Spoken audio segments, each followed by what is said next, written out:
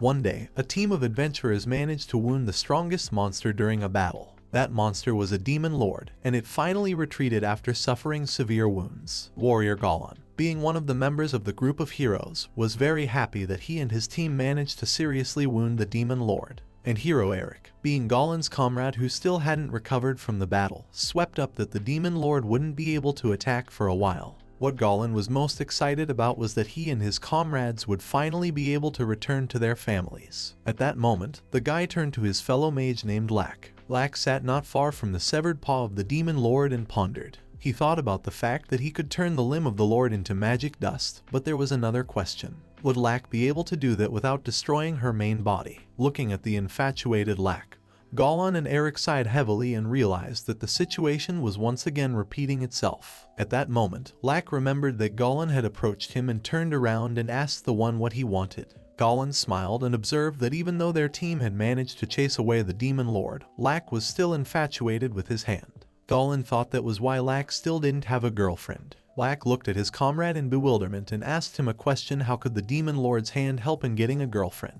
This silly question of Lack's made Goblin and Eric look at each other and smile. In the end, Goblin laughed and remarked that at this rate, Lack would be alone for a long time. This is where Lack got the feeling that he was just being slandered for no reason. In the end, Goblin felt that it was time to go home and say goodbye to this depressing interdimensional rift. Lastly, Goblin decided to say something to his comrade Lack. He turned around and winked at Lack and talked about how nice it was to have a family at home waiting for you. After all, both Goblin and Eric were only able to fight because of the support of their families. Therefore, it would be great if Lack had a family like that too. To which Lack replied that Goblin and Eric are his family. These three guys are a group consisting of hero Eric, warrior Goblin, and mage Lack. And the three of them fought against a demon lord from another dimension. Eventually, they managed to chase him back into the interdimensional rift. But when it was time to return, Lack suddenly froze in his place. Goblin and Eric turned around in bewilderment and looked at their comrade.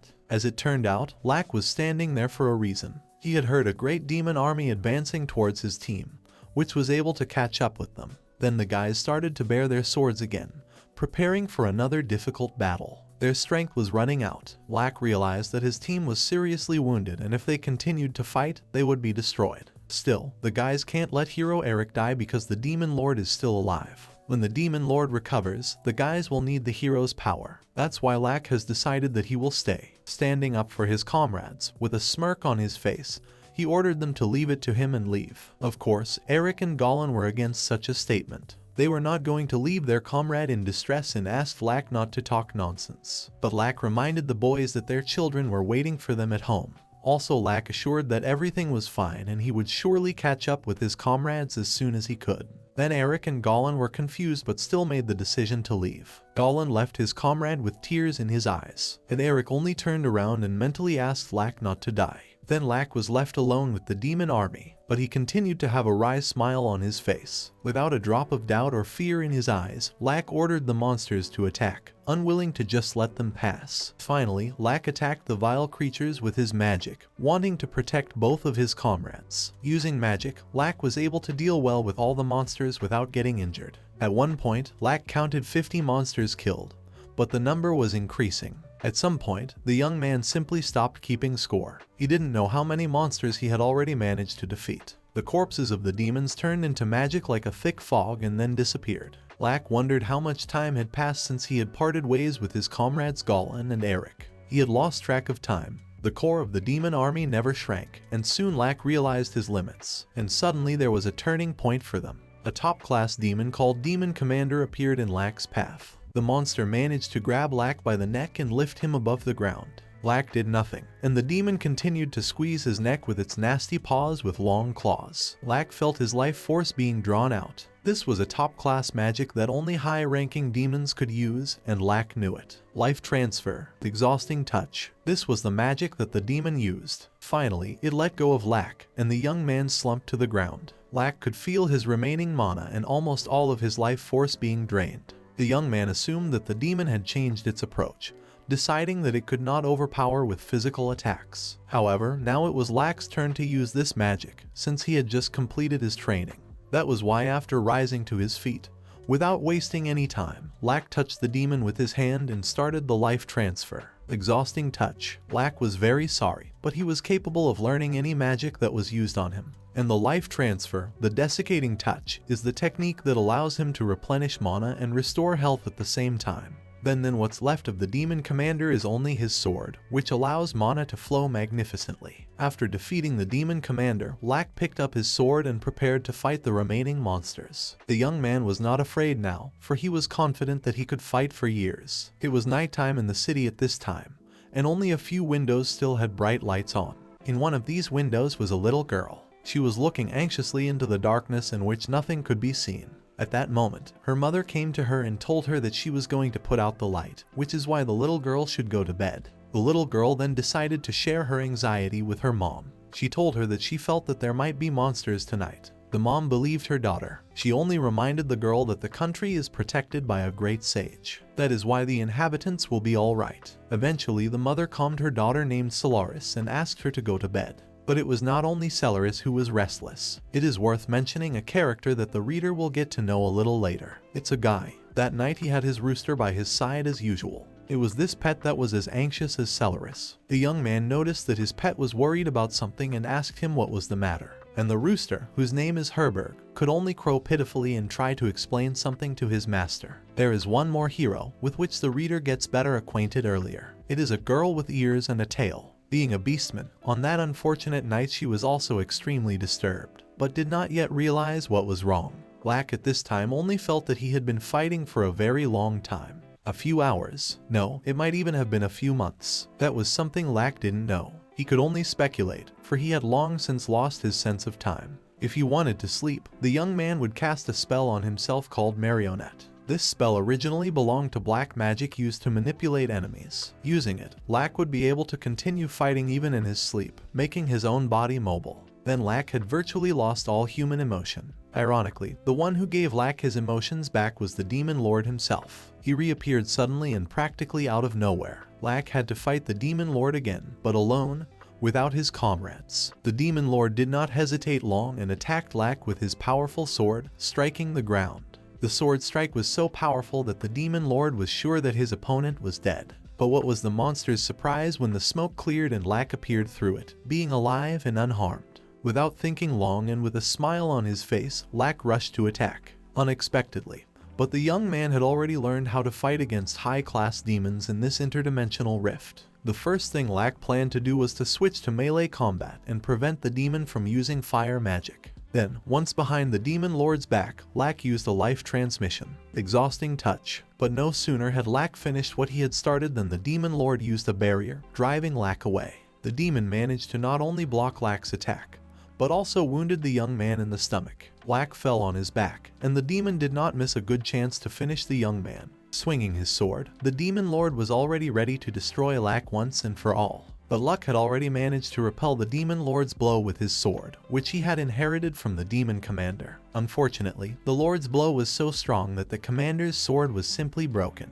It was then that Lack realized that even if he poured a large amount of mana into the Demon Commander's sword, it was still no match for the Demon Lord's cursed sword. But Lack did not despair, and looking at the happy face of the Demon Lord, asked him not to be happy because he managed to break his sword, because after all, Lack is a mage. That's why, without thinking long, Lack attacked the Demon Lord using the fire dungeon. But that wasn't all. When the Demon Lord was distracted, Lack was determined to make a final strike. Taking advantage of the moment, he once again used the life transmission. Exhausting touch. The process was underway. Lack immediately felt how hard it was to suck the life out of a Demon Lord. While the Demon Lord was burning in his own fiery dungeon, Lack continued to use the drying touch. All the powers of the Demon Lord's magic barrier were focused on defending against the fiery dungeon. In other words, the drying touch could pass through the barrier unhindered. That was why Lack decided to give the Demon Lord a choice. Either he would burn in Lack's flames, or Lack would suck him dry of all his life force. Finally, it was all over. The smoke cleared, and on the surface, stuck in the ground, was only the Demon Lord's sword. Suddenly, Luck's hand appeared from the ground.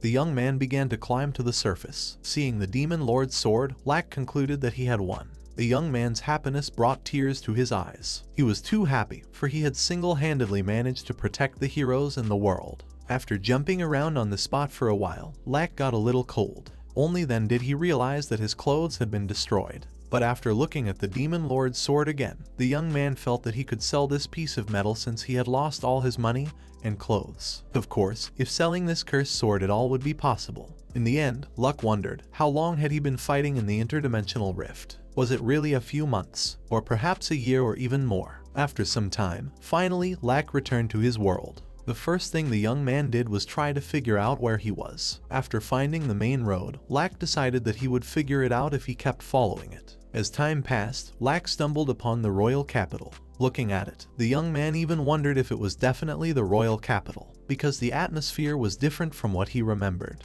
Luck just couldn't understand when the inhabitants had time to build all this. Luck walked toward the entrance of the capital with a confident stride, but he couldn't avoid attracting attention. Being stripped almost naked and holding the huge sword of the demon lord, Luck confidently walked past the royal guards. Of course, the guards couldn't turn a blind eye to such a suspicious person. When they saw Luck, their eyes went wide open. That was why they were forced to stop him. Luck reluctantly stopped and asked the guard what was wrong. But the guard, on the other hand, thought that this question should be asked by Luck's tone, not the other way around. The first thing these kingdom defenders were concerned about was why was Luck naked. Luck decided to tell the guards the truth, because he said that he had gone through a brutal battle in the interdimensional rift and lost all his belongings, including his bag and adventurer card. After making such a statement, the two guards looked at each other, after which, one of them approached Luck and with a serious face suggested that he had just met some brigands. It is worth noting that the guard called Luck a boy. Luck, of course, was dumbfounded. In the first place, he did not understand why the guard was treating him as a boy. In the second place, he tried again to explain to the guard that he had indeed been in a fierce battle, and the brigands had nothing to do with it. The guards, on the other hand, simply refused to believe anything Luck said. They were just sure of their guesses and that Luck, at his age, just wanted to seem tough. The guards also decided to cheer Luck up, noting that at least he had survived, if only by luck. Luck looked at the guards and realized that they would not believe him anyway, and the guards continued to cheer him on in every way possible. Finally, Luck got tired of explaining anything to these guys and told them that he would try to be more careful from now on. Then the guards asked the young man if he had any papers to prove his identity. Luck explained that he had lost all his papers. The guards then assumed that Luck's papers had also been taken by some robbers along with his wallet. In that case, the boys decided to make Luck's papers temporary, therefore they asked him what his name was. Luck introduced himself, proudly giving his name. Hearing this name, the guard was surprised at first, but then he looked at his comrade and smiled. Luck, on the other hand, looked at the two of them and did not understand why they were smiling. Is Luck a bad name? Eventually, Luck was still allowed into the royal capital and was given some clothes. To Luck's surprise, the guards were kind and he thought the country seemed pretty peaceful. Suddenly, an idea popped into Luck's head. He decided to first see his comrades Goblin and Eric, and then go to the guild. Without thinking, Luck went to a random old woman and asked her if she knew where Goblin's house was. The old woman turned out to be a polite woman and took Luck to Goblin's house. Upon seeing Goblin's huge mansion, Luck was simply dumbfounded. When the young man arrived at the door of the mansion, an important butler met him there and asked Luck what business he was on. Luck explained that he wanted to see Goblin and asked the butler if his friend was home. The butler then asked Luck if he had an appointment to see Goblin. Luck replied that they had no appointment, but if he told the head that Luck was here, he would understand. No sooner had the young man explained than the butler stated that he would not let Luck through without an appointment because there were many such people coming.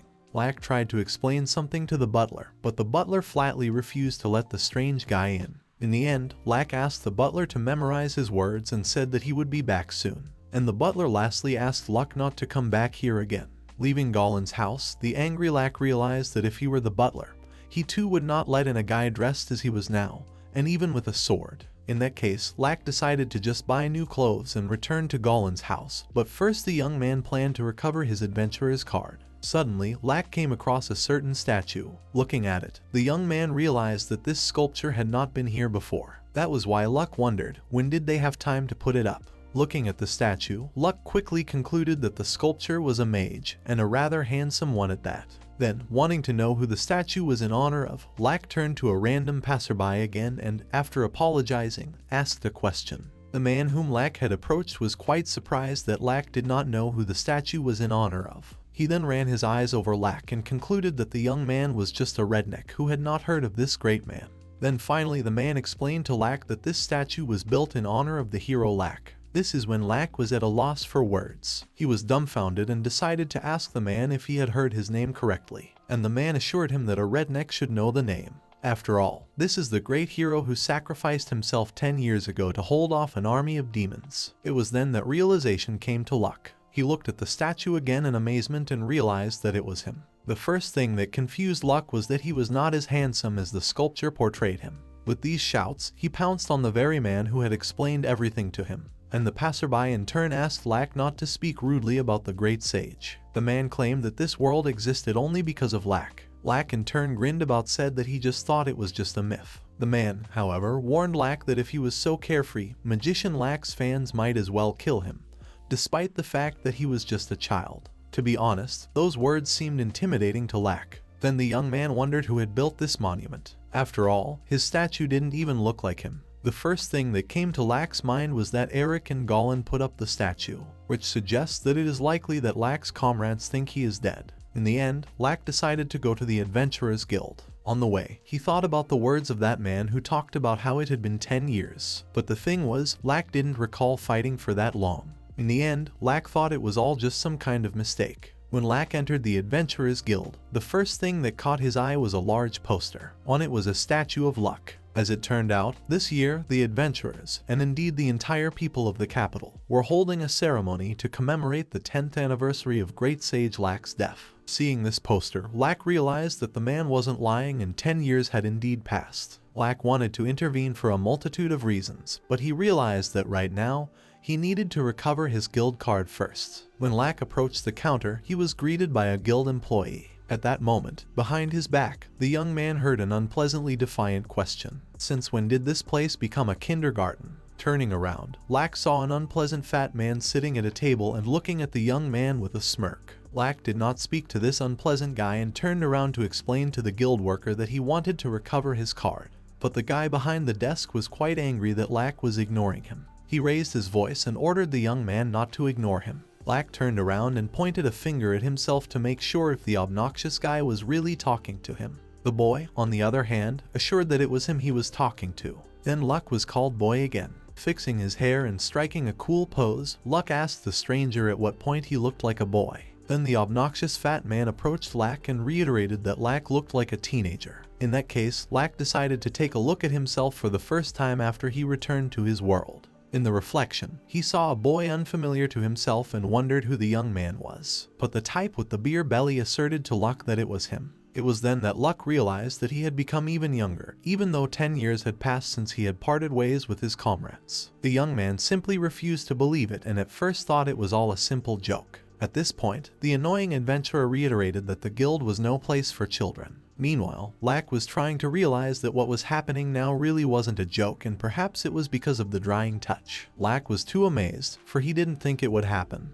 At this moment, the daring adventurer continued to pester Lack. At this time, the guild master entered the guild, and the enraged adventurer was already ready to pounce on Lack to throw him out of the guild. At that time, the hand of Goblin, who is the guild master, laid on his shoulder. Goblin had tears on his face and snot was coming out of his nose. With a light sweep of his arm, the enraged Goblin swung the annoying adventurer away so that he fell to the floor with his feet up. Thereupon Goblin went to Lack's house. Lack, of course, recognized Goblin and was even glad to see him. But before the young man could say a word, Goblin picked him up and headed out of the guild. The adventurers and guild workers saw Goblin and Luck off in bewilderment. Only one thing was seen by everyone. Just then, Guildmaster Goblin was crying.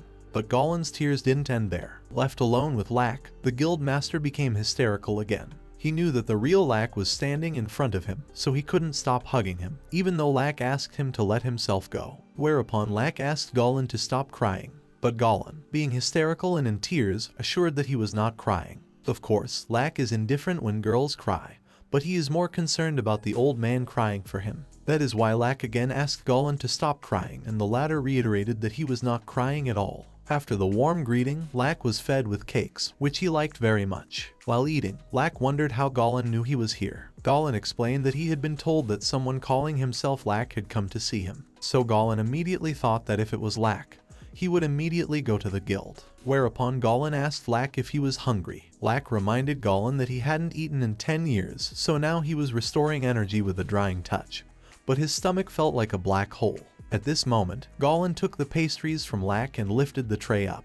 Lack reached for the taken brownies and asked Goblin what he was doing, to which Goblin replied that Lack was no longer allowed. Goblin argued that no one in his right mind would stuff his stomach with solid food after starving for 10 years, and the starving Lack continued to reach for his naturals and assure that he was fine. Goblin argued that he simply could not allow Lack to die for such foolishness after all he had been through. And, while Lack tried to get his cakes in various ways, Goblin ordered his servants to bring rice porridge. Of course, Lack was not thrilled, for he said he was fine and felt fine. At that moment, the door to the room opened. A tall guy with a hood on his head and a tray with a pot in his hands appeared on the threshold. "You are quite energetic." These words were spoken by the guy who entered, addressing Lack. Lack didn't realize at first who entered the room, unlike Goblin. Then the guy took off his hood. It was Eric, the third member of the group. Upon seeing Eric, Lack was dumbfounded. He remarked that even a ladies' man like Eric had still aged in these 10 years, as Goblin said. Meanwhile, Eric, hiding the tears in his eyes, remarked that Lack had done well and was able to return to his native land. This is when Lack realized that Eric had gone where Goblin had gone and was about to cry. It is worth confessing that Lack is worried about these two old men crying for him. And Eric at this time confessed that all the people thought that Lack had died, because it had been 10 years. Then Lack realized that those 10 years had indeed stretched long for his comrades. That was why. Smiling, Lack reassured Eric, for he had already Joma. So, the trio of adventurers are all together, and Lack could only hope that Goblin and Eric would soon stop crying. After taking a bite to eat, Lack thanked Eric for the food. The young man admitted that the rice porridge was quite tasty, even though Lack didn't initially think so. Goblin and Eric continued to shed tears, for they realized that Lack had been starving for the good of their world for 10 years. It was then that Lack realized that his companions had clearly become too sentimental. Suddenly, Eric's face quickly transformed after the tears. He remarked that Lack had not aged a bit despite the fact that 10 years had passed. Goblin, on the other hand, agreed with Eric and remarked that Lack, on the contrary, looked much younger. Lack explained to his companions that it was likely that when he had defeated the demon lord with the tempting touch, he had seemingly absorbed all of his life force. Lack wasn't sure about that, but at this moment, it was his only guess. After saying that, Eric and Goblin opened their mouths wide in amazement. Lack noticed this and asked his frozen comrades what was wrong. As it turned out, they were shocked to hear that Lack had defeated the demon lord. Lack, however, explained that the demon lord had quickly recovered and attacked him. Thus, Lack simply had no choice. After such a statement, the dumbfounded Goblin and Eric looked at each other. There was no limit to their astonishment, for not only had Lack detained the demon army, but he had also single-handedly killed their lord. Eric could safely assume that this could only be done by the army of an entire country. Lack only scratched the back of his head and assured Goblin that he was exaggerating. But Eric assured that he was not exaggerating at all. After all, his country was preparing for the invasion of the demon lord, and he even had to increase his combat power. And Lack in turn single-handedly finished off the demon lord for his country. That's why Goblin suggested that Eric prepare a suitable reward for Lack. Eric didn't mind at all and agreed with Goblin. Since in the conversation Goblin called Eric not just by name but King Eric, Lack had some questions. Had Eric really become king of the country? But almost immediately Lack remembered that Eric was from the royal family. And Eric told Lack how he had been rewarded for his services in repelling the attack of the demon army. Now Eric is the king of the country,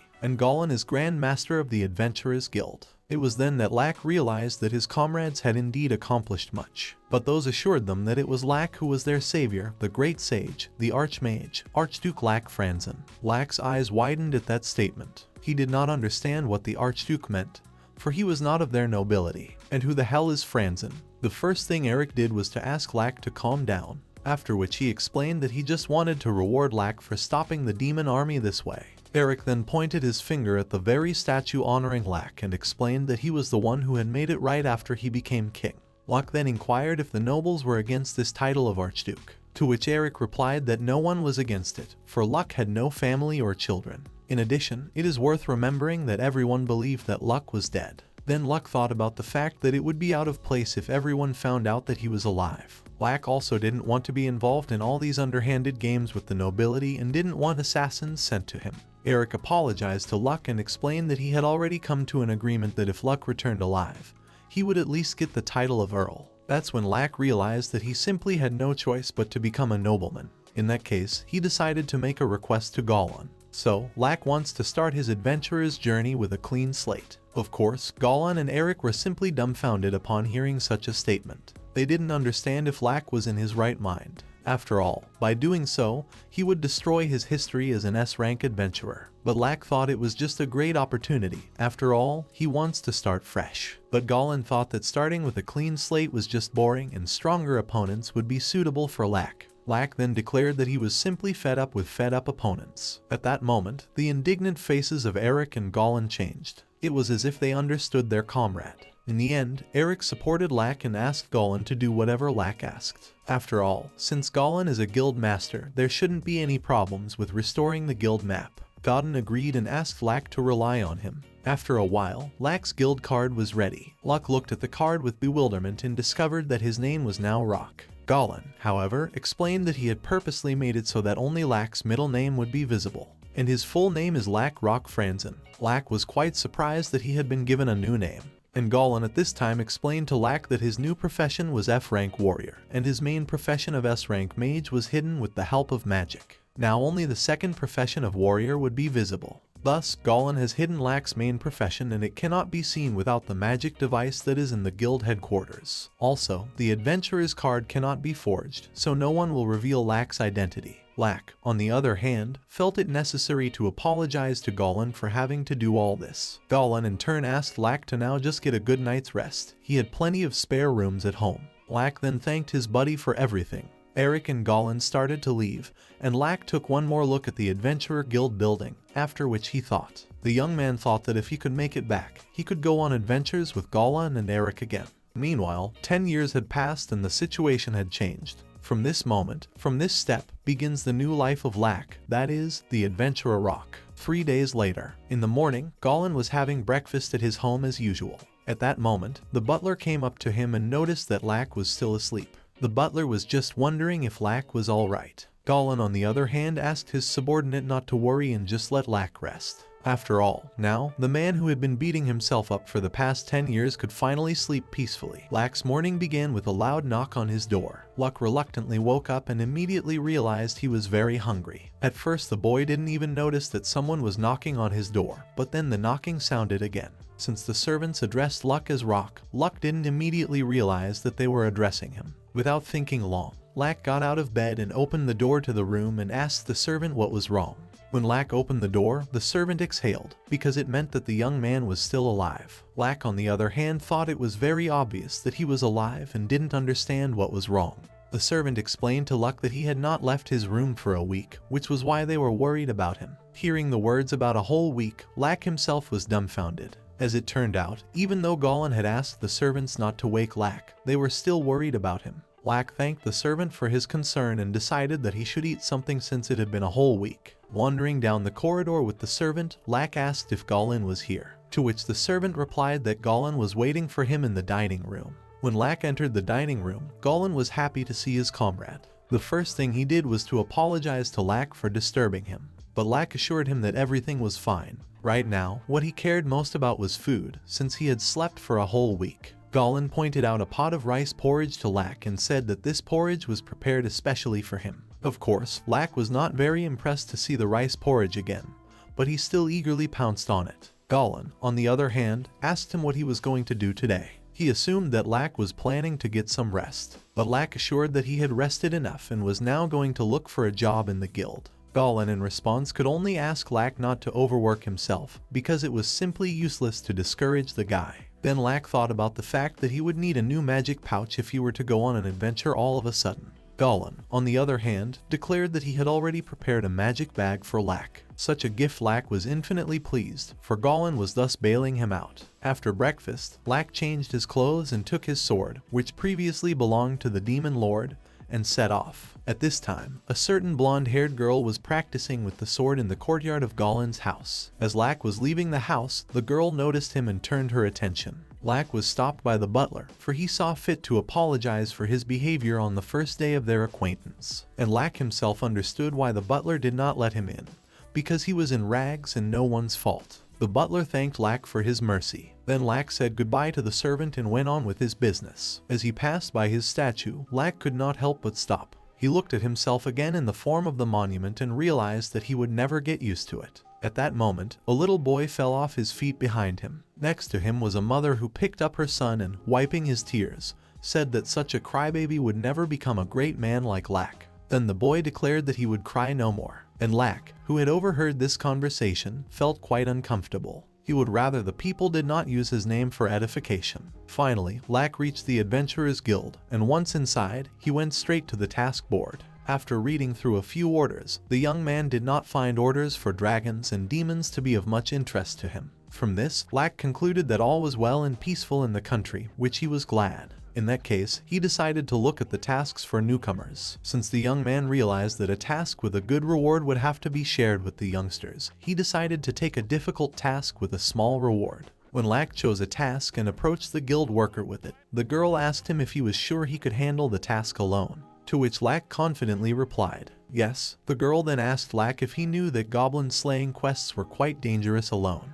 The lady assured that she could not allow Lack to go on that task. Lack, on the other hand, assured that he knew all of this and it would be fine, as he actually has an S rank. The lady told Lack that there are plenty of newcomers who die because they underestimated the goblins. She tried to explain to the young man that she was doing it for his good and wanted Lack to listen to her. Lack realized that this girl was really worried about him and decided not to argue with her anymore. At that moment, Lack was approached from behind. If you don't mind, do you want to come with us? A man's voice sounded. Lack turned around and saw two budding adventurers. It was a blonde-haired guy and a short haircut girl with a bow in their hands. They explained that they were F-rank adventurers like Lack. The guy also said that their squad consists of a mage and a scout, so they are lacking someone in the vanguard. And the girl pointed out that Lack is a warrior, which is why they offered him to go with them. While Lack was digesting all the information said by these guys, the guild worker had already stamped the paper that said that Lack and the two would be the three of them to destroy the goblins. Before Lack could say that he had not yet given his consent, the guild worker menacingly and at the same time with a smile on her face said that he had better go with those two, because it would definitely be better. It was then that Lack realized that he simply had no choice. In the end, the young man hoped that he would get along with his new team. Finally, the boys introduced themselves. The blonde-haired tall guy with a good build is named Ario. He can use a fireball. And the short haircut girl with the bow is called Genie. And if you need a bow, this girl can be relied on. As it turns out, Ario and Genie are brother and sister to each other, and they are experts at exterminating goblins in the countryside. Ario is 18 years old and Genie is 17. They are still young adventurers. At one point, Ario asked Lack how old is he. But since Lack entered the interdimensional rift when he was 30 and fought for 10 years, he's now a 40-year-old man.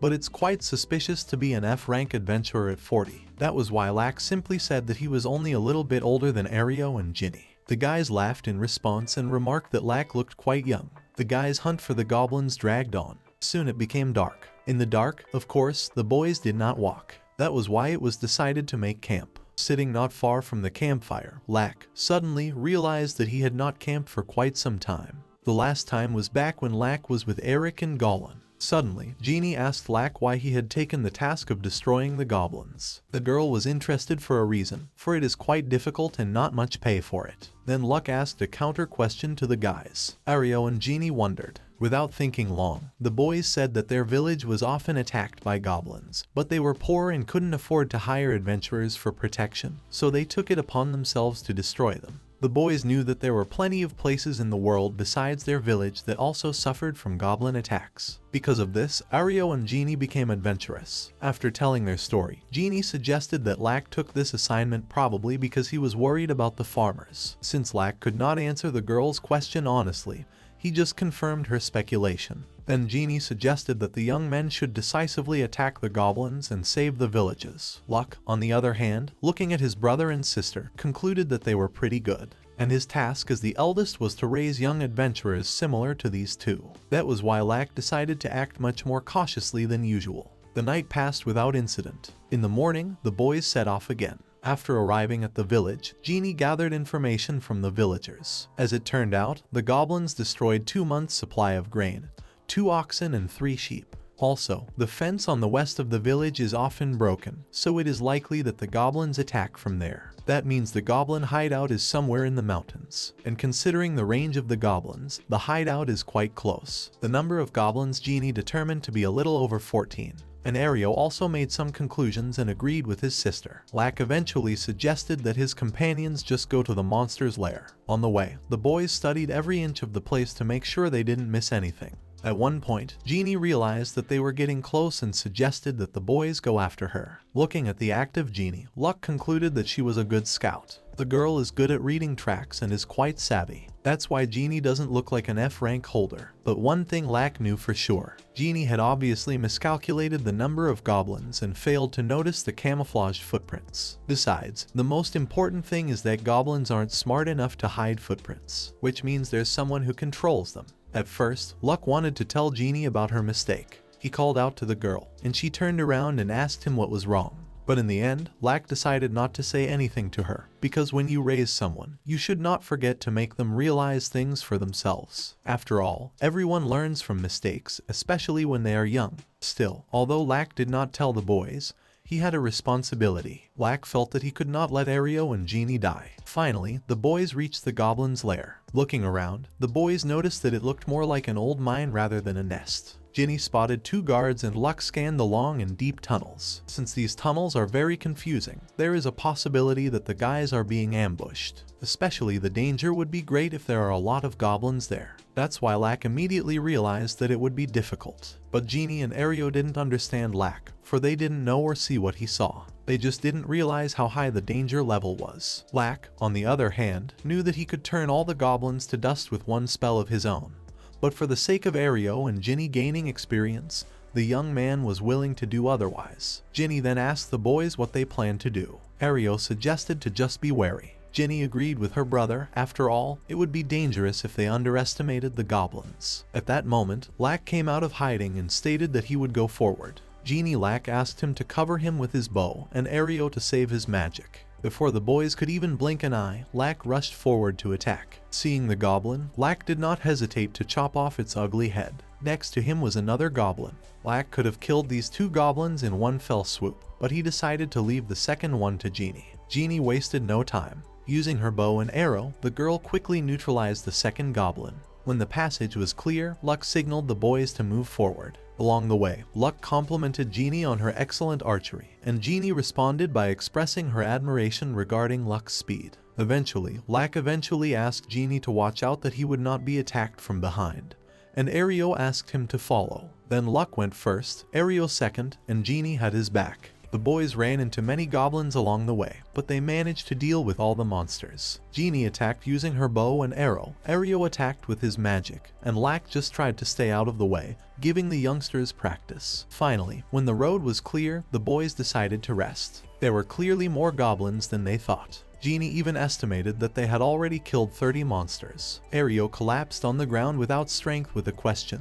What the hell is going on here? At that moment, Lack decided to give the guys a hint. Chewing on an apple, he said that there was a possibility that someone was controlling such a large horde of goblins. After making such a statement, Ario looked at Lack with surprise, and Lack asked Ario if he could still use the fireball. Ario replied that he could use the fireball if he only exerted himself. But the young man was afraid that he had already reached his limit. Then Lack turned to Genie and asked her how many arrows she had left. To which Genie replied that the number of her arrows at the moment was 3. After this, a silence hung between the boys. Suddenly, Ario suggested that the guys retreat. Lack was glad that Ario had made the right decision, and Ario was almost certain that such a horde was most likely ruled by a hobgoblin or goblin mage. Ario assured him that going forward without arrows or mana was a bad idea. No sooner had the young man finished his thought than a great rumbling sound was heard. It was someone's loud footsteps, someone big and scary. In a couple of moments, a huge goblin with a spiked weapon like a bat appeared in front of the boys. Looking at this monster, Luck concluded that the goblin lord was in front of them. From fear, Genie even hiccuped. Ario, on the other hand, panicked a lot, because a goblin lord wasn't a suitable opponent for F rank. Yes, even C rank veterans wouldn't be able to handle this monster. That was why the guys just didn't know what to do. Lack himself didn't expect to encounter a goblin lord in this place, but the young man knew that he could handle this monster. Still, the problem was that this goblin lord didn't seem like someone who could give smart advice to the goblins. Thus, Lack concluded that an even more powerful monster was behind it. At that moment, someone's feminine confident shout was heard. It was the sword-armed beast-like girl with ears and a tail that the reader had met at the very beginning of the story. Without a drop of fear, she pounced on the goblin lord, attacking him from the back. But the goblin managed to spot the falling girl. With his huge paw he tried to knock her down, but she dodged and still attacked the monster with her sword, at one point calling him a minnow. The girl felt that such a weak monster should not stand in her way. But unfortunately, she barely grazed the goblin, injuring its left eye. Despite this, the goblin roared loudly in pain. The girl in turn landed on her feet and began to think about what to do next. Looking at such a sight, Ario couldn't contain his emotions. A surprised wow came out of his mouth. The girl heard it even though the guys were far away, and Ario said it very quietly. Without thinking long, she realized that there was someone else here and ordered the guys to leave. Lack also asked Ario and Genie to run away. Without thinking long, the brother and sister started to run away. But Lack himself remained standing in the same place. At this moment, the goblin continued his battle with the fighting girl. He tried to attack her, but nothing worked, and she didn't plan to let him go alive. At this moment, Lack had already descended on the battlefield and, turning to the lady with beautiful ears, asked if she needed help. Luck frightened the girl so much that her hair stood up. She was furious, for she ordered her to run away. But Luck assured her that he could help, and the girl in turn only asked Luck to just stand there and stay out of the way. That's what Luck did. He just stood and watched the battle. The girl kept attacking the goblin, but he defended himself well. Then Lack started climbing back where he came from. He was willing to leave, but lastly warned the girl that she would lose at this rate. These words angered the lady. She felt that in this way Lack had called her weaker than this goblin lord, that is to say, a petty brat. Lack, on the other hand, remarked that he had said no such thing. At that moment, the girl's sword broke into many pieces, and that was what Lack had said, for this girl's sword was not strong enough. Left alone with the monster without a weapon, the battle girl did not plan to retreat. She only continued to dodge the enemy's attacks. Then Lack asked her again if she needed help, to which the enraged lady stated that she was fine, and she asked Lack to run away and fast. Taking out her weapon from her back scabbard, the girl once again attacked the goblin with a scream.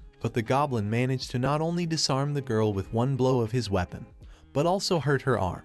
The swordswoman barely landed on her feet and clutched at the goblin's battered arm, writhing her face in pain. At that moment, a familiar cloak flashed in front of her face. It was Lack. He stood up to defend the girl, covering her with his back. Lack decided not to ask any more and just help this girl. Bearing his sword that previously belonged to the demon lord, Lack, with a smirk on his face, ordered the goblin to attack. The astonished lady looked at what was happening and understood nothing. The goblin was so enraged that it opened its mouth and began to roar at full force. His roar was so loud and prolonged that the girl had to press her ears to her head to keep from going deaf. Lack, however, did not just stand there and listen to the goblin's beautiful chants. He decided to take action, without giving the goblin a second thought.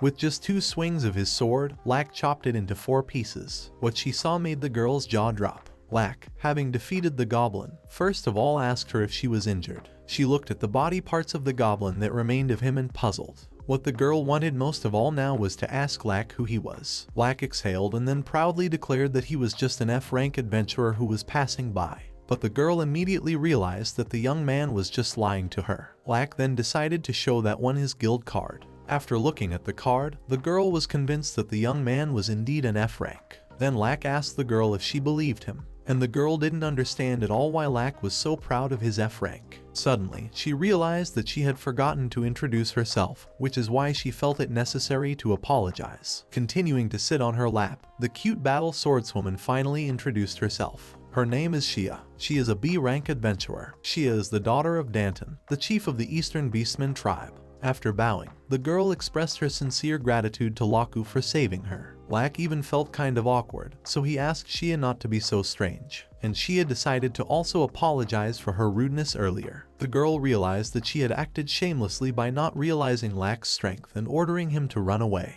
That was why Shia was very ashamed of her behavior. Lack, on the other hand, asked the girl to just not take it into her head. He assured that everything was fine. Lack believed that Shia had done the same thing that any other adventurer would have done if he had been in her shoes, because she thought Lack was a newcomer and gave him a chance to escape.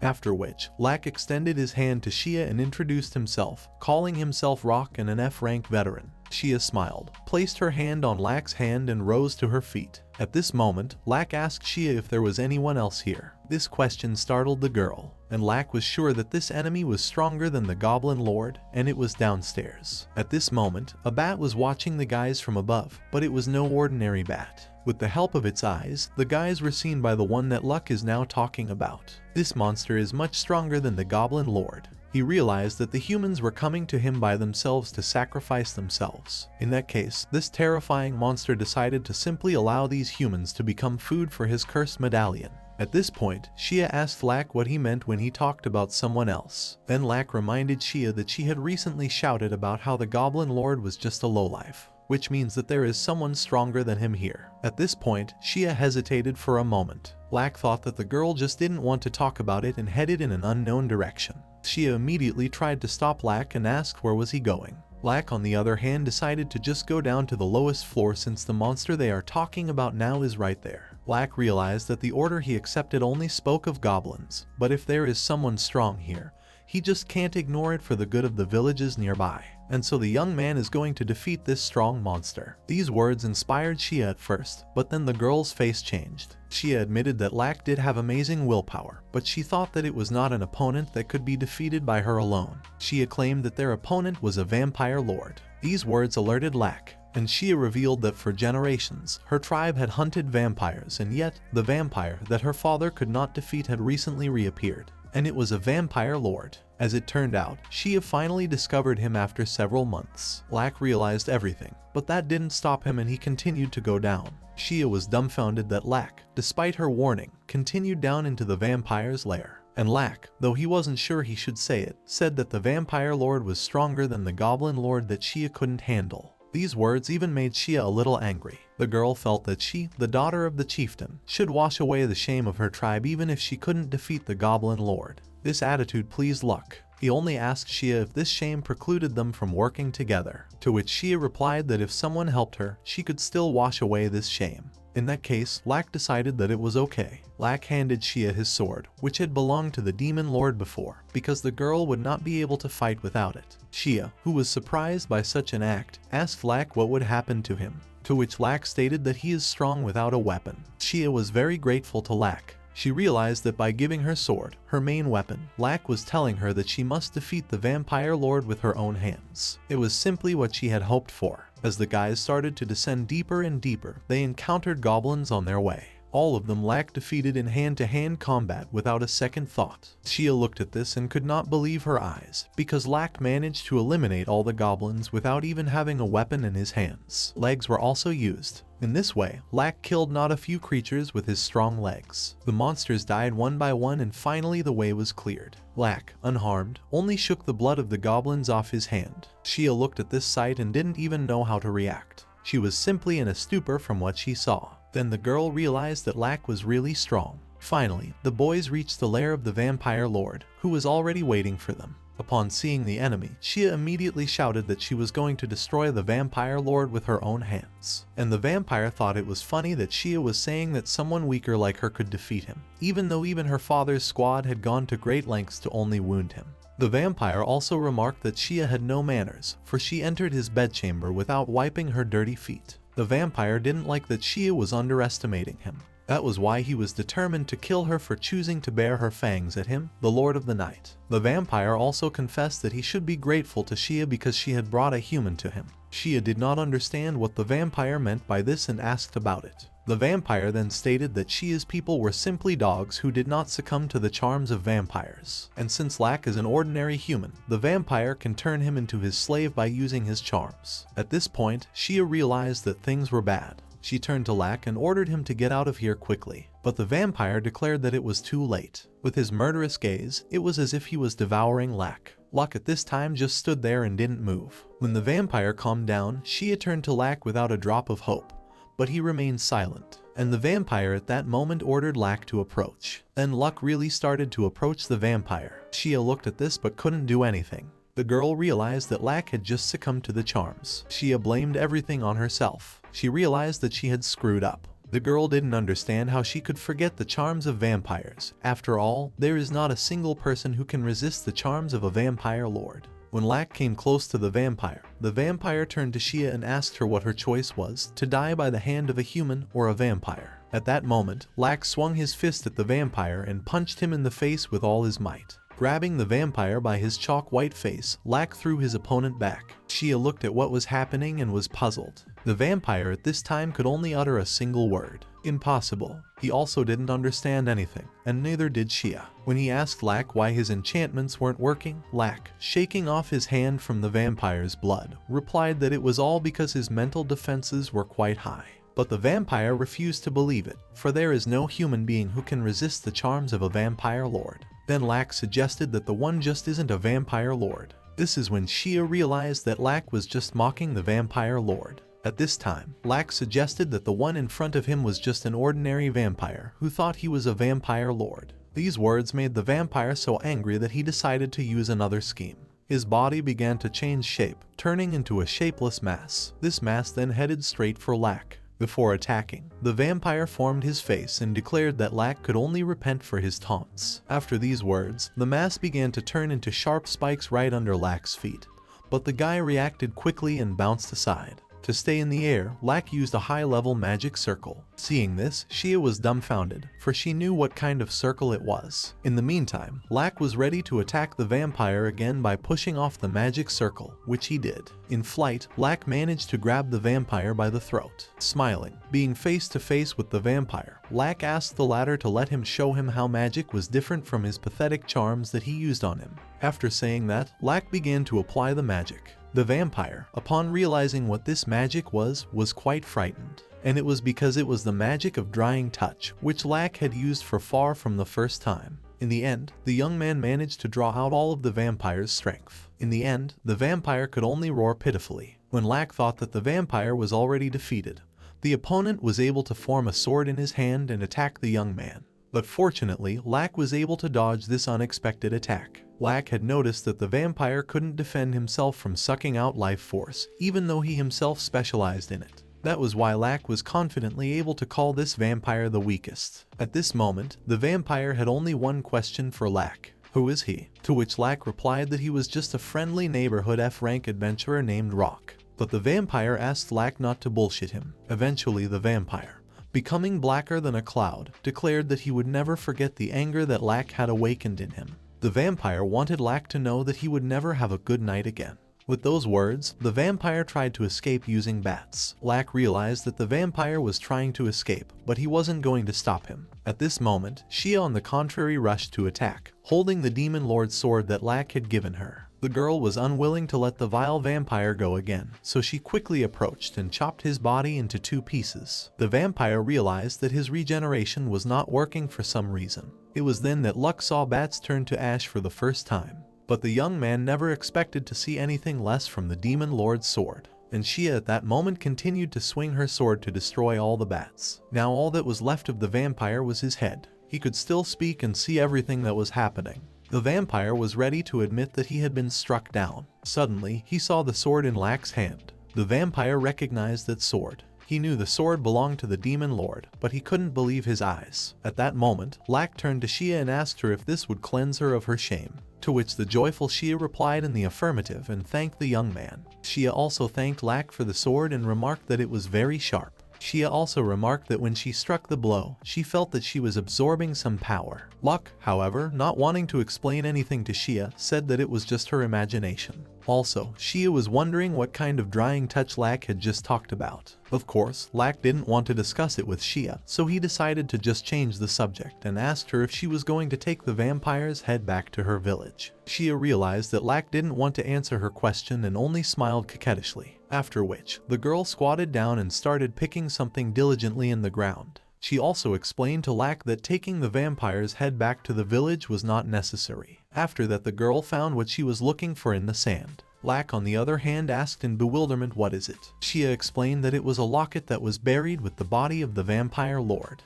When the vampire lord drinks blood, the power of the curse is amplified in this locket. Then Lack realized that 10 years ago, there were no such things. That was why the young man concluded that it was some new fashion among vampires. At that moment, the vampire, of which only his head remained, began to laugh hysterically. He claimed that defeating him would not bring peace to the boys. And very soon, the gateway to the interdimensional rift would open thanks to the power of this medallion. At that moment, the words about the interdimensional rift were strongly lodged in Lack's mind. And the vampire claimed that once the gate opened, the world would be flooded by countless demons, and then the monster gods would descend from another dimension. They will be the dark gods. These terrifying words from the vampire's mouth made Shia's face darken. Meanwhile, the vampire did not close his mouth. He was ordering the boys to live in fear until that day came. After all, sooner or later, a multitude of vampire lords would come to the call of the locket and destroy the entire village. The vampire claimed that the entire Shia clan would become mere prey for the vampires. These words lingered in Shia's mind.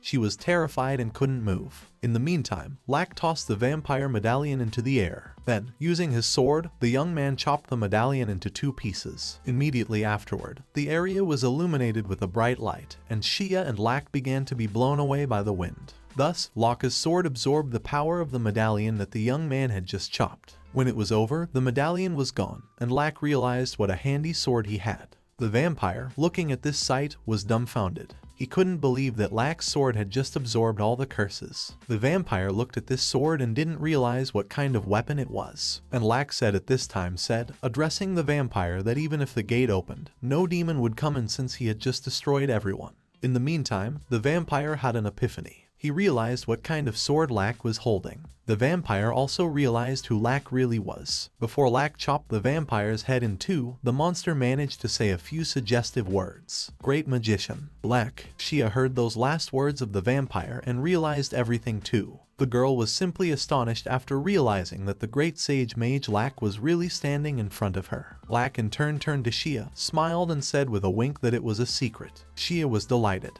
Her eyes shone and her admiration was unbounded. When the boys finally made it out of the goblin lair, Shia remarked that looking at Lack again, she could definitely see that he looked like a statue of Lack's hero. Lack, on the other hand, assured that he didn't look like that statue at all, and Shia continued to assert otherwise. On that good note, Lack's mission to destroy the goblins was completed. After completing the task, Lack was able to return to the guild by nightfall, and proudly declare that the destruction of the goblins was complete. As proof of this, the young man provided the guild worker with the goblin magic stones. When Lack dumped a large amount of stones on the table, the short-cropped girl behind the counter was simply hysterical, and Lack only asked her to help evaluate these stones. At this moment, the very same worker who had sent Lack on this task joined in. The girl was glad that Luck had returned safely from the assignment. After looking at all the stones provided by Lack, she was also a bit dumbfounded, for there were too many stones. At this time, Ario and Genie, as well as Shia, were standing behind Lack. Genie explained to the guild worker that the goblin horde was larger than they expected. But thanks to the B-rank adventurer, Shia, they were able to deal with the danger. Shia, on the other hand, smiled and only said that the guys were lucky that she was nearby. In that case, the guild worker felt that the guys were just lucky. That was why the girl felt it necessary to apologize to them. After all, it was a miscalculation on the part of the guild. In fact, the guys had prepared a cover-up beforehand. After defeating the vampire lord, Lack and Shia joined Ario and Genie, who were waiting for the guys throughout. Shia and Lack withheld Lack's identity as they explained what had happened. That the goblins were the vampire lord's underlings, and that the squad was lured there, of course, remained a secret. Also, the boys were silent about the fact that Shia had pursued the vampire lord to cleanse the honor of the non-tribe, and how she had defeated him magnificently. Well, in order to conceal Lack's identity, the guys said that he is an outstanding adventurer who has some circumstances to conceal his abilities. Ario and Genie were surprised, but because of what happened, they believed it all. But since the vampire lord could cause trouble for the guild, the guys decided that Shia would report him.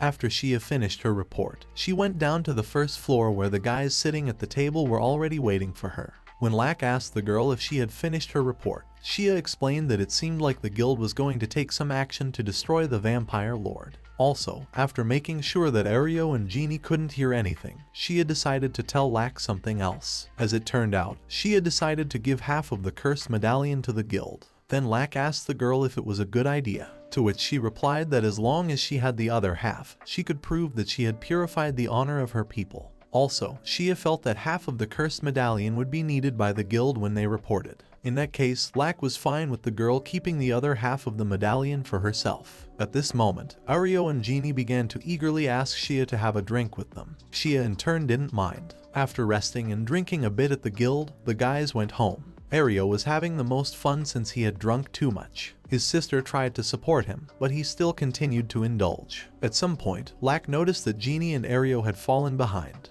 Turning around, the young man saw his brother and sister sitting on their knees and praying for something. Lack wondered what they were doing. Ario, on the other hand, assured that Lack should also pay his respects. As it turned out, Ario and Genie were kneeling in front of the statue of the great hero Lack. They believed that the boys were only able to complete the order without difficulty because of Lack's divine protection. Ario and Genie were sure that Lack was the man thanks to whom everyone in this world still lived. Lack at this time, standing behind the guys, felt quite awkward, and Shia agreed with Ario and Genie's words. The girl believed that they were indeed under Lack's divine protection. Without thinking long, she too decided to pay her respects to Lack, and Luck looked at this chaos and didn't understand what was going on.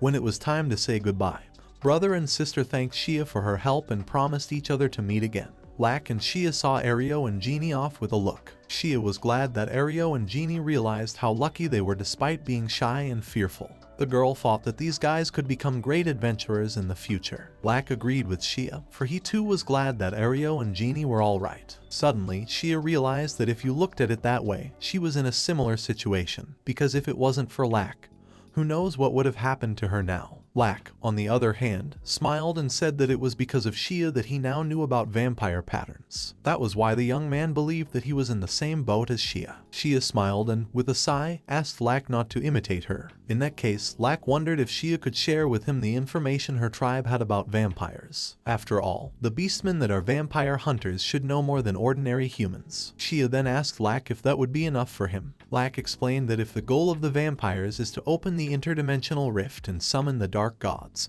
then it would no longer be the problem of the beastmen alone. That was why the young man wanted to learn more about vampires. Lack didn't plan to let the world he was finally able to protect be resolved in front of everyone. After saying those loud words, Lack looked at Shia's strange face. Then the guy asked what was wrong. As it turned out, Shia noticed that Lack really looked like his statue as the young man was giving his speech against the backdrop of the monument. But Lack refused to believe it and assured that he looked nothing like that. In the end, Shia decided not to argue with Lack. She was just very happy that Lack was on her side. In the end, the girl decided to quickly return to her village, gather information and return to Lack with her. Lack waved a fleeing Shia's hand one last time and advised her to look for him at Goblin Manor if she needed anything.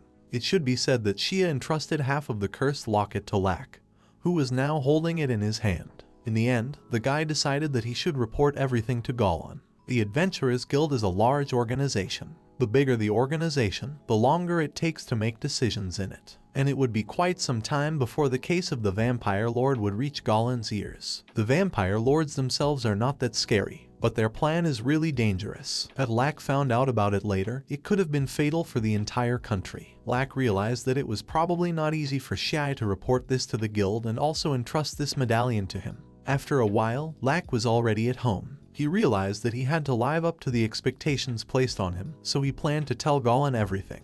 When Lack returned home, he was met by a worried Goblin. As it turned out, Lack had made Goblin very worried about himself, for the young man had disappeared from home for 3 days after he said he was going for a little walk. Goblin insisted that Lack at least give Lack a warning if he was going to be late. That's when it struck Luck that Goblin was his mom. He decided to just admit he was sorry and then showed Goblin half of the cursed locket, and said he would forgive him after he told him about his journey. Placing the half of the locket on the table, Lack immediately warned that this news was quite disturbing. Some time later, when Lack told Goblin about everything, the latter was simply dumbfounded. And at some point Lack thought that the demon lord he had defeated was just a vanguard of the dark gods. Then Goblin asked the young man if he could examine the medallion with a special machine. Lack, in turn, allowed Goblin to do whatever he wished with the medallion. When he left, Lack only warned him that he was going to contact the owner of the locket, Shia. Goblin understood and promised Lack to inform the gatekeeper. When Lack was ready to leave Goblin's room to go to Shia, Goblin called out to him. Bowing his head, Goblin thanked the young man for saving the newcomers. Goblin wasn't just thanking Lack for that, but as a guild master. Lack only smiled in response and asked Goblin not to worry about anything.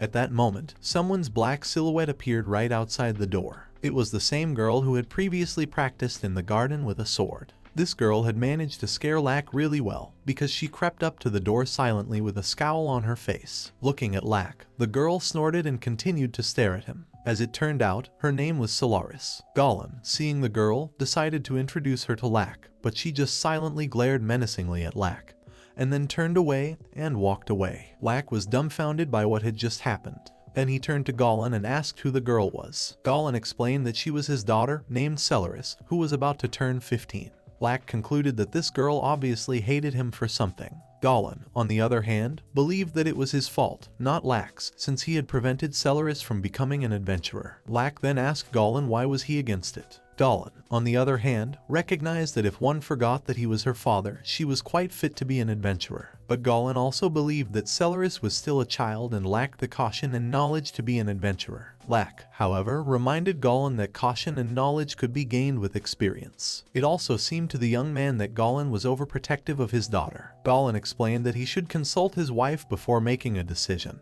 but she had gone to a neighboring country on business. Lack understood everything and suddenly thought about the fact that he had never met Goblin's wife before. After a little thought, Goblin stated that he had a request for Lack. Fast forward a few minutes, Solaris once again went to the garden to practice. There was too much hatred in this girl. She was all huffing and puffing and snorting with anger. Lack, on the other hand, was watching Solaris through the window while holding a book of magic spells. As he watched, Lack realized that Solaris did indeed have talent, and from that side of her she was clearly like Goblin. A couple minutes ago, Goblin had asked Lack to keep an eye on his daughter, since he wouldn't be able to prevent Solaris from registering with the Adventurers Guild. Her father realized that at this rate, his daughter would simply register as an adventurer and travel on her own. That was why he asked Lack to keep an eye on her. Lack, however, realized that it wouldn't be easy since Goblin's daughter hated him for whatever reason. Even now, Solaris noticed Lack at the window and started looking at him with a lot of anger in her eyes. Lack decided not to emphasize it and went to have lunch. At some point, Solaris entered the dining room. The maid immediately asked Solaris how many cakes she wanted, to which a satisfied Solaris replied 3. But the smile on the girl's face was short-lived. As soon as she saw Lack, her face changed again. When the girl started looking at Lack with hatred again, Lack thought he had something on his face. But Solaris clearly wanted to say something else. At that moment, it seemed to Lack that Solaris had learned his true identity. At that moment, Solaris declared that Luck was her father's illegitimate son. Such a statement made the departing butler with tray in hand stumble and Lack choked on his tea. Solaris looked at everyone again with a frown to restore order. Lack wiped his mouth from his tea with a towel and fell silent. Solaris, on the other hand, thought she had guessed and Lack was simply at a loss for words. Then Lack began to deny the words said by the girl, for he is clearly not the son of Goblin. But Solaris stood her ground and would not even listen to Lack. As it turned out, the girl made these conclusions for a reason. First of all, Goblin waited until Solaris' mom was not at home and only then brought Lack here. In the second place, Goblin looked very happy after Luck appeared. And thirdly, while Lack was away from home for 3 whole days, Goblin couldn't find a place to be. That was why Solaris concluded that Lack was Goblin's illegitimate son. At this point, Lack himself believed that he was Goblin's son, because Goblin really acts like he is Lack's mom. Lack realized that Solaris had simply jumped to the wrong conclusion, but the facts say otherwise and are quite difficult to disprove. At that moment, the young man noticed that tears came to Solaris's eyes, and the girl herself called her father a fool right out loud. At that moment, Lack realized that this whole situation could clearly lead to the breakup of the Goblin family. There was no more anger on Solaris's face. She was depressed, and Lack could directly feel the butler's gaze on him, begging for him to say something. This butler who seemed to recognize Lack's personality, he just has a chilling gaze. That's why Lack decided to explain everything to Solaris and not lie. The young man confessed that he is actually a fellow Goblin who is already 40 years old. Of course, at first Solaris did not believe it, for Lack clearly does not look 40 years old. On the contrary, hearing these words, the girl concluded that Lack is her older brother. But Lack immediately refuted this. In that case, Solaris decided that Lack was her younger brother. At this point, Lack lost all hope of explaining anything to the girl properly. Desperate, the young man decided to show the girl his guild card. On it, Solaris read the name, Rock. Lack, however, explained that the card did not bear the surname Morton, as Goblin had, and that this proved that Lack was not his son at all. But Solaris felt that her father simply did not recognize Lack. Lack was simply dumbfounded. He had no idea how Celeris had even come to that conclusion. In the meantime, Celeris apologized to Lack. The girl thought that Lack had suffered because of Goblin, even though he hadn't done anything wrong.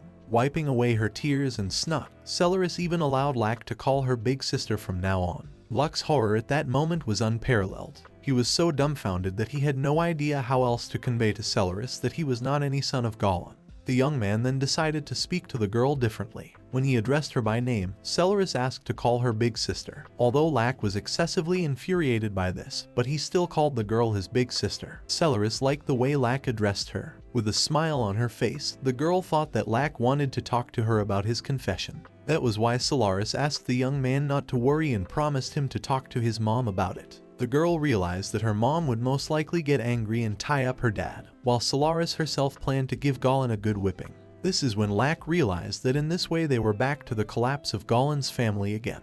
In view of this, Lack decided to go to extreme measures. He looked at the butler with a hint for him to come out. The butler took the hint, and in a second only Lack and Celeris were left in the dining room. Then Lack addressed Celeris by name again, but she glared at him menacingly and he took the hint. Calling the girl his big sister, Lack asked her if she could keep a secret. Celeris replied that of course she could keep secrets. In that case, Lack decided to reveal his true identity to her. To do so, the young man took off his disguise. After that, he showed Celeris his guild card again, where the girl saw Lack's name and S rank. At that time, Lack confessed that he was indeed the mage Lack. The young man thought that Goblin's daughter should realize who he was, and Celeris did indeed know the great sage Lack. Jumping up from his chair, Celeris asked loudly what was the meaning of all this, to which Lack replied that it all meant what he had just said. The young man explained that he had returned from the interdimensional rift 10 days ago. That is why he says that the story that Goblin was his fellow adventurer is true. Celeris was confused, for she had not expected such a turn of events. But as it turned out, Celeris did not understand anything at all, for she now believed that her great sage Lack was her younger brother. Here Lack was ready to fall through the ground. Now Celeris realized why that hero statue of Lack reminded her so much of her daddy. The girl was sure that it was all because Lack is the son of Goblin.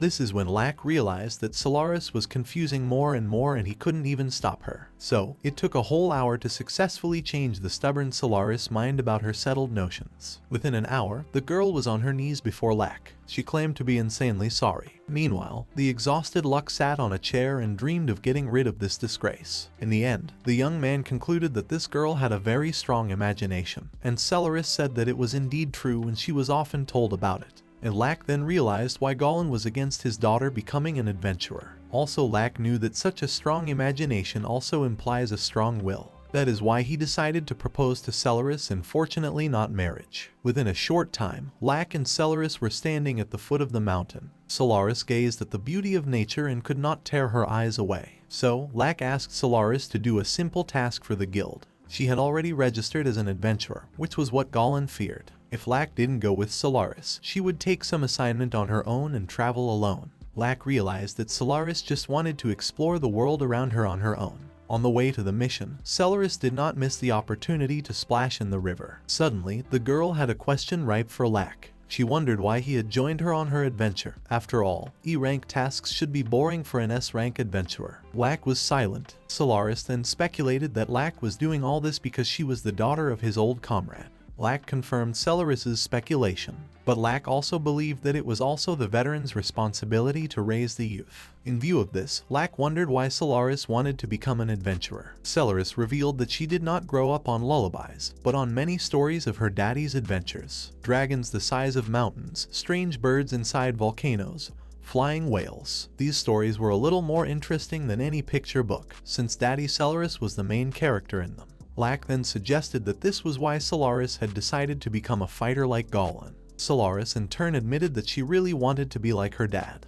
Also, she has no talent for magic. And, although being a fighter with thin feminine hands sounds terrible, Celeris is one. This she proved by lifting a heavy stone right in front of Lack's eyes, which really impressed him. Celeris just wished she could be as strong as her daddy, a fighter who can protect everyone. Lack, however, warned Celeris that it would be quite difficult to surpass Goblin, for he is inhumanly strong. Celeris knew this herself. She realized that she wasn't as talented as her father, but that was why she felt she should put in more effort. At this point, Lack thought for a moment, and then asked Celeris if she knew how many times her father had been on the brink of death. After all, every adventurer who stepped into the path of Goblin lost his life before he reached his level. It is worth saying that the reasons why Goblin, Eric, and Lack were able to survive are because of their outstanding talents, dedication, and the fate that was placed upon them. Thus, it is likely that this trio would be dead by now if they failed to throw out 6 every time. They were constantly getting into these kinds of situations until today. Those words sank straight into Celeris's soul. The girl thought for a moment, and Lack added that there were no workarounds after all, and the fastest is to take tasks that suit you and help you become stronger. Lack assured that this path was the best way to become like Goblin. Celeris smiled at Lack and agreed with him. After talking for a bit, Lack suggested that Solaris should go further. It's worth admitting that Lack's words weren't actually true. After all, even when people took the tasks that suited them, they still died while doing them. The guild could have miscalculated the risks like they did with the goblins last time. Thus, if Ario and Genie weren't with luck, they would definitely die. But now there is something that Lack can do for Celeris. He can give her knowledge and various techniques to keep her from losing her life. Lack and Celeris traveled to yet another village that was troubled. Celeris questioned the locals and they said that there were as many rabid beasts as indicated on the mission. There didn't seem to be any human casualties, and the attacking monsters were Cerbers, Hydras, Chimeras, Cyclops. Also, there were even dragons, to which Celeris was very surprised. Lack evaluated the situation and concluded that in that case, this assignment was not suitable for E rank. Celeris agreed with Lack and wondered what was going on here. After all, there shouldn't be any magical creatures near the capital, and Lack speculated that was why the guild had decided that these beasts didn't really exist. Here, Celeris hesitated even more. Lack, on the other hand, asked the girl to try to ponder, setting aside all her prejudices. A group of beasts have been known to be sighted, but they don't exist, and they don't harm humans. What could it be? Suddenly, Celeris suggested that it might be illusion magic. Lack, on the other hand, also thought about it. That was why the young man suggested that the girl should rather hurry to the place where the monsters were last seen. Subsequently, the boys managed to find that very dragon, which, admittedly, frightened them quite a bit. At that point, Celeris was beginning to doubt that it was really illusion magic, for she could feel herself getting hot. But Lack assured that it was definitely an illusion, because the ancient dragon is simply impossible to meet at this point in time. Also, Lack did not feel this dragon's weight, which is why he asked Solaris not to give in to illusion. Looking at the imaginary dragon, Lack asked Solaris to just go for this monster and not be afraid of anything. With that, Solaris did just that. Despite her fear, the girl rushed straight towards the monster, even though it wasn't real. So, the battle between Celeris and the huge illusion of the dragon began. The first thing, the dragon decided to sweep Solaris off with its tail, but it failed, as the agile girl jumped over the tail and climbed on top of the dragon. Solaris ran determinedly down the dragon's back, planning to get to its head. At one point, the dragon lost sight of the girl and could not find her. He was also hindered by the fog that had formed around. Finally, Celeris revealed herself. She was in the air and headed straight for the top of the dragon's head to attack. The dragon, however, managed to spot the danger in time.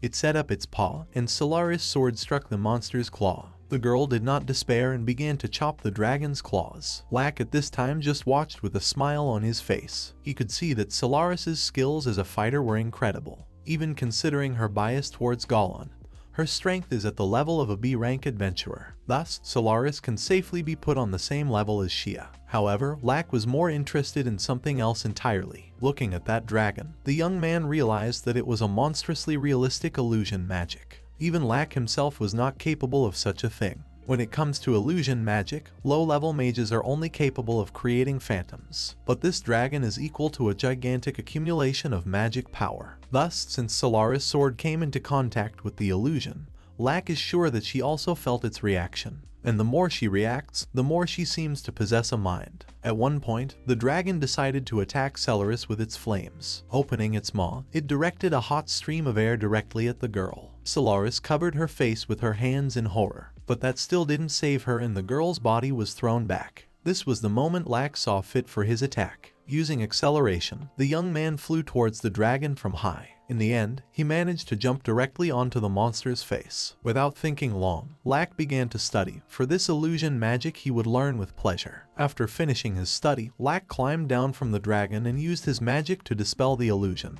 Thus, in just a few seconds, there was nothing left of the dragon. When the young man finished absorbing the illusion into himself, he noticed something rustling in the bushes. Without paying much attention to it, Lack turned to Solaris, who was rolling on the ground, and asked how long she was going to do it. Solaris jumped up and asked the young man worriedly if she had any burns on her. Lack, however, explained that there were no burns on the girl, for it was all because it was only illusion magic. Lack also pointed out that Solaris was doomed to defeat if she was going to fight illusion magic head-on. Solaris, on the other hand, felt that it would have been better if Lack had told her that a little earlier. Then Lack explained that with that kind of illusion magic that could fool Solaris, she could even kill herself if she believed she was injured. Lack assured that in such cases, it was better to retreat if she could not locate the mage's location.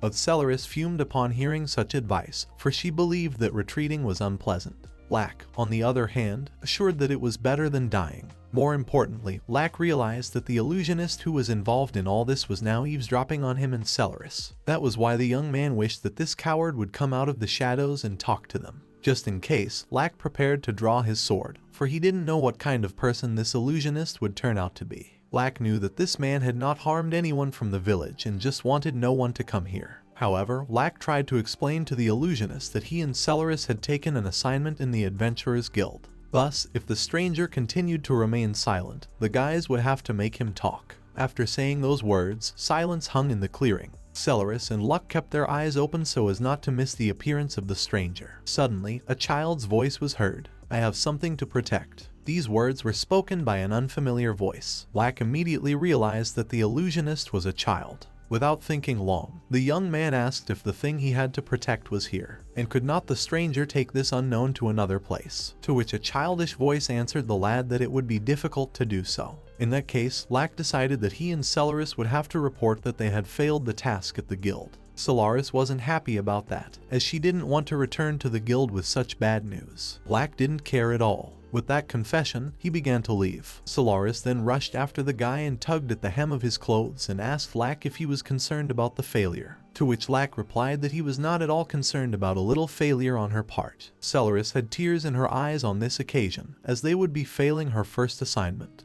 Lack assured her that Solaris couldn't be demoted below F rank, so she didn't have to worry about being demoted. Solaris didn't like what Lack was talking about now at all. The girl panicked and trembled. She was more worried that she didn't know what she would say to her father when she returned. And Lack was determined to continue his conversation with the lurking illusionist. Lack tried to explain to the stranger that he didn't care if he failed this mission.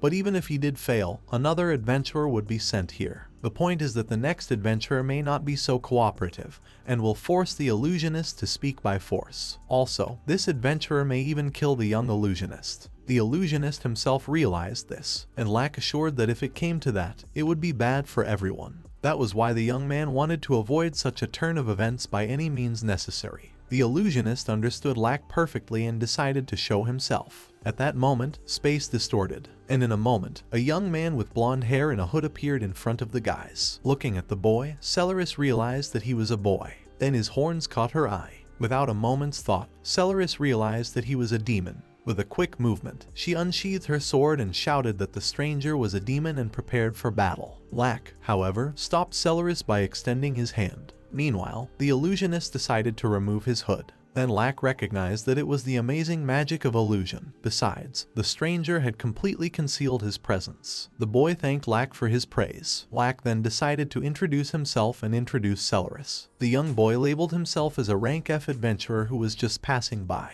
After that, the stranger also introduced himself. As it turned out, a demon named Lucilius had positioned himself in front of the guys and was very happy to meet them. At this point, Solaris reached for Lack's ear and asked in a whisper, "Aren't demons evil creatures?" To which Lack replied that this is only a common misconception. Although in fact demons have powerful magic and are very capable in battle, but that doesn't know that they are hostile. However, Luck picked up on the fact that Lucilius does belong to an unusual race around which there are many rumors. After all the explanations for Solaris, Lack turned to Lucilius and asked the boy what he wanted to protect. Lucilius then decided to demonstrate to the boys what he really wanted to protect. That is why the young man asked the boys to follow him. He also allowed the boys to keep their swords with them. Lack inquired as to why Lucilius allowed them to keep their swords, and Lucilius explained that he just realized that Lack was much stronger than him as a mage because Lucilius' illusion magic didn't work on Lack. In addition, Lucilius picked up on the fact that Lack was not trying to forcefully learn his secret, so he decided to trust the stranger. After a while, Lucilius led the boys to a certain abandoned temple and told them that they were on the spot. Going inside, Lack immediately realized that these ruins are very ancient. These bas-reliefs even looked like oriental ruins. When Lucilius took the boys to the right room, he appeared on his knees before a certain Herberg and informed him that he had returned. Luck and Celeris looked at the person before whom Lucilius knelt. To the boys' great surprise, it was a chicken. But it's worth noting that the chicken had a killer look in its eyes. When he saw the guests, he raised his beautiful scallop and spread his magnificent wings. Could it really be a divine chicken?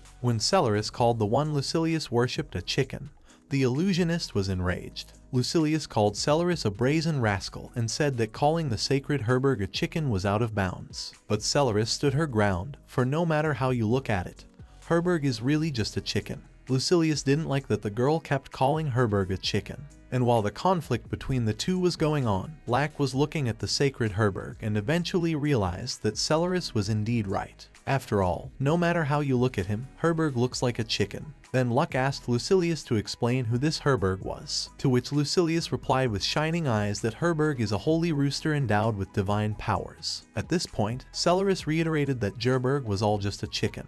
After these words, Lucilius became angry again. Then Luck covered Celeris' mouth just in case and asked Lucilius, "What is this divine power of Herberg?" As Lucilius replied, legend says that Herberg's ancestors awakened this world with their cry. The sacred rooster is the god that Lucilius' tribe worships. With a sad face, Lucilius told that his tribe lived in the mountains far to the north. That was until the day a band of vampires suddenly attacked the village, and only Lucilius had managed to escape them. This story stunned Celeris and Lack. They stood with terror in their eyes. Lucilius, however, went on to tell how the tribal chief had entrusted him with Gerberg as the youngest in the entire tribe and told him to run away. Lucilius used the magic of illusion to escape, but these people are still chasing him. Lack then pointed out that vampires are quite savvy, so they cause a lot of trouble. Lucilius only agreed with Lack. Luck speculated that there was a possibility that people who were cursed might have come here, so Lucilius used illusion to scare them away. But Luck also wondered why Lucilius had come to this particular ruin. Lucilius, however, explained that these ruins were part of an ancient temple that had a barrier placed on it to scare away vampires. But Luck did not sense any barrier here, so he asked if this was really so.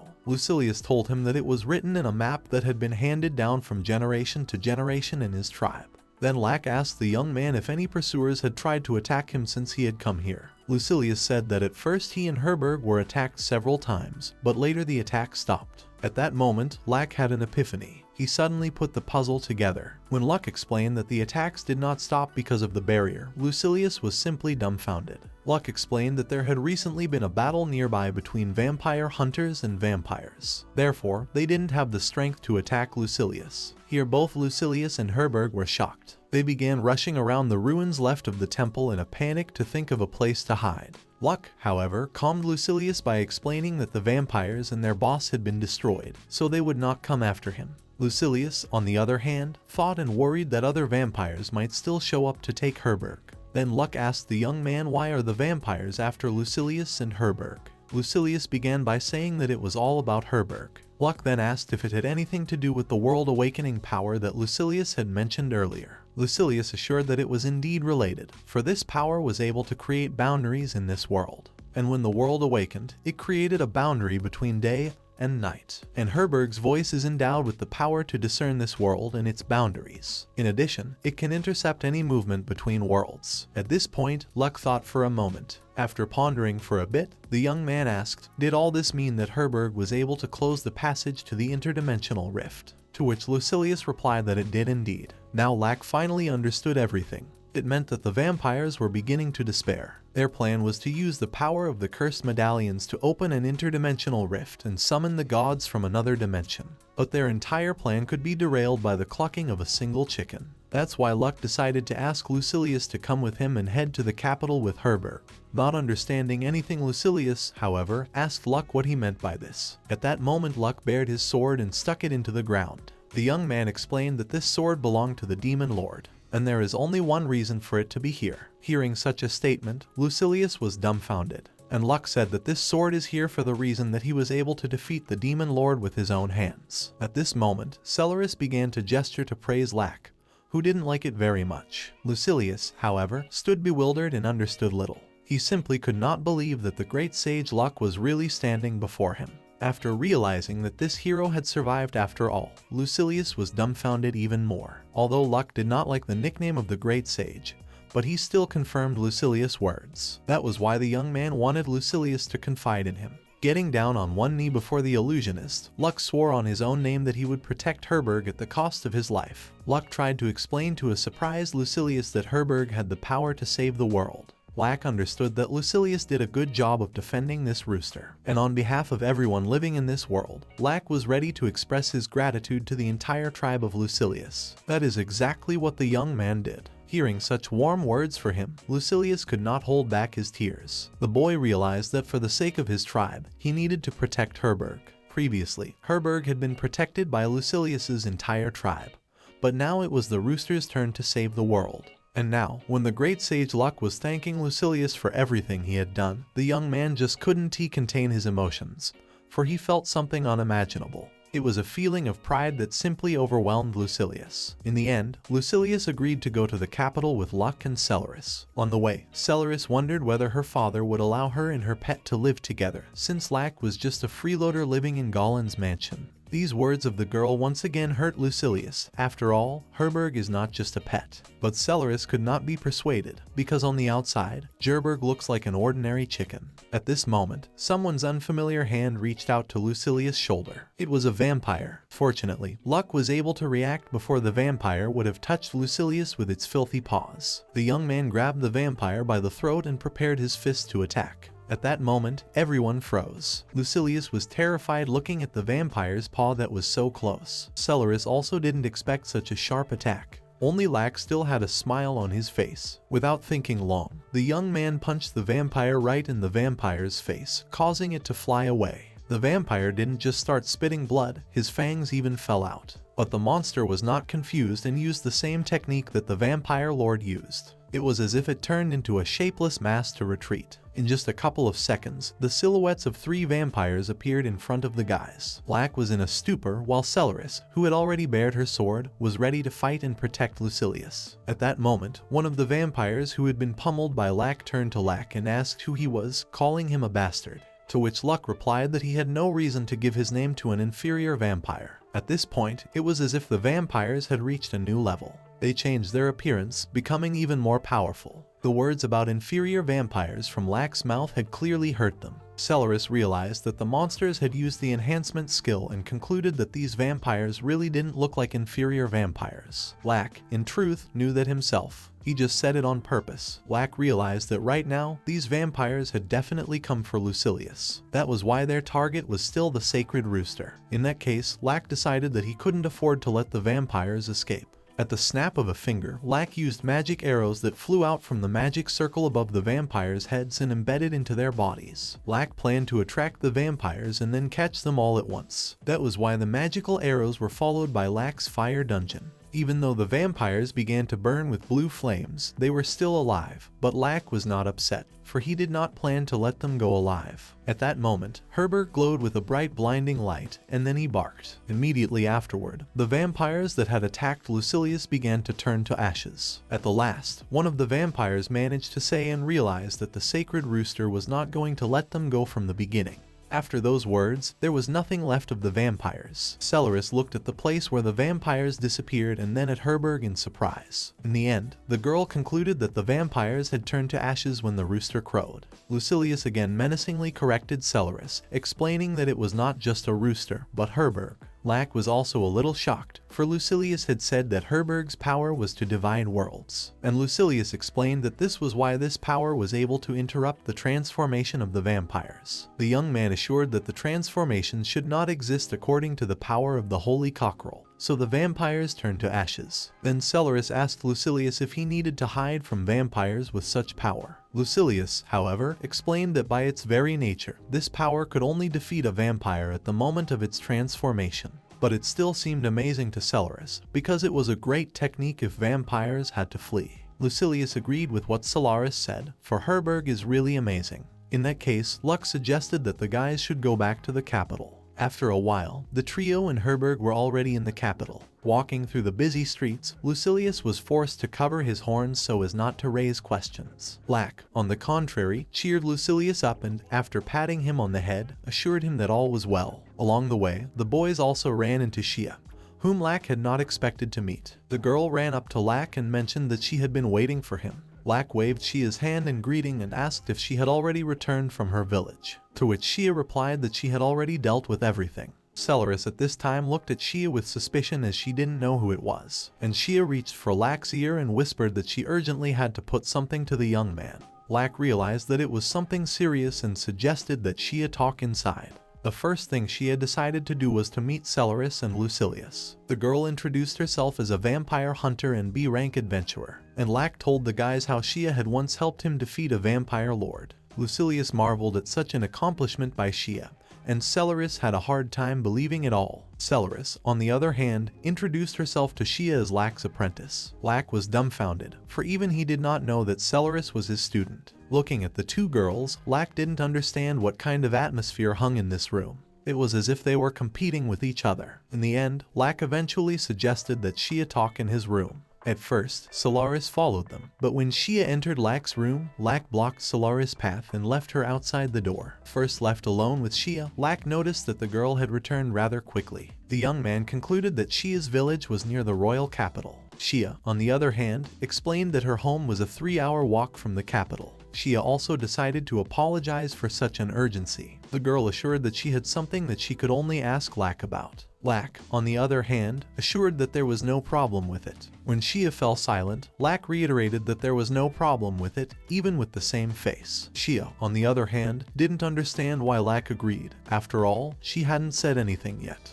And Lack didn't care because Shia needs his help, so he is willing to listen to anything. Then Shia realized that Lack is really an infinitely nice person. So, finally, the girl started her story. She started by saying that it seems that the vampires are planning something big, and it looks like it's being led by the vampire's High Lord. Those words had already alerted Lack. After realizing that in addition to the vampire lord, there was also a supreme vampire lord, Lack realized that it was too complicated. The Supreme Vampire Lord is a ruler of rulers who controls the vampire lords. It is a monster with power far greater than the junior ones. Shia said that her tribe called Lycan made great efforts to uncover and thwart the schemes of the vampires, but it was difficult for them to even approach the High Lord. Shia's father has not fully recovered yet, and it is hard for Shia to admit it. But when facing the tribe leaders, one should only take the path of brute force. From this point of view, Shia thinks that her tribe might be completely destroyed. Then Lack realized that Shia wanted him to help her, and Shia confessed that she really wants it, and the truth is that she needs to find something before the High Lord. Shia explained that this vampire is frantically looking for a certain chicken.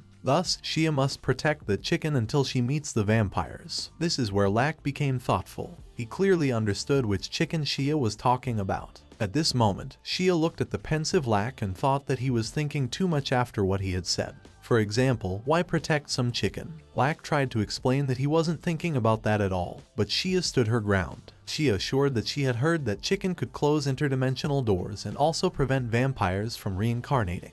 This is where Lack finally became convinced that Shia was talking about Herberg.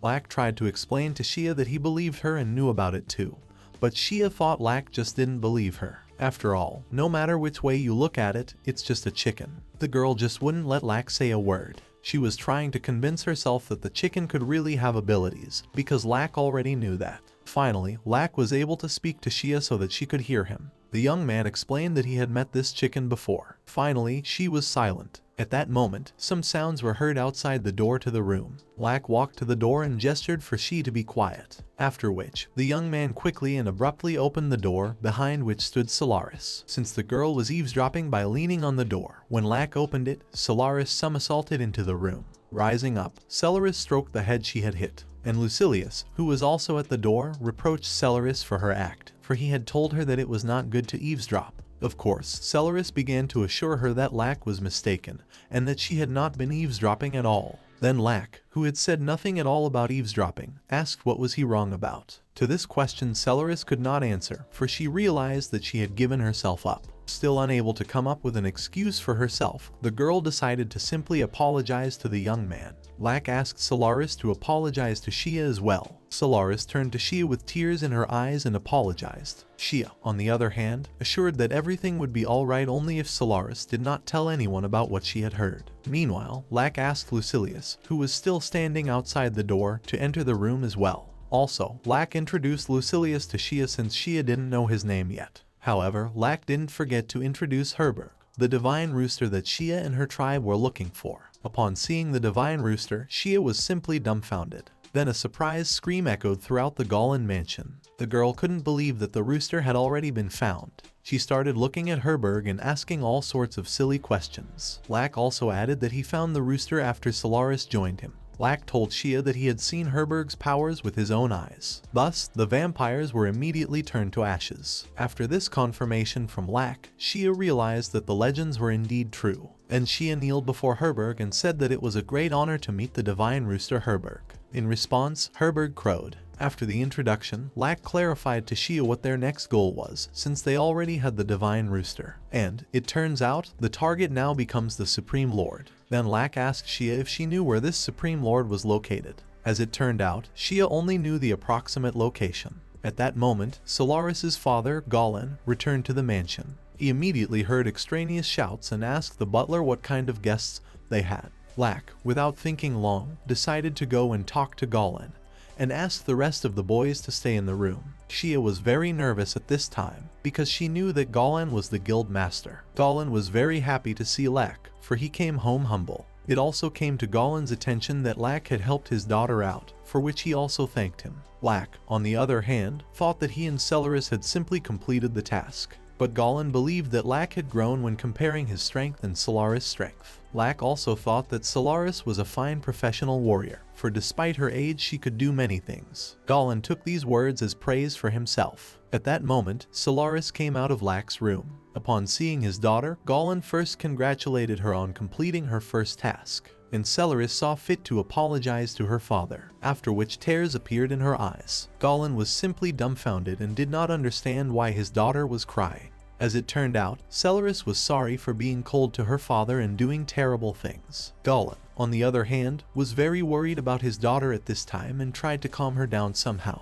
Then Lack realized that the Goblin he knew had a soft side that was showing around his daughter. Goblin then asked Solaris what she was so angry about. He assumed it was because he had become an adventurer and stood up to his daughter. But Solaris assured that this was not the case and she mistakenly thought that her father had an illegitimate child. On hearing such a statement, Goblin was taken aback and immediately declared that there was no way he could have had illegitimate children. With these words, he took a glass of water from the tray held by the butler. Solaris, on the other hand, admitted that she had jumped to conclusions and now knew that her father did not and had not had illegitimate children. The girl also admitted that she thought Lack was her younger brother. At this point, Goblin took a sip of water, but upon hearing these words from his daughter, had to spit out all the water out of exasperation. After that, Goblin clutched his face and hung his head. Solaris asked her father what had happened, and Goblin asked his daughter if she had pestered Lack with this. Solaris refused to give an answer to that question and turned away, and just started whistling as if nothing had happened. Goblin realized that his daughter was indeed bothering Laku with her speculations. For this he felt very ashamed. After that, Solaris decided to just leave, explaining that she wanted to tell the others that her father had returned. When Lack and Goblin were left alone, Goblin was even more embarrassed, and Lack had picked up on the fact that Solaris did say unnecessary things too often, though he didn't care much about it. For this, Goblin felt it necessary to apologize to his comrade. Goblin was even ready to fall at Luck's feet. He confessed that he had not at all expected his daughter to upset him so much. At that moment, for some reason, Lack remembered those moments with Goblin that had happened before. Once Goblin had mistaken a goat for a monster and a waiter for a robber. There were many such situations in which Goblin clearly showed his personality. It was only now that Lack realized that Goblin had a paternal aura about him. Even now, Goblin was planning to dissuade his daughter from seeking adventure, because on the other hand, she could have been tricked by some evil man. At this point, Lack stopped his companion and assured him that everything was fine, for he was looking out for Solaris and was ready to stop her if she became reckless. For this, Goblin tearfully thanked his close friend, of course, hugging him too tightly. And Luck, of course, did not like such a thing very much. At that moment, a joyful Solaris burst into the room and announced that she had brought everyone. But seeing her father and Luck hugging, the girl was obviously thinking the wrong thing. In her eyes, Goblin and Lack looked too close. Out of emotion, the girl asked the two companions to take their time and ran away herself, slamming the door behind her. Goblin as usual did not understand anything, unlike Lack, who understood what he and Goblin were now waiting for. The young man immediately rushed after Celeris to explain everything to her, for she had misunderstood everything.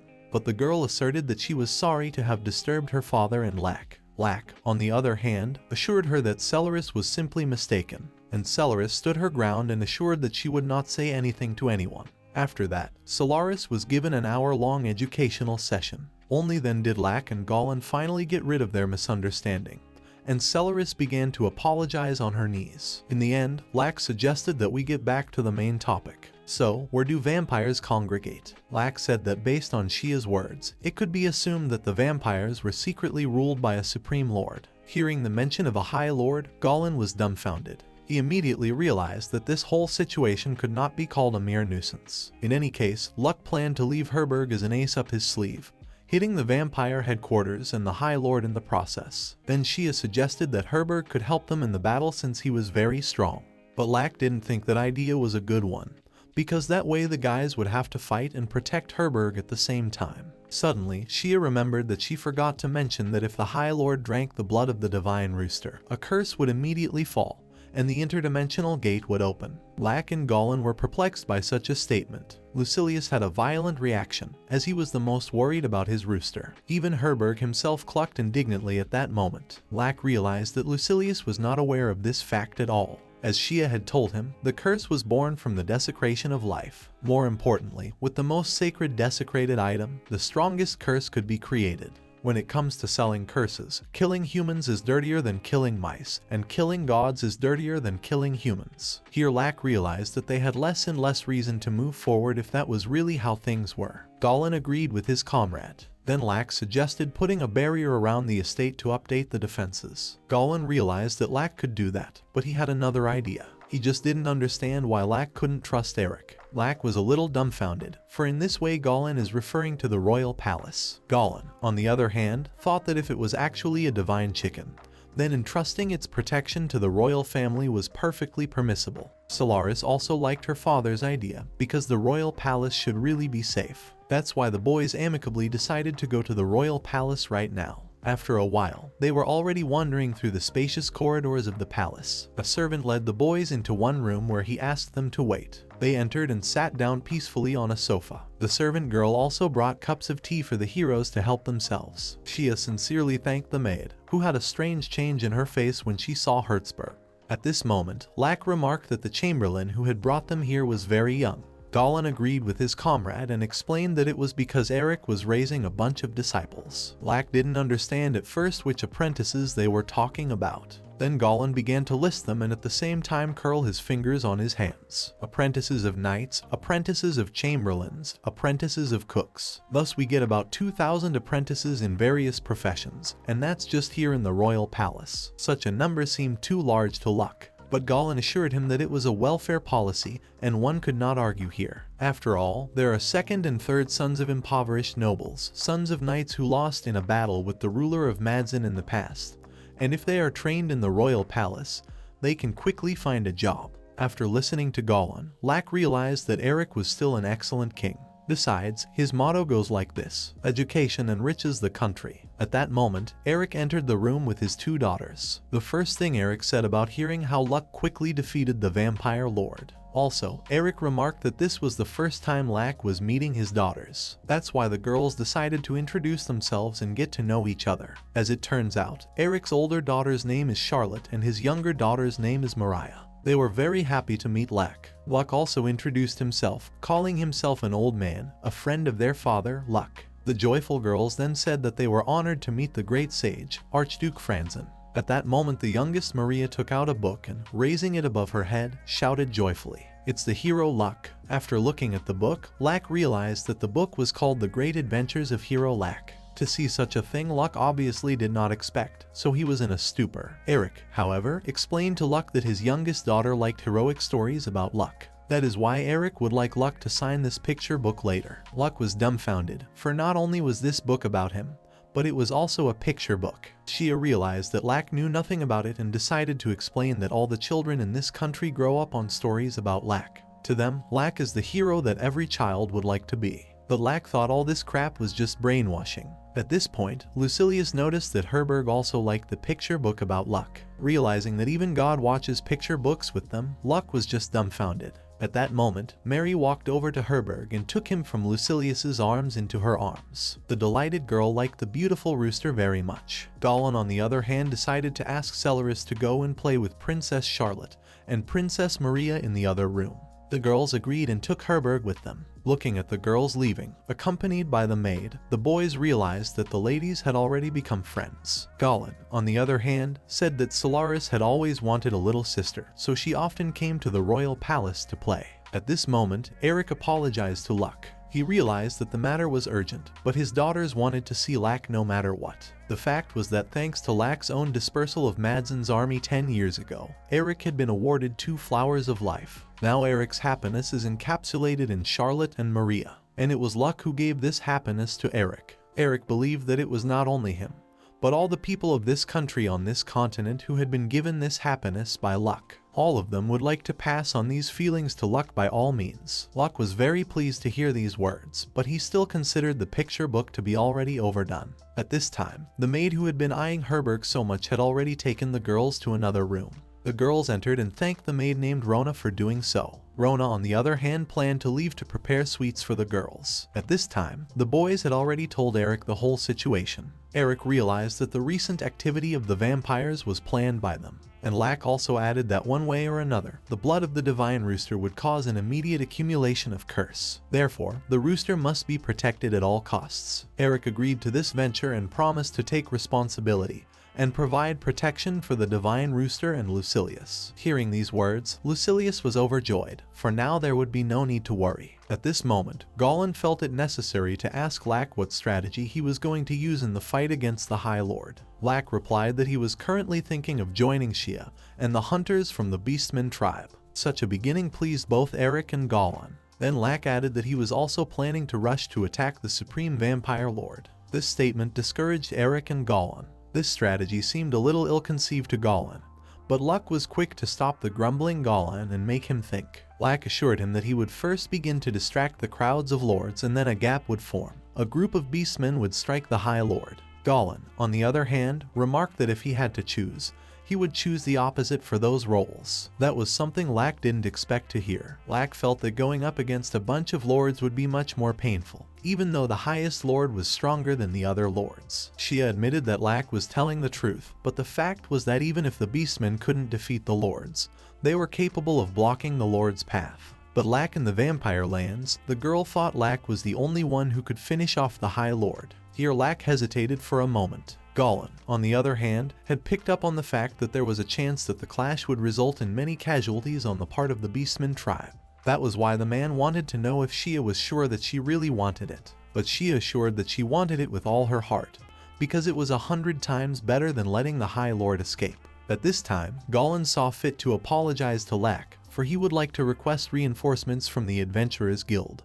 But the fact is that vampires charm humans, so it won't work. Goblin didn't know if the Beastmen tribe was capable of resisting the vampire forces, but he can't just stand by and watch his friends being killed one by one. Shia then explained that those who allow their blood to be drunk and then turn into a vampire have enhanced physical abilities, but it is possible to distinguish such from the Beastmen. On the other hand, although enchanted humans are endowed with the same abilities, it is simply impossible to distinguish them. At this time, Rona, who had escorted the girls and Herberg into the room, tied the handles of the same door with a strong rope so that the girls could not escape. Maria, who was inside the room, quickly noticed that the door would not open. Celerus realized that something was amiss and ordered Charlotte and Maria to stand behind her back. Everyone was startled, including Herberg. Celerus at this time found a trident-like attribute in the room and prepared to fight. At that moment, the monsters in the room began to manifest. Thus, in just a couple of seconds, 3 terrifying monsters appeared in front of the 3 defenseless girls. Celerus recognized these monsters. They were leeches, but the girl couldn't get her head around how these things were able to get inside the royal palace. Lich Kings are wizards or priests of the highest rank who were forcibly turned into undead for all time after death. Lich Kings are immortality kings, highly intelligent intelligent and able to use magic monsters. At this moment, Celeris greatly regretted not bringing her sword with her. Her head was now filled with only one big question: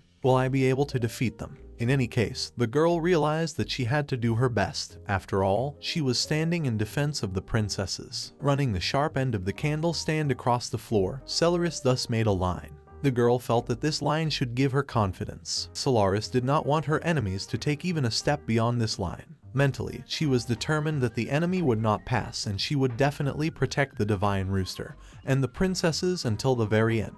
At that moment, one of the licks started attacking Celeris. To attack the girl, he used his magic power. Celeris, however, was not confused. She knew that if you could channel the magical power of a spell through a weapon, she could reflect it back. That was why it was not difficult for the girl to repel the lick's attack by channeling it back. Even though there were 3 opponents, Celeris did not despair. The girl was determined to prove that she could handle these troubles. And when the 3 licks attacked Celeris at the same time, the girl was not confused and repelled all of their magical attacks while scrolling her weapon in her hands. The licks continued to advance, but Celeris was good at repelling all the attacks. At some point in the same room there was an explosion, which with its shockwave even shattered the glass in the room. The knights noticed this explosion and panicked. And the reason for the explosion was the magical arrows. Hundreds of arrows. Seeing them, Celeris was dumbfounded. She just looked at the leeches attacking her with those arrows and couldn't do anything about it. That's when the explosion occurred. But Celeris survived, because Lack came to her defense in time and protected the girl, using a magical barrier. The first thing Lack did was to praise Celeris for a good job.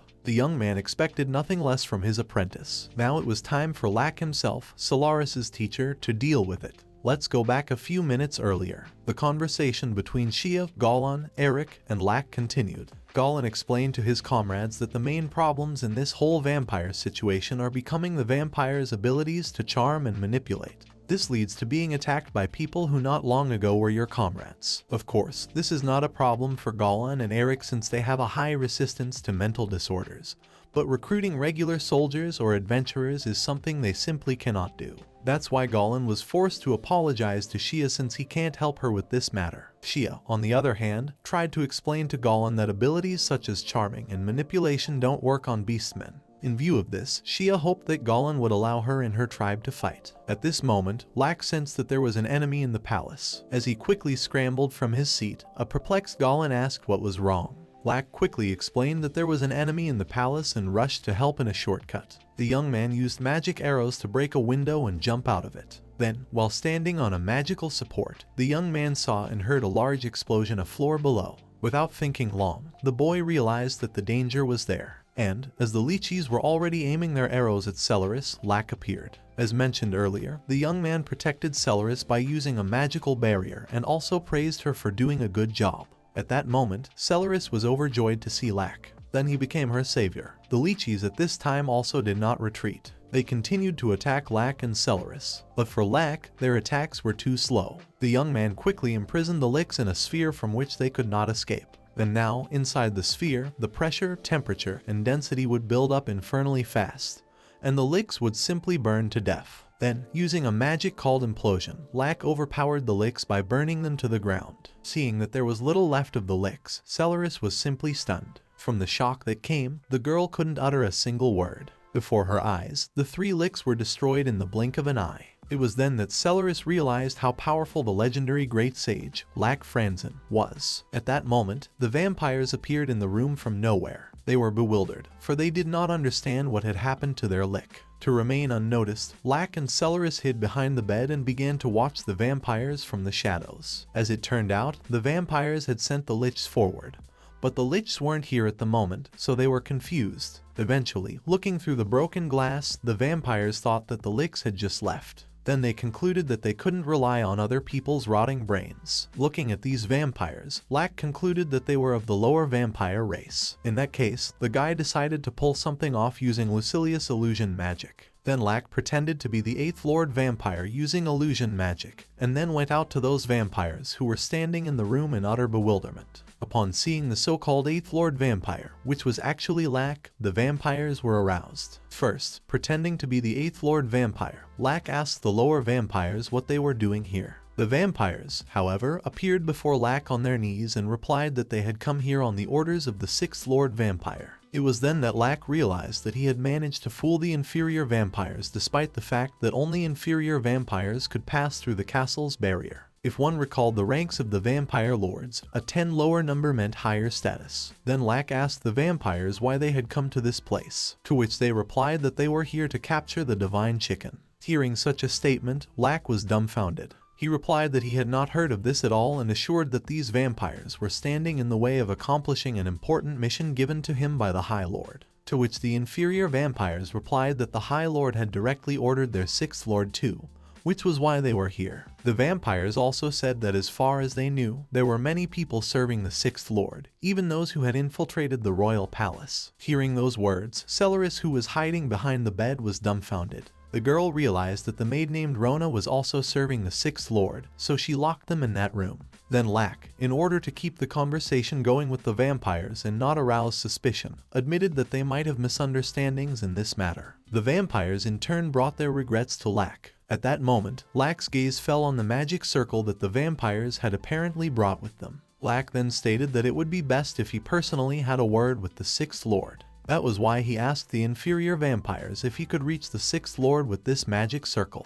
The inferior vampires, on the other hand, replied that he would indeed be able to reach the 6th Lord with ease with its help. At that moment, the door to the room breaks with the help of someone's foot. The vampires were puzzled and didn't realize what was happening. As it turned out, Goblin burst into the room with Lack's sword in his hands. Without thinking, he threw the sword to Lack. Lack caught his sword and began to bear the blade. At this point, the vampires began to suspect something, but it was too late. Lack declared that their end had come. Immediately after these words, the young man unsheathed his sword and cut the vampires in two. When the vampires were defeated, Lack resumed his former appearance. The frightened Charlotte and Mary immediately ran to embrace their father, and Goblin first went to Lack and asked how those vampires had gotten into the palace, for the royal palace was protected by magic. Lack explained that it was absolutely impossible to bring a magic circle here. However, a completed teleportation magic circle could be brought here. With those words, Lack pointed to the very tray with the magic circle,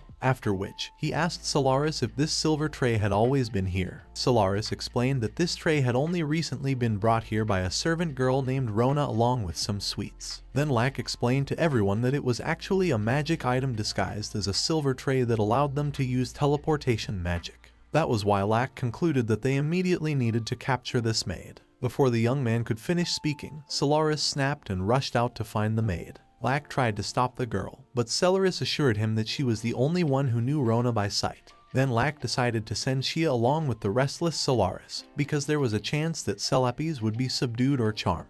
Shia understood everything and immediately rushed after Solaris. Goblin, on the other hand, was asked by Lack to protect Herberg and Lucilius, for the castle must surely be full of the Lord's petty bipeds. Goblin then asked Lack what he was going to do, to which Lack said with a smile on his face that he was going to kill the boss of these vampires, the so-called 6th Lord. Before Goblin could even blink an eye, Lack had already dived into the magical teleportation circle that Rona had brought. A couple of moments later, Lack was already in a dark place he was unfamiliar with. No sooner had the young man recovered from the displacement than a vampire appeared behind him and asked Lack who he was. With that question, the vampire reached for Lack's hand. Lack, however, managed to use illusion magic and, reincarnating again as the 8th Lord Vampire, grabbed the stranger vampire's hand, while asking him to step back. Seeing the 8th Lord Vampire, the blonde-haired vampire immediately perked up. As it turned out, he had heard that the 8th vampire had been destroyed by the Beastmen, so he was glad to see his kind in good health. Lack, however, pretended not to like these words of the vampire, and asked him if he was tired of living. The agitated vampire in turn offered his sincere regrets to Lack and asked him to humbly forgive him. After Lack said he forgave him, the vampire asked why the 8th Lord Vampire had teleported here, to which Lack replied that he met some minions when he infiltrated the royal palace on a secret mission.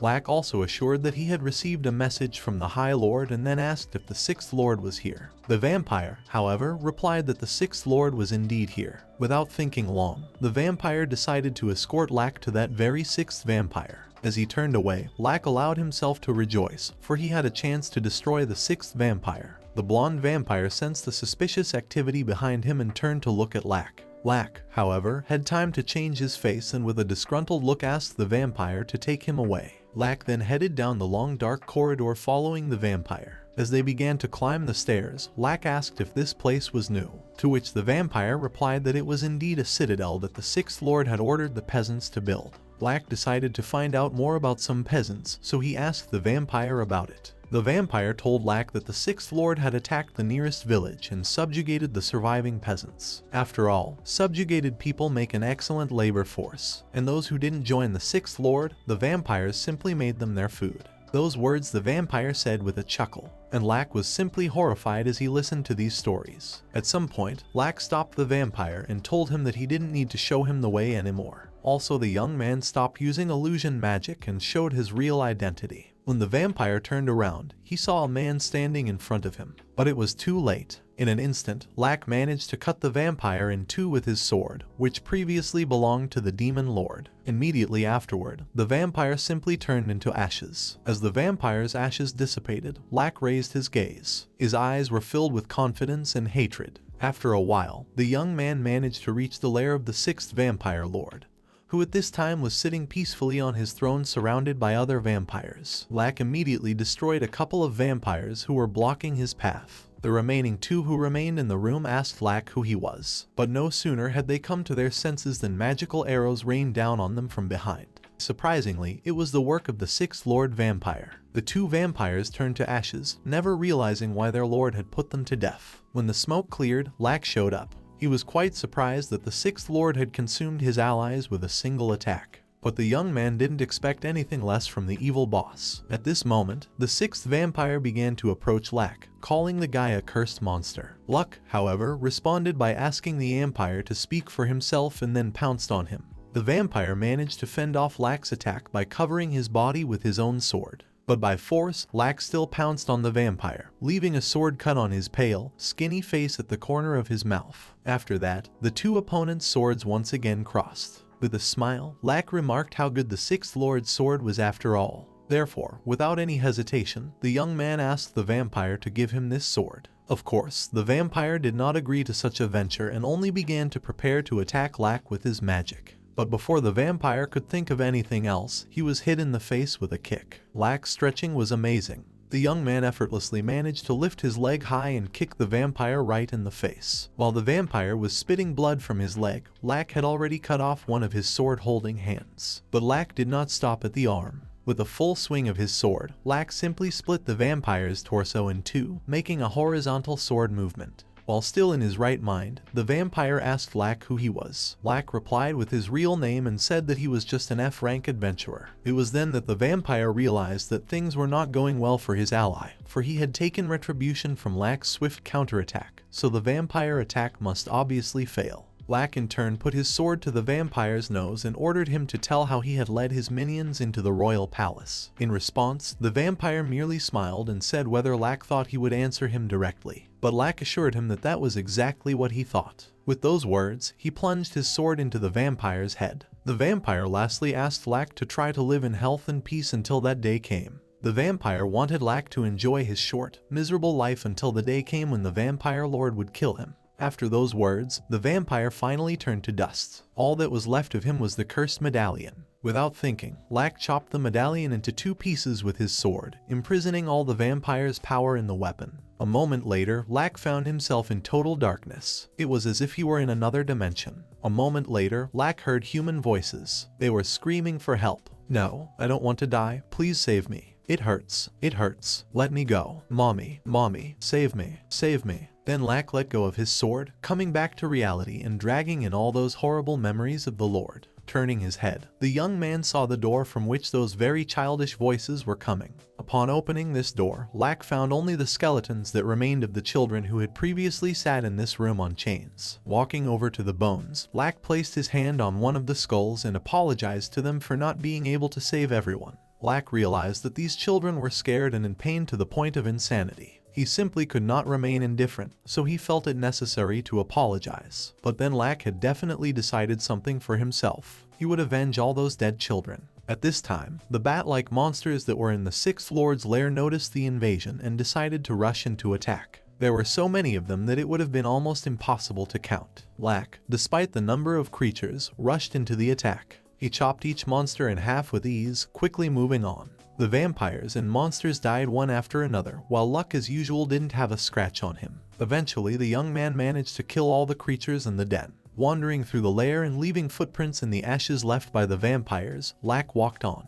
The young man decided to go up to the roof to see the surroundings. Looking around, Lack noticed that there was indeed a village nearby. But the thing is, there is no way to save a man who has been subjugated and sucked dry of all his blood. If he loses his lord, he simply turns to dust. That was why there were no living people left in the very village nearby. After realizing this, Lack decided to return to the capital. That night, there was a full moon. The bats did not hide and fluttered quietly under the light of the moon. And in the royal palace, despite the late hour, no one slept. The guards and Goblin and Eric waited impatiently for Lack's return, peering diligently into the darkness. Finally, a smile appeared on their faces, and that meant that Luck had returned. The first thing Lack told them was that he had dealt with all the nauseating vampires in that place, and he had also spilled out of his sack what was left of the monsters he had destroyed. Goblin thanked Lack for his work. Lack, in turn, added guiltily that unfortunately all the nearby villages had been completely destroyed. The young man had only himself to blame for all of this, because he could have revealed the vampire's plan earlier. But Goblin tried to remind Luck that he was still 10 days away from this world, and the only one who should be held responsible for this was the Grandmaster.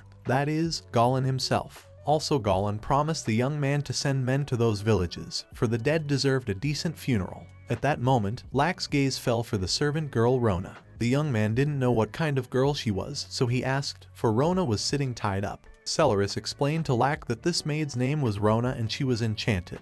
Lack was glad to hear that it was only a charm, for in this way she could still be cured. It was also a great relief for Celeris. Eric, on the other hand, believed that it was all thanks to Lack defeating that lord. Thus, 5 people in the castle were turned into ashes and another 30 were rendered unconscious. That was why Eric felt that they could no longer call the royal palace a safe place for the divine Rooster Gerberg if these subordinate and enchanted people were even here. Then Lack made up his mind. He declared that he would go with Herberg to the High Lord and kill him. Of course, Lack was willing to lay down his life in defense of the divine rooster. After saying that, Eric and Goblin looked at each other and a smile shone on their faces. Eric thought this decision of Lack's was the best choice, and Goblin said that plus it would be fine if he and Eric went with Lack. Hearing that Goblin and Eric were also going to go to battle with the High Lord, Lack was dumbfounded. Goblin, on the other hand, felt that they simply had no right to fail this mission. Because of that, a group of 3 heroes would be much more reliable. Lack, of course, agreed with his comrades, but had to remind them that one of them was a Grand Master and the other was a king at all.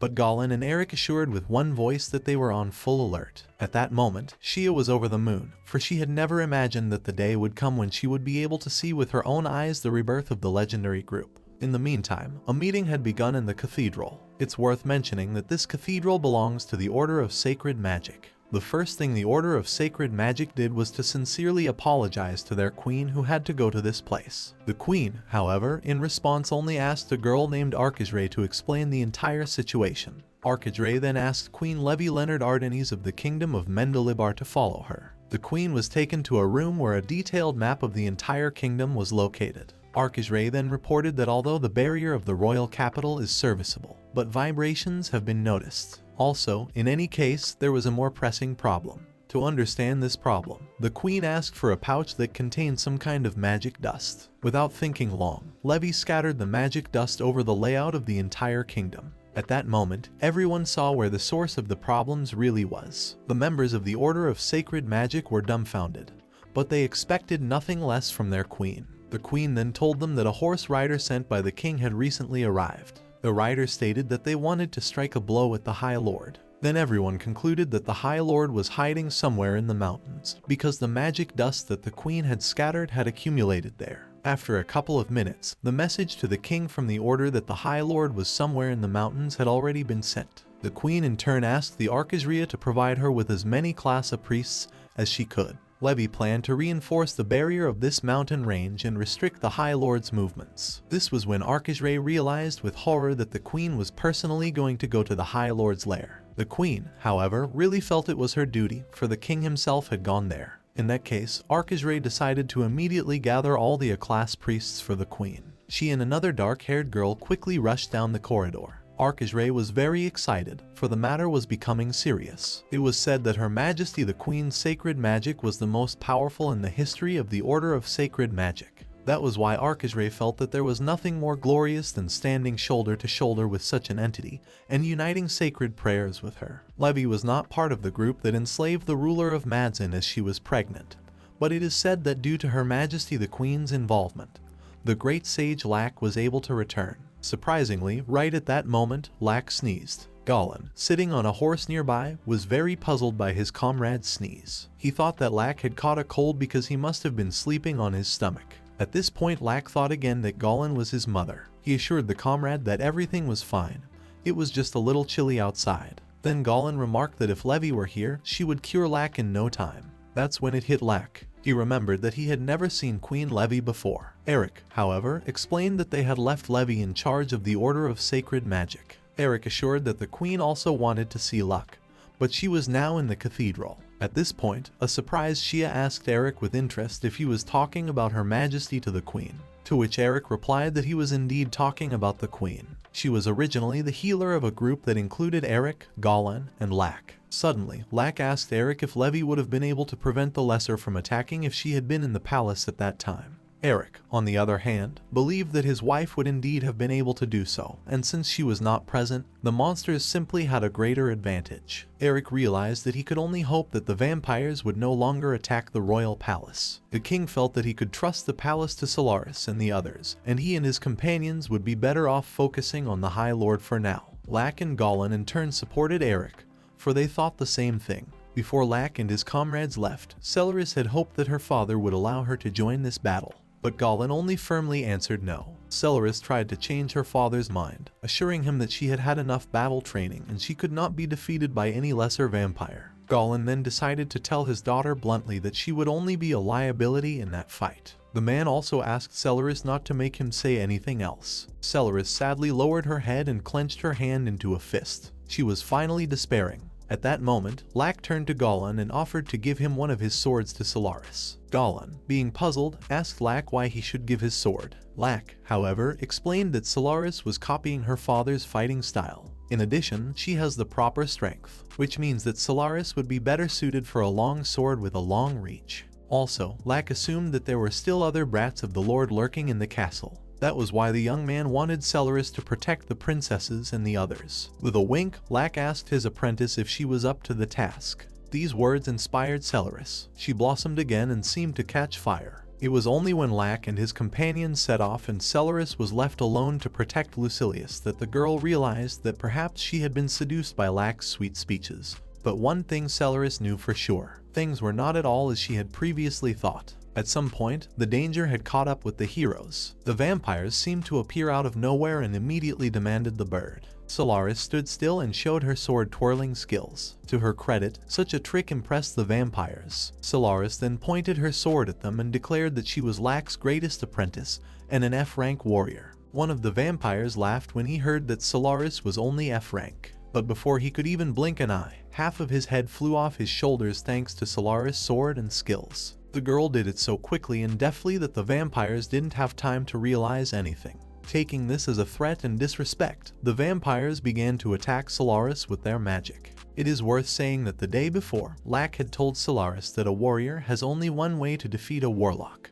The tip of the sword must be enough. Thus, one should use the tip of the sword to reach the enemy first. Having heeded Lack's advice, that's what Solaris did in the actual battle. But the girl didn't stop at one monster. She began swinging her sword again to strike the other vampires. The vampires realized that Solaris was not to be trifled with and decided to simply try to capture the divine rooster Herberg. At this point, one of the vampires began to distract Solaris while another chased after Lucilius, who was about to flee. Solaris noticed that Lucilius was in danger and called out to him. Lucilius then decided to take a different course of action.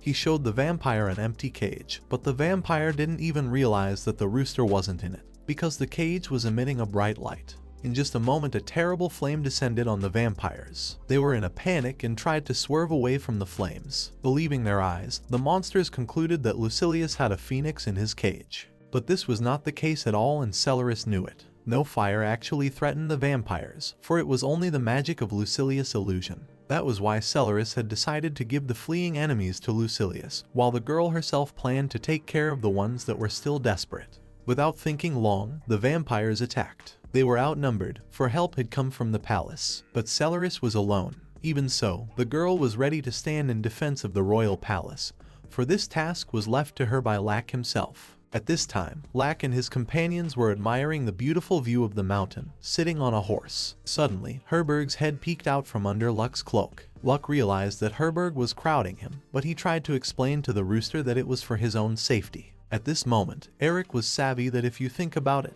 the Supreme Vampire Lord is hiding one day's journey away from the royal capital. By doing so, he was simply humiliating the entire royal capital. Even so, Goblin swept up that they were going to break all their bones to find the location of the Supreme Lord on this mountain range. At that moment, a beastman appeared in the path of the boys. He bowed to Eric and stated that, in accordance with Her Majesty the Queen's decree, he had uncovered the High Lord's hideout. After listening to the beastman, Eric praised him for his good work. Then the guy with ears revealed that he had discovered the hideout, but there were countless vampires there. Thus the kingdom's forces would not be enough to launch a successful attack. But Eric thought that it was enough and they would definitely hit the High Lord with their own forces. He also asked the boy if his tribe would be able to lure out the other vampires. Beastman, however, wanted Eric to trust them even if they had to sacrifice their tribe's pride, because this was an opportunity for His Majesty to see the Lycan tribe's valor. The Beastman wanted to bravely enter the battle in the name of their tribe and father. At this moment, Shia sharply ordered the Beastfolk not to dishonor the Beastfolk nation. The girl declared that she relied on the young man, and then pouted and clenched her hand into a fist. At this moment, Lack turned to Shia and used his movement magic to provide her with the sword taken from the Sixth Lord. The dumbfounded Shia picked up the sword and started swinging it around, testing its strength. Eventually, the girl concluded that she was holding an incredible sword of light. Lack, on the other hand, explained that this sharp blade remained intact despite encountering Lack's sword, which was inherited from the Demon Lord. That was why the Sixth Lord's sword Lack considered it a striking blade and wanted to give it to Shia. Shia was shocked at what she heard and couldn't believe her ears. The fact is that every member of this friendly team that went in search of the High Lord has a sword. Eric's is a sacred sword, Goblin has a magical sword of fire, and Lack has the sword of the Demon Lord. Thus, Shia's sword should also be reliable if the team is going to go against the High Lord. Lack explained all of this to Shia. Shia agreed with the young man, for she remembered how hard it was for her to fight against the Goblin Lord, and her sword was broken then. Lack, however, explained to the girl that this sword he had just given her would definitely not break so quickly. Then Shia realized that Lack clearly saw her enthusiasm. At this moment, Goblin thought about the fact that the Vampire Lord's sword might be cursed. Since the man was troubled by such an assumption, he told Lack about it, but Lack reassured his comrade, assuring him that he had already checked the sword with evaluative magic. Shia then declared that in that case she was willing to gratefully accept this sword. The girl also enthusiastically promised her comrades to have their backs when needed. Time was running out. The group was approaching the lair of the Supreme Vampire Lord. On the way, they saw many monsters with fearsome wings flying from the direction of the vampire lair. Then Eric realized that everything was going according to plan and the Beastmen had indeed lured the monsters out of the High Lord's lair. But then the boys had another problem. They arrived at the place where the lair was supposed to be. The thing was, there was nothing in this place. But Shia quickly realized that the cover magic had been applied here. Lack agreed with the girl. Then the young man used his magic to open a passage to the Lord's lair. With a wave of his hand and uttering only the single word open, Lack opened the door before him and his companions. Then, without a moment's hesitation, Lack used the magic called Sleepy Cloud. With the pronunciation of the right spell, the so-called cloud appeared. This cloud rushed straight into the door that Lack had opened. Then the group rushed straight after the Sleepy Cloud. It's worth telling that the vampire family may have high mental resistance, but against the Sleep Cloud's magic, the lesser vampires and subordinate humans are powerless. Thus, only higher lords would be the guy's opponents. It was two such that Goblin had stumbled upon. Immediately, the man decided that he would not hold back. Before the vampires knew it, Goblin was closing in on them with his bare blade. Without thinking, the guild master attacked the two vampires, turning them to ashes. At that moment, Goblin was noticed by the other vampires,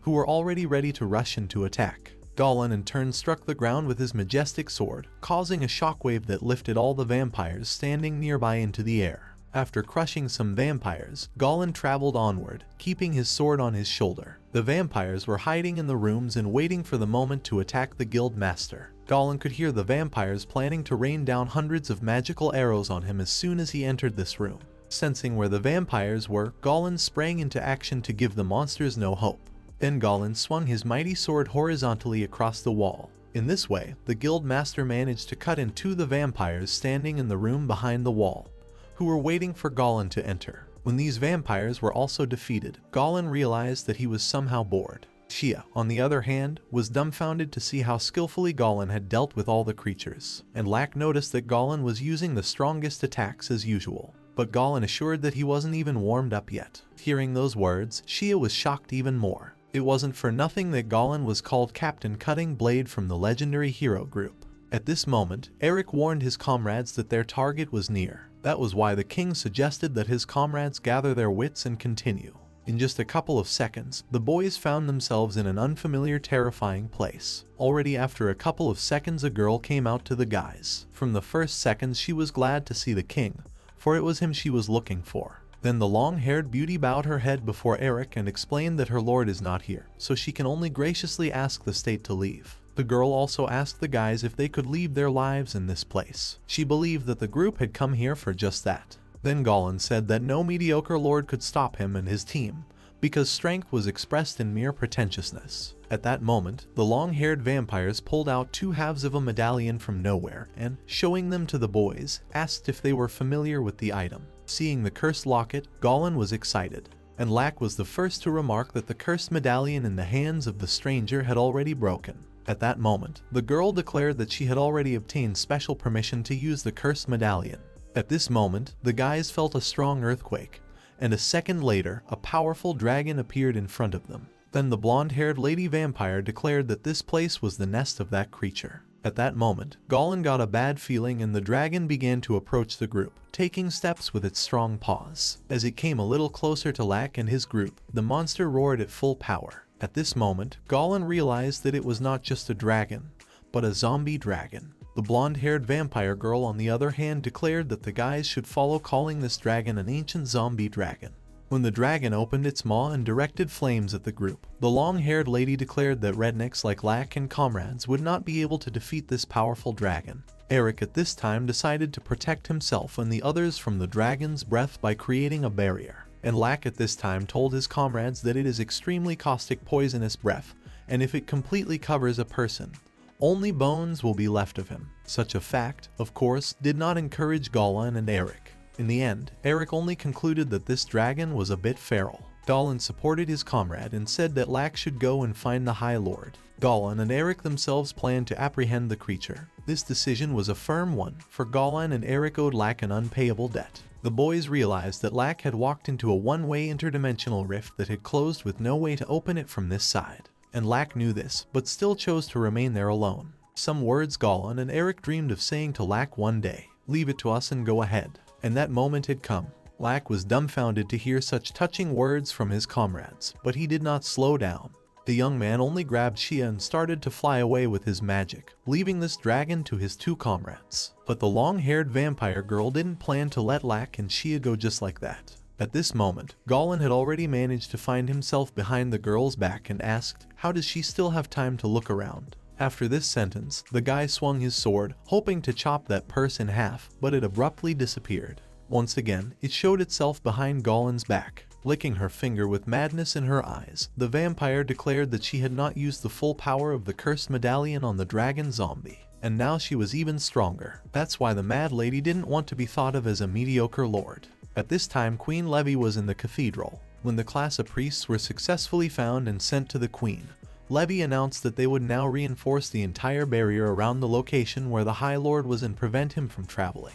It was for this reason that the queen suggested that the priests pray for divine protection. Let's move to the High Lord's location, the nearest forest, from which came terrible screams. At this time there was a massacre between vampires and beastmen. At some point one beastman's head was cut off, causing the tribe to panic. Immediately afterward, the perpetrator of the murder climbed the hilltop and asked the wretched dogs to take their time.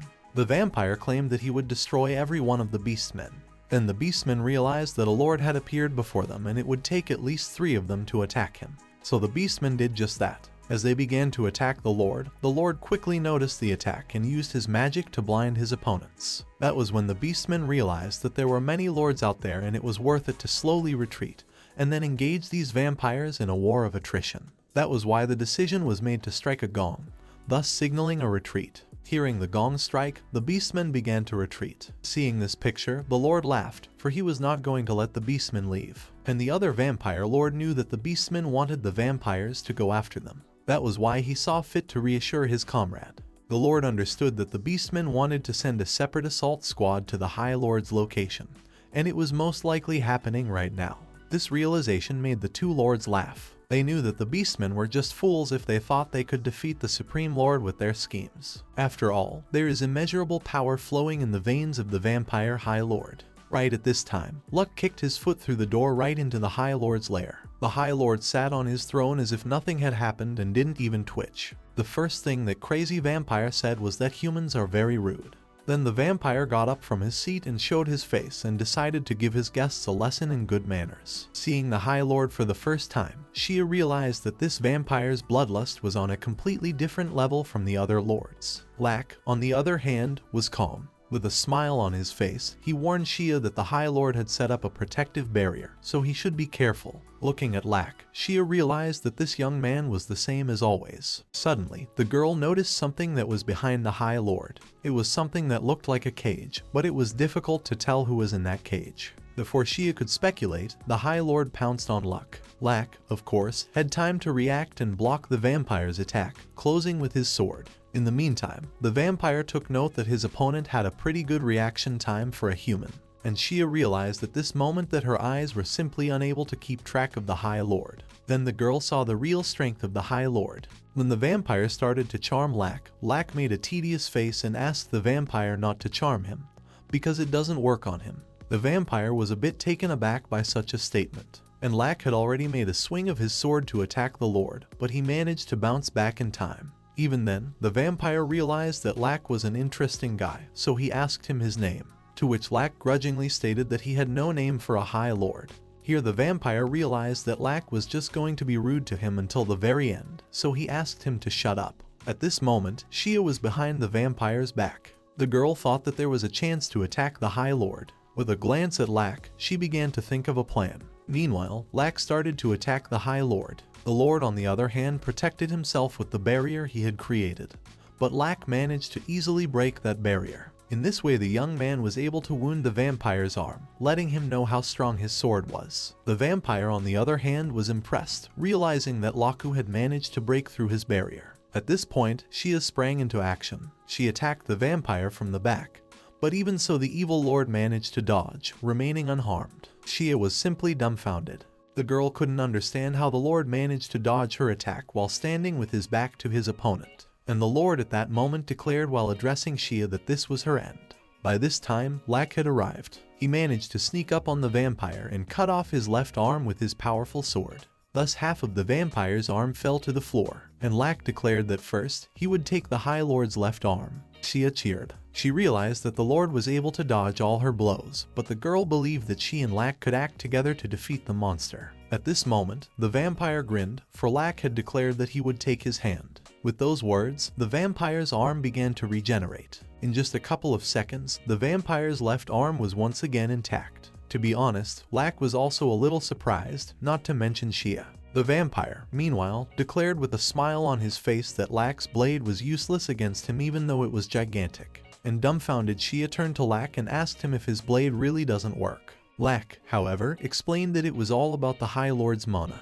It was immeasurably abundant, much more than other lords, and it was simply impossible to absorb it all in one blow. Lack then concluded that the High Lord was coming. The young man also realized that this vampire was clearly a bit off. It should also be said that Lack is worried more about Eric and Goblin at all, who are now fighting two strong monsters. Goblin's opponent was a blonde-haired lady vampire. She didn't think long before attacking him. Goblin, however, managed to successfully defend himself with his sword against the insidious girl's attack. Then a bunch of magical arrows rained down on Goblin. Goblin managed to dodge, but he realized that he could defend himself indefinitely, and the fight would not end. At this moment, Eric appeared and began to approach the girl vampire. Goblin did not understand what Eric was doing, so he called out to his comrade. Eric explained that he was just passing the baton to his comrade. With those words, he asked Goblin to take care of the dragon.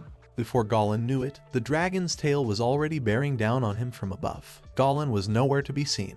Upon seeing this, the fair-haired lady laughed and said that King Eric's fine manners had driven his comrade into a coffin. But Eric didn't understand what this girl was talking about. At that moment, the lady saw that the dragon's tail had been chopped in two, whereupon it became clear that Goblin had succeeded in chopping the dragon's tail before it would have come down on him, remaining alive and unharmed. The dragon roared as it felt that it had lost its tail, and it was a surprise to Goblin that the dragon could feel anything at all, despite his appearance. In such a case, the hero was determined to further let the dragon feel the fear of death. The blonde-haired owner of the ancient dragon was quite excited by this turn of events, and Eric was glad, for he had just put the right person in the right place. At that moment, the king noticed that the treacherous vampires was about to escape. Using a magic called levitation, Eric rose up and rushed after the girl. Following her, Eric shouted for the one who would not get away. The vampires looked down, and when she saw Eric, she only smiled.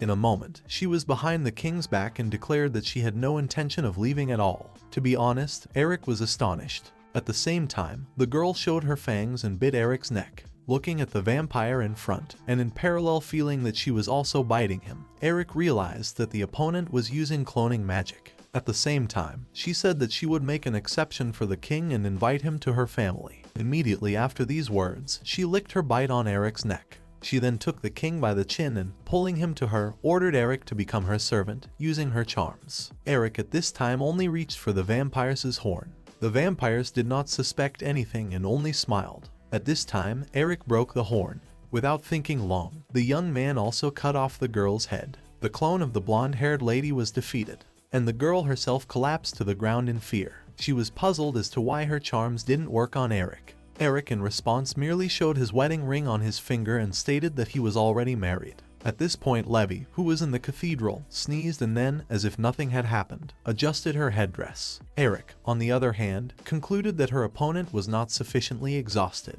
Also, the hero knew that his blood gave high resistance to mental attacks and poison. It is well suited for destroying witches. Eric said these words with a smirk on his face, looking directly at his opponent. The long-haired lady was furious, but before she could do anything, she felt a weakness in her whole body that made her sag.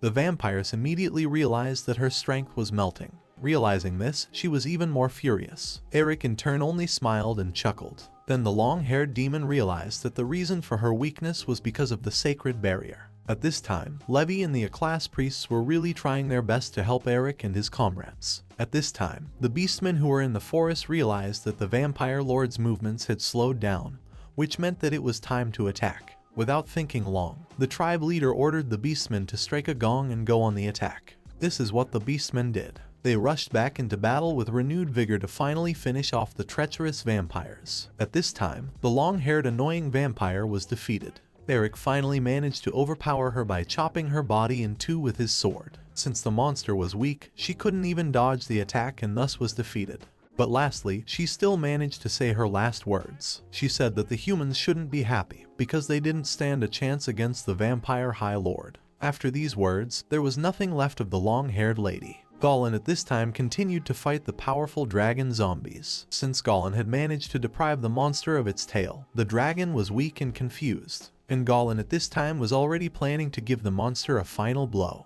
Without thinking long, Goblin pushed himself off the ground and rushed straight toward the dragon, shining his sword. Goblin approached the dragon with such speed that it seemed that one moment, and the monster would be defeated. But no sooner had Goblin gotten close to the dragon than a pain in his lower back made him stop and freeze in an uncomfortable pose. Goblin grasped his lower back in pain and screwed up his face. At that moment, the dragon decided to act. Opening its jaws, it aimed its infernal flames directly at Goblin. Goblin couldn't dodge this monster's attack, as he couldn't even move because of the pain in his back. That is why the dragon's flames reached him and threw him back with their force. When the explosion happened, the dragon thought it was over, but it wasn't that simple. When the smoke cleared, the living and unharmed Goblin appeared on the horizon, who only thanked the monster for his blow, for it was thanks to that blow that he was cured. After these words, Goblin raised his sword and once again rushed straight at the monster. Before the dragon knew it, its body was cut in half by Goblin's sword. The lifeless body of the zombie dragon collapsed to the ground, and Goblin, after his triumph, went to his comrade Eric, who had been watching the battle. The first thing Eric asked Goblin was the following: "What, Goblin, are you getting old?" To which Goblin replied that he just didn't warm up enough. Goblin also asked Eric to speak for himself, since the king in turn had just flirted with a female lord. Eric in response only asked Goblin not to tell his wife Levy about it. Meanwhile, Lak and Shia continued to fight together against the Supreme Vampire Lord. It wasn't easy for the guys, as the vampire had time to defend himself from all sides. At some point, Lak noticed that the Lord's movements had slowed down due to the strength of the barrier, which meant only one thing: time to attack. Shia and Luck only had to look at each other to realize that they needed to act. At that moment, Shia pointed her sword at the Lord, while Lak had already prepared to attack the vampire from behind. And while the Lord was busy with Shia, Lak used a magic called Exhausting Touch, a transfer of life. Before the vampire knew it, his life force began to leave him. But Lak's happiness didn't last long, and the vampire quickly pulled Lak's hand away from his face. Then Lak grabbed his sword. Thinking briefly while the vampire was weak, Lak decided to attack. With his sword, he managed to cut the vampire's body in half. But it wasn't that simple. The vampire decided to escape. When Lak realized this, he heard sounds coming from his cloak. In just a couple of seconds, Divine Rooster Herberg peeked out from Lak's cloak and crowed at full power. With that, the vampire's body slowly began to turn into ashes. But when the rogue saw the Divine Rooster sitting in Luck's cloak, a mad smile stretched across his face. The High Lord was madly happy to see the Divine Rooster, but Luck declared that there was nothing wrong with it and it didn't matter what the High Lord would do, for his defeat was carved in stone. Although the young man spoke these words with confidence, he had a bad feeling. At this time, the Lord said that Lak and his cronies were just fools, for they themselves had sacrificed to the gods. With these words, the Mad Lord stuck out his long tongue, on which lay the cursed medallion.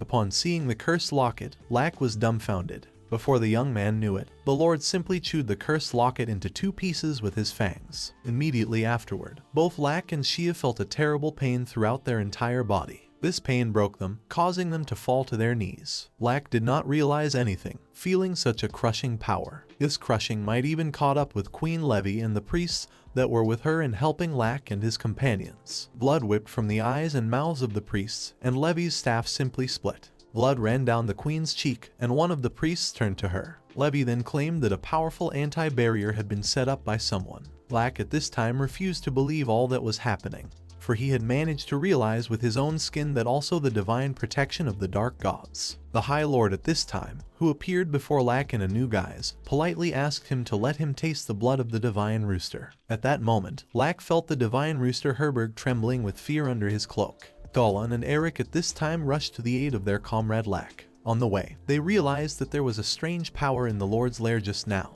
Eric even guessed that their supporting barrier had been destroyed. Since the king was too worried about Laku and the others, he suggested that Goblin hurry. Lak managed to get to his feet at this time, though he was very weak. Shia was also barely on her feet, holding her sword. Suddenly, the Supreme Lord declared that Lak simply couldn't move, for this titanic power that struck them was God Lak's most divine defense. Because of it, the Supreme Lords, and even Masters can't act in the royal capital, but the opposite is also true. Thus, because of the divine protection of the dark gods, Lak becomes held as much as God loves him. And it seems that Lak's God loves him extremely much, for now the young man simply cannot move. Luck at this time himself felt his head literally splitting. Herberg, being under Luck's cloak, felt the same. Even in the cathedral the headache spared no one. The priests sat on the floor, bowing their heads in excruciating pain.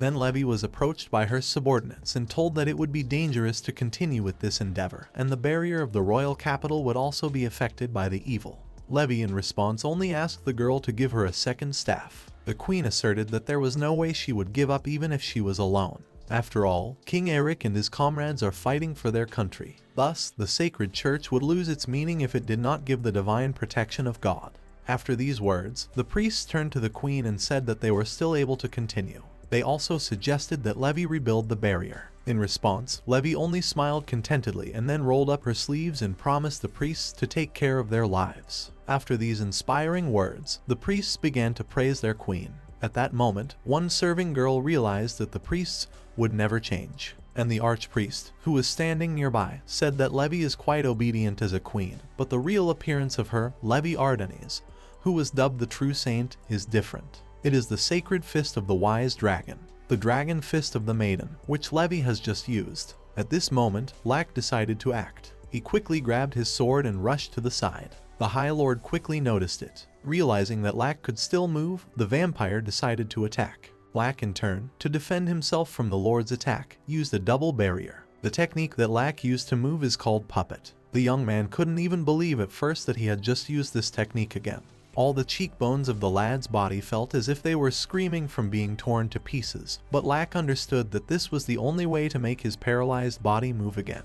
That's why the young man decided to waste time and immediately rush straight to his goal. So, Lack's target was the core of the crystal, for it was the source of the barrier. The vampire couldn't let it pass his eyes when Lack headed straight for the crystal. Noticing where Lack was headed, the vampire rushed to stop the hero. At that moment, Shia pounced on the villain from behind with a sword in her hand. When the vampire turned to the girl, Shia managed to hit one of the eyes on his cheek with her sword. Subsequently, blood whipped from the vampire's face. But no sooner had Shia stepped back than the vampire attacked her with his magic. From this attack, the exhausted Shia flew into the wall and lost consciousness, and the vampire called her a dog brat. Lack, on the other hand, after seeing how the vampire had brutalized Shia, decided that he would not miss this breach that Shia had made. The young man only had one more step to take to reach the cherished crystal. Finally, Lack took that step and had already swung his sword to destroy the crystal. But the young man's sword was stopped by the High Lord. Lack was confused, and the vampire smiled and gave an appraisal of Lack's poor performance. While the vampire's hand restrained Lack's sword, the monster remembered that Lack could not move. Because of that, the vampire decided to just smear the hero using his magic. In an instant, Lack saw two big black paws that were intent on smearing him. But no sooner had those paws closed, Shia came to Lack's rescue. The girl managed to break the vampire's magic with her sword. Lack was dumbfounded when he saw Shia, but Shia decided not to hesitate and immediately said that she would cover her back. Lack thanked the girl and began to press his sword on the vampire's hand that held him. Now the young man was serious and was going to make his way forward. After a moment, a bright light began to emanate from Lack's sword, illuminating the entire neighborhood. But the vampire argued that all of Luck's attempts were futile, for inside the barrier Luck could not freely use magic. On the other hand, dark entities have their own amplifications. Thus, Lack simply has no chance of winning. That was the High Lord's opinion, but Lack thought that the vampire was just mumbling nonsense non-stop. Lack then asked his opponent to be careful with his hand. This statement put the vampire in a stupor. He looked at his hand, which was holding back Lack's sword, and saw blood. When the vampire turned around and looked at the crystal, he realized that the strength of the barrier was weakening. The monster could not believe his eyes, for he saw the sacred barrier. The vampire did not understand who could have created the barrier in this place, for he is a complete absurdity. And while the monster was in contemplation, Lack decided to act. He did not like this talk, since his goal was to destroy the High Lord. The first thing the hero did was to deprive the vampire of his arm, and then chop the enemy's body into many pieces. As the vampire's head fell to the ground, a silhouette began to loom behind Lack and Shia. At that moment, the vampire realized who was in his way, and the silhouette that was behind the hero's back belonged to Levi. When the neighborhood was illuminated by the light from the queen's appearance, Shia turned around and looked at Levi with surprise. The charming long-haired queen in turn maintained the sacred barrier in this way. At this point, the High Lord realized that things were bad and decided to just run away, lastly claiming that he would remember it. Of course, Lack had no intention of letting the monster go, so he passed the baton to Herberg, releasing him from his cloak. Here the vampire finally realized that he was finished. In just a moment, a loud rooster roar resounded throughout the neighborhood. It was heard by absolutely everyone in the forest nearby, from vampires to beastmen. And the High Lord at this time was finally defeated. Levi, on the other hand, who had just been standing behind Shia and Luck just now, simply disappeared. The first thing Shia asked Lack about was the woman in robes who was at their backs. Lack, however, smiled and confirmed that the woman was indeed here. The hero understood and explained to Shia that it was Levi. Levi in turn returned to the cathedral and told the tense priests that the night was over and the High Lord had been defeated. Immediately after these words, the room was filled with shouts of joy. Levi returned the staff to the priests and hoped that by doing so she could repay Laku in some small way. At that moment, a worried Goblin and Eric rushed to Laku and Shia. The first thing Goblin asked his comrade was if he was okay. To which Lack replied that he was fine and demonstrated Herberg to let him know that the divine rooster was also fine. Meanwhile, Goblin saw the ashes left by the vampire. He was quite amazed at such a sight. Eric took a part of the crystal core in his hand and felt the ominous power coming from it. Lack, on the other hand, told his companions that it was the divine protection of the dark gods and he had to go through hell when he was paralyzed. And while Eric was looking at the crystal, Lack asked his comrades if they were caught in it. To which Goblin replied that he had been crushed a little, but could still move. And Luck realized for himself that the effect he felt had a short range. At this moment, the worried Goblin heard Shia's languid moans and immediately asked if she was in pain. After all, the vampire had attacked her with his magic arrows. Shia on the other hand smiled and assured that she was fine. The girl explained that Lack had protected her vital organs with magic, so now she was just scratched. Lack in turn apologized to Shia for not being able to build a wall inside the barter to protect the girl entirely. Thus, if Lack had been able to better cover Shia, she would not have been harmed. But Shia felt that she was the one who should apologize to Lack, because he had to protect her. And Eric at this moment, he observed that despite all this, Lack was able to deftly overpower the High Lord inside such a complicated barrier. Lack, however, smiled and assured that it was all due to Levi's divine protection.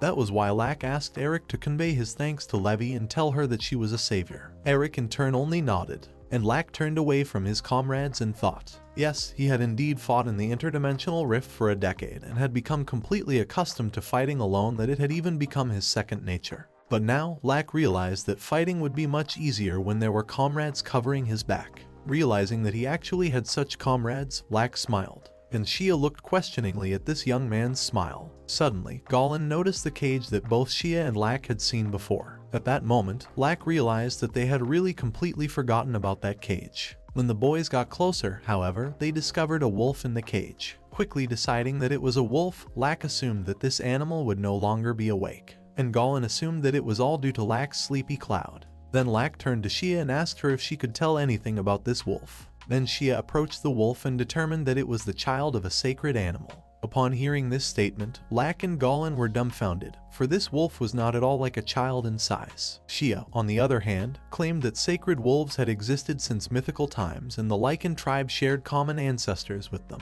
Thus, the Lycan tribe honors every sacred wolf. Then Lack suggested that this wolf had some kind of divine power like Herberg, but Shia explained that no divine power has this wolf. The girl also mentioned that such wolves are extremely intelligent and can understand the language of humans and not attack them. Such a fact impressed Lack, and Goblin at this time suggested to his comrades to let the wolf go since it was so praised by Shia. Lack agreed with Goblin and used magic to free the wolf. At that moment the wolf woke up and raised its sleepy head. When the cage opened, the wolf started to come out. The sight of him was quite intimidating. Before Luck knew it, the wolf was pouncing on him, about to bite him. Lack was able to defend himself against the bite by putting his arm up and protecting it with a barrier. But the young man was a little perturbed, for Shia had assured everyone that the wolf would not attack.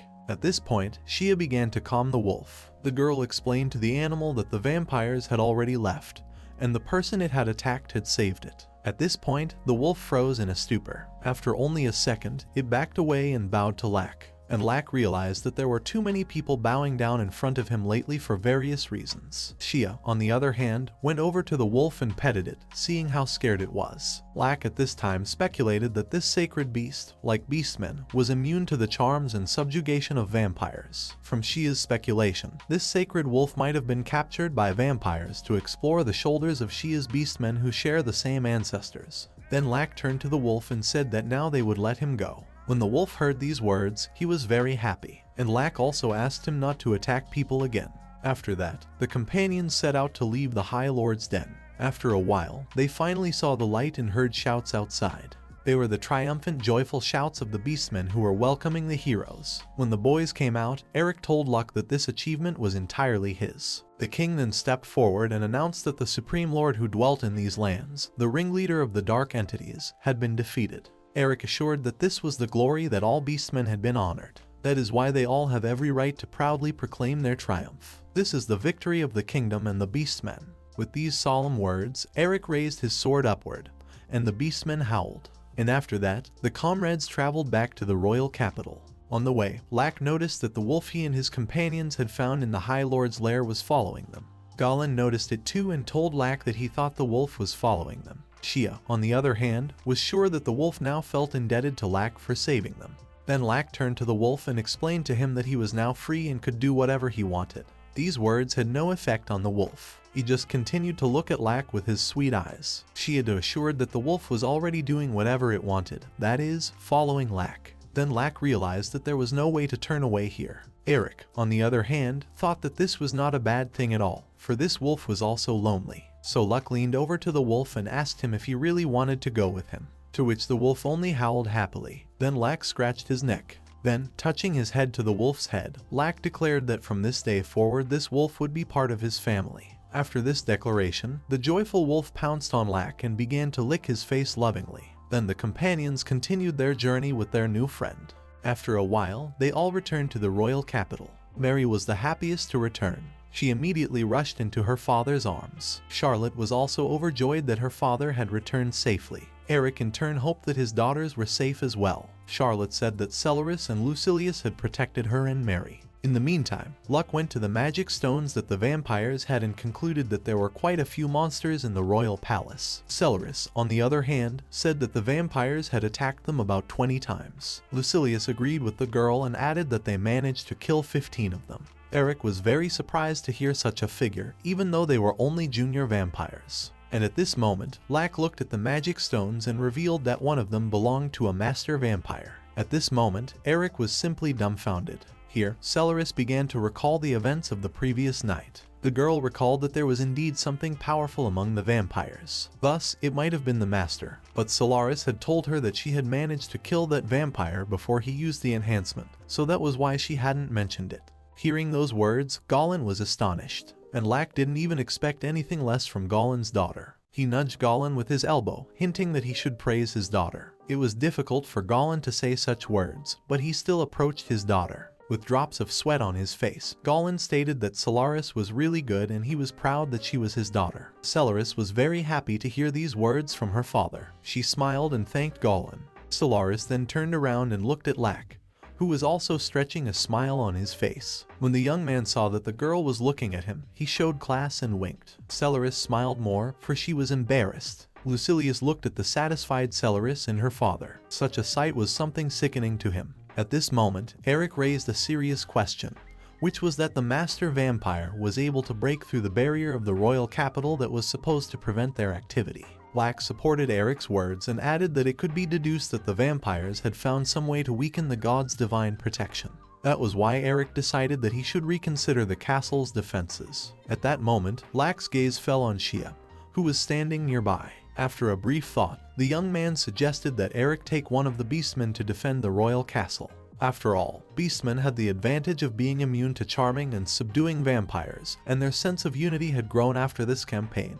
Eric liked the idea, so he suggested Luck to quickly hire the beastmen on good terms and straighten out the issue at the same time. Shia was dumbfounded by this turn of events and couldn't even utter a word. At this moment, Eric said that he wanted to entrust the payment negotiations to Luck. That was why the king wanted Lack to tell him what he needed. Eric would then see what could be done about it. This is where Luck got to thinking. But when he looked at his new wolf friend, Herberg and Lucilius, he remembered that they were his family, which meant that Luck definitely needed a home. In the capital at this time, life was booming. Walking down the street, one could hear the pleasant smell of fast street food. And that smell was very alluring to one little girl walking around the city. Browsing the streets of the kingdom in search of some crumbs, the poor girl saw a tree with pears. Not thinking long, wanting to satisfy her hunger, she plucked one fruit and took a bite. The taste was disgustingly sour, but there was nowhere to go. She picked a few pears and moved on.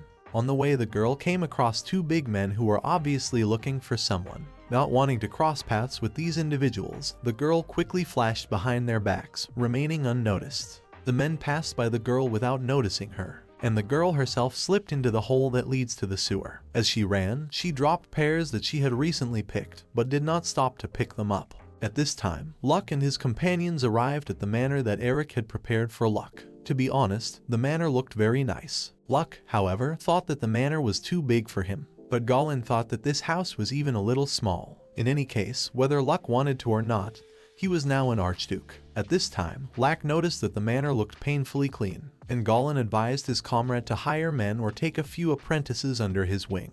because nobles usually raise a couple of apprentices. Meanwhile, Celeris at this time pointed out that she and her father already have 3 apprentices, but they are already accompanying her mother on a business trip as servants. At this point, Lucilius, who clearly didn't understand everything in this conversation, asked Shia what an apprentice was. Shia explained that an apprentice is like children who have no right to inherit your fortune, and in return for shelter, such children help with household chores. Gale at this time decided to cheer up his comrade and talked about how in any case, the paperwork is not as troublesome as adoption. And if Lack wants Lucilius to be part of his family, why doesn't he make the kid his apprentice? Then Luck turned to Lucilius, who was standing behind him, and asked if he would like to be his apprentice. Lucilius in turn readily agreed.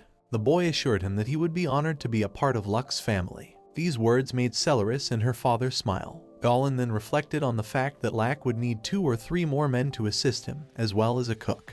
At that moment, Shia willingly wagged her tail and declared that she was willing to help if Lack needed cleaning. And Celeris rushed over to Lack and offered to help him with any heavy labor. Lack of course accepted help from the girls, after all they are his students. In the meantime, Lucilius began to walk around the estate and look for a room. His choice fell on a room on the 2nd floor. The young man told Luck which room he would like to take, and Luck only smiled and gave the go-ahead. Celeris in turn also chose a room for herself, even though she lives with her father. Lack at this time also decided to go around the manor completely in company with his new wolf friend.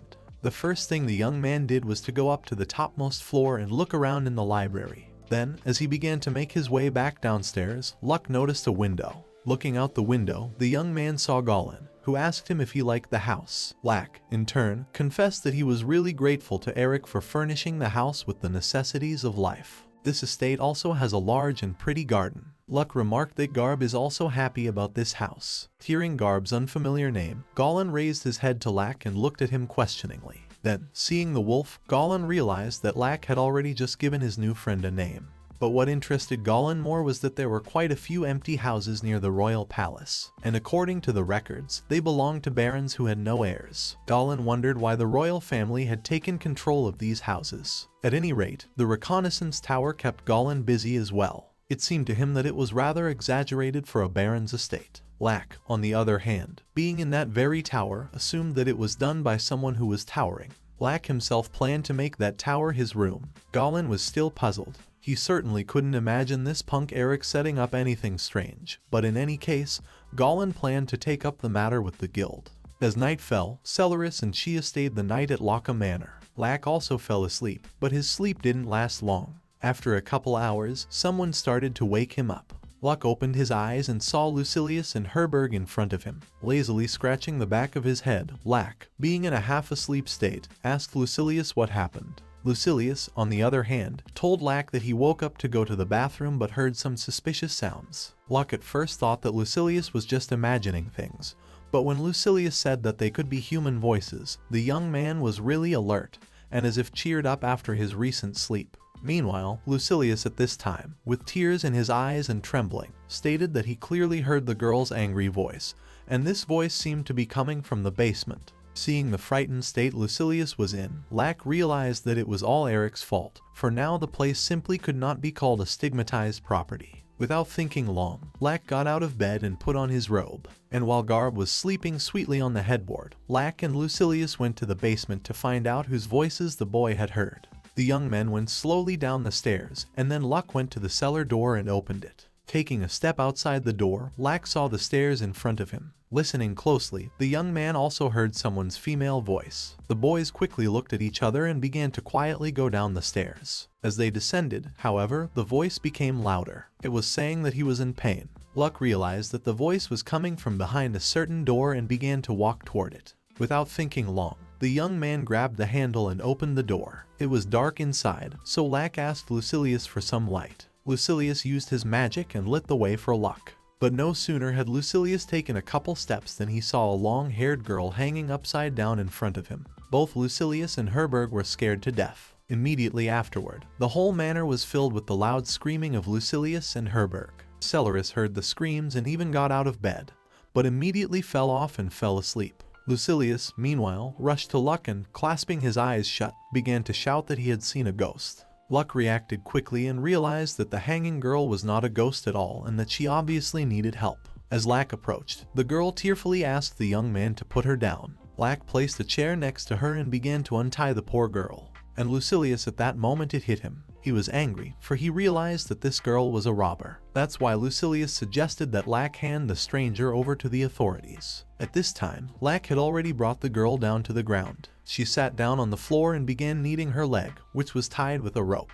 The girl also thanked her savior and introduced herself. As it turned out, this poor girl's name was Milka. That's when Lack asked Milka what was she doing in such a place. At that moment, the furious Lucilia again reminded Lack that before him was not just a girl, but a robber. Meanwhile, Milka tearfully stated that she thought this place was empty, so she thought it would be good to stay here. These words raised many questions in Lack's mind. He did not understand why Milka wanted to stay here. Did she not have a home and family? Milka told the boys that her father and mother had died quite a long time ago, so she was raised by her grandfather, but he had also died recently. Then Lack asked the girl what happened to the house where Milka lived with her family. Milka explained that her grandfather had probably cheated her and actually had debts, so the house had been confiscated.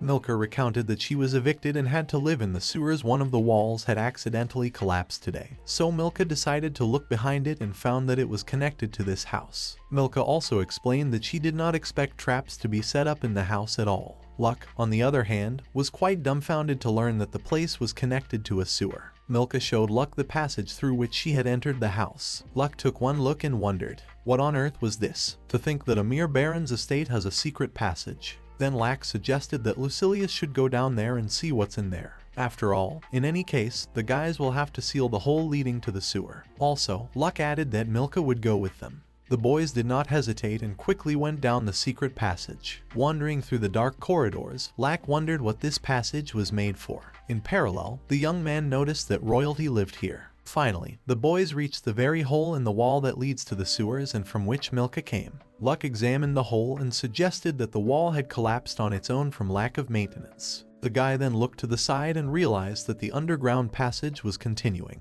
Thus, if the guys can hear the wind, it means the underground passage goes even farther, rather than being interrupted at this hole into the sewer. In that case, Luck suggested that the boys first fix the hole in the wall, and then decide what to do next. Thus Milka, Lucilius, and Luck set about fixing the hole together. After putting all the bricks back in place, Lack used his magic called solidification and immutability. Since the cracks in the wall remained, Lack suggested that Lucilius and Milka buy whatever they needed to fix the cracks. At this point, Milka turned to Luck. The girl asked Lack to let her stay here since the passage was not being used now. Lack was quite puzzled to realize that Milka was going to sleep in such a place, but Milka assured that she could withstand the wind here. Also, there are no dangerous adults coming down here. Luck did not answer Milka anything and only suggested that the boys should start by seeing where this passage leads to, since no one knows if it is safe or not. Milka liked that idea. She jumped up from the floor and rushed after Luck. But before Luck could take a step, Milka was ahead of him and rushed forward. Luck did not like this, so he stopped Milka, for there might be many traps set up ahead. Milka was confused, for she thought that was all she was good for. Then Luck asked Milka if she really thought he was a brute who would use a child as a shield. Milka, on the other hand, thought that this is what rich people do, and as long as someone orders it, she can go on her own. At that moment, Lucilia looked at Luck, and Luck understood him with a glance. He walked up to the girl and put his hand on the top of her head. Then Lack stated that Milka should not put herself at risk, because an experienced adventurer like Lack would never fall into a trap. These words made Milka's eyes light up. The girl had just realized that Lack was an adventurer. Lack, on the other hand, told her that he was an F-rank adventurer veteran. Milka, on the other hand, thought that F-rank was the highest rank, so she looked at Lack with admiration. At this moment, Lucilius couldn't stand it and laughed, for Milka didn't understand Lack's literal joke at all. In the end, Lack simply suggested that the boys should go on, and Milka asked him to just forget what he had said earlier about the F-rank. It came to the stairs. It took the guys quite a long time to climb up, and Lack already had a rough idea of where they were all going together. Eventually, the heroes came across a dead end, but Luck knew it wasn't a dead end at all. Using his knowledge, the young man concluded that this entrance was blocked by a powerful spell, and then a pretty reliable one. Lack hesitated and said that if he were to make a comparison, this was roughly the type that would be used for the treasury of the royal palace. These words really stirred up Lucilius. After all, indeed, why use such powerful magic in such a place? That was why Lack decided to use his magic and break down this wall to see for himself. The first thing the young man used was analysis, then favor. Looking at this sight, Lucilius was simply dumbfounded, for Lack had cleared the 6-layer magic lock instantly. At this time, Laku was already at the finish line. Finally, the wall was destroyed, but behind that wall was another wall. Lucilius thought that it was another block door, but Lack walked up to this wall and banged on it with his fist. Eventually, the young man concluded that it was just an ordinary wall. That's why, without thinking long, he struck the wall with his fist, punching it through. Lucilius and Milka were dumbfounded by what they saw, and Lack's face was wearing a smile. At that moment, a woman's voice was heard from the brick gap Lack had made. "I thought I heard something on the other side of the wall." After these words, in the gap Lack saw the eye of a girl. Lack recognized her. It was Levy. Finally, the boys broke through the wall completely and entered the royal palace. And while Lack and Levy were talking, Lucilius was trying to bring the dazed Milka to her senses. Lack at this time began to look around the palace. The young man concluded that it was connected to a rather unbelievable place. Levy, on the other hand, didn't understand at all what the young man was talking about and demanded an explanation. Then Lack explained that the house that Eric had prepared for him was connected to this royal palace underground. What was even more important, Lack would like to thank Levy to begin with, for Levy had become a savior there with the High Lord. At some point, Lack became silent and thoughtful, interrupting his words of gratitude. As it turned out, the young man confessed that he was quite embarrassed that the queen was hanging around the palace idly in such a semi-nude state. Levy, on the other hand, argued that she was not idling at all, for the next door was the door of her room. Furthermore, Levy admitted that she usually walks around naked. Such a shocking fact made Lack's eyes water. That's when Luck realized that Levy's lack of elegance never changes. Levy was angered by these words. The girl stated that Lack has not changed a bit either. However, he becomes instead even younger. After that, the queen turned her attention to Lucilius and Milka. Lack introduced the boys and pushed them a little forward to Levy. Upon hearing Lucilius' name, Levy realized that this was the same boy who defended the royal palace. Lucilius confirmed that this was indeed the case and added that he was honored to meet the queen. Levy, on the other hand, knelt down to be face to face with Lucilius, took his hands and thanked him on behalf of all the people in the royal palace. Lucilius, on the other hand, assured that he was just helping Celeris, and Levy also added that she had heard that so far Lucilius had fought alone in defense of the divine rooster. That was why the queen was ready for any request Lucilius might have. Levy assured that Lucilius was receiving the royal family's wholehearted support while working to rebuild his village. Meanwhile, Lack lifted Milka in his arms and asked Lucilius if he was happy. Joyful Lucilius, on the other hand, replied that it was too great an honor. Levy at this time also met Herberg. In any case, Lack planned to seal the hole with magic. Levy, on the other hand, didn't mind. But Lack thought that it was not good for the safety of the residents of the royal palace. Thus, Lack believed that no one should know about the existence of this secret passage. Levy agreed with Lack and decided to warn Eric about it. Lastly, as Lack was about to leave, Levy called out to the young man and said the words she had long been unable to utter. "Welcome home." Lack smiled back at the queen, for now he was truly home. After saying such a warm farewell, Lack, Lucilius and Milka, who was unconscious, headed back to the manor. As they left, Luck sealed the passage to the royal palace so that no one could sneak in. As the boys began to descend, Lucilius called out to Luck and asked him if he could take Milka under his wing. As it turned out, Lucilius noticed that Milka had brought frozen pears into the cellar, and they were unripe, bitter, and inedible. Luck only smiled back at Lucilius and suggested that he talk about it tomorrow. Milka awoke in a soft bed the next morning and, upon rising, immediately wondered, "Where am I?" Leaving her room, Milka began to tentatively poke around the large estate. Suddenly, the girl heard strange sounds. At first, Milka thought that these sounds were coming from her hungry stomach, but unfortunately, she was wrong. At that moment, Garb's furry angry face flew right at Milka. The girl was so frightened that she couldn't even move out of fear. In just a couple of seconds, Milka's loud scream echoed throughout the entire manor. It also woke up Lack. Meanwhile, Garb had just sat on top of Milka. Milka started kicking and begging Garb not to eat her. At this point, a sleepy Lack came out of the room and asked Garb to get off Milka. Garb, however, continued to sit on Milka, for he was waiting for his master to praise him. Then Luck realized that Garb thought Milka was a robber. That is why he went over and stroked the wolf, at the same time saying affectionate words to him. Milka at this time was trying to come to her senses, for just a few minutes ago she thought she was going to die. Lack apologized to the girl and explained that he just forgot to introduce her to Garb yesterday, because it was too late. At this time, the rest of the guys sleeping at the manor also ran to the noise. It was then that Luck decided to introduce Milka to everyone present. To begin with, Lack stated that this girl would be living in this estate from today. Then Luck said Milka's name, and Milka hesitantly mumbled that she was pleased to meet everyone. It wasn't until a few minutes later that the words that Luck had said reached Milka. The girl was dumbfounded, for Lack had declared that she would stay here to live. Then Lack said that he would like Milka to help him with cleaning and other things. The young man promised to provide room and board for Milka as compensation. Milka was very happy to hear such an offer. She was willing to work hard, and Lucilius was very happy that Milka would still stay to live in the manor, and that Lack had found another apprentice so quickly. Luck, on the other hand, suggested that the boys start this morning with breakfast. After a while there was already a lot of delicious appetizing food on the table. Milka's appetite was rabid. She was destroying all the food she saw. Luck and the others watched this spectacle with their eyes peering out. Finally, the finishing touch. Milka picked up her plate, licked it, and drank the rest of the broth. Then the girl smiled and declared that everything had been delicious. At that moment, Celeris approached Milka with a freshly baked cake in her hands. The girl assured that this pie was also very tasty. Milka, however, looked at Celeris with surprise and, calling her big sister, asked if she was sure. Celeris liked that Milka called her big sister. She also commented that Milka should eat more vegetables. And, when Milka called Celeris her big sister again, Celeris in turn asked the girl to call her that more often. When everyone had eaten breakfast, Shia left for the Adventurers Guild. Lack, on the other hand, said goodbye to Shia and turned to Celeris. The young man wondered what had happened to Goblin. Celeris explained that her father had some things to find out, so he left early in the morning. After listening to Celeris, Lack decided to go shopping. He told Celeris that he needed to buy some cleaning supplies and rocks. Celeris looked at him questioningly after this statement, because she didn't understand why he needed cleaning products and stones. Lack, however, promised to tell her everything on the way.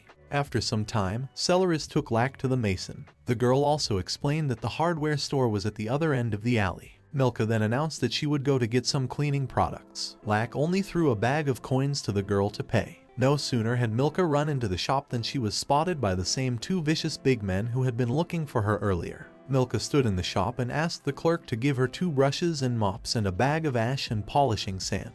At this time 2 men entered the shop and, immediately one of them grabbed Milka by her thin weak hand. Milka turned around and, seeing familiar faces, shouted loudly to be let go. The big man at that time threw the girl into a wooden box. She bumped against it painfully. Before the girl knew it, a big bald man was standing in front of her. The first thing the scoundrel called Milka a stinking brat, which just tucked its tail and ran away. Milka claimed that she had returned all their money to the offenders. The types also took away Milka's grandfather's house, but still claimed it was not enough. Then the bald scoundrel lifted Milka into the air by her arm and claimed that she would get the rest back with her body. After that, the man ordered Milka to follow him, for even such a little girl could be sold into slavery. At that moment an arrow whizzed past the big man, which caught his face and left a bloody cut. Turning around, the villains saw a guy with a staff and a girl with a bow. These were characters already familiar to the reader, Ario and Genie. Ario was pretty sure that Eric's decree strictly forbade the slave trade. That is why he and his sister simply cannot turn a blind eye to the crimes. Seeing Ario and Genie, the bandits were stunned. Ario, meanwhile, asked the villains to pass by, and if they disobeyed, he promised to blow them all up with fireballs. At this point, a skinny dark-haired bandit intervened. He asked Ario to calm down and assured him that there had simply been a misunderstanding.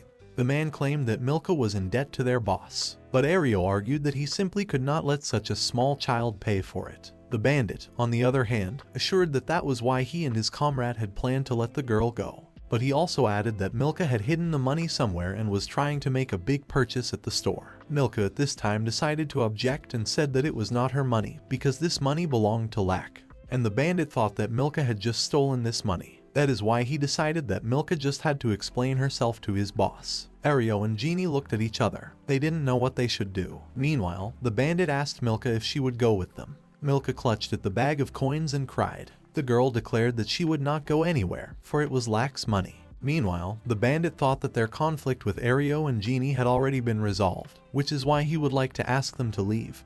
But the situation quickly changed. It was all about Ario and Genie recognizing the name that Milka said, Luck, and now the guys realized that they just couldn't let these bandits go. The next day after the unpleasant incident with Milka, a conversation between Eric and Lack took place in Eric's room. Eric began the dialogue with his comrade by asking him to forgive him.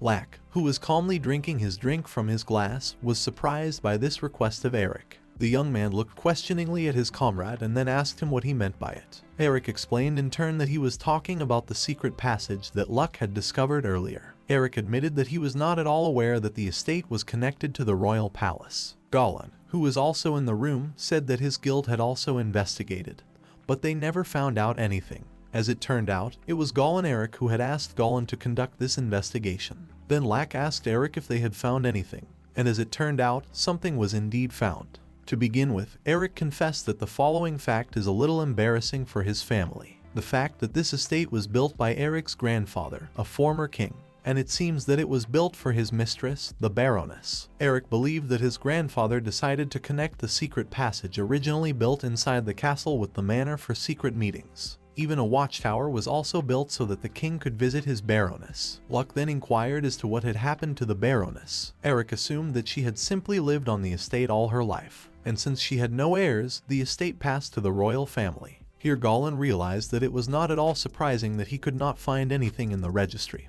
For these reasons, they had to hide everything. In the end, Goblin was glad that there was nothing dishonorable about the property. Lack did not understand what Goblin was getting at by saying these words and questioned what he meant. Goblin, however, explained that what he meant was that there was no reason why the secret passage found by Lack had been built. Lack, however, did not think there was no reason at all, so he became indignant. But Goblin assured that such situations could happen. Finally, Lack decided to close the subject and told Goblin that he had solved the Milka issue and eliminated the villains. As it turned out, Goblin had already been reported this information. He was interested in another question, which he asked Lack. It was you who detained the scoundrel Cabino, wasn't it? But Lack himself did not understand which Cabino he was referring to.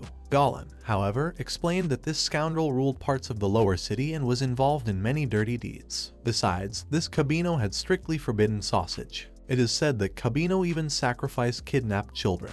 This was atrocious even by the standards of urban intrigue. While Goblin was telling all this to Lack, there was a sullen grimace on Eric's face. Lack noticed it and called out to his comrade. Eric moved as if he had come out of his thoughts and returned back to reality to his comrades. Eric then stated that he wanted Lack and Goblin to memorize what he was going to say because it was top secret. Eric said that today the magicians and alchemists of the royal court brought him a report. It seems that the arch-vampire that recently attacked the royal palace possessed cursed tools capable of neutralizing the sacred barrier. Upon hearing such news, Goblin was dumbfounded, for he had not previously known that such a thing even existed. Eric added that it seemed that the divine defense of the gods of darkness that affected Lack in the battle with the High Lord had a similar origin. Then Lack concluded that the cursed tools would allow arch-vampires and even lords to invade the royal capital, in which case it meant that they could already spring into action now. This terrifying fact alerted everyone. After a moment of silence and realization, Eric said that he wanted to entrust the matter of the invasion to Luck. Lack, of course, agreed to the endeavor and asked Eric if he had any idea where to start. Eric began by saying that such an extraordinary matter would require serious support in the royal capital. Here, Lack realized that Eric was thus hinting at involving the nobles in the matter, and Eric believed that they had a chance to defend themselves. Lack, on the other hand, was a bit downhearted, because force couldn't be used against the nobles. Goblin, on the other hand, thought that everything should be the way. After all, Lack is an Urzjarog himself. Lack in turn reminded Goblin that he did not want to reveal his true identity. Eric then asked Lack to act within his authority and use the king's authority if it was direly necessary. It was then that Lack agreed to this venture. At that moment there was a knock on the door. While Goblin and Eric were talking, Lack decided to open the door. Standing behind the door was Solaris, and behind Solaris was Milka. When Lack opened the door, Solaris asked him if he was free right now, to which Lack replied that he and Goblin and Eric were already done. Then Solaris brought forward Milka, who was dressed up in a beautiful dress. Lack looked at Milka and didn't even recognize her at first. The young man started looking at the girl and trying to figure out who she was. Suddenly, Lack realized that Milka, who was already familiar to him, was standing in front of him. Milka began to worry and apologized to Lack. The girl thought that such a beautiful dress did not suit her. After these words, the girl cried it all. She decided that she could not clean in such a way, so she decided to quickly run and change. Not thinking long, Milka rushed to the exit.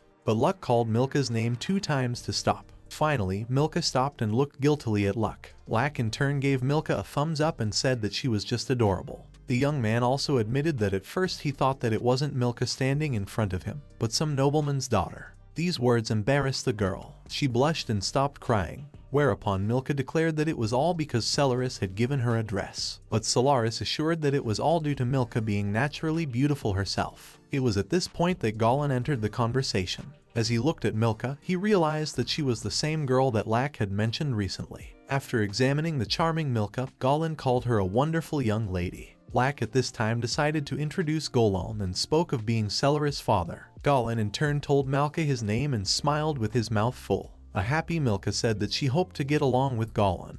But Lak had already introduced Eric to Milka. The young man pointed his hand at Eric and said that this guy had given him the estate. Eric in turn told Milka his name, and Milka at this moment realized that she had only met Luck because of Eric. That is why a joyful Milka decided to thank Eric by calling him grandfather. Such an address was a shock to Eric. He was so upset that he turned away from the boys and became silent. And while Lak tried to comfort Eric, Goblin went over to Milka, put his arm around her and told her that in her eyes they were all old men here. Then Eric at that moment grabbed Luck by the throat and turned to Milka, pointing his finger at Lak. Eric stated that he was as old as he and Goblin. Lak was infuriated by such a statement from Eric. Swinging his fist at him, he asked him what he was jealous of. Eric assured him that he was not jealous at all, but Lak refused to believe it and stood his ground. The next morning, Luck and his entire family gathered together for breakfast. During breakfast, the conversation began with Luck being entrusted with the matter of the cursed tools. A joyful Shia remarked that her nose would be useful if cursed vampires were involved. That was why the girl wanted to help Lak. Luck, of course, really appreciated Shia's help. At that time, Solaris jumped up from her seat and declared that she wanted to help as well. Lak made an indifferent face and replied to Solaris that her help wasn't necessary. Solaris did not like the way Lak reacted to her offer to help, for he reacted very differently to Shia's offer. Shia at that moment announced that she was going to go to the guild and gather information. The girl also said that Solaris could help her a lot in this matter. At that time, Solaris once again jumped up from her seat and proudly asked Shia to provide it to her. Meanwhile, Shia turned to Lak and asked him what he was planning to do, to which Lak replied that he and Lucilius were planning to rebuild the secret passage. Shia then asked if Lak was talking about an underground passage leading to the royal palace through the basement, to which Lak replied that it was indeed so and he was going to do so on Eric's assignment. When Goblin, Eric, Lak, and Lucilius stood at the entrance to the secret passage, Eric stated that he wanted the passage to be operational. Eric considered this hole in the castle's defenses. Plus, Eric could be sure that in his hour of need, Luck would come to his aid through this secret passage. And in the worst case scenario, Eric's family could escape from here. Goblin looked at the secret passage and realized that it was a really cool thing. He even thought about digging an underground passage here, too. Lak, however, looked at Goblin with a disgruntled look and declared that for him entrance was only through the door. Of course, Lak realized that the royal palace could not now be said to be completely safe, but the young man felt that he and his companions should listen to Levy's opinion. After all, the passageway connected to her bathroom. Eric, on the other hand, assured that it was all right, for as it turned out, Levy was the first to suggest it. Then Luck asked if it was even okay. Eric, on the other hand, assumed that Levy had considered the idea the previous night when Luck had visited her. Suddenly, Eric turned to Luck and, grabbing him by the shoulder, horrifyingly asked if he had seen something. Such a question caused sweat to break out on Lak's face. Eric, on the other hand, told him that he always warned his wife, but that she was still without a tower. Eric realized that this situation was inevitable, and he would not want to blame Lak. That's why he asked Lak again if he had seen anything. Lak was confused. He recalled the events of the previous night and could not understand anything. The young man remembered seeing a half-naked Levy, but he didn't know if it counted. That's why Lak hesitantly answered no to Eric's question. At that moment, Lucilius asked the king to give him the floor. Immediately afterward, Lucilius stated that the queen was fully clothed at that moment. Lucilius even swore by the gods that he was not lying. That was when Eric calmed down and, smiling and loosening his grip, said that he was very happy at these words. Eric decided Lucilius was telling the truth, for even Herberg was saying the same thing. That was why he felt it necessary to apologize to Lak for his suspicions. After hugging Lak, Eric admitted that he just misunderstood everything because Lak was acting quite unusually agitated. At this time, Lak finally exhaled, but sweat from excitement was still running down his face. Eric advised Lak to hurry up and find a woman as well. Goblin, watching this whole scene, realized that Eric as usual was not trying to soften the blows when it came to Levy. Finally, Lack set to work on the secret passage. The young man explained to everyone that when he weaved the hidden magic, this passage would become invisible to ordinary people. Levy then asked if warlocks would be able to see the passage, to which Lack replied that he would place a magical lock that would recognize whether you were the owner or not. Lack then asked the entire royal family to take turns placing their hands on the entrance to the secret passage. The entrance would then be closed to everyone else. Levy and her daughters were delighted to see such a beautiful work by Lack. It was safe to say that Lack was simply working miracles. It even seemed to Levy that it all seemed like some kind of magic. And Lack reminded the queen that it was magic. Looking at the queen and her daughters putting their hands on the entrance to the secret passage, Lucilius realized that they didn't expect anything less from Lack. After all, the magical lock not only recognizes the owners, but also consists of 8 layers. And Luck added that he also put another 2-layer magic lock on top of it to make it invisible to warlocks. So there are a total of 10 layers. Thus, it would take as much as half a day for Luck-level warlocks to open the passage. Lucilius was delighted, because it meant that the passage was almost impossible to open. Meanwhile, Lack added that the next thing would be to magically restore and strengthen the passage itself. Thus, Lack will connect the magic hammock to the exit lock on his side, so Eric's family will be able to pass through freely. Eric in turn, of course, praised Lack for doing such a great job. When you think of it that way, Eric's grandfather's grandfathers had served him well. And Levy, meanwhile, remarked that now Luck would be able to come to the royal palace whenever he wanted. Let's move on to the Adventurers Guild. Celerus scrutinized all the orders and concluded that there were no orders to search for missing people. Shia, on the other hand, was quite surprised by this, for she thought that there might have been other kidnappers who had separated from Cabino if there was anyone standing over him. Either way, the girl believed that she and Celerus were on the right track. At that moment, Ario and Genie entered the guild. Seeing Solaris and Shia, they called out to the girls and waved at them. Solaris started talking to the guys by saying that they had helped them a lot yesterday. Ario, on the other hand, assured them that he and his sister were just standing around.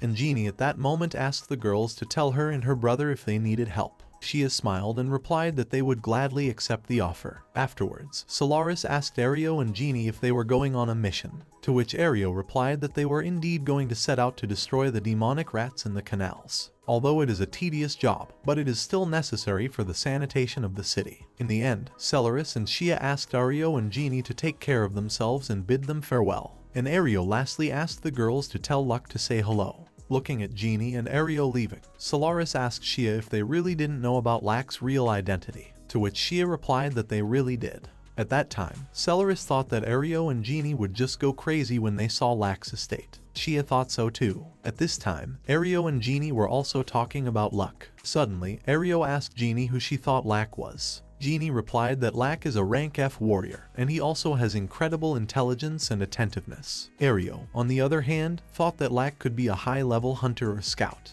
And Genie asked why. In that case, would Lack hide his real identity? Ario then speculated that Laka might be being pursued by someone very dangerous. In the end, the brother and sister concluded that Laka could have many reasons for hiding his real identity. After some time, the boys finally arrived at the place they needed. Channel. It didn't take long for the guys to find the demonic rats, and after a few minutes, Ario and Genie were already fighting the channel monsters. Ario, as usual, used his staff to destroy the rats. Fortunately, he didn't have any problems. Genie, on the other hand, was hitting the monsters with her arrows. Thanks to her marksmanship, the girl was able to destroy the rat one by one. But at some point, the rats started attacking from behind. Genie had time to turn around and kick away one of the rats, which was very close to bite the girl. Genie quickly alerted her brother to the fact that the rats were beginning to attack from behind. Now the battle was heating up. There were too many rats, and Ario and Genie didn't know what to do. The demonic rats attacked one after another. They weren't afraid of Ario or Genie at all, which of course was very strange. At some point, the rats managed to finally surround the boys. Ario and Genie were at a standstill. The rats were everywhere, even on the ceiling. That's when the guys realized that they were clearly not ordinary rats. Solaris and Shia were wandering around the city at this time and gathering information from people. The girls decided to split up and then meet up near Luck's monument. When the girls met, the first thing Shia did was to ask how Solaris was doing. Solaris told her that there were cases of people looking for others, but most of them ran away, disappeared, or got into difficult circumstances. Shia, on the other hand, had the same thing. It was beginning to get dark. In the end, the girls decided to take a friendly break in the guild for the time being. and in the guild at this time, it was turbulent. When Celeris and Shia entered the guild, they immediately realized that something was wrong. When the girls asked what had happened, they were told that Ario and Ginny had not returned from their mission.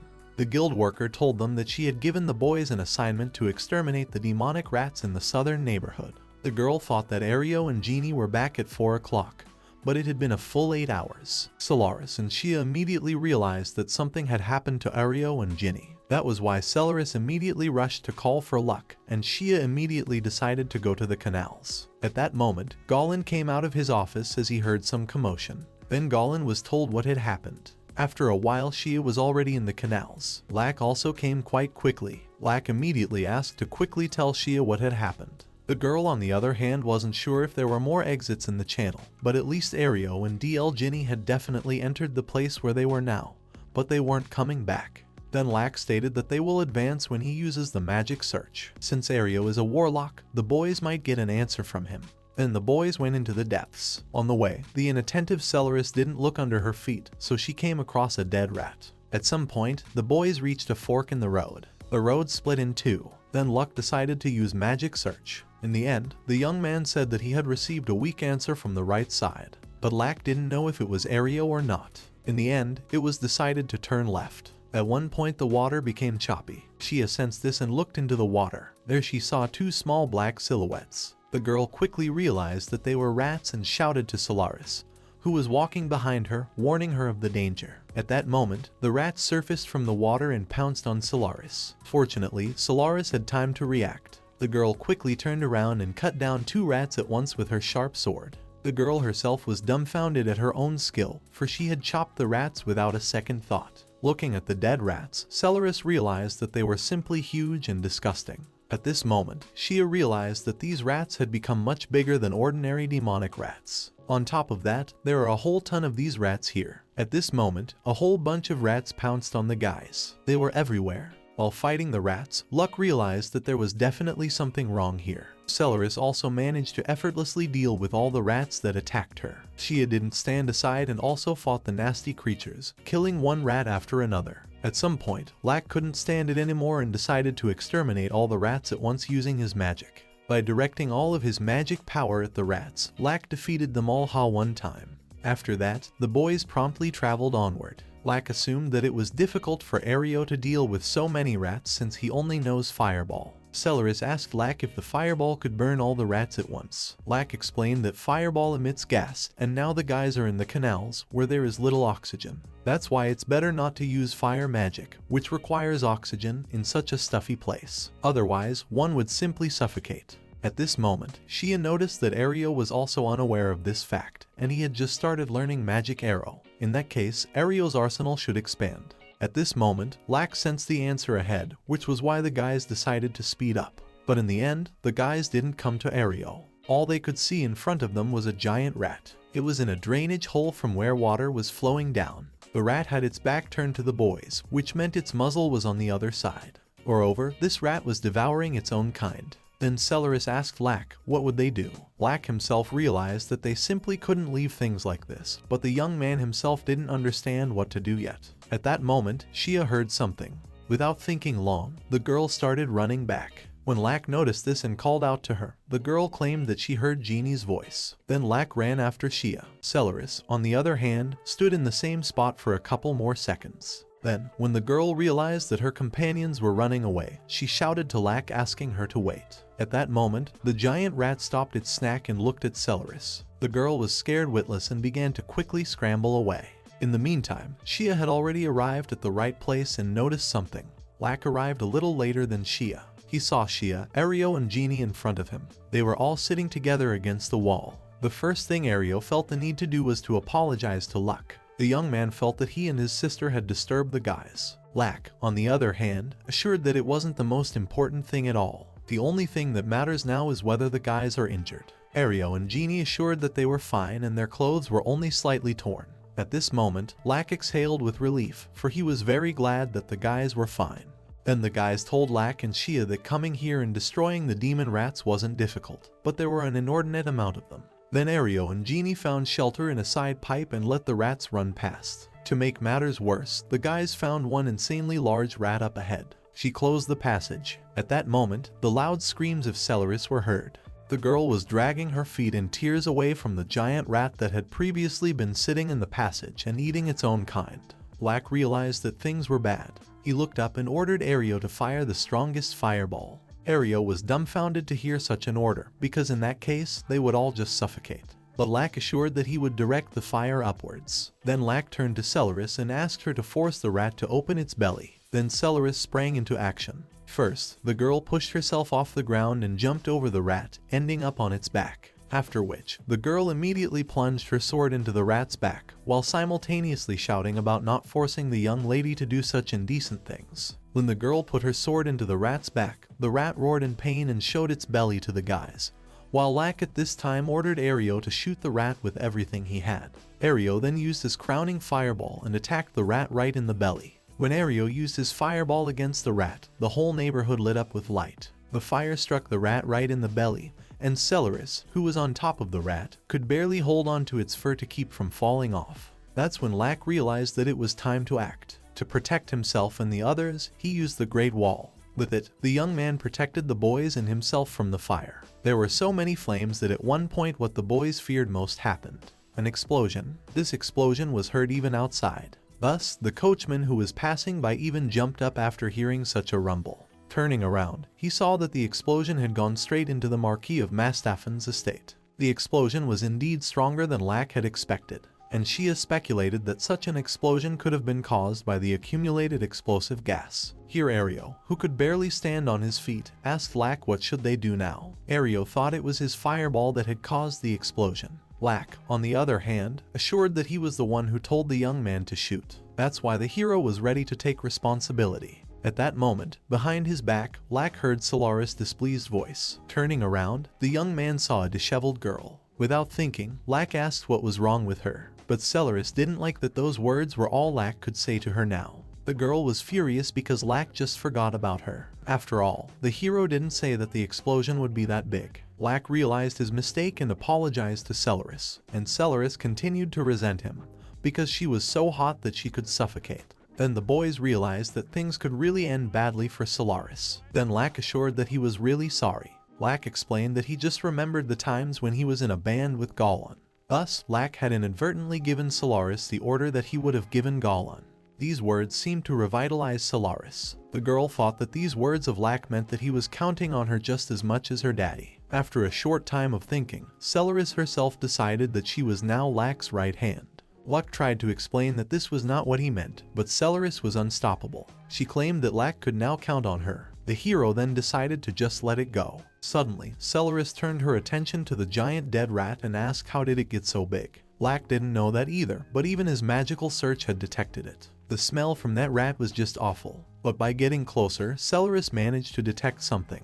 It was a figurine of some sort. Taking it in her hand, the girl realized that there was magic left in it. Then Lack assumed that it was some kind of magic tool. At that moment, Shia approached Celeris and asked her to look at the found object. After examining the figurine, Shia declared that it was a statuette of the evil god. Sometime after the incident in the canal, Lack went to Mastaffan's estate. As he approached the fence, he loudly apologized for such a late hour. While no one came out, Lack took a look at the ruined part of the manor and realized that he had indeed gone a little overboard. At this moment, a girl appeared in front of the young man. Looking at her appearance, it could be deduced that she was a servant girl. She immediately asked Lack what he needed. Lack explained that not too long ago, there had been a big explosion in the canals and the estate had been damaged. But no sooner had Lack finished speaking than the maid asked him to leave. Lack was a little surprised by such a statement. Then he pointed to the destroyed part of the manor. But the persistent maid responded by only asking Lack to leave again. Then Lack simply turned around and left, for he did not want to insist. At that moment, a vampire was watching Lack leaving from the windows of the manor. He realized that Luck was already sniffing around, so he asked the maid to find out who he was. The vampire thought it would be nice if this guy had a family. After he was kicked out of the manor, Luck went to the guild where Ario and Jeannie were. Upon seeing Lack, the first thing Ario asked the young man was how everything went and whether he and his sister needed to pay for what had happened. In response, Lack only shrugged his shoulders. He explained that the lady at the estate said there were no injuries. Ario and Jeannie were dumbfounded by such a statement, for they thought it was impossible.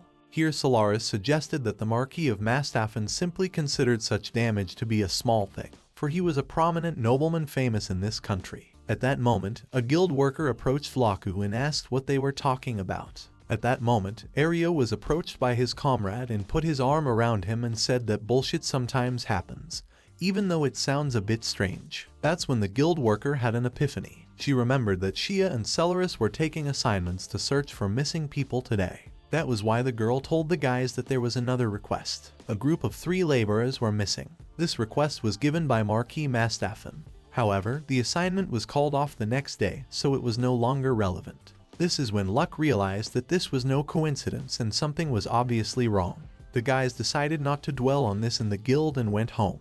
After saying goodbye to Ario and Genie, Lack, Shia and Celeris went home, where they were met by Milka and Lucilius. An overjoyed Milka immediately told the boys that dinner was ready. But when the girl saw the condition in which Celeris had returned, she was simply horrified. She immediately reached for the girl with a towel and began to ask what had happened. In the meantime, Solaris just wanted to take a bath. At this moment, the very maid from the Marquis Mastaffen's estate, whom the vampire had asked to follow Luck, was watching the boys. Upon entering the manor, Shia and Celeris immediately went to shower. While undressing, Celeris told Shia that she realized that Lack suspected Marquis Mastaffen of something. But the girl believed that if the Marquis took the request, it meant that the missing people had been found. Shia, on the other hand, explained that it was just an assignment that was withdrawn by the requester and the missing people were still missing. Solaris then asked why the guild freely allowed Marquis to withdraw the request. It seemed to the girl that the guild was behaving too carelessly. Shia, on the other hand, explained that if the customer withdrew the request, the guild could no longer interfere. Either way, Shia believed that this fact hinted at the enemy's true identity. After all, the enemy knew about the withdrawn search request and forced the customer to withdraw it. And only vampires are capable of such things. Humans under the effects of enchantment are incapable of recognizing vampires. And so it was with the maid Rona. Here Celeris realized with dismay that the family estate of the Marquis of Mastaffen had most likely already been taken over by vampires. That same evening, Lack held a meeting among his comrades. The first thing the young man said was that there was a good chance that the Marquis of Mastaffen's estate had fallen into the hands of vampires. These words grieved Eric and Goblin more than anything else. Eric then asked Luck if he was sure of this. Then Luck told him that Marquis Mastaffen is a prominent man who has held several seats in the government, having started his career as Minister of Finance. As of last month, he has resigned his official post, citing health. But unfortunately, the guys got physical proof. With these words, Lack opened a box that contained an evil god figurine. Lack explained that because of this thing, the demonic rats that lived in the canals had reached gigantic sizes. Here Goblin took the figurine in his hand and asked what it was, to which Shia replied that it was a statue of the evil god. These words caused Eric and Goblin to be greatly amazed. After all, this meant that the past Lack had struggled to deal with the divine protection of these particular god of darkness. But unfortunately, that was indeed the case. The guys also said that they found this statue right under the Marquis of Mastaffen's estate. That's why they think that these bloody vampires are planning something at the estate. At this time, there was an ominous aura in the manor, but there was still one ray of light that could save a girl named Philly. A man wrote a letter from the manor and asked this ray to take the letter to the king.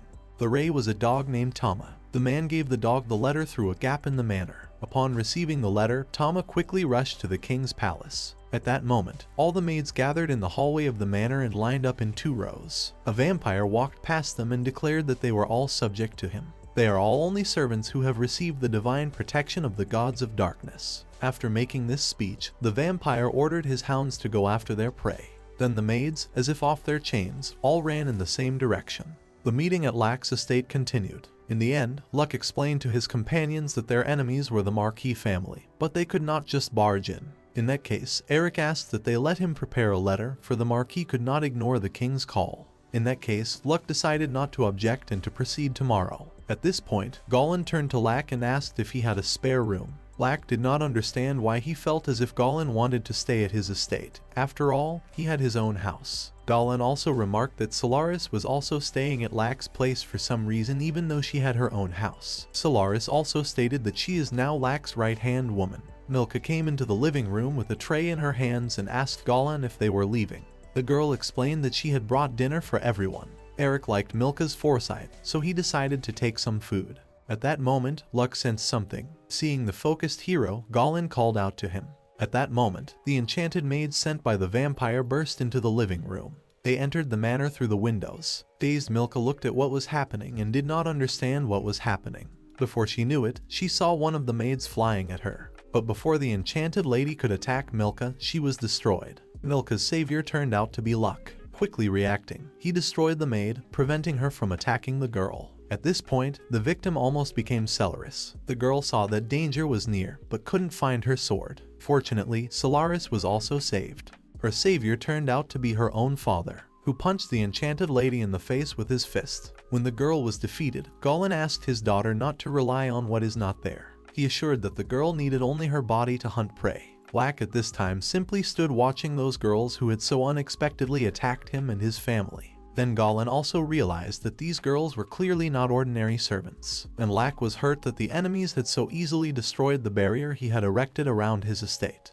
That was why the hero dared to assume that the enemies, like them, had a cursed tool. At that moment the door to the room was kicked in. Immediately afterward the room was rushed into. They were Eric's maids whom he had sent to work at Luck's estate. But unfortunately, these girls were also already charmed already. Here Luck declared that these girls simply had no manners and he would like to speak to their master. At that moment Eric glanced at the window and noticed that someone was watching them. Without thinking long, he put a mask over his eyes to hide his identity, and Lack was asked by the king not to use magic. Now the heroes can't let the enemy know their real identities. That's why Goblin asked Lack to just observe with curiosity. Celeris at this moment ordered Lucilius to take care of Milka. At that time, Lucilius hugged Milka and started to leave. The thought of having to kill his own men took Eric pain, but there was nowhere to go. Then Shia rushed into the fray and slew a couple of maids who were trying to attack Eric. Turning to the king, the girl said that people turned into servants could no longer regain their human form, so there was no need to hesitate. Eric then realized that he had just succumbed to his senseless pacifism. Without a moment's hesitation, he rushed into battle. He was about to be attacked by 4 enchanted ladies at once. But the king easily cut them down with his sword, for he realized that he must at least send his men to the grave with one blow. Goblin at this time also confronted the rabid girls. Having no sword with him, he fought the monsters with his fists. At this moment, someone covered Milk's eyes with their hands. The girl did not understand anything, so she asked what was happening. Milk's eyes were forced to close Lucilius because he did not want Milk to look at this bloody battle. That's why the young man suggested Milk evacuate to the basement. But no sooner had the boys left than Lucilius noticed that danger was approaching them from the street. At that moment, another enchanted maid burst into the manor through the window. This is when Lucilius decided to take action. Using his magic of illusion, the young man made a fire monster, which in turn grabbed the maid. The monster held her until she was burned alive. This was Lucilius's strongest illusion. But even so, this illusion would never waver, and when the maid was finally reduced to ashes, Lucilius calmly led Milka to the basement. The slaughter at this time was still going on. Celeris took her father's advice and started fighting using only her body. Shia, on the other hand, had her sword with her, so she had no trouble fighting. The girl easily destroyed one enchanted lady after another. Even Garb was on the attack, using his sharp teeth to overpower the treacherous maids. In this way the heroes managed to deal with all the monsters in a friendly manner and remain unharmed. The vampire from the manor, watching this picture from the outside in the form of a bat, did not understand what was wrong with these people. Suddenly, he realized that there was no protagonist on the battlefield. There was no Lack, all because Lack was right behind the bat's back. And the first thing he did, of course, was to greet the guest. Before the vampire knew it, he was firmly grabbed by Luck, and Lack with a bat in his hands went up to the roof and began a dialogue. The hero made it clear to the vampire that he did not like the fact that his family had been raised a hand. In this way the vampire angered Lack. That is why, without thinking long, Lack simply crushed the bat in his hand and then went down to the ground. Suddenly, the young man heard Garb barking. Walking up to the dog, Lack asked what was wrong. Meanwhile, Garb was looking at the fence of the estate, behind which another dog was sitting. The battle was over. Celeris and Shia were only worried about the fact that the entire estate was now in ashes, because they would be the ones to clean it up. And Lack at this moment returned to the manor already with 2 dogs. On seeing his comrade, Goblin asked him first of all whether he had destroyed the Watcher, to which Lack replied that Goblin was right. Goblin then asked what was that dog sitting next to him. Lack explained that the dog was trying to get over the gate. At this point, Eric looked at the dog and recognized it. Realizing that the king knew this dog, Goblin was surprised, for he thought it was a stray. Eric, however, approached Tama and declared that it was not a stray dog at all, but the dog of the Marquis of Mastaffen. At this point, the heroes noticed that the dog was holding a bundle in its teeth. Without thinking long, Eric took this roll and began to read it. In the end, the king found out that the situation was much worse than they had imagined. The letter said that the enemy of the kingdom was the new High Lord. The fact was that the enemies were targeting the youngest daughter of the Marquis of Mastaffen. Thus, the life of Lai Fili is in danger. A heavy fog hung over the estate of the Marquis of Mastaffen. Lack and Eric, in turn, were already rushing with all their legs to get there, following the Marquis's dog Tama. Milka, being in the manor, was very worried about Luck and Eric. She wondered if they were all right. Lucilius, Shia and Goblin were also in the manor beside Milka. Goblin's gaze casually fell on the slumped Milka. He immediately realized that something was wrong and asked the girl what was bothering her. Milka, on the other hand, explained that what was bothering her was that only 2 creatures had shown up, even though there were plenty of such people. Goblin, on the other hand, explained that these creatures will not find the lords like they did before. Also, Goblin assured that it would be best if they all just forget about this incident. The fact was that the first priority right now was to move Herberg to safety. That is why Goblin suggested that the boys call Levy for help through the underground passage. Milka remained still as sad and droopy. Then Celeris decided to cheer up the girl. The girl assured her that everything was alright and that Lack was so strong that he had saved this country so many times and would save it to this day. After these words, Milka became animated and asked the boys if Lack was really so incredible. The girl thought he didn't look like that, but she was assured that he really was. Shia also confirmed what Solaris said. The girl also revealed that Lack fooled her when he looked super casual during their first meeting. Then Celeris admitted that she thought that Lack was her younger brother. Lucilius, on the other hand, assured her that Celeris thought that simply because she had poor eyesight. Goblin also decided to say a few kind words about Lack. The man said that Lack had saved many people throughout time, including everyone who was here now. Thus, Goblin was confident that Lack would safely save the people of the Mastaffen family as well. That is exactly what Lack is. And at this time, Lack was already standing at the fence of the Marquis of Mastaffen's estate. Before entering, the young man asked Eric, "Who does the Mastaffen family consist of?" Eric told him that now only the Marquis, his wife and youngest daughter remained. Lack then suggested that his comrade go head on. Eric supported the suggestion, but warned that the vampires would find out about them anyway, and they had nothing to lose. In that case, Lack lastly asked Eric only to compensate everything later to Marquis. With these words, he began to use magic. With the help of his abilities, Lack was able to easily destroy the estate's fence. This, of course, was heard by the enchanted maids in the manor. Lack and Eric didn't hesitate and quickly entered the manor. There they were already awaited by a crowd of maids who obeyed the vampire. The battle had begun.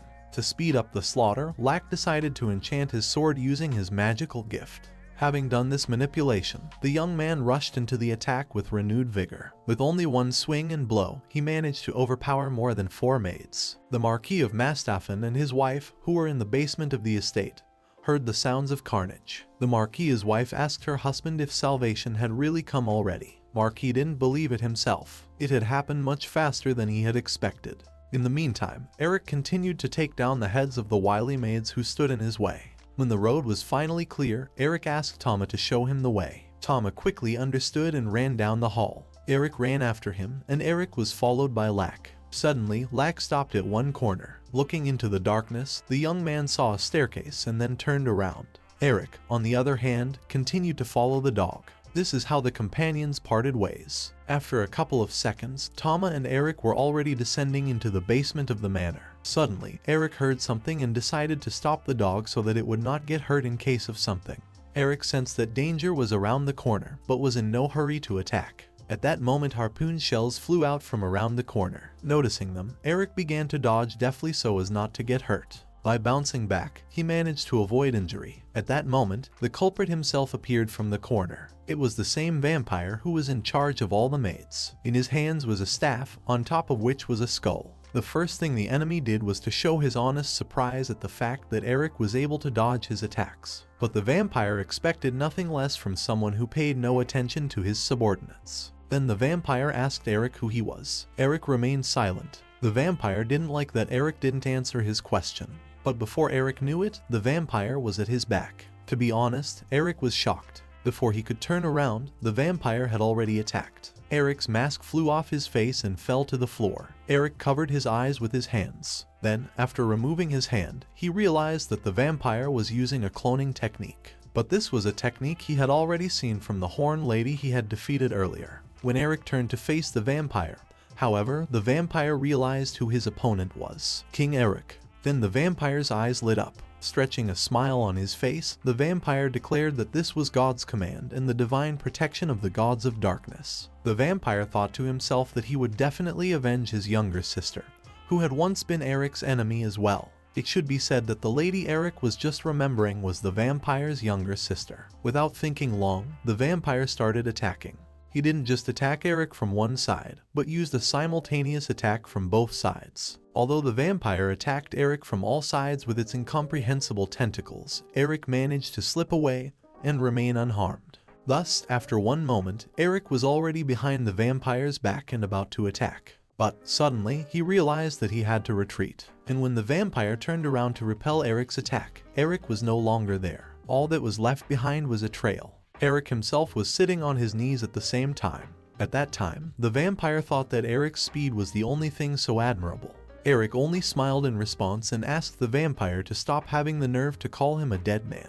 The vampire clearly did not like these words, so he rushed to attack. But before he realized what had happened, his body had already been chopped up. The vampire clone was also destroyed. The vampire didn't realize one thing. When had Eric managed to pull all this off? In the meantime, Eric gave the vampire a final blow to the head with his sword. In fact, when Eric got behind the vampire lost sight of him, which means that the vampire could not have anticipated the approach of this attack either. So there you have it. Walking away, Eric left the cursed medallion lying in the ashes left behind by the vampire. On his way out, he came across Tam, who was sitting in front of some door and scratching at it. Eric realized that that was where Marquis and his wife were, so he decided to open it. But eventually Eric realized that there was a magical lock on the door. At this point, Eric caught up and realized that Luck was not around. The king had no idea where Luck could have gone.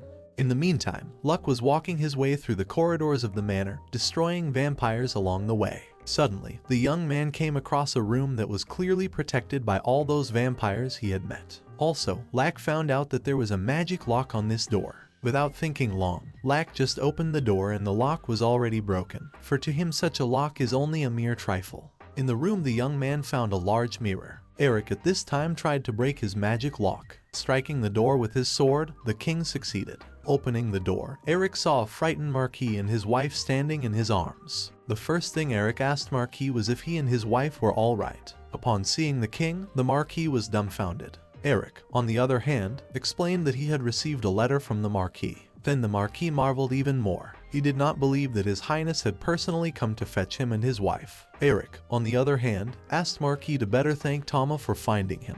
Then Marquis' wife rushed to hug her dog. The family could not believe that Tama would actually give the letter to the king. Tama was hungry, on his own, in this estate that had been taken over. That is why the Marquis concluded that Tama was overly concerned about Lady Philly. Marquis' wife continued to pet the dog and praise him for everything. At this point, Eric wondered what had happened at the estate. The Marquis decided to answer this question of the king. He began by saying that a year ago the Mastaffen family had hired a butler on someone's behalf. He was truly a wonderful man and never made a mistake. In just 6 months this man had become the manager of the entire household himself. But about a month ago this man suddenly changed. He seized control of all the servants and imprisoned the Marquis, his wife and daughter in a dungeon. After that, the former good butler summoned vampires. It turned out that he was actually a vampire lord.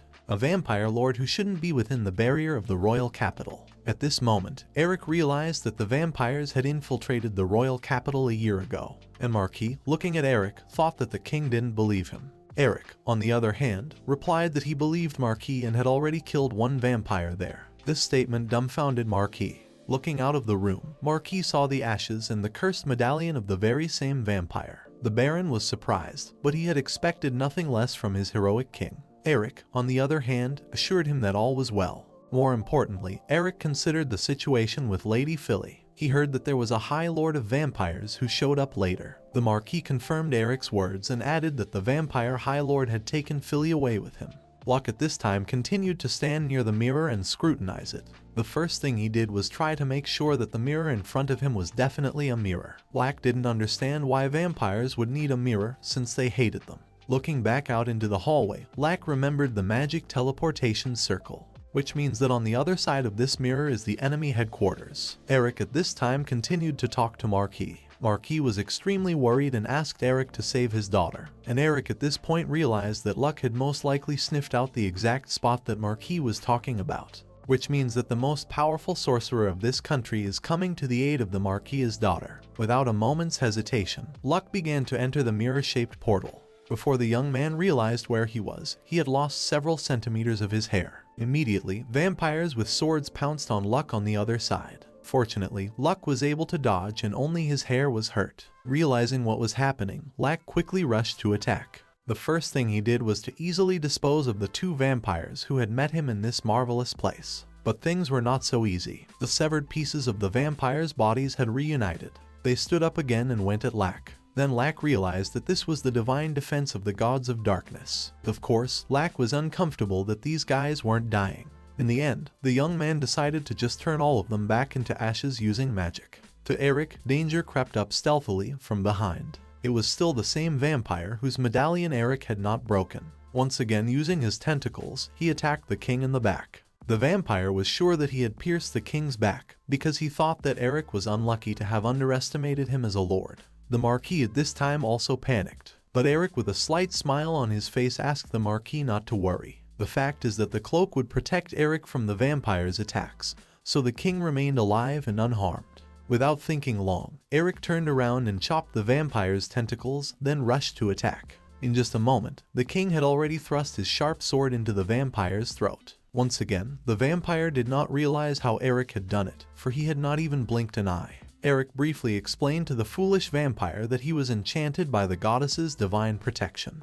That was all. Eric then swung his sword along the vampire's body, finally shattering the cursed medallion, meaning that the vampire was finally defeated. After that, only ashes remained after the monster, and Eric realized that vampires are mortal after all. Realizing that it was all over, an excited Marquis shared his emotions with Eric. He confessed that he was scared to death. Eric, however, showed him his cloak and explained that his wife's amulet had been placed on it to protect him. The Marquis was dumbfounded even more by this turn of events. At this time, Goblin and the rest of the boys arrived at Levy's room. The girl was lying on the sofa reading a book as if nothing had happened. Seeing Goblin, Levy asked what was the matter. Goblin to explain that he would like Levy to take care of Gerberg.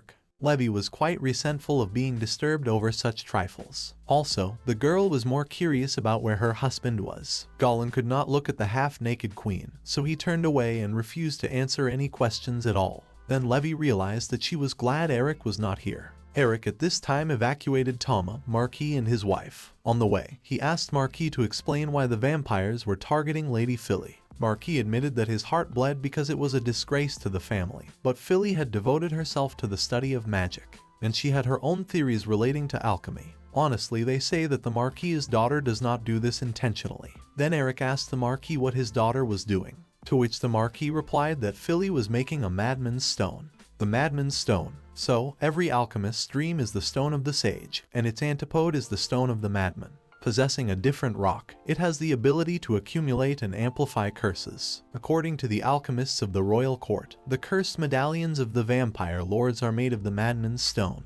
But to think that they are involved here, Eric was puzzled. Then he asked Marquis why the vampires were trying to take Philly's life, considering how important she was to them. Marquis explained that over the past few days, it was as if the vampires had grown impatient. They are now acting in haste and pursuing more impactful and destructive tactics. It seems that the spark that came to purify the madman's stone required a conduit to connect it to the other world, and their altered tactics are needed to open and cause a channel with the other world. Hearing those words, Eric couldn't believe his ears. This means that the summoning of the gods of darkness is coming. Philly was really in danger at this time. The summoning was in full swing. If the heroes allow these evil gods to be summoned, they will welcome the end of this world. At the moment when all was ready and Philly was in the clutches of death itself, there was an explosion.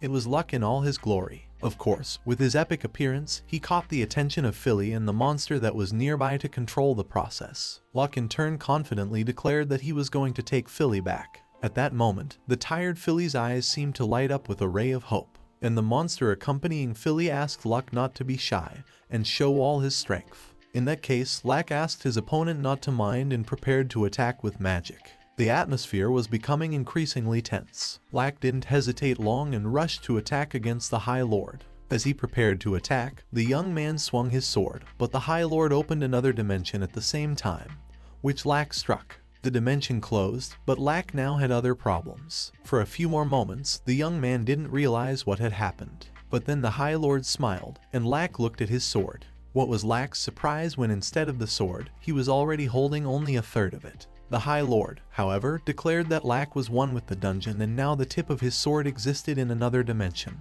In other words, in this place, Lack would not be able to chop anything. Lack, of course, was not happy about this turn of events. But the young man didn't despair and indifferently threw the sword from his hands. The High Lord, of course, was dumbfounded by such indifference of his opponent. At this time, Luck declared that he didn't even need the sword. After that, the young man started kneading his hands with a smile on his face. Without thinking long, Lack dared to attack, claiming that he was even stronger even without a sword. The High Lord, on the other hand, began to defend himself. Although he used a magic barrier, Lack managed to break through it and hit his opponent in the face. Too slow. Lack shouted these words when the High Lord's face was already completely covered in blood. After that, the hero began to strike the Lord's face one after another non-stop at high speed. At this point, the High Lord managed to quickly knock Lack off his feet, breaking the support under his feet. Then the Lord's face and hands began to regenerate. In an instant, all of his broken bones fell into place. "There's no need to hurry," said the vampire. It was here that Lack realized how fast this High Lord was regenerating after all. Of course, this was not good news for him. In the meantime, the High Lord started to make magic circles. At this moment, 3 magic circles appeared behind Lack's back. After a moment, terrifying monsters began to emerge from the circles. The High Lord in turn smiled through his teeth and asked Lack if his attacks could handle it. At this moment, the warriors of the interworld were already ready to attack. This was Madsen's calling. Seeing this creature, even Philly, who was currently restrained in movement, was dumbfounded. The girl was very frightened and couldn't even believe her eyes, for this Supreme Lord was using dark magic related to ancient magic. At this time, the Supreme Lord ordered his friend Madsen to tear the so-called narcissist Lack to pieces. After this order, Madsen looked at Lack. Lack also looked at the monster, folded his hands on his stomach. Then, smiling, the hero asked Madsen who else had survived the battle back then. Surprisingly, Madsen realized what Lack was talking about. He remembered that Lack had already been his opponent. It had been a terrifying battle, the memories of which made Madsen very frightened. Madsen's comrades were as scared as Madsen himself. The monsters panicked, glancing around quickly and speaking in an incomprehensible language. The High Lord looked at the whole picture with bewilderment and did not understand at all what was happening. At that moment, the monsters and Madsen began to climb back into the magic circle. When the monsters were completely gone, the magic circle closed and disappeared. Luck returned to the High Lord, whistling carelessly and saying that this situation was bad because the monsters had just left. Philly, who had been watching the whole scene all this time, was as dumbfounded as the Supreme Lord. At that moment, he indignantly pointed his finger at Lack and asked the young man what he had done, to which Lack replied that he had done nothing at all. The hero then added with a smile on his face that he was a bit popular in that dimension. These insolent words from Luck's mouth made the High Lord very angry. He didn't understand what kind of tricks Lack was using, but he assured that it wouldn't work on him. With those words, the vampire once again launched another attack. But before he could do anything else, Lack was once again ahead of his opponent and was at his back, repeating again that the vampire was too slow. Then the young man used a magic called Magic Karsech. But Lack's plan failed. At that moment, the vampire turned into a formless substance and headed upwards. Eventually, this substance headed straight into the evil god's mouth. At this point, Lack realized that things were not good for him. After all, the evil god had swallowed the substance, which meant that he was going to reincarnate. Eric at this time, together with Marquis, found the room where the coveted mirror stood, where Lack had recently entered. While Eric was looking at the mirror, a startled Marquis called out to him. Eric, however, explained that it was likely the place resonated with others through the mirror. Marquis then asked what was on the other side. Eric assumed that this teleporting mirror could not be activated without a warlock. Thus, Eric realized that he could only hope that things would work out for Luck on the side. Since Eric preferred not to say Luck's name at first, Marquis inquired of the king, Who was he talking about? Marquis only assumed that Eric was talking about one of the king's warlocks since he was so famous. But Eric smiled in return and replied that he was not. The king then explained that he was referring to his close friend whom he had known for 20 years. At that moment it was as if the Marquis had an epiphany. It was as if he realized without further ado who he was talking about. At that time, the prisoner Philly turned to Luck. Luck first of all told the girl his name, and also said that he was an adventurer of F rank. Then Philly approached Luck already as an adventurer and said that she had a request. The girl assured him that they could still make it. To do so, Luck would have to kill her. Philly confessed that she had accidentally used the Madman's Stone, but despite all the randomness, she had to ask for help from dark entities. The girl didn't think she could atone for her sins that way, but at least she wasn't going to let the evil god reincarnate. Philly claimed that this god was trying to open a way here by using her as a bridge to move. At this point, Luck interrupted the girl and asked her to tell him just one thing. After that, Luck asked Philly why she created the Madman's Stone. After all, it was clearly not the kind of thing that was created for fun. Philly lowered her head and sighed languidly. After thinking for a bit, she guiltily admitted that she wasn't doing alchemical research. The girl said that she specialized in studying ancient languages, analyzing literature from ancient magical kingdoms. Thus, among the sources that Philly successfully analyzed, there happened to be literature related to alchemy. In an effort to verify its authenticity, the Marquis's daughter became fascinated with ancient alchemy, and now she finally realized it. Ancient magical techniques do not simply affect the logic of this world. It's that they apply divine power to form a connection with another dimension. After listening to Philly, Lack smiled. To him, this confession was a whole surprise. The young man had arrogantly assumed that no one was capable of surpassing him in researching ancient magic. But in her years, Philly had come to the same conclusions as Luck. Thinking about how fascinating this was nonetheless, Luck snapped his fingers. Immediately after that snap, Lack's sword, which the young man had recently discarded because its blade was in another dimension, magically returned to his hand. As Lack swung the sword, a black aura appeared around him. In that instant, the sword took on its former appearance. It was no longer broken. Then Lack realized that this meant that the so-called bond was broken after the death of the creator. After that, Lack turned to Philly and asked the girl to just wait. Also, the young man promised her that she would soon see her parents. At that moment, a ray of hope appeared in Philly's eyes. At this point, the evil god began to act. Opening his mouth, he let out an ominous light directly at Luck. Luck tried to protect himself from this light with a countrified barrier, but it was extremely difficult to withstand. Just a moment later, there was an explosion. The entire area was illuminated with a bright light, and the ominous light made its way out. At this moment, it was the beastman who watched the ominous light. The daughter of a beastmaster noticed something flashing in the sky and thought it was just a shooting star. The girl pointed her finger at it and called out to her father. The father looked at the sight and realized that it was not a shooting star at all, but an ominous light. Then the beastman ordered his daughter not to return home, and ordered the messenger to send a message to the royal capital. Now he could only hope that it was only a false alarm.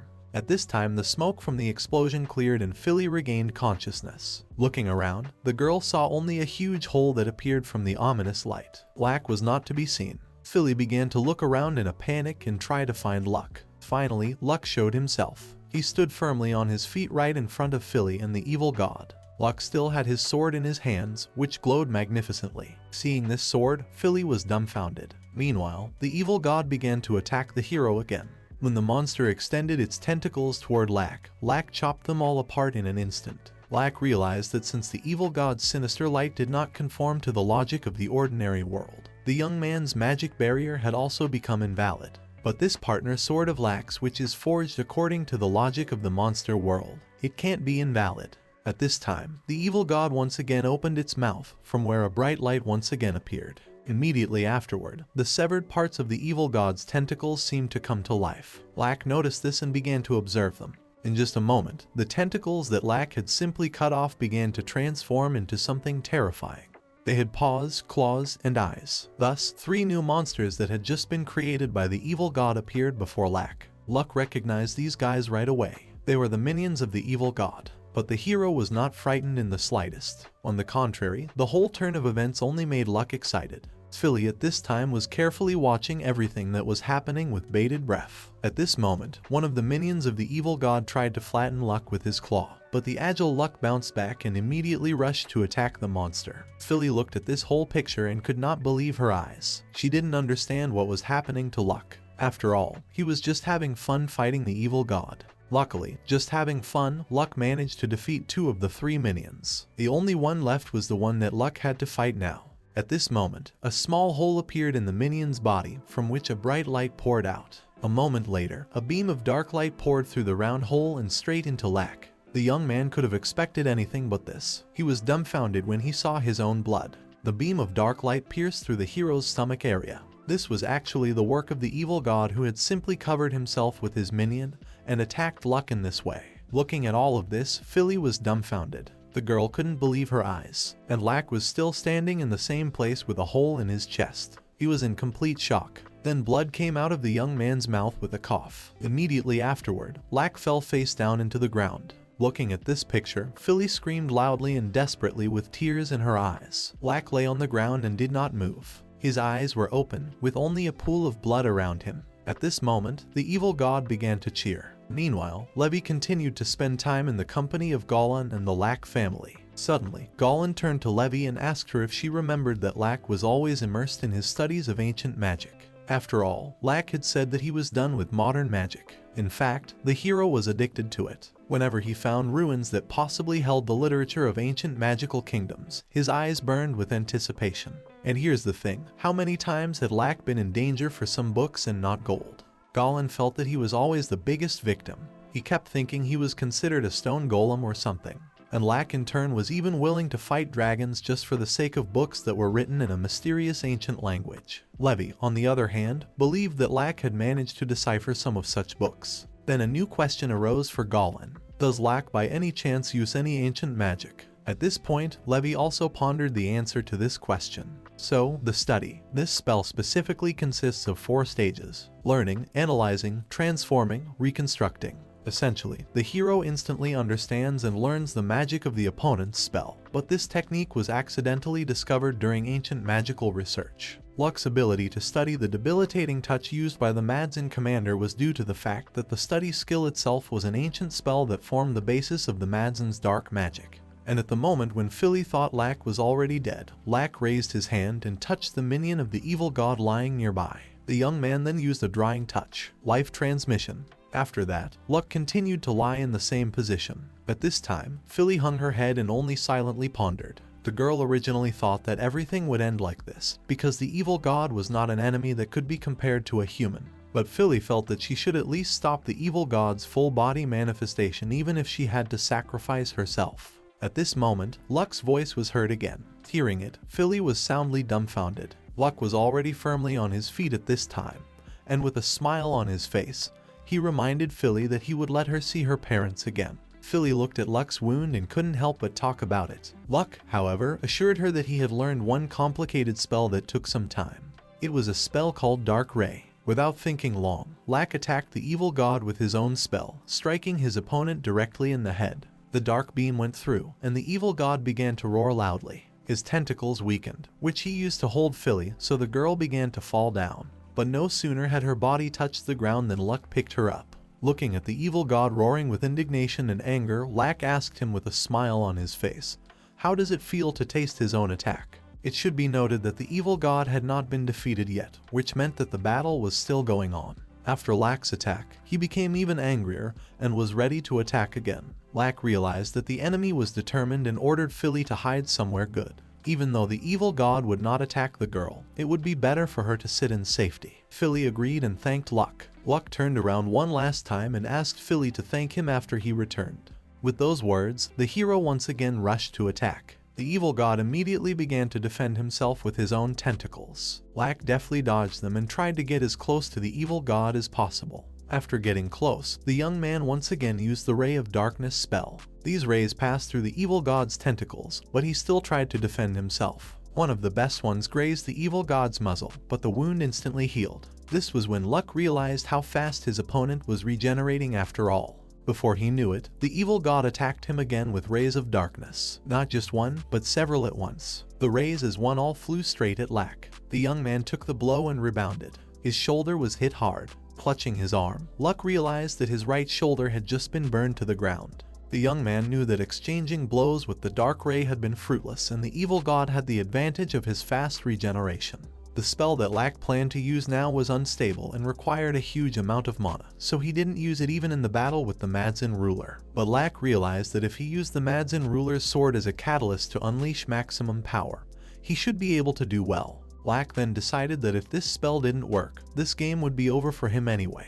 After doing a few manipulations, Lack created a so-called triangle of magic circles. Seeing this spell, Philly was dumbfounded. She seemed to understand what Lack was doing right now. At this time, a whirlwind howled around the evil god, and the surroundings were illuminated with light. Looking up, the evil god saw magic circles. In this way, Luck managed to encase the evil god in that very triangle of magic circles. This is a spatial collapse spell. The magic circles at this time, in which the evil god was imprisoned, began to press on him, thus reducing in size. The evil god in turn began to try to escape from this space. But all was useless, and Lack knew it, for the young man himself had isolated the rest of the space. Philly at this time was watching what was happening from afar. The girl was shocked to realize that Lack had cut off such a massive space. Thus, Philly saw with her own eyes what kind of incomparable magic power Lack had. Meanwhile, Lack had already prepared for the final touch. When the triangle of magic circles was already small enough to fit in Luck's palm, Luck used the spatial banishment of round spell.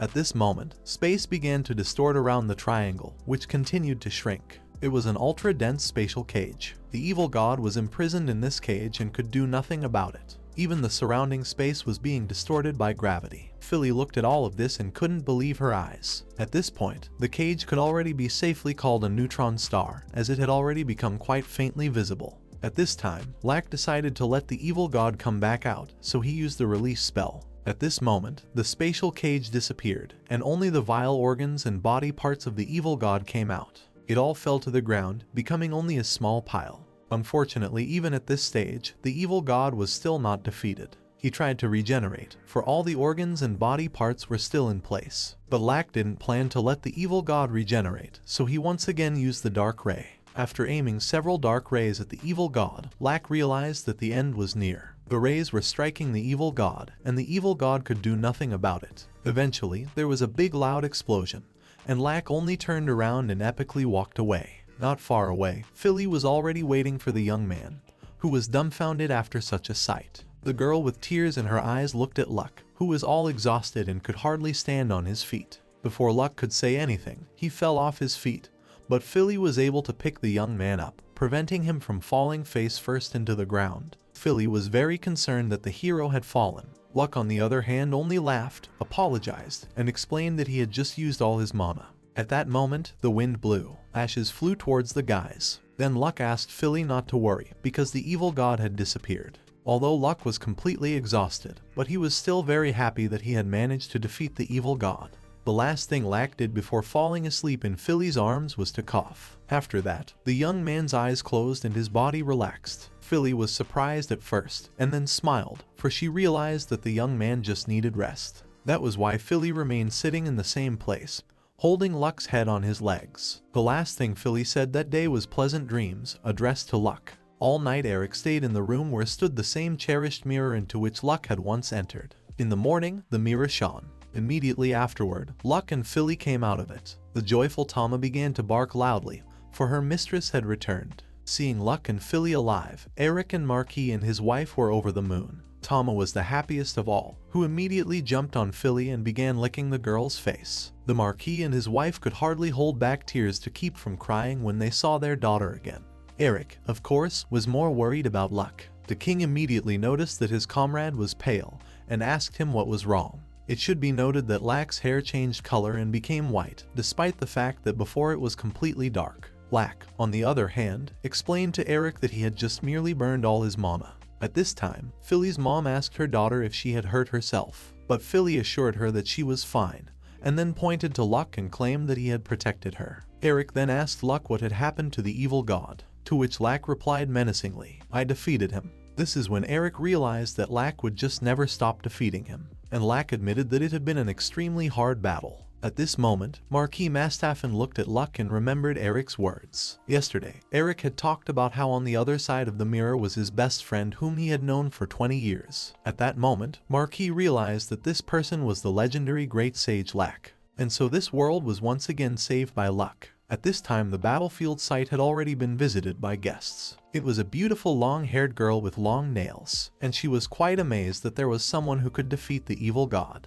She couldn't believe it at all. The girl was not alone. With her was a little beastling girl with a hood on her head. She heard someone approaching, so she hurriedly informed the long-haired girl. And the other guests were adventurers. They were walking around the battlefield, hoping to find something. They were quite amazed that they could not find anything, so they wondered what kind of magic had exploded here. It's worth explaining that these adventurers were sent by Goblin himself, and the task of these guys is to collect the remnants in this hideout. There were 3 adventurers. 2 of them decided that it would be right to use magical research, so they asked their 3rd comrade to use this spell. But the 3rd one was in no hurry to answer his partners. He just stood there and stared off into the distance. The other 2 were still talking. They were discussing that the guild had been very generous in hiring a rank adventurers for this investigation. That meant that this was a very important favor for the guild. After that, the 2 guys once again turned to their 3rd comrade who had been standing silent and unmoving for several minutes. What this adventurer saw was simply a terrifying sight. His face poured with sweat as he saw the gigantic body of a long-haired vampire girl in front of him. This girl began to approach him, and the adventurer just stood there unable to move. At some point, the vampire girl's teeth were already near the adventurer's neck, but the adventurer still stood obediently without moving. At that moment, the one-eyed fellow was tapped on the shoulder by his comrade. "Hey, Laboro." The madman's comrade was quite angry, for it was as if Laboro had fallen asleep. Laboro came to his senses and realized that no girl with fangs was really here. The long-haired vampire continued to watch the adventurers from afar. After doing such a clever trick on Laboro, the girl realized that this adventurer was almost charmed when their gazes met, which meant that this guy simply couldn't defeat the evil god. It follows that the evil god was defeated by someone who is much stronger than the High Lord. So who is he? Or is it her? That was something the vampires didn't know. Meanwhile, Lack stood on the balcony of his estate and stared into the void. At that moment, Eric came out to him and asked the young man how his shoulder was. Lack told him that Levi had used healing magic and he was feeling much better now. Eric then inquired if Lack's hair color would become normal. This Lack didn't know himself. Eric knew that it was all related to the recent incident with the High Lord. But the king admitted that he regretted sending Lack alone to deal with the incident. Lack asked Eric to stop these conversations. The young man believed that he himself had thrown himself into the portal in the form of a mirror. Eric in turn only asked Luck to rely on him more often from now on. The king admitted that the thought that he might lose his best friend tormented him. One time 10 years ago had been enough for Eric. That's when Luck saw fit to apologize to Eric. At that moment, Goblin came out onto the balcony. He seemed to have overheard a little bit of the guy's conversation and immediately said that Lack runs away alone too often. Goblin was even a little angry, because he wanted Lack to consult first before acting. Then Lack apologized to Goblin as well, but already with displeasure on his face. Then the young man asked Goblin to tell how the investigation in the lair of the evil god was going. Goblin told him that he had sent several rank adventurers, but so far they had not made any meaningful progress. At that time, Lack turned to Eric and asked what about the Mastaffen family. Eric said that he had managed to trace the identity of the vampire who was acting as a servant working on their estate a year ago. But that vampire had already been killed. Then Lack asked what about Cabino. Goblin explained that Cabino was also killed. He was only related to the Mastaffen family. Goblin speculated that the vampire lord had used the Mastaffen name to manipulate Cabino. Lack raised his head, took a deep breath, and thought. Suddenly, the young man wondered why there was an evil god statuette in the canals. Did Philly really do it? Luck was told that when Philly was ordered to create the Madman's Stone using alchemy, she deliberately created failed products and flushed them into the canals under the pretext of marriage. The girl wanted someone to find them. Although Goblin doesn't think Philly expected the demon rats to turn into giant rats because of this. But even so, eventually everyone became aware of it. And that's Ario and Jenny's secret achievement. Goblin thought that these guys should be rewarded in the guild. Eric, on the other hand, admitted that it disappointed him greatly that they had let the damned vampires get so close to the royal capital. These words made Lack ask some question. The young man wondered if vampires always acted in such a systematic way. Goblin and Eric hesitated for a moment. After a couple of seconds, Eric admitted that these thoughts were plaguing his mind as well. After all, these series of actions by the vampires were clearly not a simple coincidence. The king had the feeling as if the vampires were being commanded by someone, and that someone was far more powerful than the High Lord. That's what this is all about. Lack, too, believed that all these events were not coincidental, and the recent incident had finally convinced him of that. 10 years ago, Lack had fought the Madzens, but this time the young man knew that the enemy was clearly different. Lack was now certain that this was a war between humans and vampires. At that moment, the young man noticed Philly scattering petals to the wind from a high tower. Not understanding why the girl was doing this, the young man asked his comrades what was going on. Eric explained to Luck that nearby is the cemetery of the Marquis of Mastaffen. The servants who lost their lives in the incident are buried here, and Lady Philly insisted on scattering petals to rest the souls of the dead. Eric speculated that they were flowers that the estate's maids were diligently growing in the courtyard. At that moment, Lady Philly fell to her knees and, covering her white face with her delicate hands, wept. Then Goblin, Luck, Eric, and Philly mourned together, but it must be confessed that the sight was simply beautiful. After a while, the street and corridors of Lack's estate were empty. Luck, sitting on the windowsill, was reading one of the many books of his library. Some time passed and the color of Luck's hair began to change again. After reading the book, the young man decided to go down to the first floor. Wandering leisurely through the empty corridors, the hero realized that this place really feels huge when he is here alone. Celeris had left a long time ago to go on errands with Ario and Ginny. Looks like she'll be spending the day today looking for a livestock thief. Shia came home for the first time in a long time and took Garb with her. It seems that her tribe likened Garb, a sacred animal, family. Lucilia and Herberg became friends of the princesses, and Milka, who wanted to learn cooking, left to ask one of the Goblin Manor cooks to teach her. Luck in turn went outside to gather fallen leaves with a broom and then burn them using a small fireball. Suddenly, Lack remembered that Eric had told him that he would soon send him a trainee. After thinking about it, the young man scratched the back of his head, because he didn't usually need help.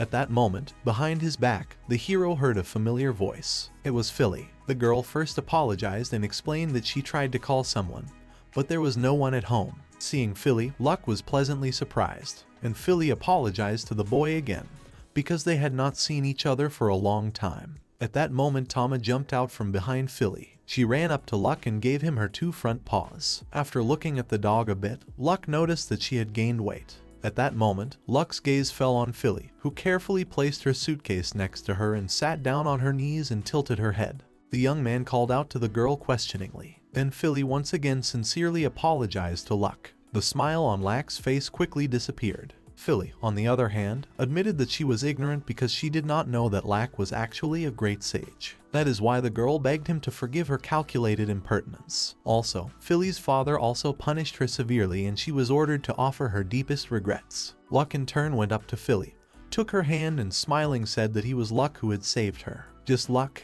The young man thought that the Marquis's daughter had no need to bow to him, an F-rank rookie adventurer. Then Philly addressed Luck formally again, but he corrected her again and asked her to call herself just Luck. At this point, it was as if Philly's mouth had been taped shut. At that moment, Luck's gaze fell on the suitcase with which Philly had come. Puzzled, the young man asked what kind of suitcase was it. Philly explained that as punishment for the incident, King Eric had ordered her to stay on the estate. At that moment, Luck realized which intern Eric was talking about at that time. To be honest, Lack couldn't believe it, and a satisfied Philly with a cute smile on her face said that she would be Lack's assistant from that day on.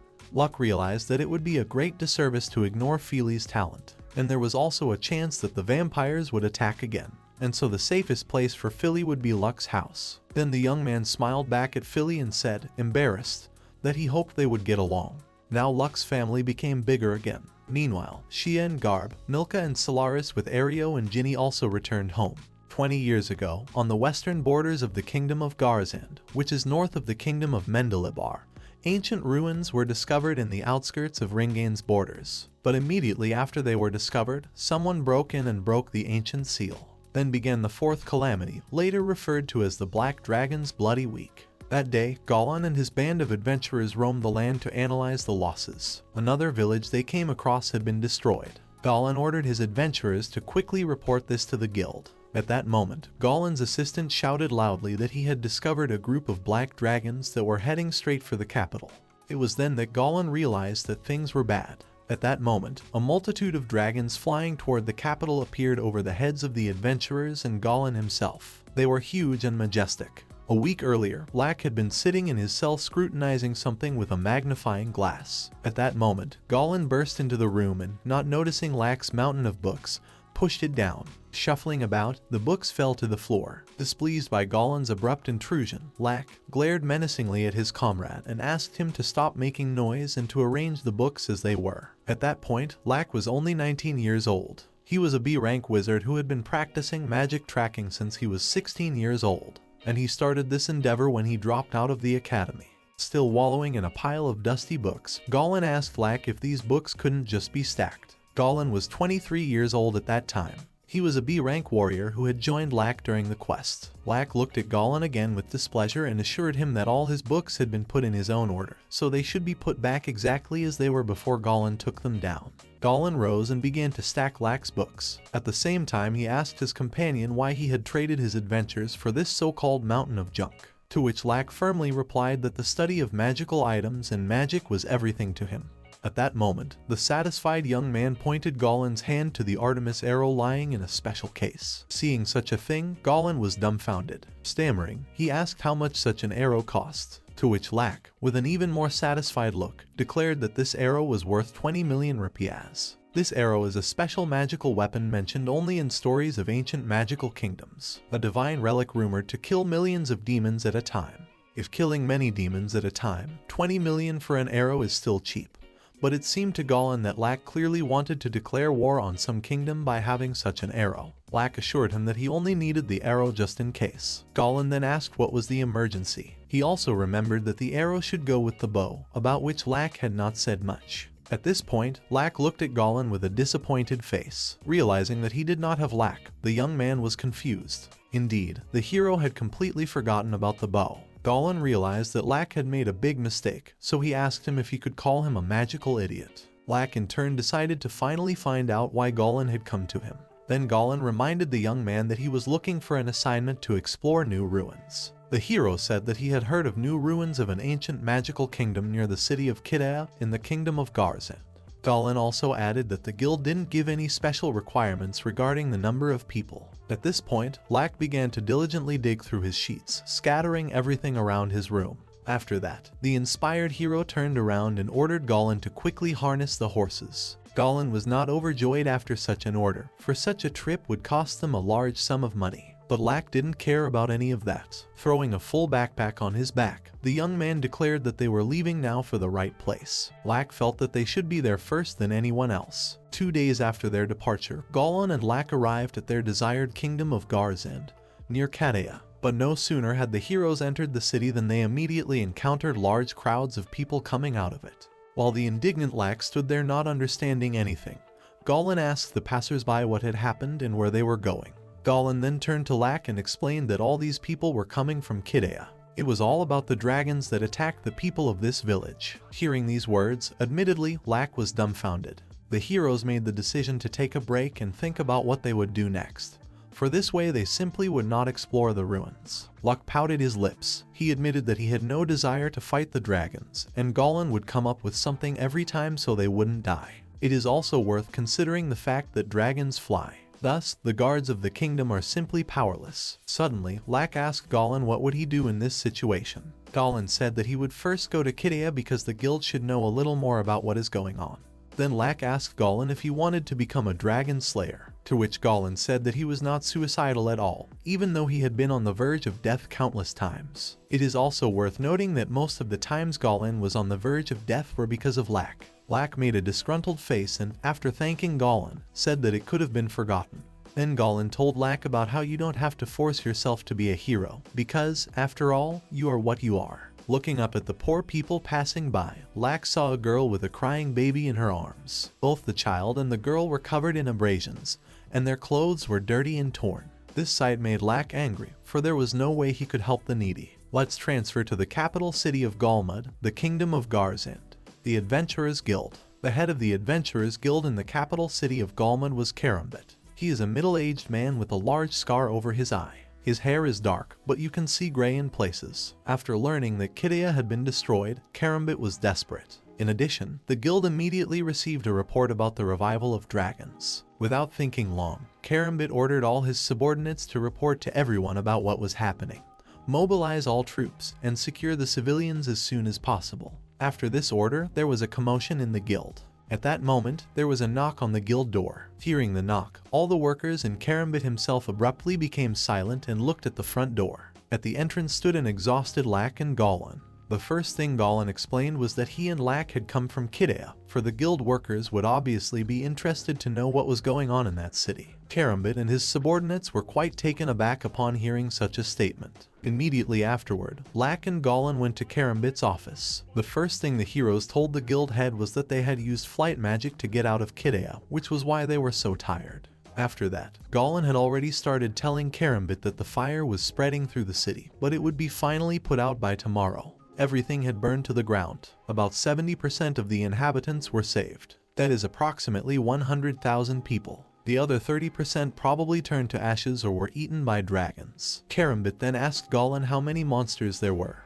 Goblin said that he could only see 4 monsters, but judging from the destruction, there were probably many more. It is said that in the western part of the city, in the newly discovered ruins, are their nests. At this point, Lack stated that it was likely that there could be more than 10 of these creatures. After this report from the guests, a desperate Karambit realized that negotiations in this case would simply be futile.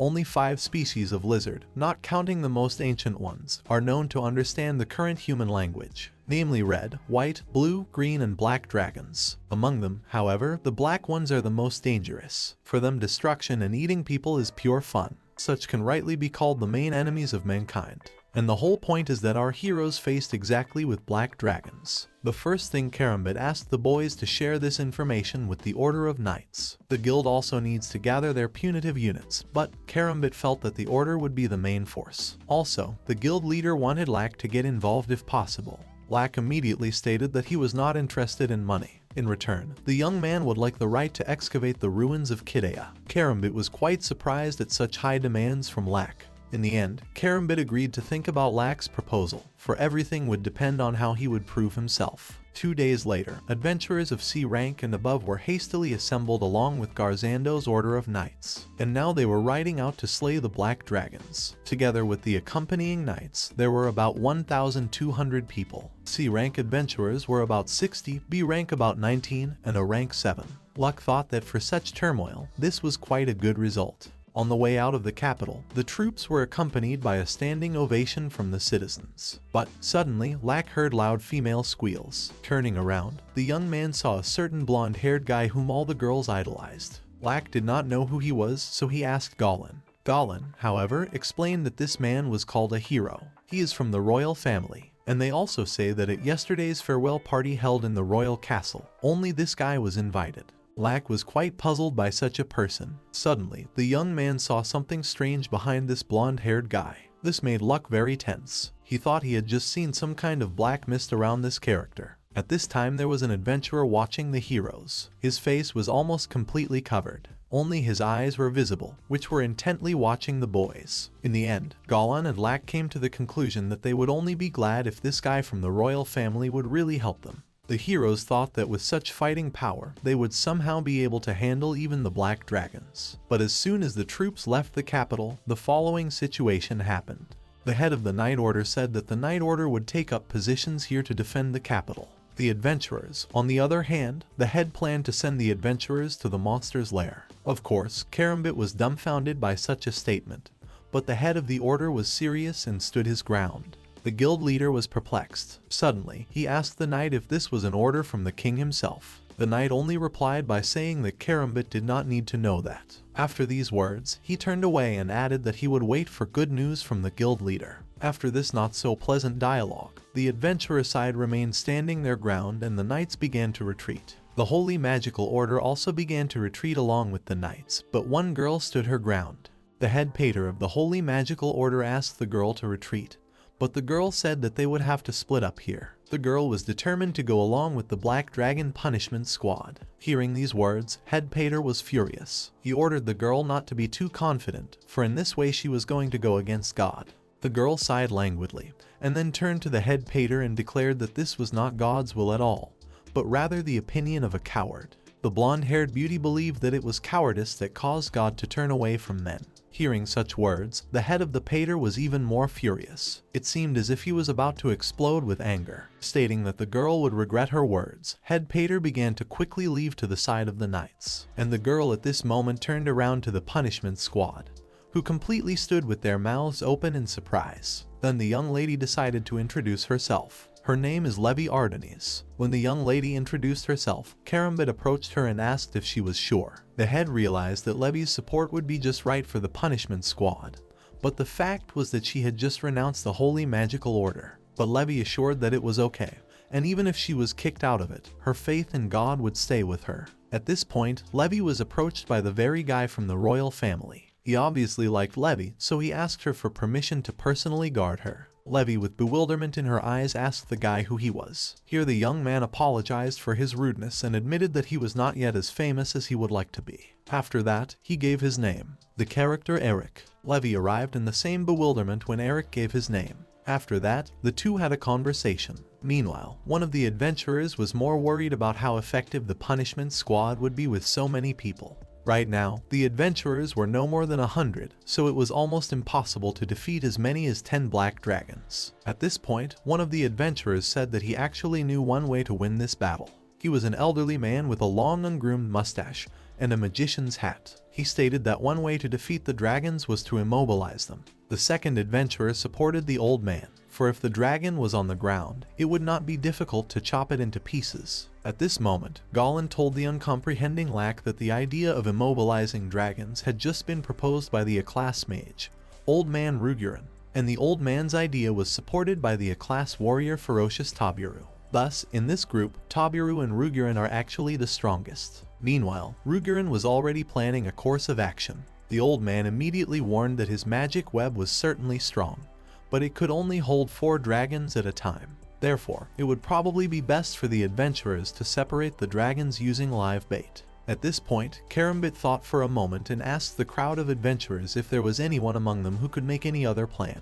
At this point, Eric interjected into the conversation. He was a bit uncomfortable, because the adventurers started to make decisions without him. Also, Eric was not shy and even called himself the leader. Karambit did not like this, so he asked the prince since when did he become a leader, to which Eric proudly declared with his head held high that he was a hero who had been personally invited by King Jayas himself. Eric thought that was enough to already be in the role of a leader. But Tauber clearly did not like these words. He approached the prince from the back and put his arm around his neck. The adventurer then stated that he thought it would be best for Eric to stand behind all the adventurers. Eric in turn began to gasp and beg the bulky man to let him go. Tabiru eventually let the prince go and only laughed one last time. It is worth mentioning the adventurer who is always silent, but constantly observes everyone. His strange behavior was noticed by Levi. The girl did not understand why the young man behaves this way, but did not approach him. Meanwhile, the hero Eric continued to shout that the punishment squad did not understand anything at all. Eric thought that he was obviously much more majestic than some Aclass. The prince planned to let all the adventurers know who was best suited for the role of leader. At that moment, Eric's subordinate asked him, why didn't he show the adventurers the item that King Azayas had personally given him? Eric liked the idea, so he began to pull the very item out of his bag. Taking the object in his hands, Eric decided that tonight he would teach all those ignorant adventurers a lesson. Meanwhile, the punishment squad set out for the monster's lair. On the way, Goblin turned to his comrade Lack and asked him what he thought of the plan.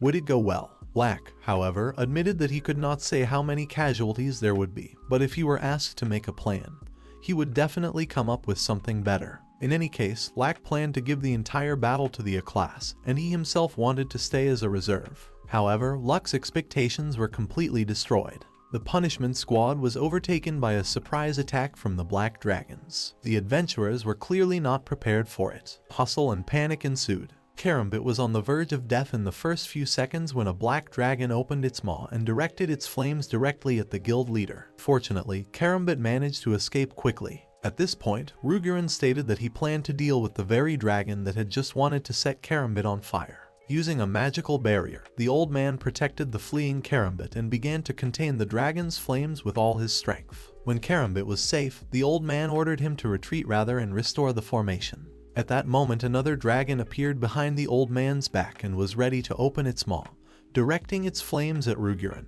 No sooner had the old man been warned of the coming danger than the flames of the two dragons simply pinned him on both sides. The enraged Tabiru pounced on one of the dragons immediately afterward, wanting to avenge old man Rugurin. But no sooner had the adventurer struck the dragon than he saw its huge, sinister eyes and simply froze. The dragons wasted no time and simply mauled Rugurin, leaving him no chance for life. Seeing what had happened to Tabiru, Karambit shouted his name loudly and desperately. The adventurers saw different parts of their comrade's body falling to the ground. Here Goblin and Lack drew a common conclusion. The case is a crappy one. The formation was shattered, and taking advantage of this turmoil, the dragons are killing everyone from a class. Lack realized that at this rate, they would all be roasted to death, so it was necessary to destroy the coordination of the dragons. Goblin understood his comrade without further ado and rushed to attack. On the way, Goblin met an adventurer with wind magic. He said that he would use wind defense, so Goblin didn't have to worry about dragon breath. Goblin thanked the adventurer and rushed to attack again. Lack wasn't standing aside at this time either. Using his magic spear, Lack attacked the dragon from above to keep the monster's noses out. Before the dragon knew it, a magic spear flew down on its face from above, and Goblin with sword in hand already flashed in front of its nose. With a shout, Goblin pounced on the dragon and struck it on the nose with his sharp sword. Unfortunately, nothing happened. Then Goblin realized that his blade could not penetrate these dragons. Lack also realized what was wrong, so he started using magic weapons. Then Goblin once again rushed to attack. In his mind, he was setting himself up for victory. With these thoughts, he pounced on the dragon again, but this time he managed to cut off the monster's head. The dragon's huge head fell to the ground along with its body. At this moment, Levy shouted out, addressing all the adventurers, "Everyone over here." At that time, the adventurers quickly rushed towards the girl while she started using defense magic. At this time, another dragon appeared on the horizon, which was clearly aimed at Levy and the gathered crowd around her. No sooner had the dragon attacked than Levy covered all the adventurers near her with heavenly protection.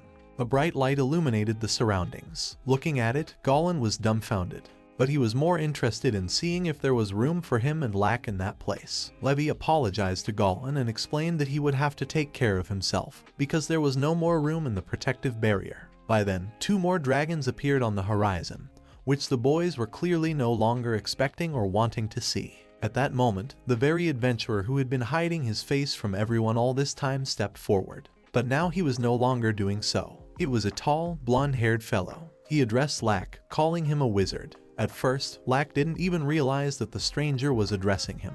Meanwhile, the adventurer asked the young man if he could bring the dragons down to Earth. Would that be enough? Lack replied that he could certainly bring the monsters down, but that he would no longer be responsible for the consequences. But the consequences were planned to be dealt with by a bold adventurer, long-haired adventurer. Without a moment's hesitation, he rushed into the attack, exposing his sharp blade. When the dragons were close, Lack used a spell called Wind Cut. Immediately after that, the dragons began to lose their flight, and after a couple of seconds, they were already nestled on the ground. At that moment, the brave, quiet adventurer entered the battle, chopping off two dragon heads at once. Seeing the adventurer take down two dragons with a single sword stroke, Goblin was simply dumbfounded. At that time, he was almost certain that this madman had used a magic sword. At that moment, the dead dragon's body collapsed not far from Goblin, who barely had time to bounce away and remain uncrushed. Meanwhile, Lack looked at the valiant adventurer and wondered only one question: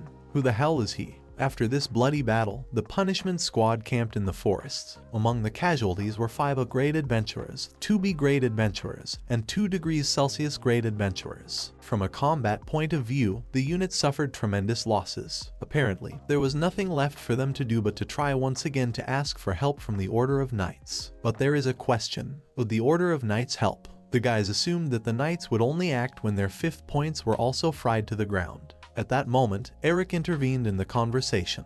In his hand, he was holding the very item that the king had given him. Looking at Eric and at the object, Karambit asked what was in his hand. Before Eric could answer, Goblin interrupted him and explained that it was a dragon flute. It is a magical item that allows you to summon dragons. Apparently, this is the hero Eric used the flute for. Karambit didn't know how to understand it, so he asked the hero directly. Tucking his tail, the frightened hero began to justify himself. He assured that when he was given the flute, he was told that he could control the dragons as he wished, but he had never imagined that such a thing could happen. Then Lack asked Eric, who had given him this dragon flute, who had been bound by the adventurers. Eric replied that it was the work of a female elf who had been invited as an honored guest to the king's palace. This elf woman planned to reward the hero with a so-called power. She assured that with this flute, Eric would be able to control the black dragons as he wished, and then he would be the truest hero.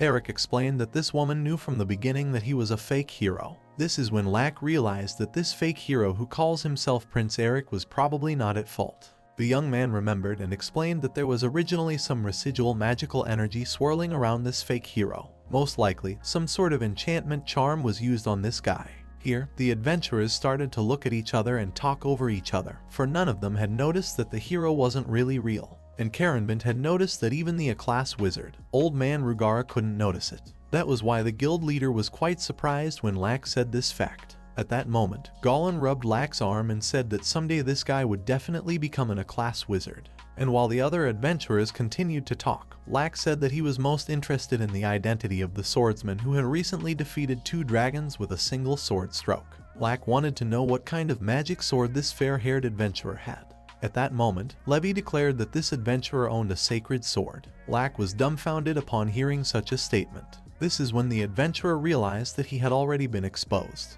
At this time, Goblin had already guessed everything, for if this adventurer is the owner of the sacred sword, it means only one thing. In front of the boys is the real Eric Ngart Mendirabar. He was chasing after his fake that had traveled out of the Mendirabar country. Lack and Goblin were most amazed to learn that this adventurer is actually Prince Hero Eric. For his part, Eric immediately turned to Lack and asked if he had a clue what the enemies were targeting.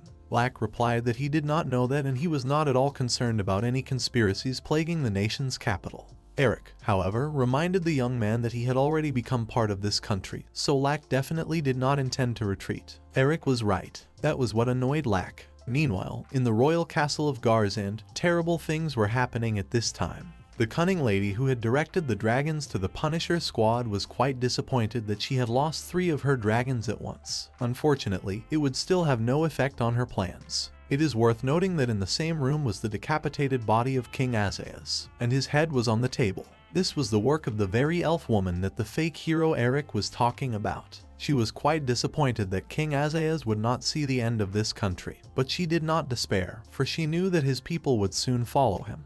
The next morning, the punishment squad set out for the Devil's Lair. Lack walked ahead and led the squad. At one point, Luck stopped and Eric asked his comrade if they had come, to which Lack replied that they had indeed approached the lair of the Black Dragons. Fast forward to 10 hours ago, when Lack and the rest of the adventurers had just learned that the quiet-looking adventurer turned out to be Prince Eric. After the greeting, Eric nominated Lack in the leader's seat. Lack was of course a bit dumbfounded, but Eric felt that for a mage like Lack, planning strategy was the best fit. Plus, Lack among all the adventurers present is the only one who has actual knowledge regarding black dragons. At this moment, the adventurer that was also helping the comrades fight the dragons supported Eric. After all, Lack was calmly able to analyze the dragon's targets and attacks. Lack didn't like that he wanted to be appointed as the leader. Therefore, he resented it and said that there were still adventurers here who had a much higher rank than him.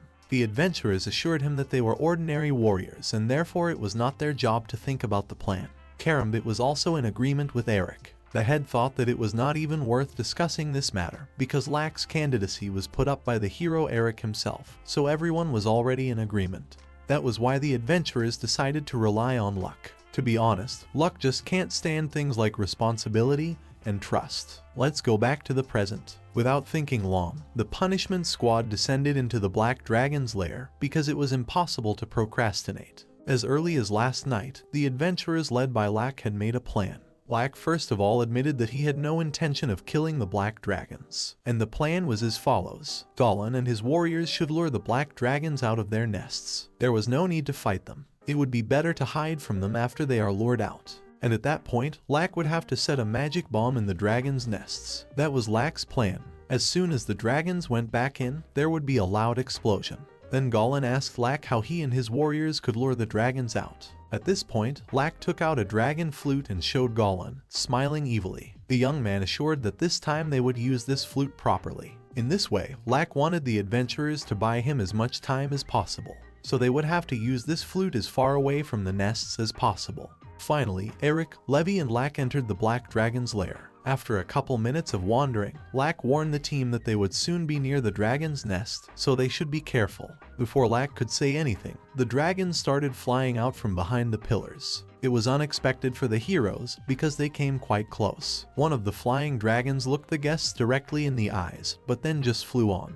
When all the dragons flew out of the nest, the boys exhaled. It's worth saying that Lack had used mind-dulling magic so that the dragon that noticed them didn't realize anything and just flew on. Lack thought that he and the guys were still lucky that dragons didn't rely on their sense of smell despite their intelligence. Eric, on the other hand, thought the dragons flew away a little too soon. Lack realized that anything could happen, so he wanted it to just go without accidents. After a while, Goblin and his warriors also spotted many dragons flying by in the sky. Here Goblin realized that things were getting serious. The fact was that the dragons were heading for the royal capital, though Goblin didn't even use the dragon flute. That was why he had no idea what was even going on here. At that moment, a horse ran up to Goblin. On the horse sat the adventurer who had controlled the wind in the last battle with the dragons. He asked Goblin to jump on the horse and intended to take him to the mage. The adventurer realized that plans had changed and it was necessary to deliver the dragon flute to Lack as soon as possible. Karambit and his adventurers, on the other hand, decided to go to the kingdom for rescue, asked his men in advance not to do anything reckless. At that moment, Goblin turned to the head of the guild. Before he could say anything, he heard strange sounds behind his back. Turning around, Goblin saw that an adventurer sitting on a horse was removing his armor. Goblin was surprised when he realized that the adventurer was actually a girl. Looking at the girl's large breasts, Goblin blushed and asked her what she was doing. The girl, however, explained that it would be difficult for the horse to carry two people in armor, so it would be better to take it off. Along with those words, she removed her headdress. From underneath it revealed long blonde hair. After that, the girl introduced herself. Her name was Marguerite Motten. Looking at the embarrassed Goblin, Margaret asked him to remove his armor as well. Goblin looked at the girl with burning eyes and open mouth. He could not utter a word and just froze. Then Margaret asked him what was wrong. Goblin seemed to wake up and, scratching the back of his head, admitted to Margaret that she was very beautiful and that he was just staring. Margaret was dumbfounded to hear such a statement. Embarrassed, the girl began to ask Goblin indignantly what he was talking about, and Goblin scratched the back of his head again and, apologizing to Margaret, again called her very beautiful. Then Margaret ordered Goblin to stop. Thereupon Goblin took off his armor and jumped on his horse. Margaret only asked him to hold on tight, for they would ride with all their might. They rode very fast indeed. Goblin held on tightly to Margaret, so the road was good. On the way, Goblin confessed that he could not understand why the dragons had gone to the royal capital, for there were other towns and villages along the way. Marguerite herself did not know the answer to this question, but the girl was sure that it did not bode well. Meanwhile, Lack, Eric, and Levi were still in the dragon's lair and had no idea. Lack analyzed the place and eventually stumbled upon something that was just beyond what he expected.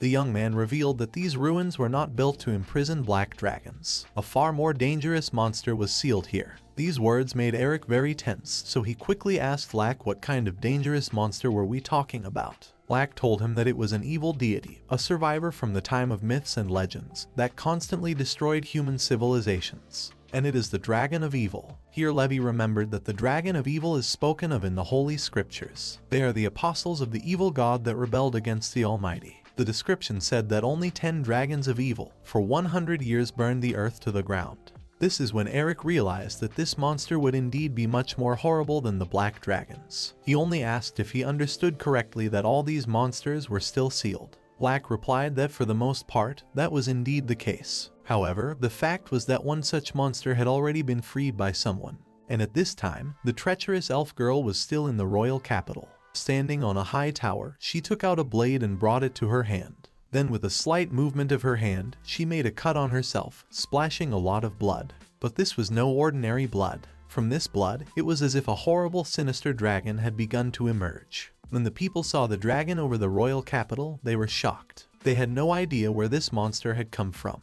There was a commotion in the city. People ran away in terror to avoid being attacked by the monster. Only the three-eyed beauty on top of the royal palace was happy. Fly, Dragon of Evil. Letting the dragon loose, the girl ordered it to gather fear and despair from its victims and fill the madman's stone. An order of knights camped near the capital noticed that something was amiss in the city. The knights quickly reported it to their head and asked him to take a look at it personally. The head was shocked at what he saw. The entire royal capital was shrouded in a curse. The knights were worried for those inside.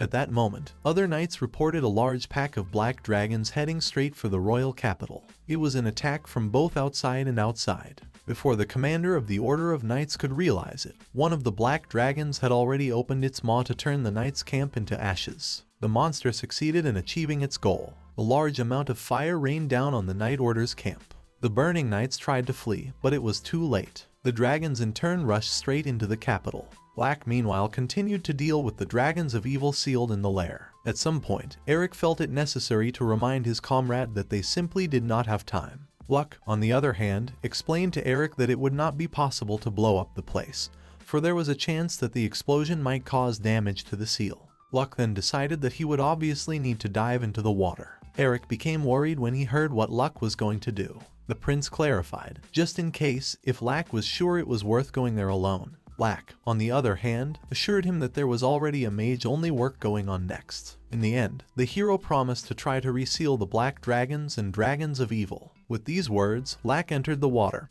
holding his staff in his hand. Diving in, at the bottom Lack saw the terrifying dragons sleeping. The young man quickly realized that these dragons were the dragons of evil, and it was just as he thought. The monsters were still restrained by the seal. However, Lack noticed one empty seat, which meant that one evil dragon had already been released. Luck still had to hide something from Eric, the existence of the Forbidden Book, and it was now that Luck planned to use this Forbidden Book. At this moment, the dark-haired beautiful elf that had unleashed one evil dragon felt that someone had touched the barrier of the dragon seal. But she didn't know yet that this sneaky person was Lack. In the end, the villainess came to the conclusion that this scoundrel was unlikely to succeed. But despite this, she still ordered the black dragons to return to their lair immediately. This the black dragons did. In quick order, they all left the capital and headed back to their lair. The capital became half dead. All the inhabitants were subjected to a curse. One dark-haired lady was excited. She was waiting for something very important. It was the opening of the spatial rift door that was going to happen right in the royal capital. So, the Forbidden Book is a powerful ritual spell that uses a magical object as a catalyst. And it doesn't always take the form of a book. Simply put, it has a tremendous amount of information inside it that it can memorize. And Lack was now using analysis. It is a higher magic that is capable of analyzing. Once it comes into contact with other magic, it begins to recognize whether it is ancient magic or dark magic. Thus, Lack's chances of winning depended solely on this spell. That was what the young man was busy with now, being face to face with the sleeping dragons of evil. And despite all the difficulties, the young man was determined to absorb all the imposed magical seals completely, no matter how many there were. The dragon's lair was still calm and quiet. Eric, on the other hand, was carefully watching the water where Lack had dived into. Seeing this, Levy asked Eric if he was worried. The girl assured him that everything would be fine. Eric looked at Levy and, smiling, admitted that the girl was right. However, the young man also admitted that he was worried about something else. At that moment, a noise was heard behind him. Hearing it, Levy and Eric turned around at the same time. On the horizon, they saw a crowd of dragons who had already returned from the capital. Goblin and Margarath, who were still rushing to Lack with the dragon flute, also noticed the crowd of dragons returning to their lair. Realizing that things were bad, Goblin asked Margarath to hurry. In the meantime, the dragons had already begun to attack their unwanted guests. First, one of the dragons opened its maw, hoping to burn the heroes to the ground. Levy managed to put up a protective barrier to keep herself and Eric from being burned. And Eric set about chopping off the dragons' heads with his sharp sword. Although he was pretty good at it, there were too many dragons and Eric could hardly manage. In an instant, the dragons attacked Eric from both sides. Levy shouted for the young man to turn around. But it was too late. Eric was on the verge of death, but Goblin came to the rescue. He attacked the dragon from the air and landed right on its muzzle. The hero then stuck his sharp sword between the dragon's eyes, thus striking it. The dragon fell, and Goblin descended to the ground and first apologized to Eric and Levy for being late. Eric, on the other hand, was more curious, since when could Goblin use the magic of flight? Goblin explained that it wasn't him at all, but Marguerite. Margaret at this time, being on horseback, approached Goblin and ordered her horse to hit him on the head with a hoof. The girl was furious, for Goblin jumped off his horse at once, and she might not have been able to follow. It certainly hurt Goblin to be hit on the head with a hoof, but Margaret claimed it was for him for scaring her. At this point, Eric noticed, looking at this sweet couple, that they had become quite close. Goblin blushed and became embarrassed at these words and also started to assure that it was not true at all. Levi also noticed that Marguerite was quite embarrassed. Goblin at this time asked Eric if Lack was inside, to which Eric replied that Lack was trying to seal the dragons again. In that case, Goblin decided to just count on Lack. Now he and the rest of the heroes had a few more dragons to fight. Goblin was ready for battle. After all, it was all for Lack, who is the most powerful mage that Goblin had ever met. That is why the hero was confident that Lack would handle everything. In the meantime, the capital continued to be ruled by the treacherous long-haired lady elf, and she was already ready to open the door to the interdimensional rift. As long as that door remained open, Madsen from another dimension would continue to advance. It will be a new age of chaos, a multitude of terrifying monsters that are ready to destroy everything in their path. That's when the world of the living will end. But it didn't. The crystal began to crack and was eventually destroyed. The dark-haired lady was dumbfounded, for the flow of the curse had been interrupted, which meant that the seal had been restored. At this moment, all the dragons that were in the lair began to be sucked into one vortex. Eric and Goblin looked at this spectacle and did not understand what was happening. At that moment, someone put a hand on Goblin's shoulder. It was Lack. The young man got in line with his comrades and declared that something terrible was coming.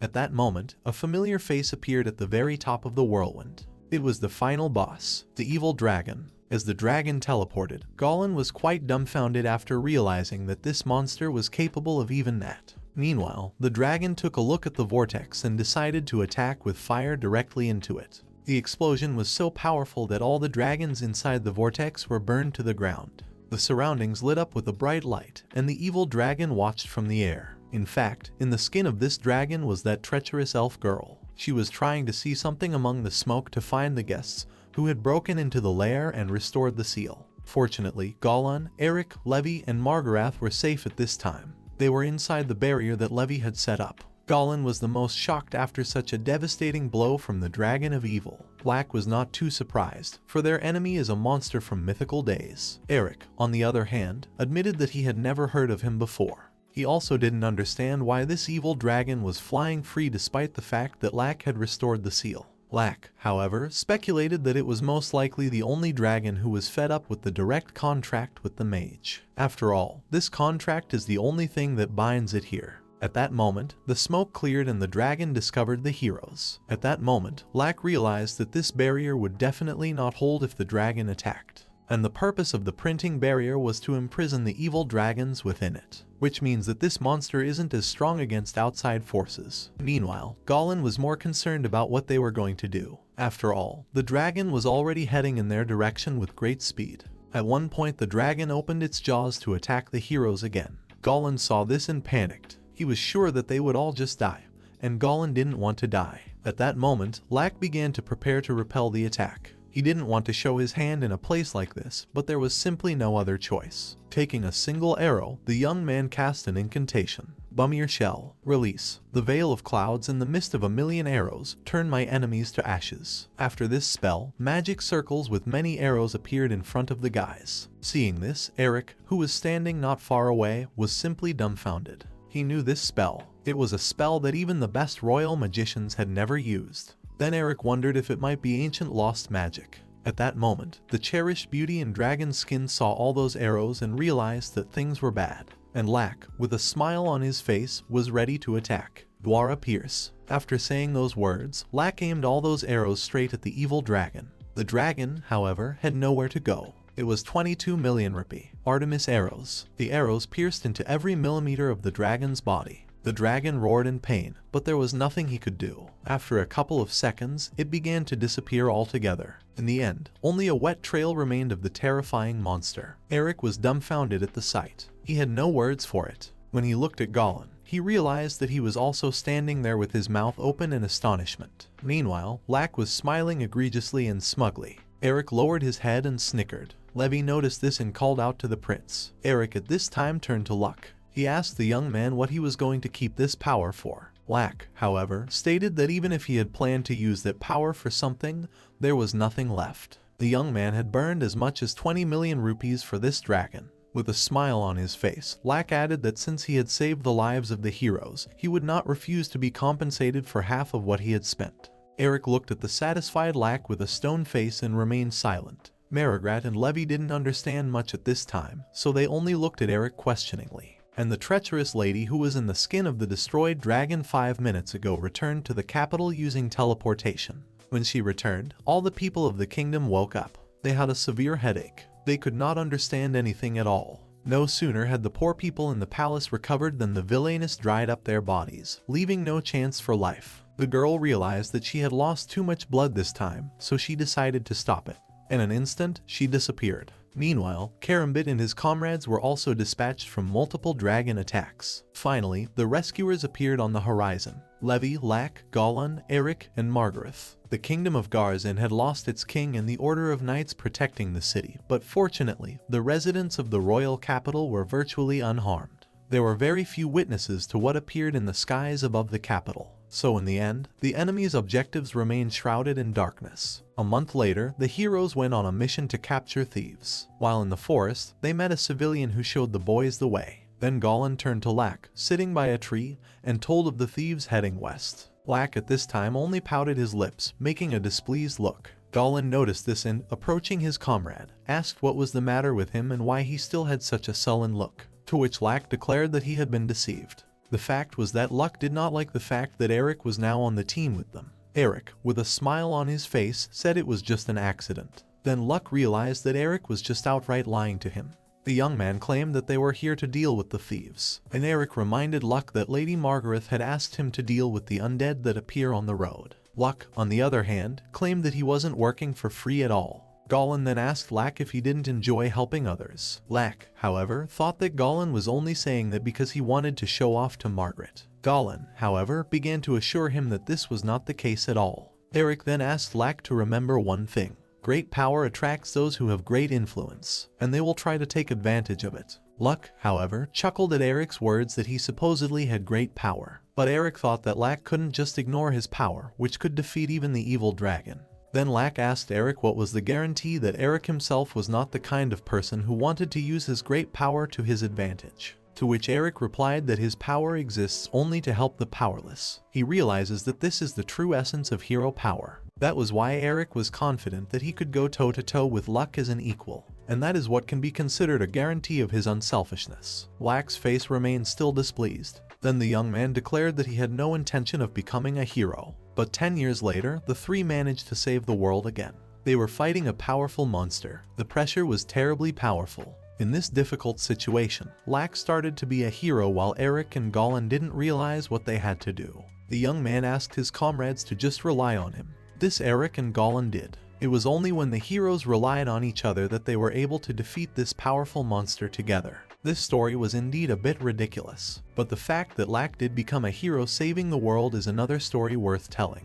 Now that Lack's story has been told, let us return to the present. The morning of the new day began strangely. Somewhere far away from Luck's estate, a vortex formed. The sky thickened, and then the center of that clot began to sink toward the ground. After a couple of moments, a winged monster flew out of this clot. It was a dragon. Without a moment's hesitation, it immediately darted off into the distance. Celeris was in Luck's manor at the time, looking anxiously out the window. It seemed to the girl that today was going to be a bad day. At that moment, Milka entered the dining room and told Celeris that her lunch was ready. Celeris thanked Milka and said that she would eat when Shia returned. Milka, however, added that Philly also said she would start eating after finding Shia. Celeris then asked Milka about her father with the rest of the heroes. Milka explained that they were currently holding a meeting in Laka's room.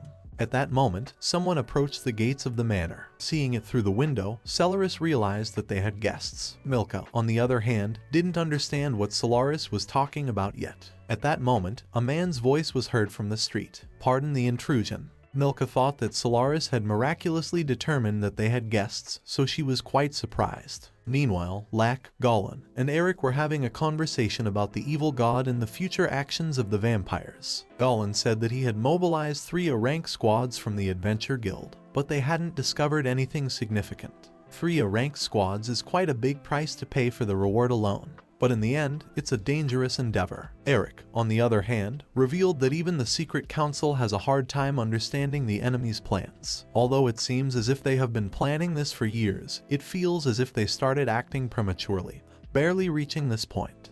Eric thought that the fact that Lack came back alive and well could be the reason for their haste. At least Eric and Goblin believed that. In the meantime, Lack had picked up on the fact that vampire activity had begun to pick up at the same time as his return. Thus, be that as it may, the vampires were all too quick to recognize it. The first and foremost question Lack asked was what was the ruler of Madzin trying to get into this world for? Well, obviously to attack the heroes with this is Madzin. But is there a need for a manifestation of the ruler himself? Goblin then suggested that it might be in order to command an army. Lack, on the other hand, thought that even if so, Madzin was too far ahead. The heroes fought the ruler of Madzin in a battle in the interdimensional rift fairly early on. Because of that, they underestimated the enemy's strength. After all, the heroes in no way expected that the ruler would be left with such power. At that moment, Eric had an epiphany. He himself refused to believe his own conjecture, but he voiced it nonetheless. The king thought that if you thought about it, all those vampires could have summoned the ruler, then it all made sense. Such a statement made Goblin's jaw drop. He thought it was impossible for vampires to do such a thing, but they were only trying to gather all the evil gods together. This was where Eric picked up on the fact that if one thought of it that way, it might explain these systematic actions of theirs. But Eric felt that they were forgetting one important factor contributing to this hypothesis. It was mentioned earlier, but there is some sort of entity controlling those vampires. Then Lack asked if there could be some master vampire that they don't even know about yet. Goblin stood in his seat with terror in his eyes, his head down. Lack immediately realized from his look that he knew something, so he called out. Then Goblin explained that there was information that he had not yet informed Lack and Eric. A rank mage who asked to investigate the hideout of the enemy who summoned the head of that evil god. There was a feeling that this mage was under the influence of strong enchantments, and Goblin speaks of a rank mage who has a strong resistance to magic. Eric and Lack were dumbfounded upon hearing such news. The comrades became furious, because Goblin clearly should have told them about this much earlier. Goblin, however, stopped the guys and said that this mage was enchanted, but he had no direct contact with the guild. Lack didn't understand what Goblin was talking about, so he interrogated. Goblin explained that this mage had sensed the vampire's presence from afar, but hadn't even seen him in person. Naturally, Goblin might not have told the pillar the dubious information to Eric and Luck. Then Lack asked Goblin if they could trust this mage. Goblin thought that they could indeed trust this mage. After all, he had once fought against the Supreme Lord of the Vampires. Then Lack decided that he and his comrades could be sure that there was someone stronger than even the Supreme Lord himself. At that moment there was a knock at the door of the room. It was Celeris, who had brought guests to Lack. Lack was delighted to see his old acquaintance. It was the chief of the Eastern Beastmen tribe and also Shia's father. The big man's name was Danton Walcott. Danton hadn't seen Luck since the reward ceremony for defeating the High Lord. The first thing he saw fit to do was to thank Lack for taking care of his daughter Shia. Lack grinned and assured him that Shia was helping him too. Danton was very happy to hear that his daughter was benefiting Lack. That was the most important thing to him. Goblin was also well acquainted with Danton, so he came out to greet him. And Danton at that moment saw King Eric and was stunned. Kneeling before Eric, Danton sincerely apologized to Eric. Eric, on the other hand, assured him that there was no need to be so submissive, for they were all longtime friends. Danton was still in shock, even though he knew that Luck was acquainted with King Eric. Danton had heard that Lack often went on important missions assigned to him by Eric. He had even heard that the young man had single-handedly defeated the second Supreme Lord of the Vampires. Lack, however, added that the real target was someone else, but did not reveal that it was the evil god. The young man then asked Danton what had brought him here. At this point, Danton turned to the door and asked someone to come out. That is when a girl named Nia entered the room. She introduced herself and assured him that she was glad to meet him. Lack also introduced himself and extended his hand to the girl for a handshake. Nia shook Lack's hand and said she was honored to meet him. Lucky quickly realized that Nia was Shia's little sister. Danton, on the other hand, explained that he had decided that from now on, Nia would train to be a hunter under Shia's guidance. Such words quite surprised Lack. Just at that time, Shia returned to the manor, and Lack asked Danton, wasn't it too early to train Nia to be a hunter? Danton explained that it was considered normal for beastmen. After all, Shia also started her training at 8 years old like Nia. At this moment, Shia ran into Luck's room. She didn't immediately see her sister and only turned her attention to her father. Joyful Nia, on the other hand, ran up to Shia and hugged her. Shia was dumbfounded to see her little sister and looked up at her father and asked what was it.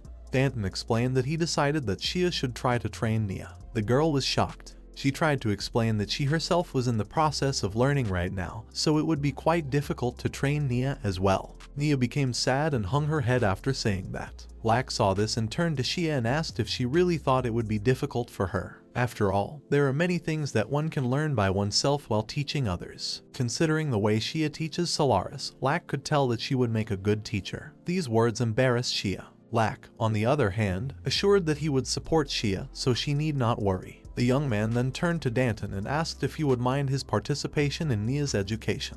Danton assured that he couldn't dream of such a thing. He would only be glad if it was not a problem for Lack. After all, raising beastmen warriors of the vampire's main enemies is incredibly helpful to the heroes and gives them hope.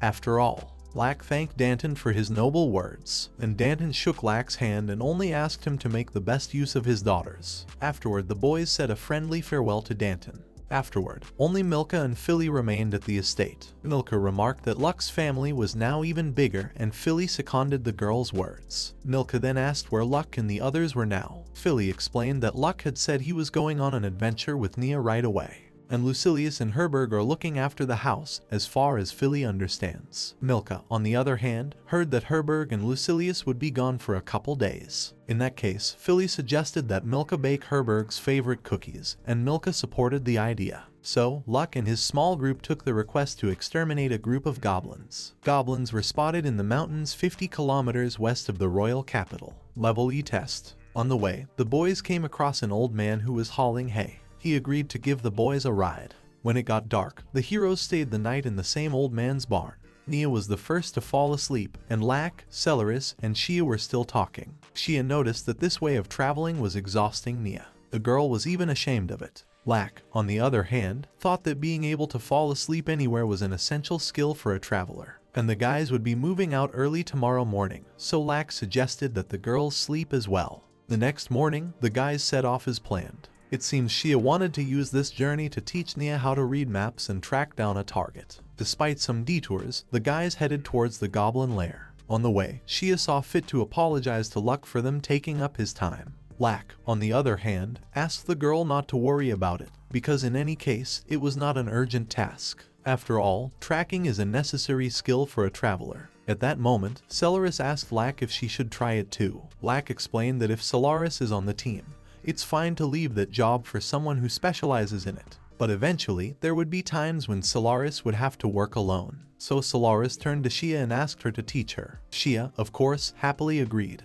Then the girls continued this journey, already the three of them, with Lack being just an observer. Finally, the boys found the coveted goblin lair they had been looking for. The entrance to it was quite intimidating and looked like a dragon's lair. Nia was the most pleased of all at this accomplishment, and Shia thanked her little sister on the head and praised her. However, right now, Lack was more interested in the question of what kind of place was this. From the outside, it looked more like some ancient ruins. Then Shia asked, had ancient ruins always been located so close to the royal capital? And Lack suggested that the guild didn't know about these ruins yet. In the end, the guys concluded that the fact that these ruins had remained unnoticed until now was even a good thing.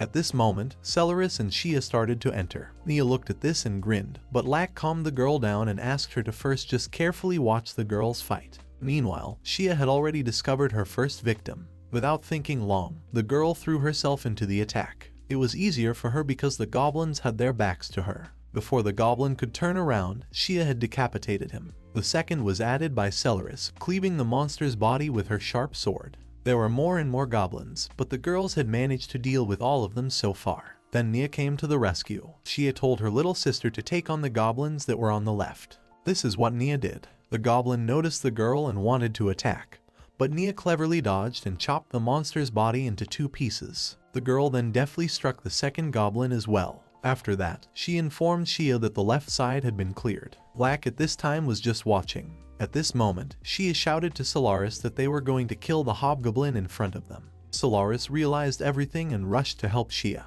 Thus the girls together and simultaneously attacked the hobgoblin.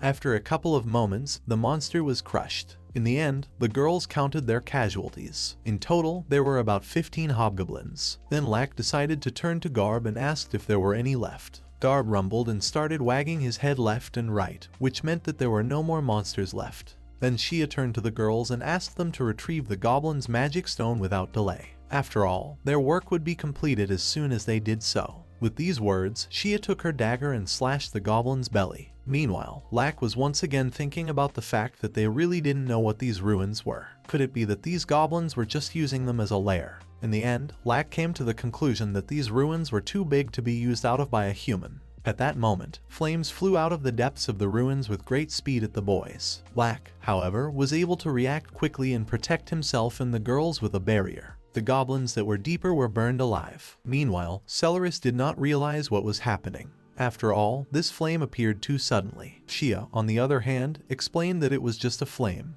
but a magical flame.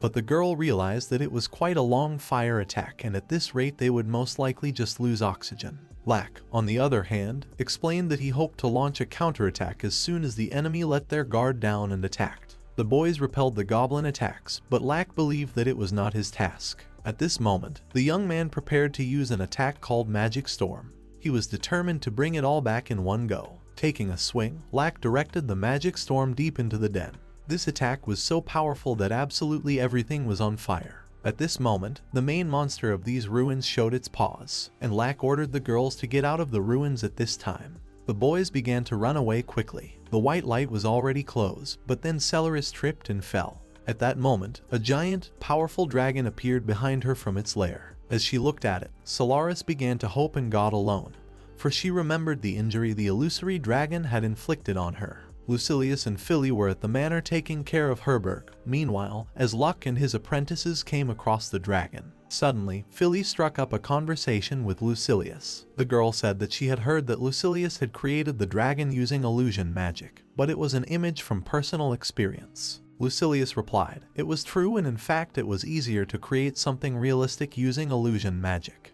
But Lucilius also had a high chance of weaving something he had seen before. However, if it's a monster that people haven't seen before, they won't be scared of it. Therefore, sometimes Lucilius will compensate with his own imagination. The ancient dragon that Lucilius had shown Celeris earlier was also made up by him, even though Lak easily recognized the illusion. Philly then suggested that it might be because Lak knows what a real dragon looks like. Lucilius also believed that Lak had indeed encountered a real dragon. That was what the young man was busy with right now. With a smile on his face, Lak declared that a great ancient dragon had appeared before him and the others. The young man was delighted that this dragon had an unusual appearance. Meanwhile, the dragon was roaring loudly without ceasing. The roar was so loud that the girls had to cover their ears with their hands so as not to hurt them.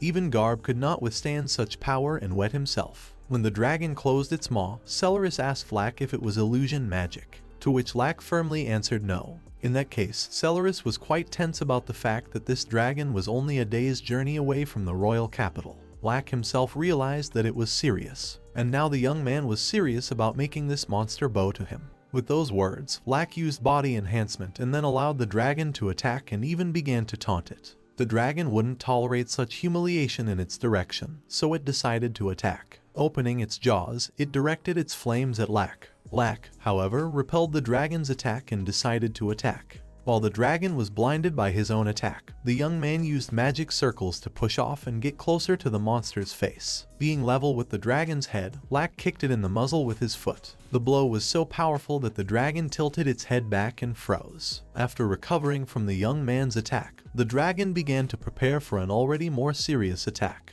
Looking at it, Celeris immediately realized that the monster was going to use magical fire breath. But no sooner had the dragon opened its mouth than Lak blinked and used Ice Solid to shut it up. With this attack, the young man froze the dragon's mouth so that the monster couldn't even open it. While the dragon was touching its mouth with its paws and didn't understand what was happening, Lak explained that it was magical ice, so he wouldn't just melt it, much less break it. In that case, the dragon decided to take a different course of action. Determined to escape, he flapped his wings and began to fly away. But Lak had no intention of letting the dragon go. The young man firmly declared that the dragon would not escape anywhere, and then froze its wings with magic just as he had just frozen its mouth. The dragon plopped down on the ground and looked dejectedly at Lak. Lak, however, turned to the dragon and declared that if it surrendered, he would free it. Then the dragon roared at the top of his voice that he was surrendering and admitting defeat. Seeing the dragon talking, Celeris was dumbfounded, and Lak explained that this was no ordinary dragon,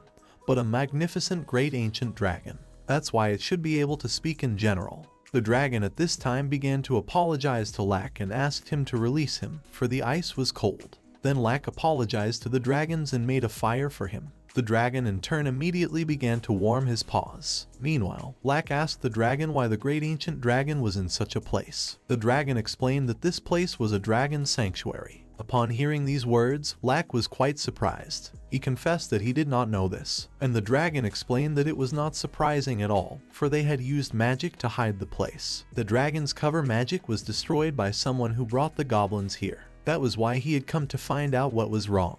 Then Lack asked if this sudden fire breath was really to purge all the goblins inside. The dragon, however, explained that it was indeed so. He also admitted that there was a very powerful goblin in that place. Lack realized that the dragon had mistaken him and his students for goblins. The young man began to explain to the monster that it was not true at all and that they were humans. The dragon apologized to Lack and assured him that to him all humanoids look the same, because they all walk on two legs and have a nose in the middle of their faces. Lack, on the other hand, began to assure him that goblins were not like humans at all. That's like saying dragons look like giant lizards. These words made the dragon laugh so hard that he grabbed his stomach and cackled loudly. He thought that Lack was greatly exaggerating and that dragons were not so easily confused with giant lizards. But Lack claimed that he also believed that humans could in no way be confused with goblins. Such a statement caused a surprised grimace to appear on the dragon's muzzle and its mouth to open. In the end, he admitted that Lack was probably right. That was why the monster felt it necessary to apologize to the human. Hearing the apology, Celerus was the most shocked of all, because this dragon was surprisingly very obedient. Lack at this time told the dragon that he and his apprentices were adventurers who had come to destroy the goblins. This is when the dragon himself realized that what he had done was unforgivable. Shia was also talking to Celerus at this time. The girl was sure that they would have all just been vaporized if Lack hadn't been with them. Celerus was in agreement with the girl and believed that there was no way they would have escaped from there in that case. Lack glanced at Nia at this time and saw the girl trembling with fear and excitement. The young man went over to her and stroked her head and told her that there was no need to worry because she would rarely encounter dragons in her adventures. Lack would say that Nia should worry more about falling rocks or floods. Those words calmed the girl down a bit. The dragon at this time admitted that he would never have thought that humans could be so powerful, because he didn't even have a chance. Shia, on the other hand, explained to the dragon that Lack was special among humans. That was why the girl asked the dragon to be careful when he used his fire breath. The dragon understood everything. Meanwhile, Lack looked at the ruins and asked the dragon if there was anything important there. The dragon assured him that there was nothing wrong with the ruins and it was just that the structure itself had historical cultural value. Lack remarked that humans usually like to find things of value, but it seemed to Lack that dragons did too. The dragon explained that among them there were those who did not show such interest, but he personally thought that it was necessary to preserve these ruins. Lack smiled and grinned upon hearing such an answer. Then the young man asked if in other words these ruins should really just be hidden so that the goblins would never find them again. The dragon replied that this was indeed the case. In that case, Lack decided to use disguise magic. After disguising the ruins, Lack asked the dragon how he felt about it. Celerus was dumbfounded, because Lack's cloaking magic was simply incredible. The girl could not understand where the entrance to the ruins used to be at all, and the dragon at this time was silent. Then Lack asked him if everything was alright. The dragon, on the other hand, explained that Lack's magic was much better than the dragon's magic. However, the dragon thought that Lack might think that it was shameful for dragons to accept it so easily from humans. Lack then asked if there were any other dragon ruins close to human settlements around here, to which the dragon replied that of course there were such ruins. The dragon indignantly stated that such desecration of ruins had recently increased, and from this point on from now on he would also keep an eye on it. Here Lack hesitated. After briefly thinking it over, Lack asked the dragon to tell him if the dragon ever had to destroy goblins near the royal capital again. Lack was just willing to do that for the dragon. Then the dragon asked Lack if he could count on him, to which Lack replied that he didn't mind it at all. After all, if the dragon wreaked havoc near the royal capital, they would mobilize an army. As for Lack, the thing he is most worried about is... Then the dragon asked the young man how he could contact him. Lack suggested the dragon a smoke signal or something else that could get his attention. Then the dragon decided to introduce himself. His name was Keith. He admitted that he was lucky that the first people he met were Lack and his apprentices. Then Lack, Celerus, Shia, Nia, and Garb also introduced themselves. After the greetings, Keith decided to say goodbye to his new acquaintances and remove himself. When the dragon flew away, Shia asked Lack if they should go back. At that moment, Nia screamed loudly. The other guys looked at the girl in bewilderment and asked what happened. Nia, on the other hand, declared that it was a victory shout. The girl explained that in her tribe it was customary to let out a shout when something cool was accomplished. To prove this to the boys, the girl turned to her sister and asked for confirmation of her words. Shia, embarrassed and unsure, replied that Nia was indeed right. Then Lack remembered that when they had defeated that High Lord together, everyone had done the same thing. At this time, Nia asked her sister to give a victory shout as well. Shia, however, refused, for she believed that it was Lack who had defeated the dragon. But Celeris thought that everything was in order and the slaying of the goblins was their merit, not Lack's. Also, Solaris noticed that Nia looked like she couldn't wait to try the victory cry too. Lack also noticed that it didn't look like Shia and asked the girl not to be modest. Shia gave an innocent look and then looked at her sister, who was already ready to do the victory shout. In the end, the girl agreed. In just a moment, the victory shout performed by Shia and Nia resounded throughout the neighborhood. Garb liked it so much that he too began to howl with all his might. After that, the boys went home. After some time, they finally returned to Locke's estate. There they were met by Milka, who was sweeping the yard. The first thing Luck asked Milka was if nothing had happened while they were gone. Milka assured the young man that everything was fine. After all, Goblin was always keeping an eye on everything. Even though Goblin had been in Locke's estate all this time, he still hadn't left. He also came out of the manor to greet his comrade. Lack, on the other hand, first apologized to Goblin for taking up his time. Goblin, on the other hand, assured that he was just passing by. The girls at this time also began to discuss their journey and tell Milka. Goblin and Lack went to the balcony to talk privately. There, Lack told his comrade that he had come across an ancient dragon on his journey. Of course, Goblin was quite taken aback upon hearing such news, but Lack assured him that he and the dragon had reached an understanding. However, it seemed to the young man that from now on, the dragons would be active near the royal capital, so adventurers should be careful. Goblin understood everything and, just in case, checked with Lack to be sure that that dragon was not their enemy. Lack claimed that Keith was indeed not their enemy and that he was a rather kind dragon by nature. In that case, Goblin had no choice but to believe Lack. But Goblin still did not deny that dragons were terrifying to humans. Lack agreed with his comrade. That was why he decided the next time he met Keith to tell him to stay away from the royal capital. In that case, Goblin decided to just rely on Lack. After this conversation with Goblin, Lack went to Philly, who was currently in the so-called laboratory, which in turn was in the basement. The young man knocked on the door and apologized to the girl for disturbing him. Philly, on the other hand, was in the meantime moving books. In turn, the girl apologized for not noticing when Luck and the other girls returned. Luck, on the other hand, assured her that everything was fine. More importantly, he liked the setup of the lab, because, after all, it is a makeshift lab. Philly, on the other hand, thought that this lab was incredibly easy to use. The girl admitted that she completely lost track of time and was so absorbed that Milka even scolded her. Lack, on the other hand, was a little worried about Philly in this case. After all, if she stayed locked up in the basement all the time, it would have a bad effect on her body. That is why Lack decided to suggest that Philly take a walk around town. Philly was embarrassed to hear such a suggestion, and Luck explained that he had already told the others that he would go with everyone else later to buy groceries for dinner. Then Philly realized what Luck meant by the pretext of going for a walk. Her embarrassment quickly vanished from her face. Luck noticed this and asked what was wrong, but Philly assured him that everything was alright and said she agreed to go to town together. Suddenly, the young man saw something strange on Philly's desk and decided to ask her what she was doing now. Philly explained that there was a talisman on her desk at the moment. The girl admitted that she was wondering if they could resist the magic of the Great Lord, and so Philly used alchemy, creating a sage stone to make it. Although, the girl still needs a priest to put magic on this talisman. And that's when Lack was truly surprised. He had never imagined that it was possible to create a sage stone in such a setup. The young man was sure that even the alchemists of the royal palace could only create one stone a year. Then Lack saw fit to ask Philly if mass production of stones was possible. Philly replied that it was indeed possible as long as she had the materials. This is when Luck realized that he had clearly gotten a prodigy. In the meantime, Philly decided to go and change into street clothes. Luck, on the other hand, continued at this time to think about whether this girl's talent could be a national treasure. Eventually, the young man declared that he would be Philly's trusted bodyguard. After a while, all now Luck went on a general outing.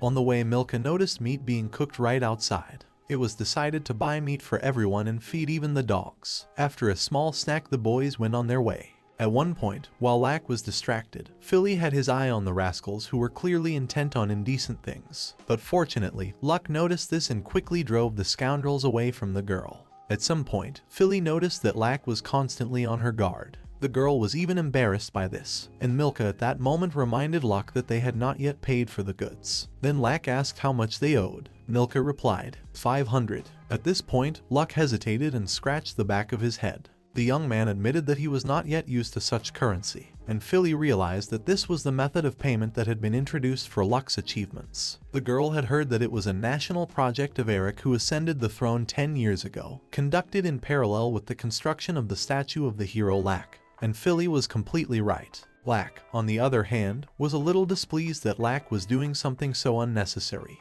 At that moment, the civilians abruptly revolted and started running away from something. Lack turned around to see what was going on. Let's transfer to the Cathedral of the Royal Palace. Queen Levy was approached by stunned subjects and asked what the sound had just been.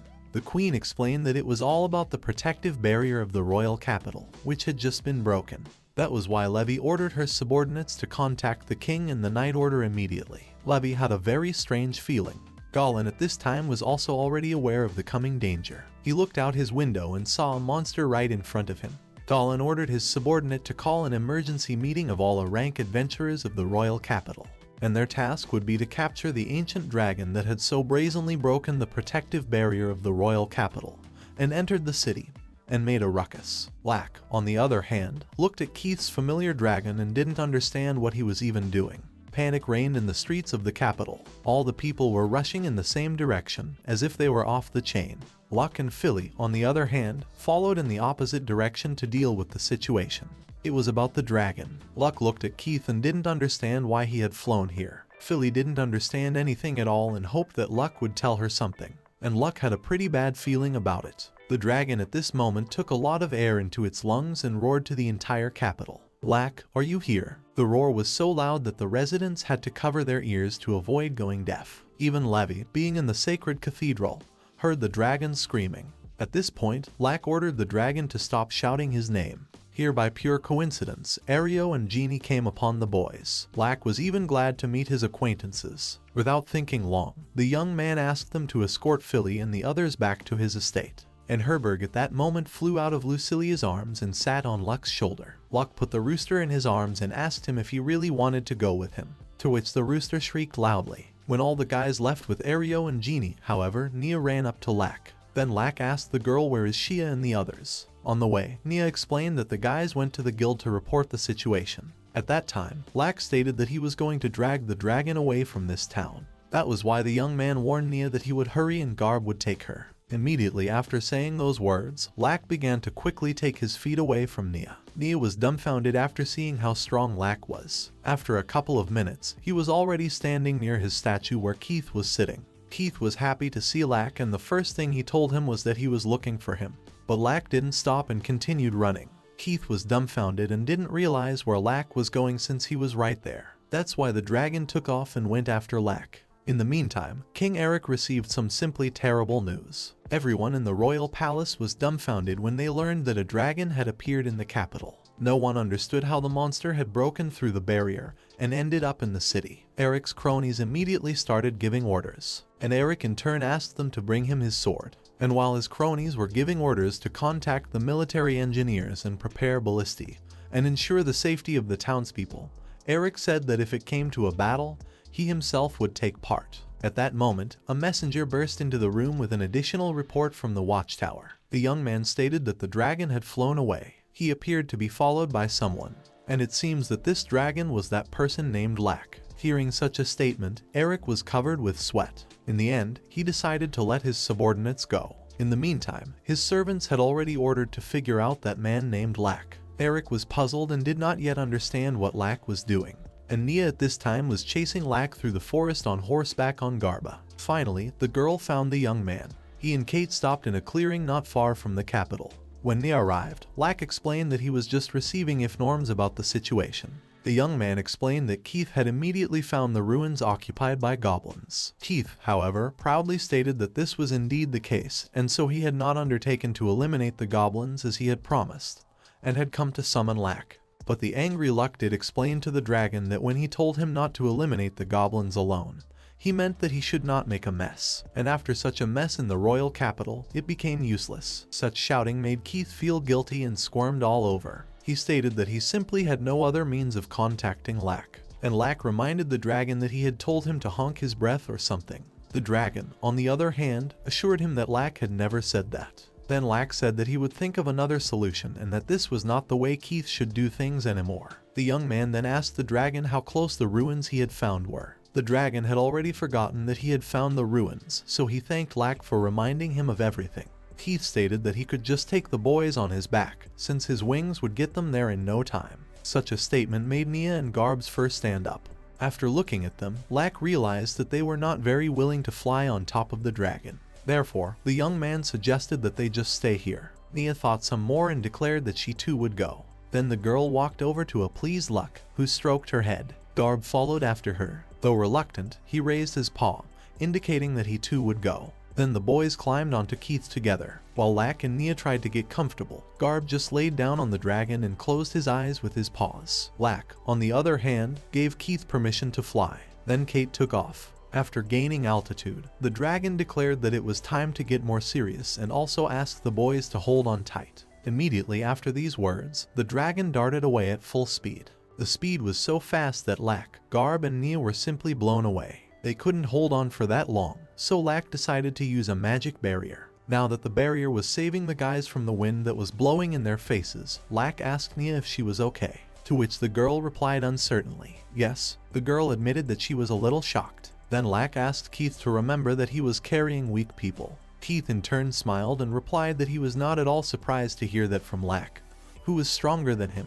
A couple minutes later, the dragon began to land. Finally, the boys landed and got off Keith. Hiding behind some bushes, they watched the cherished ruins, which were carefully guarded by goblins. Then Lack asked Nia how many goblins she thought were in those ruins. Here Nia began to scrutinize the ruins and count the goblins. On the guards, the girl counted 3 monsters, and inside, it seemed to her that there would be anywhere from 20 or 30 monsters. Nia also guessed that such a horde could easily be led by a hobgoblin or maybe a goblin mage. Lack liked Nia's good work. However, the young man didn't expect anything less from Shia's younger sister. Nia in turn thanked Lack for the praise, and Keith at this point declared that now knowing about the goblins, he should right now fry the hell out of everyone until crispy. But Luck hastened to stop the dragon. The young man assured that there was a possibility that there might be people inside. Then Keith clarified to Lack whether he meant the people who had joined the goblin squad. But Lack meant something else. The young man believed that there might be goblin hostages inside. That was why he suggested that Nia confidently crush the monsters. Without thinking long, Nia and Lack went on the attack. They managed to easily clear the entrance from several goblins and remained unharmed. The boys then went inside. There they also immediately ran into several goblins, which they also quickly defeated. Nia handled the goblins just as well as Lack. Using her excellent sword skills, the girl struck the goblin one by one. After a while, the passage was cleared. The goblins had been defeated. Then Lack turned to Nia and asked if she had memorized the number of steps at the entrance. Nia confidently replied that there were about 20 different goblins. The young man then felt compelled to ask the girl what she thought of what they had just stumbled upon. They were still the same footprints, but the dimensions were clearly very different. After carefully looking at the footprints, Nia concluded that they were the footprints of a goblin lord. And Nia was right. Lack, on the other hand, thought that this was the problem. The young man asked the girl again if she had seen those large footprints at the entrance. Nia replied that she had not seen any such, but she still did not understand what it meant. Lack in response only suggested to continue moving deeper into the ruins, but already being prepared for the possibility of the worst case scenario. These words made Nia tense and even a little scared. Lack, on the other hand, believed that if the enemy had previously installed a magical object in Philly Manor, which was a full-length mirror that becomes a two-way portal with the help of magic, in that case, there is a chance that the monsters are using teleportation magic. At that moment, the young man ordered Garb to immediately return to the exit and group up with Keith. Suddenly, out of nowhere, Lack was attacked from behind. Although the young man had not yet seen his opponent, he was able to react quickly and repel the attack with his sword. When Lack looked at his opponent, he saw a vampire, and the vampire was himself shocked that a man capable of blocking his attack had appeared in such a place. Lack immediately saw the confidence in the vampire's words, so he assumed that this monster could be a vampire lord. In that case, the young man decided to tease his opponent a little, saying that he had only blocked the small vampire's attack. These words made the monster very angry, just as Lack had planned. Without thinking long, the vampire rushed to attack again, swinging his sword at Lack. But for Lack, it was just another predictable vampire attack. That's why the young man managed to effortlessly cut the monster in two. The vampire's body collapsed to the ground at this time. It turned its head back and grudgingly asked someone from the darkness to finally come out. At this moment, a giant goblin with a sword in his hands appeared from the depths of the ruins. Upon seeing him, Nia immediately realized that it was the Goblin Lord. Meanwhile, the half-dead vampire ordered the Goblin Lord to hurry up and kill Lack. But no sooner had the Lord gotten close to Luck than he had already gone down. Lack, meanwhile, remembered the duel between the vampire and the Goblin Lord against Shia. Nostalgia. But without thinking long, the young man also chopped the Goblin Lord's body in half as well. Thus, however, history repeated itself. At this point, the vampire realized that things were bad and, declaring that Luck was good for nothing, began turning into bats to sneak away. At this time, out of nowhere, Herberg appeared and barked at the top of his lungs. Then the vampire began to just disappear before everyone's eyes. In the end, all that was left of him was ashes, just like the other vampires that had been destroyed. Luck, of course, thanked Herberg. To be honest, the young man had even forgotten that Herberg was sitting in his jacket. Meanwhile, Nia was in a state of shock. She had heard stories about Herberg, but had never yet seen his power in person. Kate was lying near the ruins at this time and waiting for the guys. Luck asked him to wait outside since his big body would only get in the way. At that moment, two goblins came out of the ruins, who obviously wanted to run away after being frightened by the situation inside the lair. Seeing the dragon, they were even more frightened, but Keith didn't notice them.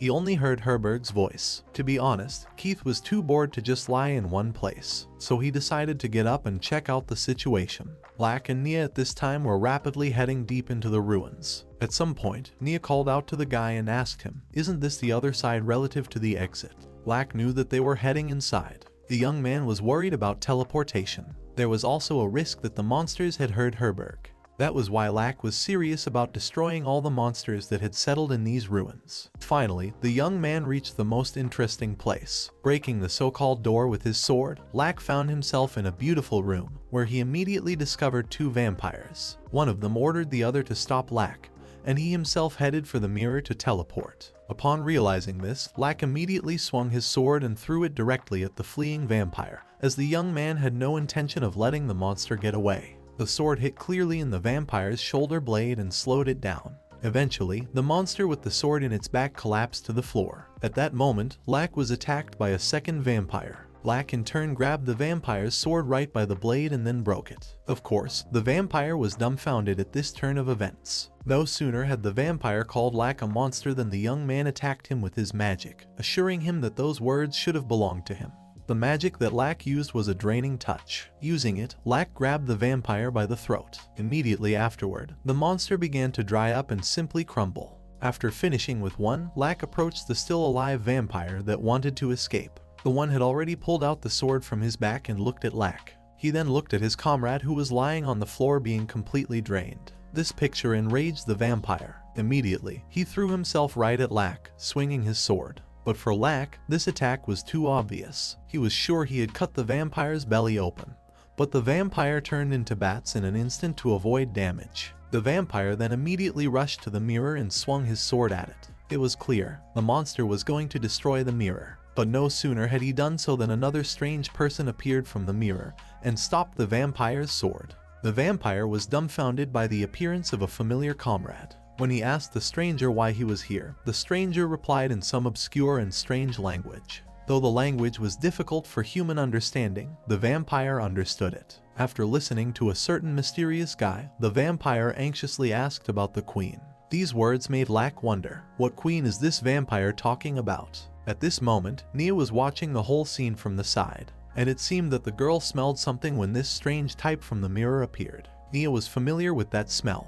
In the meantime, the mysterious guy approached Luck and said that he was going to take care of him. Standing in front of the enemy, Lack realized that this guy didn't look like a vampire. Then the young man asked him for permission to introduce himself. Lack wanted to say that he was a rank F warrior, but no sooner had he introduced himself than the enemy immediately rushed to attack. Lack had time to react and block the enemy's attack using his sword. While resisting Lack, the mysterious stranger claimed that Lack was a liar and was actually a magician. Lack, however, claimed the opposite, that he was not lying. With these words, the young man evaded his opponent's resistance and attacked him. Unfortunately, the opponent dodged. As the guy retreated, Lack noticed that he was using strange words. At this moment, the opponent's language was also heard by Nia, who was watching from the side, and Lack assumed that the opponent was using an ancient magic language. That was why he was wondering who had taught this guy this language. In response, the opponent only said that it was inappropriate. With those words, he pounced on Lack with a series of attacks. Luck deftly managed to repel each of this guy's attacks. At this moment, Nia was simply dumbfounded after seeing how fast Lack's opponent was. While fending off the opponent's next attack, Lack noticed that he was about to attack with his second hand. But instead of a hand, only a blade was visible from his sleeve. Lack had time to react and put up a protective barrier, but the opponent broke this barrier with his blade, which Lack was very surprised. With this blade, the villain managed to graze Lack's cheek. The guy's face exhibited blood, and Lack knew that his opponent was using a microscopic ancient magic called penetration, pierced at the very tip. An ordinary mage would be helpless in such a case. Lack in turn simply dodged and retreated. After a bit of thought, the young man came to the conclusion that there must be another mage pulling strings from behind and yet a master of ancient magic. In the end, Lack realized that this battle would be troublesome for him. Nia, who was watching the whole scene, realized that Lack's opponent was actually a child, but the girl didn't understand why he was fighting. In the meantime, this child continued to attack Lack with his incomprehensible claws that looked like blades. At some point, he noticed that Lack did not have a simple sword. After that, the enemy once again rushed to attack. Lack still managed to dodge each blow. At some point, the opponent swung his claws at Lack again, but the young man managed to chop those claws with his sword. At the same time, the opponent miraculously ended up on top, which Lack did not expect at all. Looking up, the young man saw a spider's web. He realized in time that it was a trap, so he quickly moved to another place, while the web fell to the floor. Lack looked up again, wanting to detect his opponent, but he was not there. At that moment, Nia shouted to the young man that the enemy was ahead. Turning around, the young man indeed saw a mysterious hooded opponent right behind his back. In the meantime, the latter attempted to sink his claws into Lack's body. Seeing this from the side, Nia thought that Lack was already hurt, so she rushed to his aid. But the young man at that moment put his hand forward as if to stop the girl. The fact was that Lack was not hurt at all, because he held back when the opponent with the help of magic ropes. The young boy with a smile on his face noted that his opponent didn't know that he was a mage, which meant that the boy should be careful with this kind of fight. After saying that, Lack tied his opponent's hands all together, preventing him from attacking anymore. After taking a good look at his enemy's face, Lack saw and realized something. At that moment, a sound came from the next room. Lack realized that the vampire who was here earlier had just left, which meant that the enemies were just stalling. Before the young man knew it, the enemy was already near the mirror, even though his hands were tied. Pushing off, he entered the mirror, thus saying goodbye to Lack, but promising him to meet next time. Lack realized that his opponent was leaving, so he pulled the magic rope with which he was bound. Unfortunately, it was too late. The rope broke and the mirror cracked. As he got closer, the young man realized that the opponents had destroyed that mirror on the other side. Thus, Lack had completely fallen into their trap. Then the young man decided that it would be safer for Herberg to go out now. After leaving this room, Lack suggested that Nia go to the next room even though they were a little late. Nia agreed. The girl looked at Lack and didn't realize whether he had noticed that his opponent was definitely a beastman fighter. When the boys reached the next room, however, Luck opened the door and entered first. As he entered, the young man saw another mirror and realized that there was another exit here. After looking around, the heroes also saw some kind of broken device that looked like equipment. Since it was broken, Lack concluded that the enemies were going to destroy the evidence. After looking at what was left of the equipment, Lack realized that it looked like alchemy techniques, ancient magical techniques. Eventually, Luck hoped that Kate would know something about it. That's why he asked Garb to help him carry the pieces. After a while, the boys finally emerged from the ruins and returned to Kate, who was already waiting for the heroes. When the dragon saw what kind of thing Lack had brought, he was quite dumbfounded, for in this way the young man had freely taken out the relic. Keith claimed that Lack didn't think what he was doing at all, for he was holding a precious cultural heritage for the moment. Lack was confused and apologized to the dragon, then asked what the device was. Keith only made a silly face in response and stated that he didn't know the answer to that question. These words infuriated Lack, seeing the disgruntled look of not only Lack, but also Garb, Herberg, and Nia. The dragon said that ruins should be preserved and maintained even if you don't understand their origins. Lack, on the other hand, assured that he understood it, but the young man was certain that the reason why the vampires occupied these ruins was because of this very device. That was why Lack felt it necessary to thoroughly investigate it. Then Kate realized that there was no choice and only asked Lack to take care of bringing this item back. Also, the dragon wondered if there was really someone capable of studying this device, but Lack had already speculated who he could trust about it. And Lack's cherished hooded adversary was at this time already in a very different and intimidating place. Presenting himself before his lord, the young man removed his hood, whence his ears showed, and said that he had returned. The terrifying monster to whom the boy had been speaking asked him how it had gone.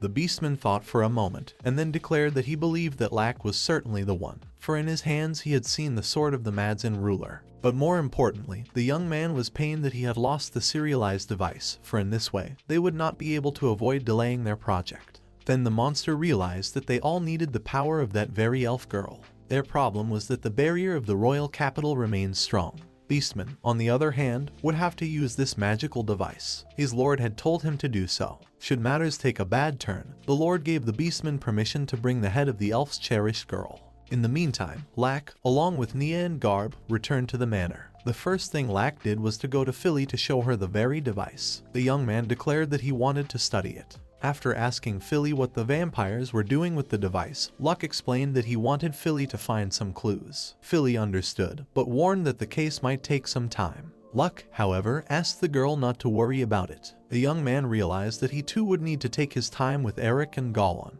Goblin and Eric were furious because they wanted to hear an explanation for all the mess that had happened today. While the adults waited for Luck's explanation, Shia turned to her little sister and asked her if Luck's battle with the vampire had been a learning experience. Nia, in turn, merely stated that she would like to tell Shia something. Some time after Shia and Nia's conversation, Solaris wondered where Shia was. Milka told the girl that Shia had warned her that she had to think about something. Because of that, she went to the bathtub. Solaris didn't understand anything at all and decided to talk to Shia later. Shia was actually in the bathtub at this time. Her head was filled with thoughts about her last conversation with Nia. Nia had told her little sister about what had happened in those ruins. The girl explained that someone from the Lycan tribe had helped an enemy vampire escape. Shia was dumbfounded upon hearing such news. The girl didn't understand what it meant. Could there really be a traitor among the beastmen? Of course, Shia was greatly frightened. But looking at her equally frightened sister, Shia realized that she had to keep her cool. That was why the girl stroked Nia's head with a smile on her face and assured her that everything was fine and she shouldn't worry about anything. But Shia realized that Nia didn't have the proper combat readiness and determination yet. That was why she shouldn't show Nia's anxiety and excitement. Shia thought it was impermissible, because otherwise she wouldn't be able to call herself her big sister or mentor. To cheer up and clear her head, Shia decided to wash her face. Anyway, everything Nia had told her was confusing her. Long ago, the Lycan tribe were the light against the vampires who represent darkness, a destiny dating back to the mythical days when the Lycans fought as disciples of the gods. It must be instinct for a species that is not characterized by personal ideas or beliefs. Shia didn't understand this situation, but she knew that she shouldn't keep this heaviness in her chest. That was why the girl decided to report it to King Eric. At this time, it was Lack and Goblin who spoke to King Eric. The first thing Lack did was to tell his comrades about another incident with the vampires. Goblin in turn asked Lack how many other ancient dragon ruins were in the area, to which Lack replied that Keith had said there were about 100. The young man also added that Keith had already found most of them and it turned out that they were vacant. Luck thought that this was useful information, and although Kate had caused a stir, he was a good dragon at heart. Eric then asked Luck if this dragon could really be trusted. After all, the king should be in this. Luck, however, felt that Eric had no choice but to meet the dragon in person. However, only one thing Lack could say for sure. Dragons are true fanatics of ruins. Such a statement was certainly a surprise to Goblin and Eric. Goblin's mind was boggling as to how a dragon could be a fanatic of ruins. But Lack assured, the way even Keith is a dragon, but he is a great ancient dragon with much more knowledge, unlike humans. And Eric concluded from this that Keith did not have any ambitions or plans. Here Goblin and Eric came to the same conclusion. Keith clearly reminds them of someone. Perhaps he reminds them of the very magic fanatic standing right in front of them. Luck, however, did not realize that his comrades were sneering at him and only explained to Eric that he needed a magical item to communicate with Keith to avoid other commotion. That was why the young man asked the king if he had anything extra lying around. Eric explained that all the king's magic tools were old, so there was probably nothing extra. But the king promised Luck to think of something. Now he was more interested in the real problem and the vampire's plans. Since Lack said that one of the vampires had mentioned the queen, Goblin and Eric had many questions. And Lack also added that the subordinate sent from the other side of the mirror was also a master. The young man did not even doubt that some big shot was pulling the strings of these pawns. Here the comrades thought for a moment. There was only one question. Who could this queen be? At that moment, Levy, who was also in the room, as if it had hit her. It was as if the girl realized which queen she was talking about. Then Goblin, Eric and Lack also realized who Levy meant. As the heroes looked at each other, they saw fear in each other's eyes. The mere thought that their guesses might be true was terrifying. The silence was interrupted by Goblin. He began to assure them that it was impossible, for, after all, this girl was not a vampire. And to begin with, this girl had definitely been destroyed earlier. There was silence in the room again. The heroes realized that their worst assumptions might turn out to be quite real. At that moment, joyous shouts were heard from the street. In the courtyard of the estate at this time, Milka was frolicking in company with Herberg, Garb, Lucilius, and Tama. The girl threw a stick to the dogs, and they chased her. Luck looked out the window and saw this picture. It made him smile. He finally decided that there was no point in him and his companions speculating and should just end this conversation. Eric and Goblin agreed with Lack, and Lack stated that in addition to this, there was another case that interested him. At that moment there was a knock on the door. The door was opened by Goblin. Shia stood there with her head down and a sour face. Goblin asked the girl what was wrong. Shia responded by first sincerely apologizing for disturbing the heroes in the middle of the gathering. She then turned to King Eric and asked him if he could spare a moment for her. The girl explained that there was something she wanted to have a serious talk with him about. Eric explained that he could certainly talk to Shia, but it seemed to him that Lack just had something he wanted to say. Lack, however, assured him that it was fine and Eric could listen to what Shia had to say first. Then all the guys left the room. The only one left was Nia, who was watching her little sister. Then Shia got down on one knee in front of the king and told him everything. Eric, of course, was not thrilled with what he heard. He realized that he had to discuss the problem with Danton. To reassure the girl a little, Eric assured her that she had done the right thing in reporting it to him. The king asserted that he was sure to remember Shia's loyalty well, for she had informed him of everything instead of covering up a matter that could dishonor her race. Shia in response merely thanked the king for these words. At this point, Lucilius approached Luck, who was standing outside the door of the room, and asked if he had a moment. The young man explained that Philly wanted him to come to the laboratory, and it seems that Philly had successfully examined the object from the ruins that Luck had brought earlier. Then all the boys made a friendly trip to Philly's lab.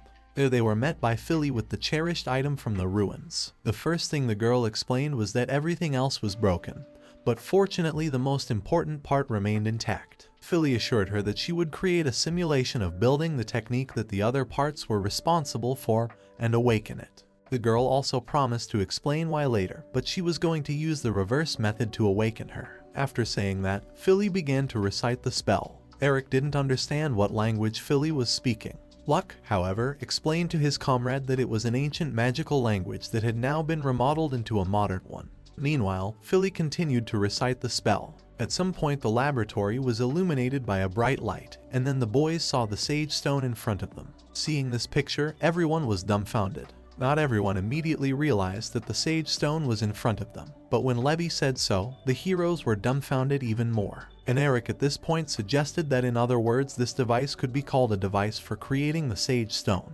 But Philly assured him it was not. That is exactly what she meant when she said that she would now change its use. Originally, this device was used to create fool's stones through sacrifices. Eric then realized that it was no surprise that the vampires were planning to destroy all evidence. They planned to mass-produce cursed medallions using this device. Thus, it is an effective means of accumulating cursed energy. Here, Goblin suggested that this device would indeed become a huge problem if this mechanism was found in other ruins as well. And to make sure of that, Goblin asked Lack if he could ask Keith about it. Lack explained that so far he had no way to contact the dragon from here. Besides, the young man had told Keith to stay away from the royal capital. In any case, Lack believed that the vampires would be back soon, seeing how things were. And Eric at this moment admitted that Philly really never ceased to amaze him, because not only had she perfected this sage stone, but she had also studied it to such an extent in such a short period of time. Philly smiled in return and said that the dragon techniques were also related to ancient magic, so she was glad that this matter suited her. Here Luck thought for a moment and then turned to Eric with a request. Meanwhile, Philly made a request to Levy. After listening to Lack's request, Eric turned to Philly and asked her if she could repair this magical device. After all, if it could mass-produce the Sage Stone, it could be a turning point of shining hope in the battle against the vampires. Philly's eyes lit up at this request. She assured that she was only too happy to be of service if she had the opportunity. Here Goblin glanced at Lack with his side vision and grinned. Lack, on the other hand, asked Goblin with a disgruntled look why he was laughing.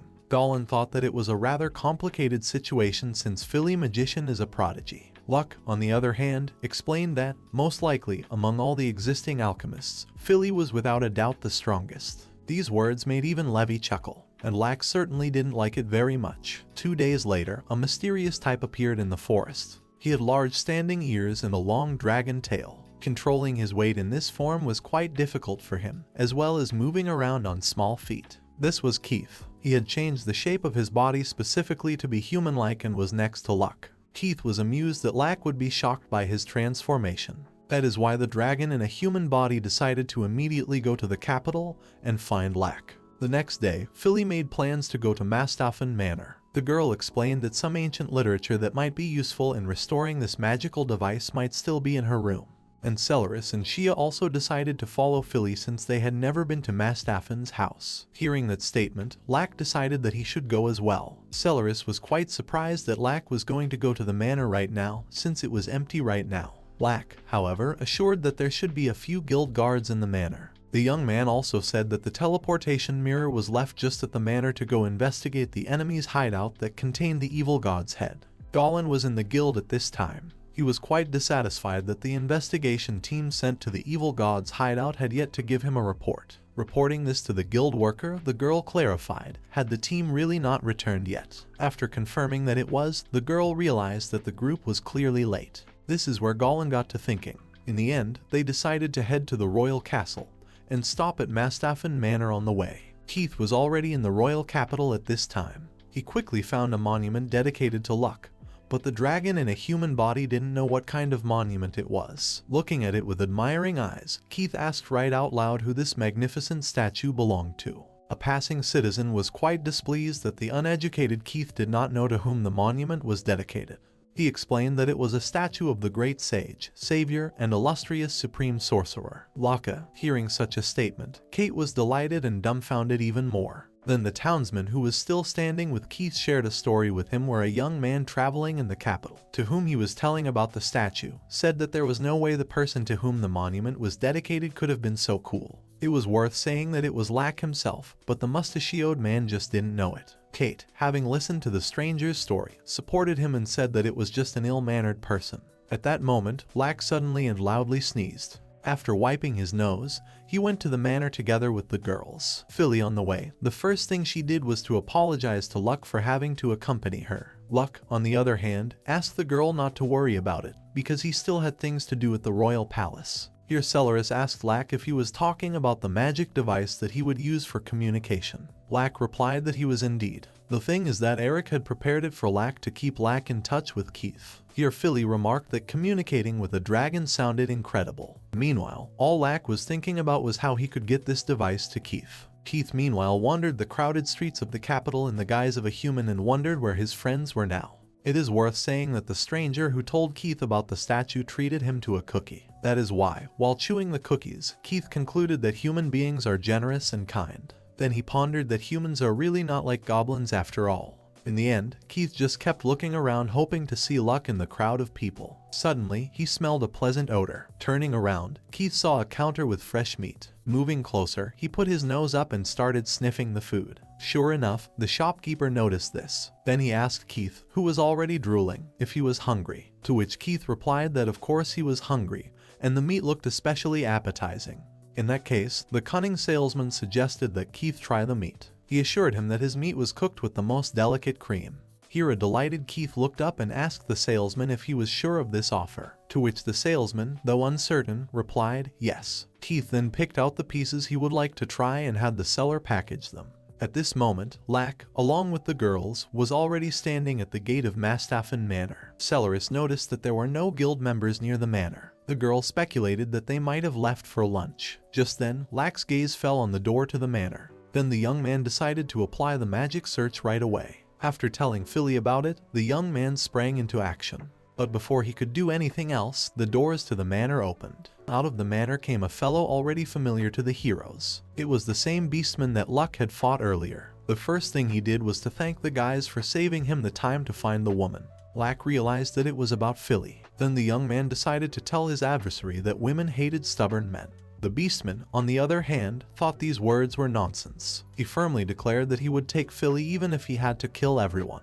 At this moment, Shia was in such a rage that a grin could be seen on her face. Nia noticed this and was very scared for her little sister, and Shia at this time just rushed to attack. With great speed, the girl covered all the distance that was between her and the enemy. Then the girl immediately began to attack. When the opponent showed her claws to that one, Shia retreated. With eyes full of hatred, Shia asked the guy why he was working with cheesy vampires. In response, the adversary only called Shia names and ordered her to stay out of his way. At this moment, a loud strange sound came from the manor. Lack and Celeris prepared for battle. Not understanding what was going on, Celeris asked what was that sound. That's when Lack realized that he had discovered his magical search. Then the young man only warned the girl that something terrible was approaching. At that moment, half of the first floor of the manor was shattered into splinters, and before the boys stood a magical machine they had not expected to see. The boys, of course, were dumbfounded to see such a thing, for they had observed such a thing for the first time. And, while the heroes came to their senses from what they had seen, the machine began to attack them. To protect himself and the others, Luck, of course, used a barrier. The machine was so powerful that Lack had a hard time. But the young man only asked the girls not to leave the barrier. He quickly realized that it was not magic at all, but some stone pellets flying at them at high speed. Then the young man decided to try to fend off the machine's attack. Thanks to this manipulation, the pellets returned to their starting point, which triggered a large explosion. When the smoke cleared, the guys saw that Mastaffen Manor had suffered even more damage. Even Lack was dumbfounded by such a sight and power. He didn't yet understand what kind of device had attacked them. That's when Philly realized that there was a magic machine in front of them and told Luck. Lack realized that Philly obviously knows about this thing, so he asked to tell a little more about it. Philly said that such a magical machine was found in the ruins of an ancient magical kingdom. It is a mechanical soldier built by the people who were against the magic kingdom. Thus, this thing can be called a magical device called the Warlock Killer. Shia at this moment was still in front of the enemy's nose. The beastman then declared that this was a battle between the dark heritage of the ancient magic kingdom and a great sage. Hearing those words, Shia realized that the opponents knew about Lack's true identity. Without thinking long, the girl once again rushed to the attack. Unfortunately, the enemy managed to defend himself. With his claws, he stopped the girl's sword. Then hate-filled Shia declared that this was inexcusable, and by his actions, the beastman had tarnished the pride of the Lycan tribe. Hearing these words, the beastman looked at Shia with his intimidating eyes. These words clearly made the enemy very angry. He quickly pushed Shia away from him, swinging his claws. When Shia bounced back, she noticed a grin on the beastman's face. Without thinking long, he decided to see what kind of pride Shia was talking about. As the young man started to leave, Shia asked him where he was going. To which the beastman replied that he was changing locations and this place would soon go feral. Shia, without thinking long, rushed after the beastman. Seeing this, Lack called out to the fleeing girl, but it was too late. Nia in turn rushed after her sister even though Lack had shouted for her to stay here. Before the girl could run away, a magical machine appeared in her path and blocked the passage. Seeing this, Celeris immediately rushed to help. As the magic machine prepared to attack, Nia was hanging by a thread. That's when Celeris appeared. She managed to grab the girl and quickly slip out from under the magic machine's tentacles. After that, the girl called out to Lack to deal with the thing. Then Lack only asked the girls to leave the machine to him. Without thinking long, the young man used the dark rays he already knew to attack the magic machine. The rays crashed into the car and punched holes in it. Eventually, the magic machine was broken. As it collapsed, a dazed Celeris immediately rushed to Luck. The girl was shocked, for she did not yet know what incredible magic Lack had just used. Lack, however, explained to Celeris that it was a dark ray. and, although it's sinful to complain about its power, it requires a huge amount of mana. Be that as it may, the heroes now had bigger problems, for the enemy was not alone. At this moment, dozens of magical machines began to emerge from behind the manor. The first thing Lack did was to ask Solaris to take care of Shia. Solaris understood everything and immediately rushed after Shia. In front of Philly, the young man apologized and explained that there was no safe escape route for her. Philly, on the other hand, felt that she would be safest next to Luck. Of course, Lack was honored to hear such words from the girl, so he set about protecting her with all his strength to meet her expectations. And while the explosions rumbled in Mastaffen Manor, Solaris managed to catch up with Nia. Once behind the girl, Solaris did not stop to ask where Shia was. Nia only stated that she would only be a burden if she stayed with Lack and left her sister behind. The girl decided that she needed to become stronger. Meanwhile, Keith continued to enjoy the delicious freshly cooked meat. He felt as if there was a magical explosion and that magic power clearly smelled like luck. Then Keith had a bad feeling. He was about to rush to run in the right direction, but someone grabbed his cloak and stopped him. It was a peddler of the very meat Kate had just eaten. Kate did not understand what the peddler was doing, for he had to go. The peddler, however, explained that Keith could certainly go, but he had to pay first. Since Keith had gorged himself on 100 kusiaki kebabs, he must pay 30,000 lakhs. Kate was of course dumbfounded to hear such a statement. The fact is that he thought that the trader just wanted to give him a treat. But as it turned out, that was not the case at all. The man claimed that he would never have given 100 kebabs for free. Keith then stated that he wouldn't eat anything unless it was free. Hearing such a statement, the peddler was even a little confused. Then Keith made it clear to him that he had no money. In the meantime, a meteor storm hit Mastaffen Manor. The explosion was so massive that the entire county was illuminated with a bright light. Debris from the estate was flying in all directions. Then Luck apologized to Philly, for it was he who had destroyed the estate. Philly, on the other hand, assured that there was nothing wrong with it. The girl only noticed that the magical machines that Lack wanted to destroy with a meteoric barrage were still moving.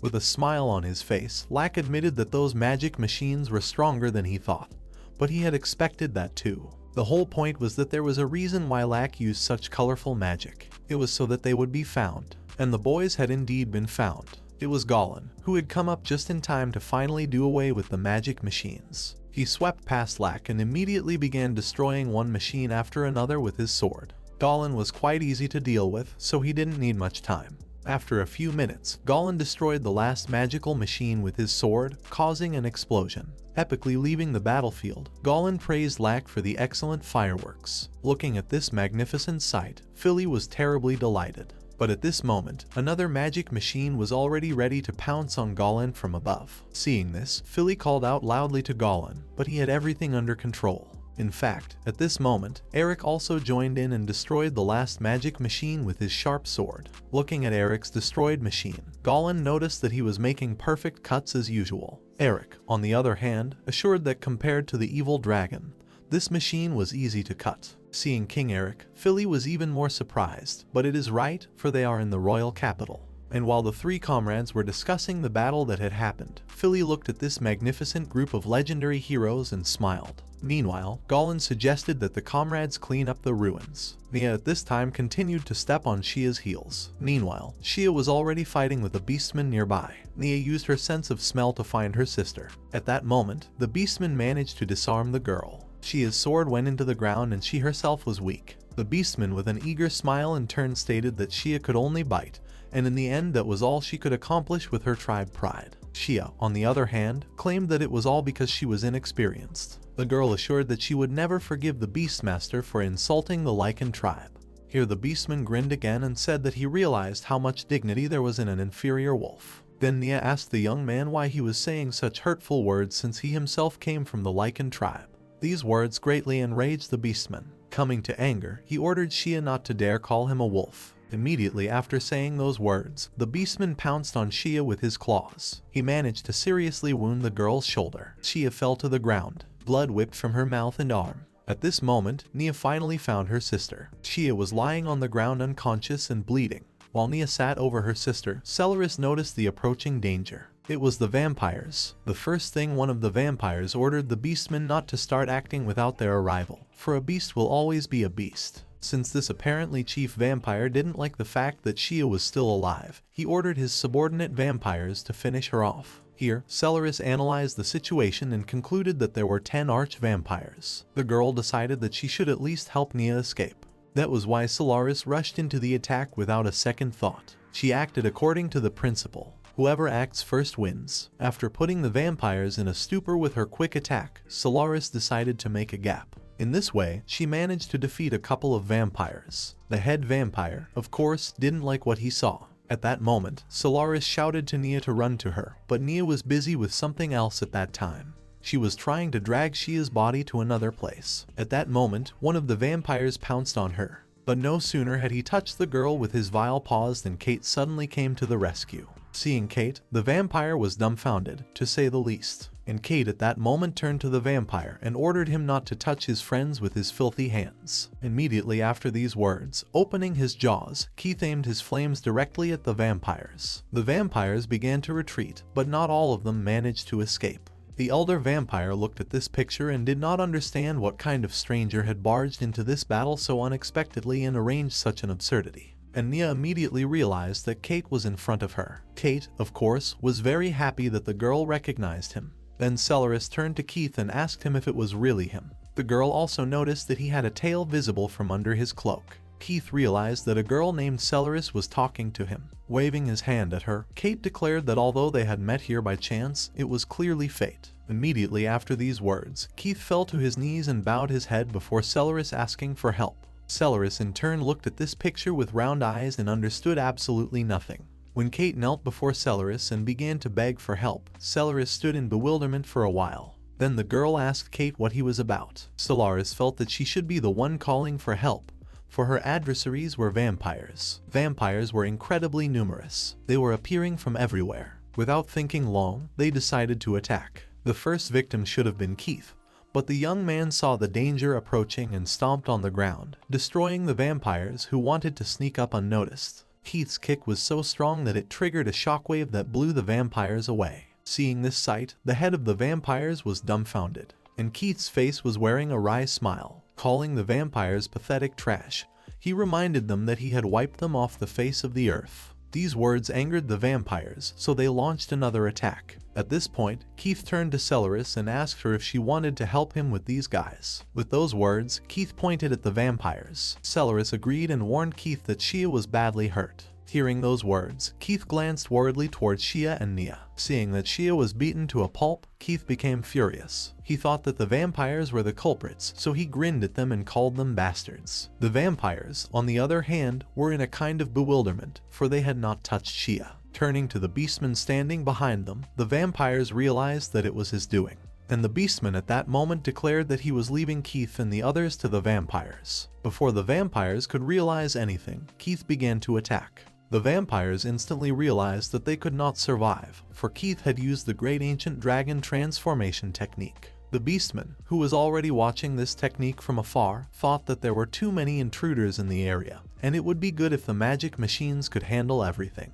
But the young man also couldn't forget his battle with Shia, who had told him that he was still part of the Lycan tribe. The beastman recalled how he went into a rage and badly wounded Shia in the shoulder. He stated that Shia knew nothing about it, and when he turned around on the girl, she was unconscious. At that moment, the beastman caught up with Kate. He put his hand on his shoulder and warned him not to run away. The beastman was of course taken aback by Keith's sudden appearance, but reacted well and bounced away. Keith at this time declared that the beastman was also involved in injuring Shia, and if that was indeed the case, he wouldn't escape. This was when the beastman realized that the vampires couldn't even buy time as Kate had caught up with him too quickly. The young man realized that he had little chance in this fight, but he also knew that he had no choice. At that moment, someone's heavy hand rested on Keith's shoulder. It was the same kebab vendor that Keith had never paid. When Keith turned around and saw him, he was horrified. He began to convince the shopkeeper that he had found someone who would pay for the kebab. In that case, the shopkeeper ordered Keith to show this rich man. The beastman in turn looked at this picture and eventually decided to just leave. At that moment, Celeris rushed to the rescue with Shia on her back and Nia. Celeris saw Kate kneeling in front of the shopkeeper and asked what he was doing. In response, Kate again asked for Celeris' help. Celeris then paid 30,000 for the kebab and wished the shopkeeper good luck. The shopkeeper said goodbye to the boys and left. As he left with Celeris, Keith assured her that he would pay her back everything. Celeris, however, argued that Keith didn't have to do that. That's when Keith came to his senses and remembered that Shia needed help right away. That is why he asked the girls where is Lack. Celeris explained that Lack was currently in battle. In the meantime, the Beastman had already returned to Mastoffen Manor. The sight he had seen amazed him. Seeing the destroyed magic machines, the Beastman was dumbfounded. He also realized that he could no longer use the teleportation mirror, which made it more difficult. At this moment, amidst the smoke, he noticed Philly standing without regret. Deciding that this was his chance, the Beastman swung his shuriken at the girl, hoping to. But Lack intervened. Seeing that Lack had shut Philly down, the Beastman stopped and did not throw the shuriken.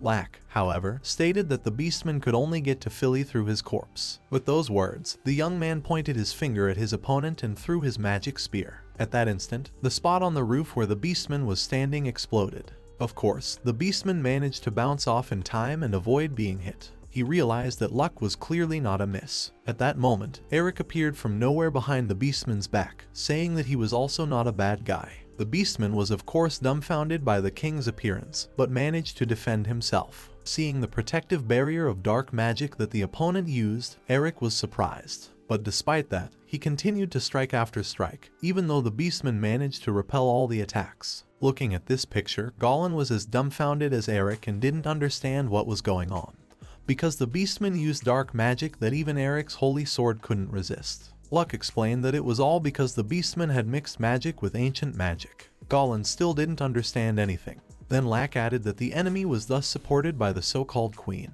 That's when Goblin realized everything. The very same woman was clearly involved. Meanwhile, Eric continued to actively fight with the Beastman. The king was able to attack his opponent well, so the Beastman admitted that Eric made him use his trump card at once. With these words, he took out 2 certain flasks from the magic circle, and from them, a horrible monster flew out directly at Eric. The Beastman, in turn, opened a space and disappeared. Fortunately, Eric was able to dodge the attack of the monster caused by the Beastman. Philly looked at this picture and wondered what kind of monster it was. Lack suggested that it was a vicious insect, and Goblin confirmed his comrade's words. Philly did not understand what kind of evil insect we are talking about, so she looked questioningly at Lack. Lack in turn explained that such usually parasitize in the teeth of dragons, but when they get out in the wild, they bring a lot of misfortune to people. The problem is usually that magic doesn't work on such creatures. Here Philly began to worry about Eric, but Luck assured her that the king would be alright, for it wasn't the first time he'd fought such a thing.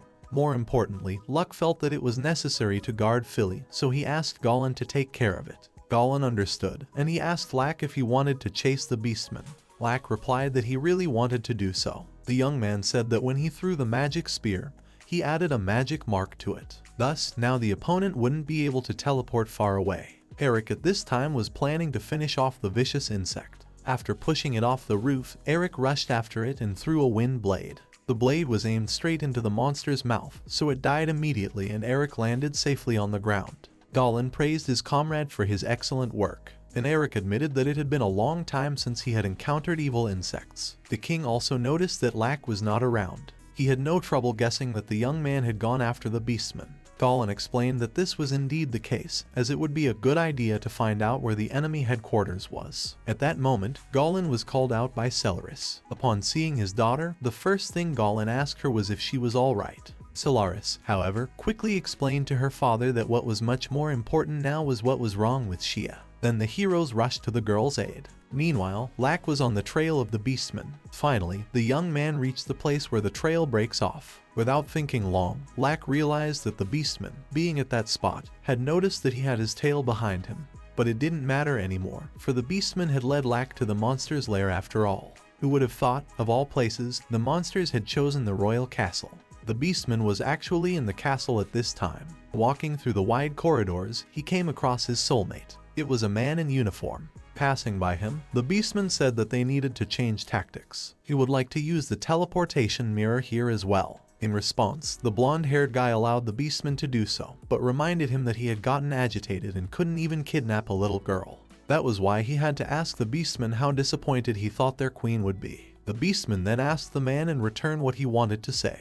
The guy in uniform explained that the Beastman was still serving Her Majesty, which is why it begs the question, will he have enough strength? In response, the Beastman reminded the guy that he was the one who had first made the blunder of letting the girl out of this estate. The lad, on the other hand, assured him that it wasn't so. It came out that way because those radicals were using the girl for blackmail. In any case, the guy felt that he should hurry up, because if they continued to quarrel, nothing would come of it. In response, the beastman only snorted and then turned around and left. And the uniformed guy lastly asked the beastman to deliver the ham to the queen along with his loyalty. When the beastman left, the uniformed man decided to go about his business, realizing that if the plan failed, he would be blamed. In the meantime, Luck returned to his estate. The first thing the young man explained was that at some point he had lost track of the beastman. More importantly, Lack noticed that the guys had even summoned Levy here, which meant that Shia was not doing well. The girl at this time was sitting on a bed in one of the rooms of the manor, resting her face in her hands. When Lack walked in, the first thing he asked Shia was if she could get up yet. The girl explained that Levy had used healing magic on her.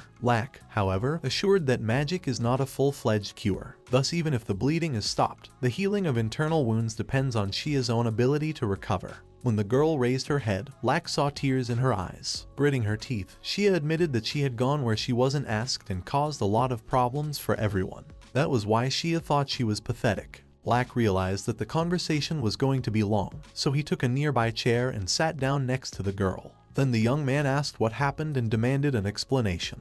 After a long conversation with Shia, Lack returned to the living room where his comrades and Eric, who had just arrived, were waiting for him. Eric apologized to Lack for such a late visit and explained that he was clarifying the situation and handing out orders to the royal garrison in the capital. Eric, on the other hand, explained that Eric had come just in time because he wanted to tell him and Galeu something about those beastmen. That was why Lack invited the companions to his room. On the way, Lack noticed that Kate was walking beside him. The young man didn't want him to follow them, so he realized that he simply had no choice but to tell Kate. Turning around, Lack addressed Keith as Nia's friend and asked if he could please not go with them. Keith was dumbfounded when Lack addressed him like that, for in this way it could be said that Lack simply did not recognize Keith. Then Lack saw Keith's tail and said that he just didn't have any lizardmen he knew anymore. These words made Keith very angry. He didn't understand what Lack was saying, for he was comparing him to a lizardman. Keith was angry that Lack himself said that a dragon couldn't tell the difference between a human and a goblin, and he himself wasn't far off. At that moment, Lack remembered who he had talked to about it recently. Finally, the young man realized that Kate was standing in front of him in the guise of a human. These words dumbfounded even Goblin and Eric, who were walking ahead. Keith, on the other hand, claimed that he had already said it was him. But Philly and Celeris knew that Keith had said nothing to Luck. Here Keith reminded Luck that he himself had asked him not to appear in the kingdom's capital in the form of a dragon, so he had to take that form.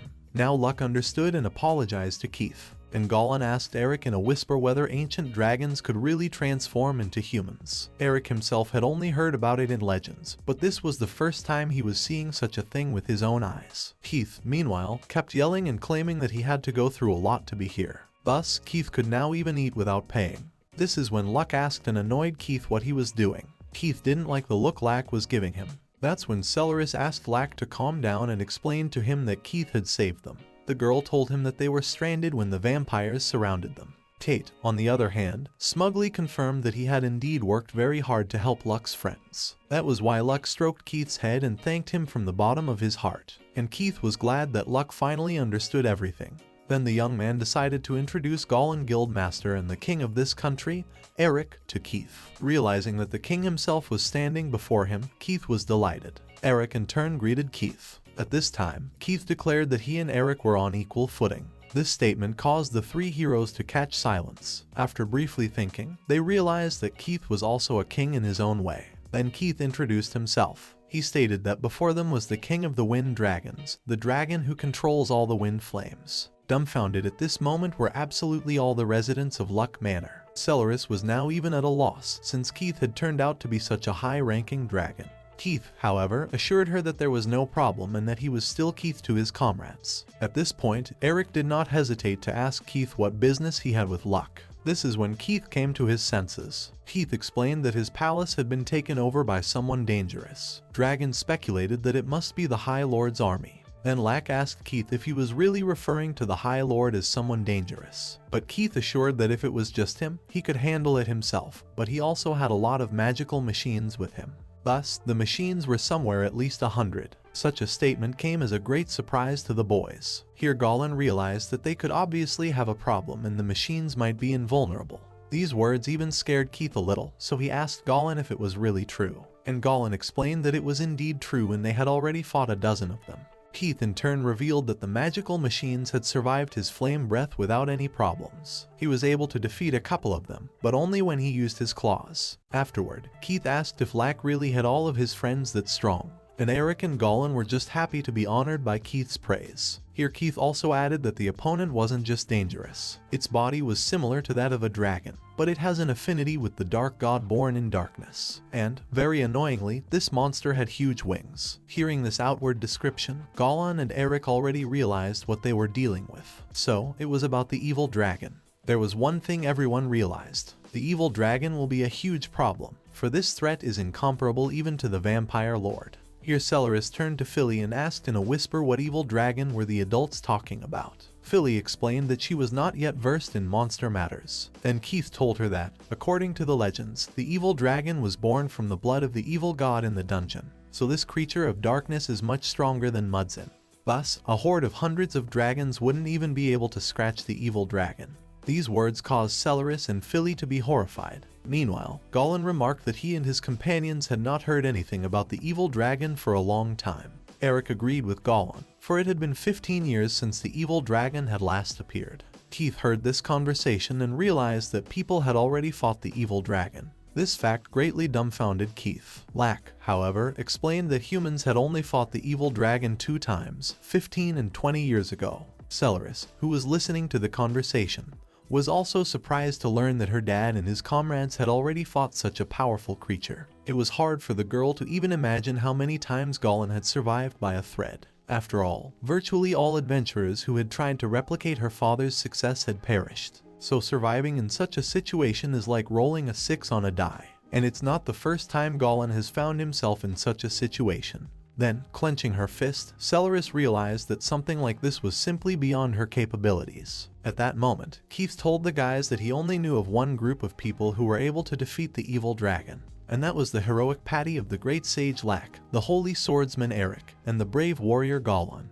These words from Keith's mouth made Eric and Goblin laugh. Then Keith realized that the heroes named Goblin and Eric were standing before him. Finally, it dawned on Keith, though at first he couldn't believe what he himself had realized. But another name remained a mystery. Luck. Keith began repeating it in his head and thinking hard. And with a glance at Luck, who at this time was just standing nearby whistling, Keith realized it finally. Then Keith's shout echoed throughout the entire estate. Luck was forced to knock Keith to calm down. But the thing is, the young man did not calculate the force of the blow, and Keith broke through the floor. Only his head was visible. Despite this, Keith still asked Lack if he was really the great sage Lack. To which Lack hesitantly replied that he was indeed. Here Kate finally swam. Then a new indignant shout from Keith echoed throughout the estate. He was indignant that Luck had not told him about this earlier. Then Lack tapped Keith again to finally knock him down to the first floor. From the hole, Lack only heard words from Keith about how cruel he was. But Lack thought that only Keith was cruel here. After a while, Lack fixed the hole in the floor with a hard freeze spell. Kate watched Lack use magic with great admiration.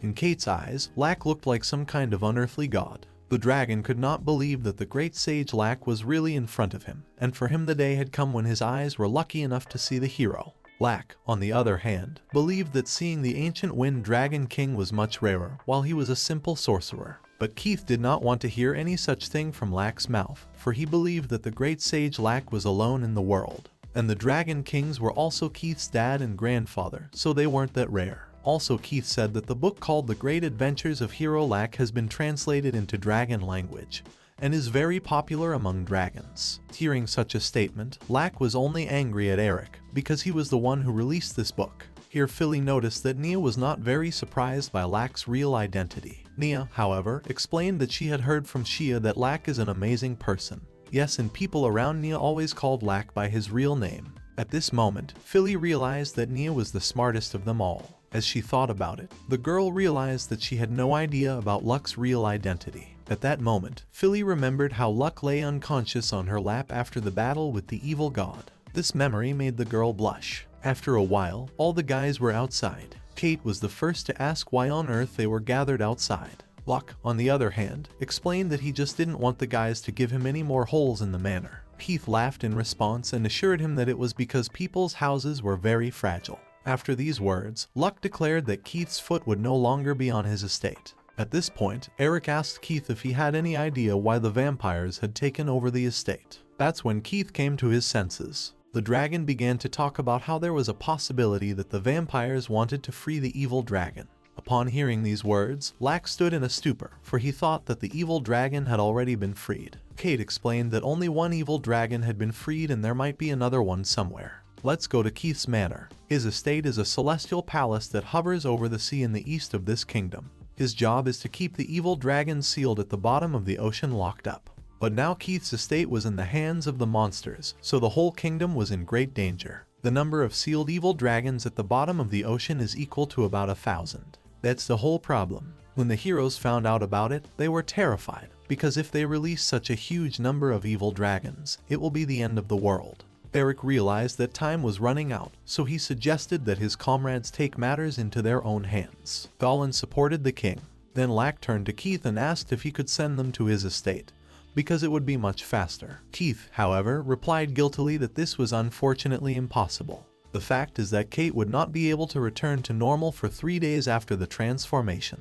That's why the heroes decided to go on their own. Lack realized that they would not be home for quite a long time, so he decided to put up a barrier. In only a couple of seconds, Lack managed to put a barrier around the entire estate. He also put up a fog so that it would be harder to find the manor from the outside. Lucilius, who was watching this process, was amazed, because it meant that even the vampire lords wouldn't be able to detect the manor so easily. Luck in turn asked Lucilius not to go out until he returned, otherwise the guys would risk getting lost. Lucilius, on the other hand, asked Luck what about the secret passage into the castle. After all, the queen might need a hiding place. Luck explained that this magic would not work on Levi. Then Lucilius marveled even more. He realized that Levi was truly an amazing person, for she had healed Shia's wounds right on the spot. Lack smiled and explained to little Lucilius that even if you close the wounds on the body with magic, the wounds on the heart can't be cured so easily, which is why the young man should keep an eye on the girl. At this moment, Laka was called out by Jeannie,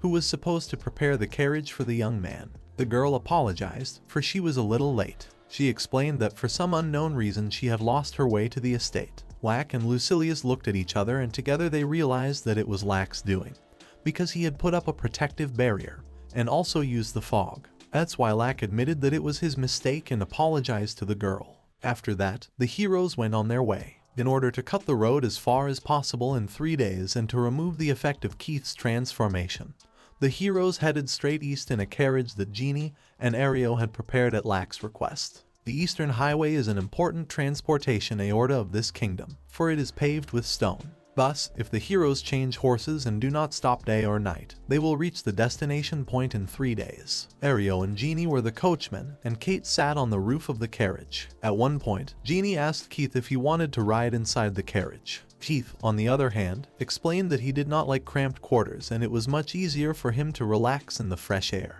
In that case, Ario and Jeannie both objected and only asked Keith to hold on tight so he wouldn't fall. Since the heroes traveled at night, they had to take a break the next day. Ario and Jeannie gave the horses something to drink and eat. While Ario watched the animals, Jeannie explained to Goblin that they were going to let the horses rest, since it was quite a long way to the next village. Goblin understood and did not object. In return, he only thanked the girl for her help. At that moment, Eric turned to Keith. There was a point he wanted to discuss. The thing is that from the point of view of Eric's kingdom, the Wind Dragon King's estate is part of someone else's land. That was why Eric couldn't guarantee that there wouldn't be any diplomatic entanglements along the way. Eric explained that he didn't think it was a big problem, but he wanted to think things through in advance since they were heading to Keith's royal castle. At that moment, Keith realized with disappointment that people have too many problems. And Eric at this moment added that he would like to make an alliance between his kingdom and Keith's kingdom, but would like to hear the Wind Dragon King's opinion first. Keith realized that he could not alone decide for the entire dragon race, but was confident that a contract could be made with the Wind Dragon clan. In that case, Eric suggested that Keith do it right here, even though it wasn't very formal. At that time, Keith ate the fish he had caught from the river and shook Eric's hand. Thus, Keith, as king of the Wind Dragons, and Eric, as king of this land, declare the establishment of an alliance between the Wind Dragon clan and the kingdom of Mendelbar.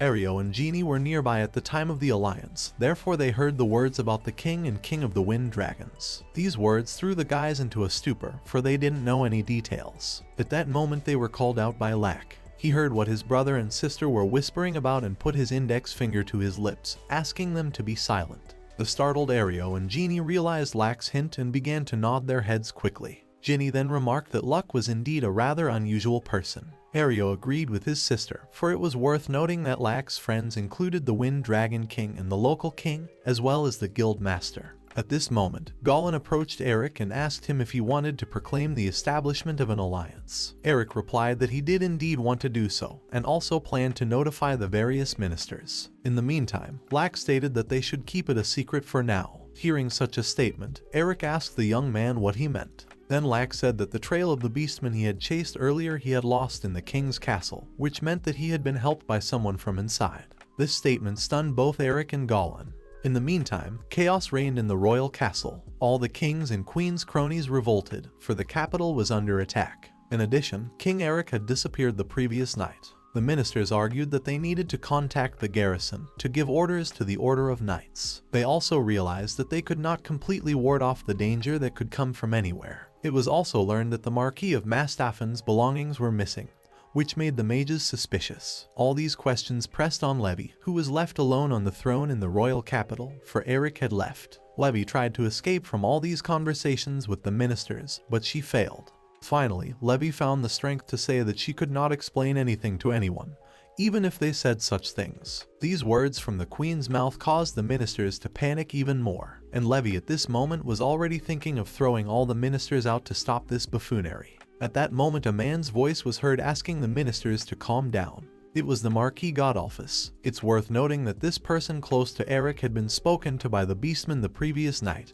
and discussed insidious plans. Making himself look like a hero, the Marquis explained to the ministers that even if they interrogated the queen, it was unlikely that they would get anywhere, since she wasn't the one behind all of this. The ministers then realized that the Marquis was right, so they calmed down.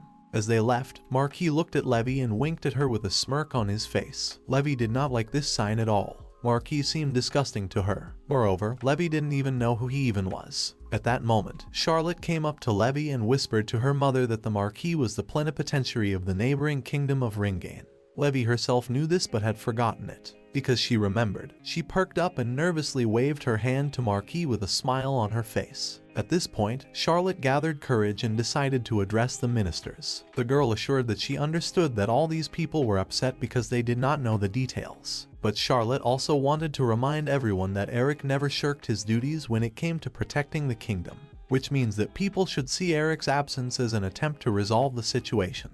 Charlotte explained to the ministers that they were all responsible for the capital now. That is why it is necessary to give their best while the king is not in his place. Charlotte was like a bright ray, which even blinded Levy with its light. Tears appeared in the eyes of the rebellious ministers after the princess' speech. They confessed that they had neglected their duties, and then amicably asked Charlotte to leave the capital in their hands. While all eyes were on Charlotte, the wily Marquis watched this picture with hatred in his eyes. Meanwhile, Marquis was being watched by Celeris. Marquis in turn quickly noticed that someone was watching him. Let's move on to the heroes of the travelers. Goblin turned to Lack and asked if it was a good idea to leave the capital in such a state. Lack, on the other hand, assured him that he had done everything that was necessary. The young man had even calculated that the vampires wouldn't be able to intervene so quickly. Then Goblin calmed down a little. He admitted that he expected nothing less from his comrade. Afterward, Goblin asked Lack who he had left as a scout in the king's castle, to which Lack replied that he had entrusted the task to Celeris. These words clearly did not encourage Goblin.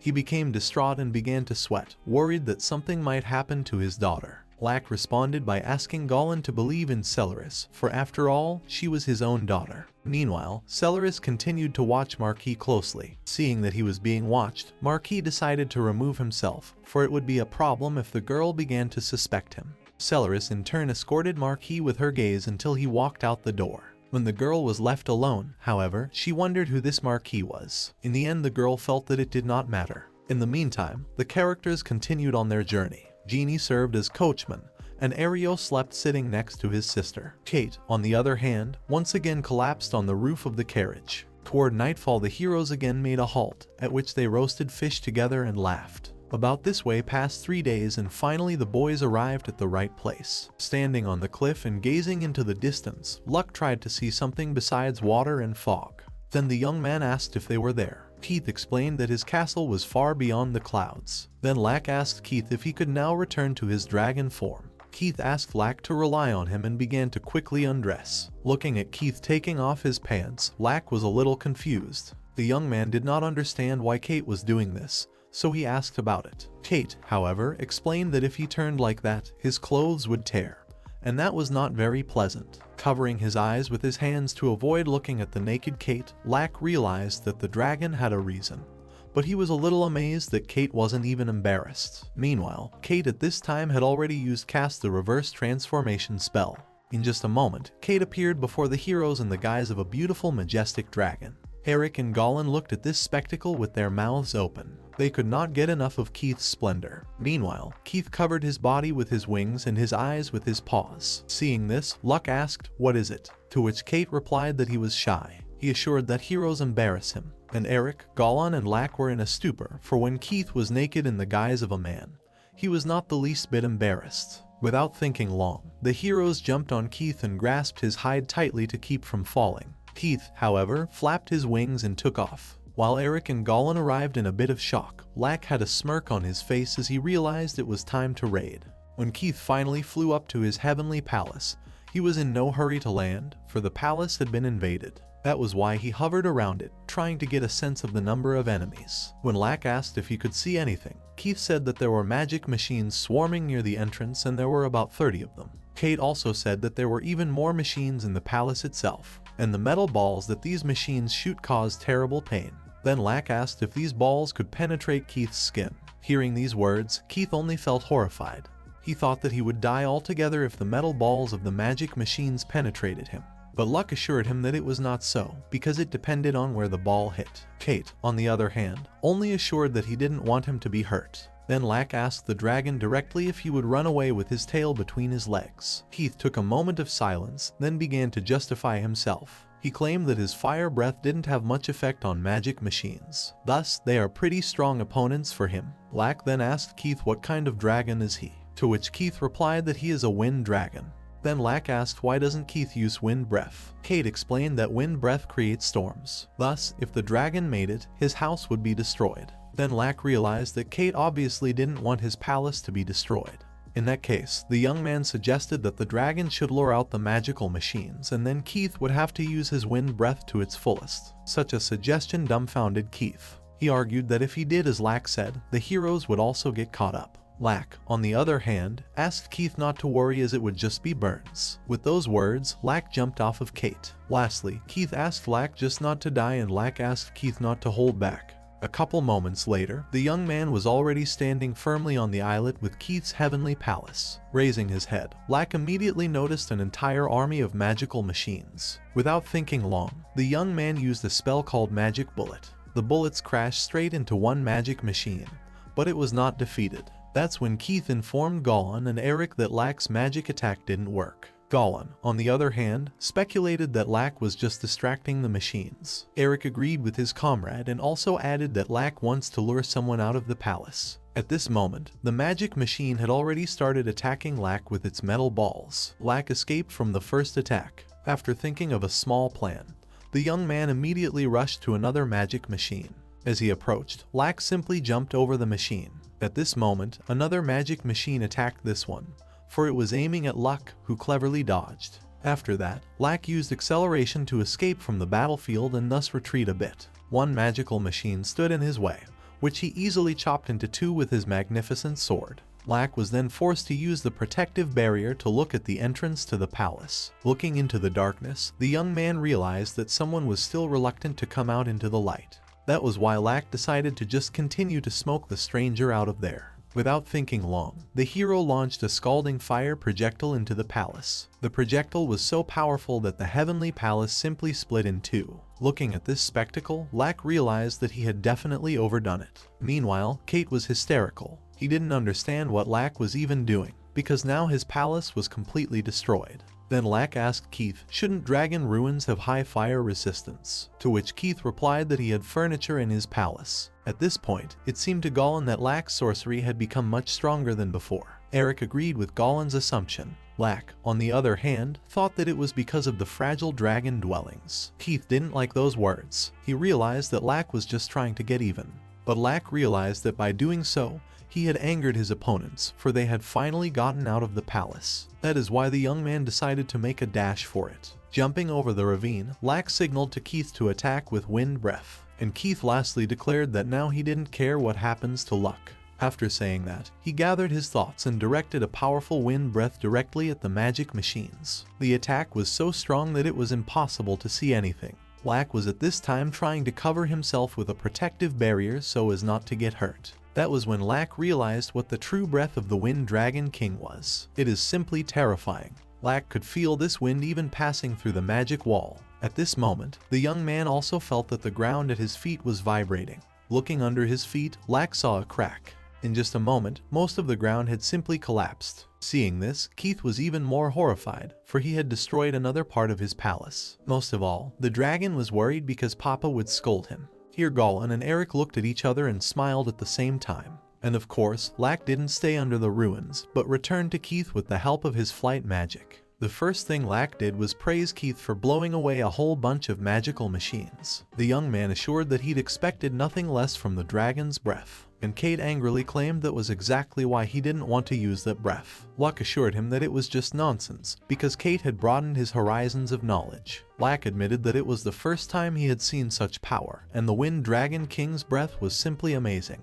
Here Kate covered his muzzle with his paws and confessed that Lack embarrassed him. When the smoke cleared, Keith walked down to his palace and dropped the heroes off. Afterward, they entered his heavenly palace together. As they entered, the heroes were on guard. They realized that such power could hardly fail to hurt someone, but they also knew that someone might be hiding on the other side of the gate. Suddenly, Goblin came across a small mound of sand on which something shiny lay. As he came closer, he realized that it was the ashes of the lords on which the cursed medallions lay. In the meantime, Keith decided to give the guests a tour. The first thing he did was to show them the kitchen and the restroom. Looking around, Goblin concluded that the fire, surprisingly, had done some damage. Eric, however, assured him that this was to be expected of dragon buildings. At this point, Lack turned to Keith and asked where the evil dragon seal was. Keith replied that it was in the dungeon, and, with Keith on his back showing the heroes the dungeon, he began to descend into it. At last, having reached a footing, the boys got off Keith and went on their way.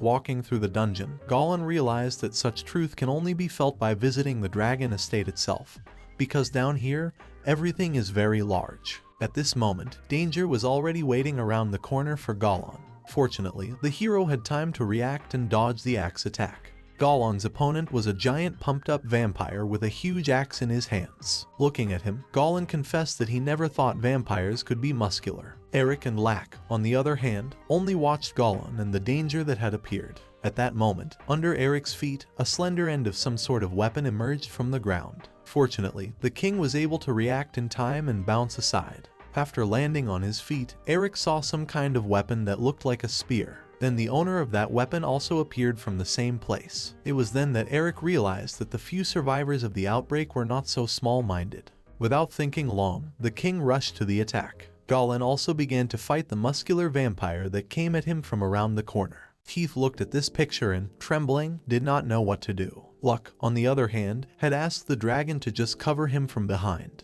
Looking at the battle, Lack realized that these vampires looked gifted even for a lord.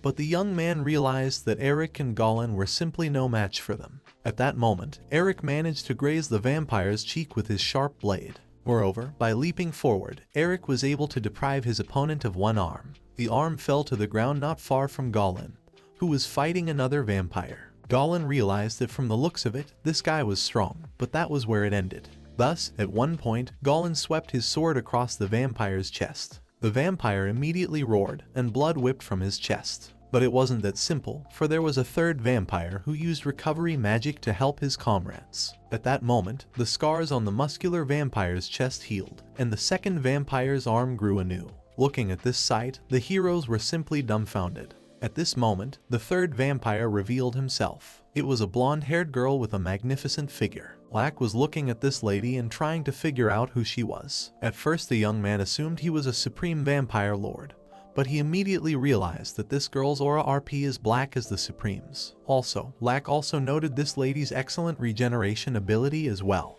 That was why the young man boldly assumed that she might have even more power. Then, without thinking long, Lack asked her directly if she was a queen. Upon hearing this question, the lady was clearly not thrilled, and the vampires she had cured even trembled in fear. The lady at that moment smiled terrifyingly and called Lack a rascal, and then asked him again what he had just called her. But the smile from the girl's face quickly disappeared. Being full of anger, she asked again what Luck had called her, but already more rudely and in raised tones. Lack looked at the angry lady and did not understand what he had done. Here the fair-haired beauty made it clear that she did not like being compared to a motherless woman who was called a queen. And while the lady continued to freak out, her vampires tried to calm her down. This is when Eric and Goblin realized that this girl clearly didn't look like a queen. And the vampires at that moment declared that by this mistake the heroes had condemned themselves to death. After these words, the girl pointed her finger at the heroes and ordered her vampires to kill them.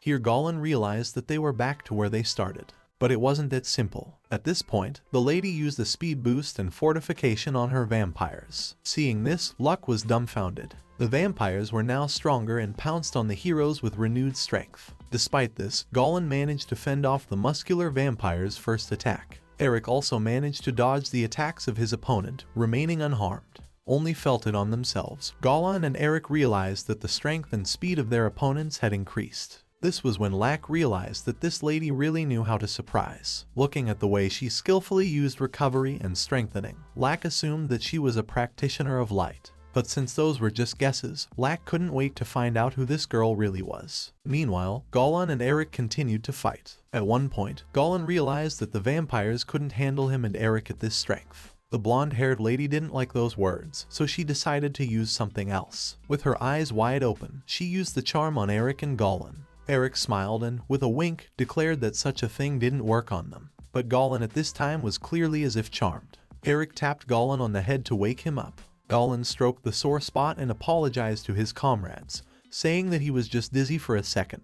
Eric asked Goblin not to scare them like that. Goblin added that this girl's charms were still a little better than the High Lord's. And Lack at that moment turned back to ask Keith if he was alright. But in response, Lack only received a mighty stormy breath. Everyone had to defend themselves. Both heroes and vampires were exposed. In the end, it's worth noting that someone's storm breath blew a hole through from the heavenly palace. While Lack was using the protective barrier to stay alive, Goblin asked Lack if Kate could have succumbed to the blonde-haired lady's charms and used the storm breath. At that moment, Kate flew somersaulting into the wall. Fortunately, Luck and his companions were unhurt. It was then that Lack realized that it was clearly not Kate who had used storm breath. The enemy of the heroes was indeed a bigger character, who had already appeared before the guys. It was the evil dragon in all its glory. Making order, he landed on his mighty paws. With his big, intimidating eyes, he looked straight at Luck. At this time, there was a rebirth in the other universe. A blonde-haired guy with dark eyes and a strange pattern on his chest rose from his coffin. As he stood up, he looked at all the things that surrounded him. There were no people in this place. There was nothing there. The young man was reborn as if on another planet from which might observe another planet. There were only rocks and stars around. With his side vision, the blonde-haired boy saw a dark-haired elf girl. She was sitting on her knees with her head down. When the lad stood up, she congratulated him on his awakening with all her black heart, calling him her king. But this guy is not just a king. He is the true forefather of monsters. Let's go to Luck's estate. That night, unlike Garb, Shia did not sleep. She stood at the window, looking out into the darkness. At that moment, there was a knock on the door. Garb immediately woke up and directed his attention to the door. It was Lucilius. He entered the room with a tray in his hands and explained that he had brought replacement bandages for Shia. Immediately, Lucilius turned his attention to the fireplace and decided to light it. While Lucilius was fiddling with the fireplace, Shia asked if Lack had left with the others. Lucilius replied that Lack had indeed left to retrieve Keith's heavenly palace. Lucilius also said that he had heard that the heroes must defend the seal that holds back 1,000 evil dragons. Therefore, Lack and the others are fighting to protect the world. Hearing those words only convinced Shia how pathetic she was. At this moment, Lucilius had already rekindled the fireplace and looked at Shia. The young man then asked, "Is that beast really that strong?" Shia didn't understand what Lucilius was asking at first, and then asked if he was asking if she was saddened by the defeat. The girl thought this question was pretty good. She admitted that she was indeed sad that she had fallen short, but even if she had defeated him, what would she have accomplished? That was something Shia didn't know. The girl in any case felt that it was impossible to make up for this beastman's fault to the Lycan tribe. Lucilius then speculated that Shia was sad because she couldn't accept this beastman into the tribe. Shia did not reply anything to Lucilius about it. She only felt that one way or another she lacked strength. Lucilius then decided to say something to Shia. He started by saying that he no longer had any family or brethren. However, Lucilius thinks that if there's anyone left alive, there's no way he would give up for them. That's why the young man wanted Shia not to give up either. These words hurt Shia a lot. She believed that compared to Lucilius, her problems were just a small thing. The girl knew that Lucilius was very strong. That's why the girl was sure that he would surely become an excellent tribe leader. These words were overheard by Milka, who was carrying a tray of food. And when Garb came out of Shia's room, the girl put the tray of food under the door and left with the dog. The next morning, Nia went to dig in the grass in the estate's garden. This picture was seen by Philly and Tama. Without thinking long, Philly asked Nia what she was doing, to which a cheerful Nia replied that she was gathering grass. Just then, Philly noticed a whole bunch of grass in a basket. The girl quickly realized that the grass was poisonous. She was sure that there used to be a flower bed here, grown by the previous master. Thus, Nia clearly doesn't realize what she's doing. Then Philly decided to explain to the girl that these herbs are used to make rat poison. But Nia confidently replied that she knew that. Here Philly was frozen in a stupor. Nia, on the other hand, assured her that if these herbs were boiled and the venom of white fly agaric and clawed lizards added, a potion could be made that would kill even a bear. The girl giggled evilly and talked about her nasty big sister as well as the annoying bastard whom she would like to eliminate without any trouble. This is when Philly realized that Nia herself was realizing everything, but continued to do things she shouldn't do. That's why the girl decided that it couldn't go on like this. She felt that as an adult, she should set Nia on the right path. After all, Lack is counting on her. So Philly turned to Nia again and asked her to stop picking grass, for it was not a thing to be taken so lightly. Philly assured her that one wrong step could be fatal to Nia or her loved ones. That was why the girl suggested that Nia learn the proper and safe ways of cooking. Philly assured that if Nia learned the processing techniques, she would be able to create very pure poisons. After saying this, Philly suggested that Nia study together. An overjoyed Nia agreed and relied on the girl. Meanwhile, Tama was sitting and watching the two girls who were planning to prepare poisons. He realized that there was no one around to stop them. And that's terrible. The Marquis at this time was in the royal castle. He was walking around the balcony of the castle with his bodyguards. But from around the corner, Marquis was being watched by Celeris, who was still trying to figure out who Marquis was. The girl assumed that the man was simply confused about the concepts of good and evil. And even though Lack had only asked Celeris to protect the queen and the others, her feminine instincts were sounding the alarm. That's why she kept watching the Marquis. In the meantime, Celeris was being watched by the Beastman. After recognizing Celeris, the Beastman realized that she was clearly keeping an eye on Marquis. That was why the young man decided not to waste the moment and kill the girl right now by attacking from the back. While Celeris was standing at the same spot, the Beastman was already swiftly heading straight for her. But before he could even lay a finger on her, a certain guy addressed the girl by name. The Beastman retreated, but Celeris didn't notice him. Turning around, the girl only saw the blonde-haired boy who had called out to her. The first thing the young man asked Celeris was what had brought her here. Celeris was confused and began to mumble something uncertainly. The Beastman, who had managed to remain unnoticed at the last moment, hid himself and decided not to stick his nose out again. Celeris in turn looked in the direction where Marquis had gone and realized that she had lost the trail, because the boy was no longer there. Then the girl turned to the blonde-haired young man and asked in bewilderment if they knew each other. Then the boy introduced himself. As it turned out, his name was Edward. Edward explained that thanks to King Eric, he was serving in the capital's garrison. Thus, Edward is also an old friend of Guildmaster Goblin. Here, Celeris understood everything, and Edward added that he would stand up to defend the royal castle if it was in danger. Then Celeris understood everything and thanked Edward for his love for the kingdom. The girl began to walk away, humming a song to herself. Edward looked back in the direction where the Beastman had disappeared. His smile quickly disappeared from his face. Toward evening, Charlotte peeked into her mother's room and found her in not the best condition. The girl approached the queen and asked if she was all right, to which Levy replied that of course she was not all right. Charlotte then decided to apologize. She realized that she was continuing to talk nonsense that would only cause Levy unnecessary trouble. But Levy assured her that everything was fine and that as long as Eric wasn't here, all the worries were on her. But also the queen admitted that she was a little unprepared to deal with such matters. Now she has too many things to do, inspections, and orders to issue as well. That's why, looking at her daughter, Levy simply asked her to grow up faster so that the girl could help her as soon as possible. At that moment, Mary entered the room and holding out a book, asked Charlotte to read to her. Charlotte knew that Maria liked the stories about the great sage very much, so she asked the girl where she should start reading. Then Maria poked her sister's finger on the right page. It was chapter 32 titled The Battle with the Dark Dragon. At this moment, Celeris also entered the room, and Charlotte began to read lines like this. From behind the clouds appeared the deadly dark dragon. It was as big as a mountain, and its wings could cover entire lakes. Celeris asked Levy in a whisper if it was possible that Charlotte was now reading about the evil dragon. Levy, on the other hand, explained that after a while, the church was against the name evil dragon. After all, if one of the scourges from the scripture evil dragon was deemed defeated, they would have to immortalize Luck as a saint. But it seems that the church no longer wants new saints for themselves, and Celeris remarked that Lack himself would not want the title of saint. Levy agreed with the girl, and pointed out that Lack is a really troubled guy. Celeris then asked the queen if all would be well with Goblin and the others. Levy assured her that everything would indeed be alright, for Lack had grown even stronger. These words surprised Celeris, for she knew nothing about it, and Levy thought that Lack was now several times stronger than he had been recently. These words made Celeris think. The girl dared to suggest that Luck could already be called a superhuman. Levy didn't object. After all, Lack was able to defeat the Madzin ruler single-handedly. Celeris then asked how strong Lack aspired to become.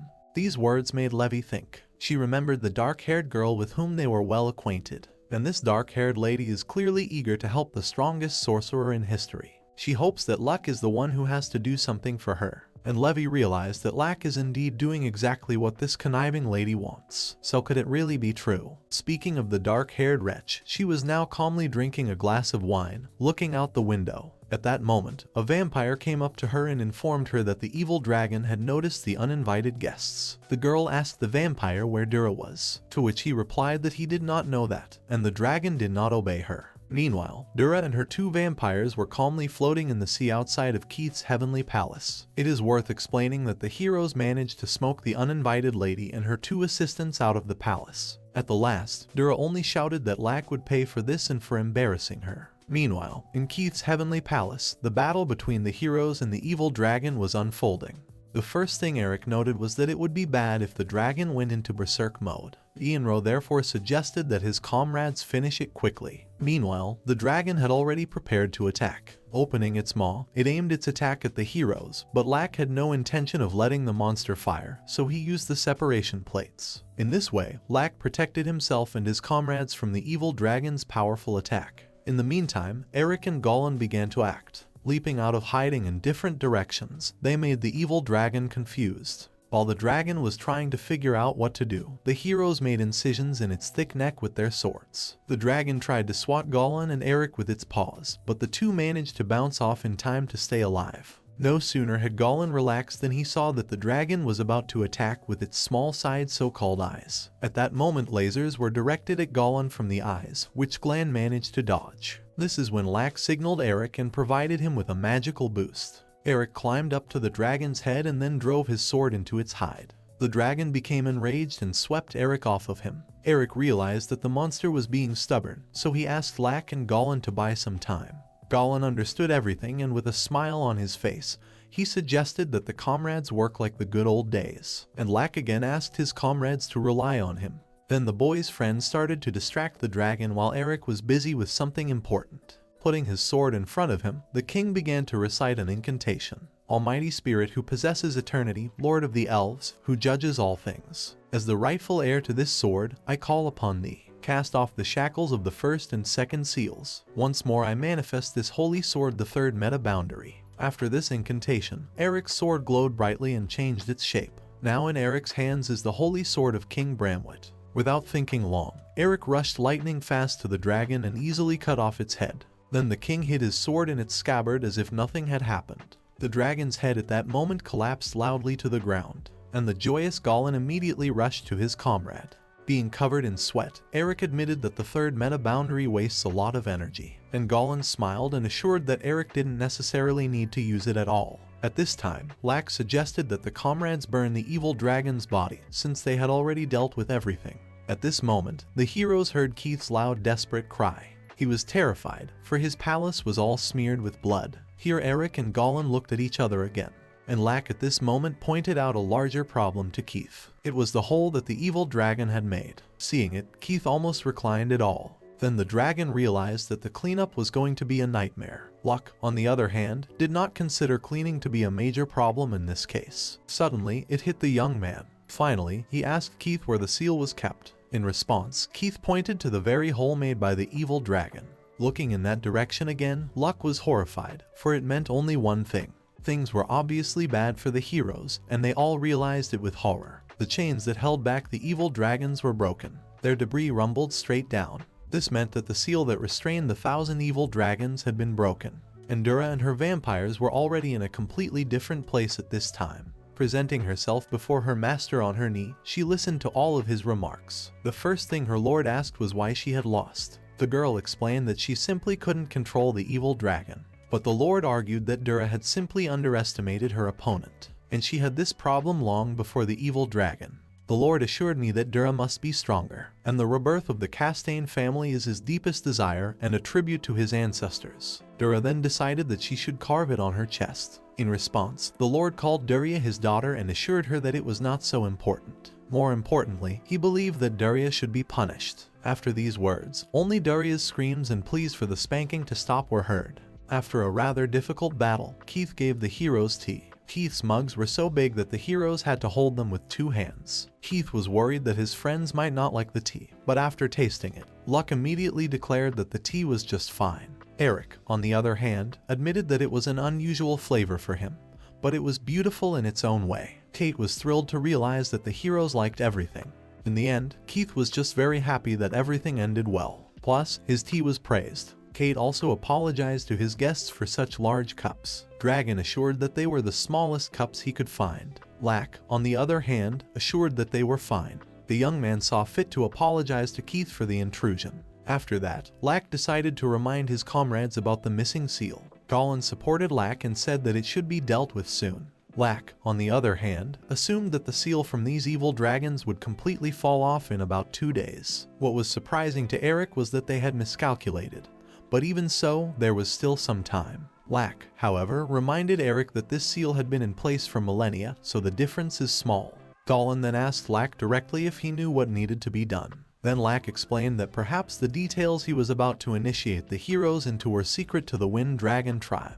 But the young man still stated that this heavenly palace was a forbidden scripture. This statement threw Keith into a stupor. But more importantly, Lack was right, and Keith knew it perfectly well, but Goblin and Eric still had little understanding. Here Keith wondered if he could agree with Lack now. After all, even as king, Keith simply could not divulge such a thing. In the end, Kate just decided to admit that Lack was indeed right in his assumptions. With admiration, Keith assured that he expected nothing less from Luck. Keith then explained that even as the Wind King, he didn't know about it until his father, the previous king, told him. After saying that, Keith rushed off somewhere, asking the heroes to wait for him for a while. Then Goblin turned to Lack and asked, "What is forbidden writing?"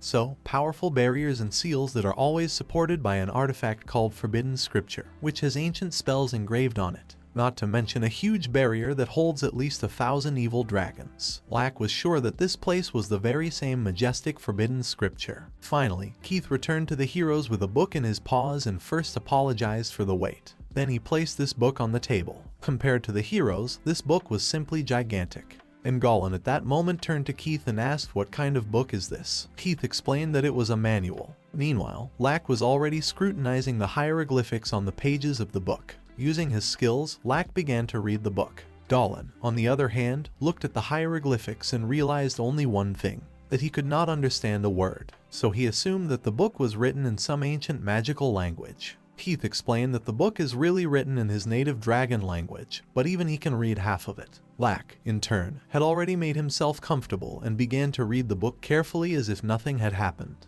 Luck's reading took a long time. The heroes had already gone to rest. Kate and Goblin were fast asleep, and Eric sat on the sidelines and watched Lack read. The hero didn't finish until dawn. When a sleepy Lack approached Eric, the king asked what it was like for him to read a book in the dragon language. Lack explained that it was not difficult to read, using learning. However, it turned out to be just as Lack thought it would be. Thus, this palace is itself a forbidden scripture. In other words, it plays the role of an amplifier. Lack, on the other hand, planned to create a magical object to replace the part of the forbidden scripture that was damaged underground. Eric then asked his comrade if he could do it here. Lack explained that, actually, the slab with the engraved magic circle would also suffice, even though it was called forbidden writing. The thing was that all of this would take some time. Eric then asked Lack to give a time frame. In response, Lack showed 2 fingers and said that the work would take him 2 days. At this point, Eric hesitated. He realized that all of them would be on the line. Then Lack stated that that was why he wanted Goblin and Eric to come home. Goblin immediately began to assure him that this was not the right thing to do. He didn't plan to leave Lack, so he said that he and Eric would stay. Lack, on the other hand, assured that the capital of the kingdom could not be left unprotected for so long. Besides, this job is just right for a magician like Lack. Goblin couldn't say anything in response, but he still didn't want to leave Lack. Eric, on the other hand, asked his comrade if he was sure he could do it by himself. This question dumbfounded Goblin. Is Eric ready to leave Lack? Lack, on the other hand, assured that he would indeed manage on his own and make it in time. In that case, Eric decided to just rely on his comrade, while Goblin didn't plan to put up with it. Here, Eric asked Lack to contact him if anything happened. In that case, the king had something stashed for Lack and Keith. With those words, Eric took out the magical artifacts for communication. To Lack, the king gave a bracelet with which the hero would be able to keep in touch. It was worth noting that collective negotiation was also supported. Kate was excited about the bracelet, but then Lack asked the dragon where he would wear it. Then Kate proudly put the bracelet on the tip of his tail. Toward evening, Lack asked Kate to take Goblin and Eric back to the capital. The hero knew that with wings like Keith's it would take a couple hours. Besides that, Lack also asked Keith to stop by his house and have Milka make him a bento. Before boarding Keith and traveling back to the capital, Goblin and Eric asked Lack to take care of himself. Lack in turn saw his companions off and then decided to get back to business. Sitting on the dragon that was quickly moving away from the heavenly palace, Goblin looked back and became increasingly worried about Lack. Eric understood Goblin's worries, but he also realized that one couldn't leave the capital unattended for 5 whole days like this. That was why Eric decided to just trust in Lack. Keith, on the other hand, assured him that there was nothing to worry about, because he planned to return soon and help Lack. After Keith said that, Goblin and Eric silently looked at each other, although they didn't say it out loud. But Kata's return to the heavenly palace didn't inspire confidence at all. The royal capital was turbulent at this time. An ominous wind was blowing outside. Noticing this, Shia asked Lucilius and Milka to check all the doors again. Meanwhile, Queen Levy was in the cathedral. She summoned 2 of her subordinates and went to check the barrier of the royal capital. In the end, the girl made sure that nothing unusual was happening to the barrier. This greatly reassured the queen. Levy's subordinate then asked what was the matter and why the queen had decided to arrange to test the barrier so suddenly. Levy, however, apologized and explained that she had just sensed something wrong. She then suggested that her subordinate go back. As she left, Levy stepped forward. Her subordinate walked behind her as she suddenly disappeared. After a second, she reappeared, but her face was blacker than a cloud. Then Levy realized that it was clearly not her subordinate. The queen was sure that behind her was the same sinister elf named Alron. Upon uttering her name, Levy realized that she had survived after all. Without turning to the dark-haired elfess, Levy asked her what she wanted, because she obviously didn't just come here to see the queen. Since Levy's interlocutor was silent, the queen turned around to look at her and find out the reason for her silence. But when she turned around, Levy saw only a horrifying picture. "Thank you, Levy. I really appreciate your warm welcome." After these words, Alron's silhouette seemed to dissolve. Levy was startled. A moment later, she was called out. It was her subordinates. The girls were frightened by the queen's behavior and were trying to understand what had happened. Meanwhile, Levy was only thinking about Alron. The queen realized that it was only the image of the elven girl. But more importantly, why was Alron here? Scrolling through her words of gratitude to Alron for her warm welcome, Levy suddenly realized everything. With a loud and desperate shout, Levy rushed out. The queen's subordinates didn't understand at all what was going on. What Levy did realize, however, was that Alron had simply circled her. After all, a creature of darkness like this elven woman could only pass through the barrier of the royal capital. In the event that someone speaks her name, This is what Levi did when she thought Elrond was standing at her back. Thus the queen made a terrible mistake, which fortunately she immediately realized. And Elrond at this time was already standing in front of Luck's estate. After a while, Keith finally landed near the capital. Since Goblin and Eric had asked him to do so, the dragon asked if they were sure they wanted to land here, since they were now outside the city. Eric, on the other hand, assured him that it was fine. He also thanked Keith for his help and quick transportation to the capital. But no sooner had the heroes stepped back than suddenly, Keith remembered that he still had to fly to Lack's estate. That is why the dragon reincarnated as a human and entered the capital with Goblin and Eric. After that, their paths diverged. Keith went one way and Goblin and Eric went the other way. The first thing the heroes noticed was the ominous weather in the capital, which was terrifying. Meanwhile, Keith was on his way to Luck's estate. Suddenly, he felt something. Abruptly pushing himself off the ground, the dragon rushed onward. He felt that the place reeked of darkness. That's why Keith had a bad feeling. Moreover, this premonition grew stronger as he got closer to Luck's manor. Finally, Keith reached the estate. The first thing he noticed were 2 holes in the ground near the estate gate. Then Keith looked up into the sky and saw that Luck's barrier was beginning to disappear. One question remains then. Who could have removed the barrier in the first place? Luck meanwhile continued to sit over the leadership book and ponder diligently. Suddenly, he felt someone's presence and turned around and saw Philly. Luck was as perplexed as the girl. It was as if Philly had woken up from a dream and did not realize where she was. At that moment, Elrond appeared behind the girl. Seeing the ominous elf, Luck shouted to Philly to go away, but Philly stood as if dumbfounded and did not understand anything. Elrond noticed at that moment that Luck was not very hospitable, even after such a long separation.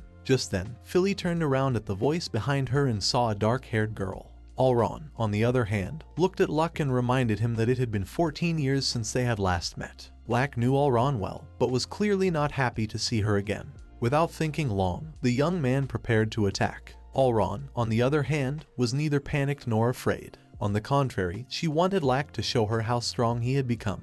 The girl wished to see for herself as the one who taught Luck ancient magic. From these words, Philly realized that Elrond was Luck's teacher. Philly looked at Elrond and suddenly realized how beautiful she was. At that moment she realized that she had just made Luck jealous of Elrond.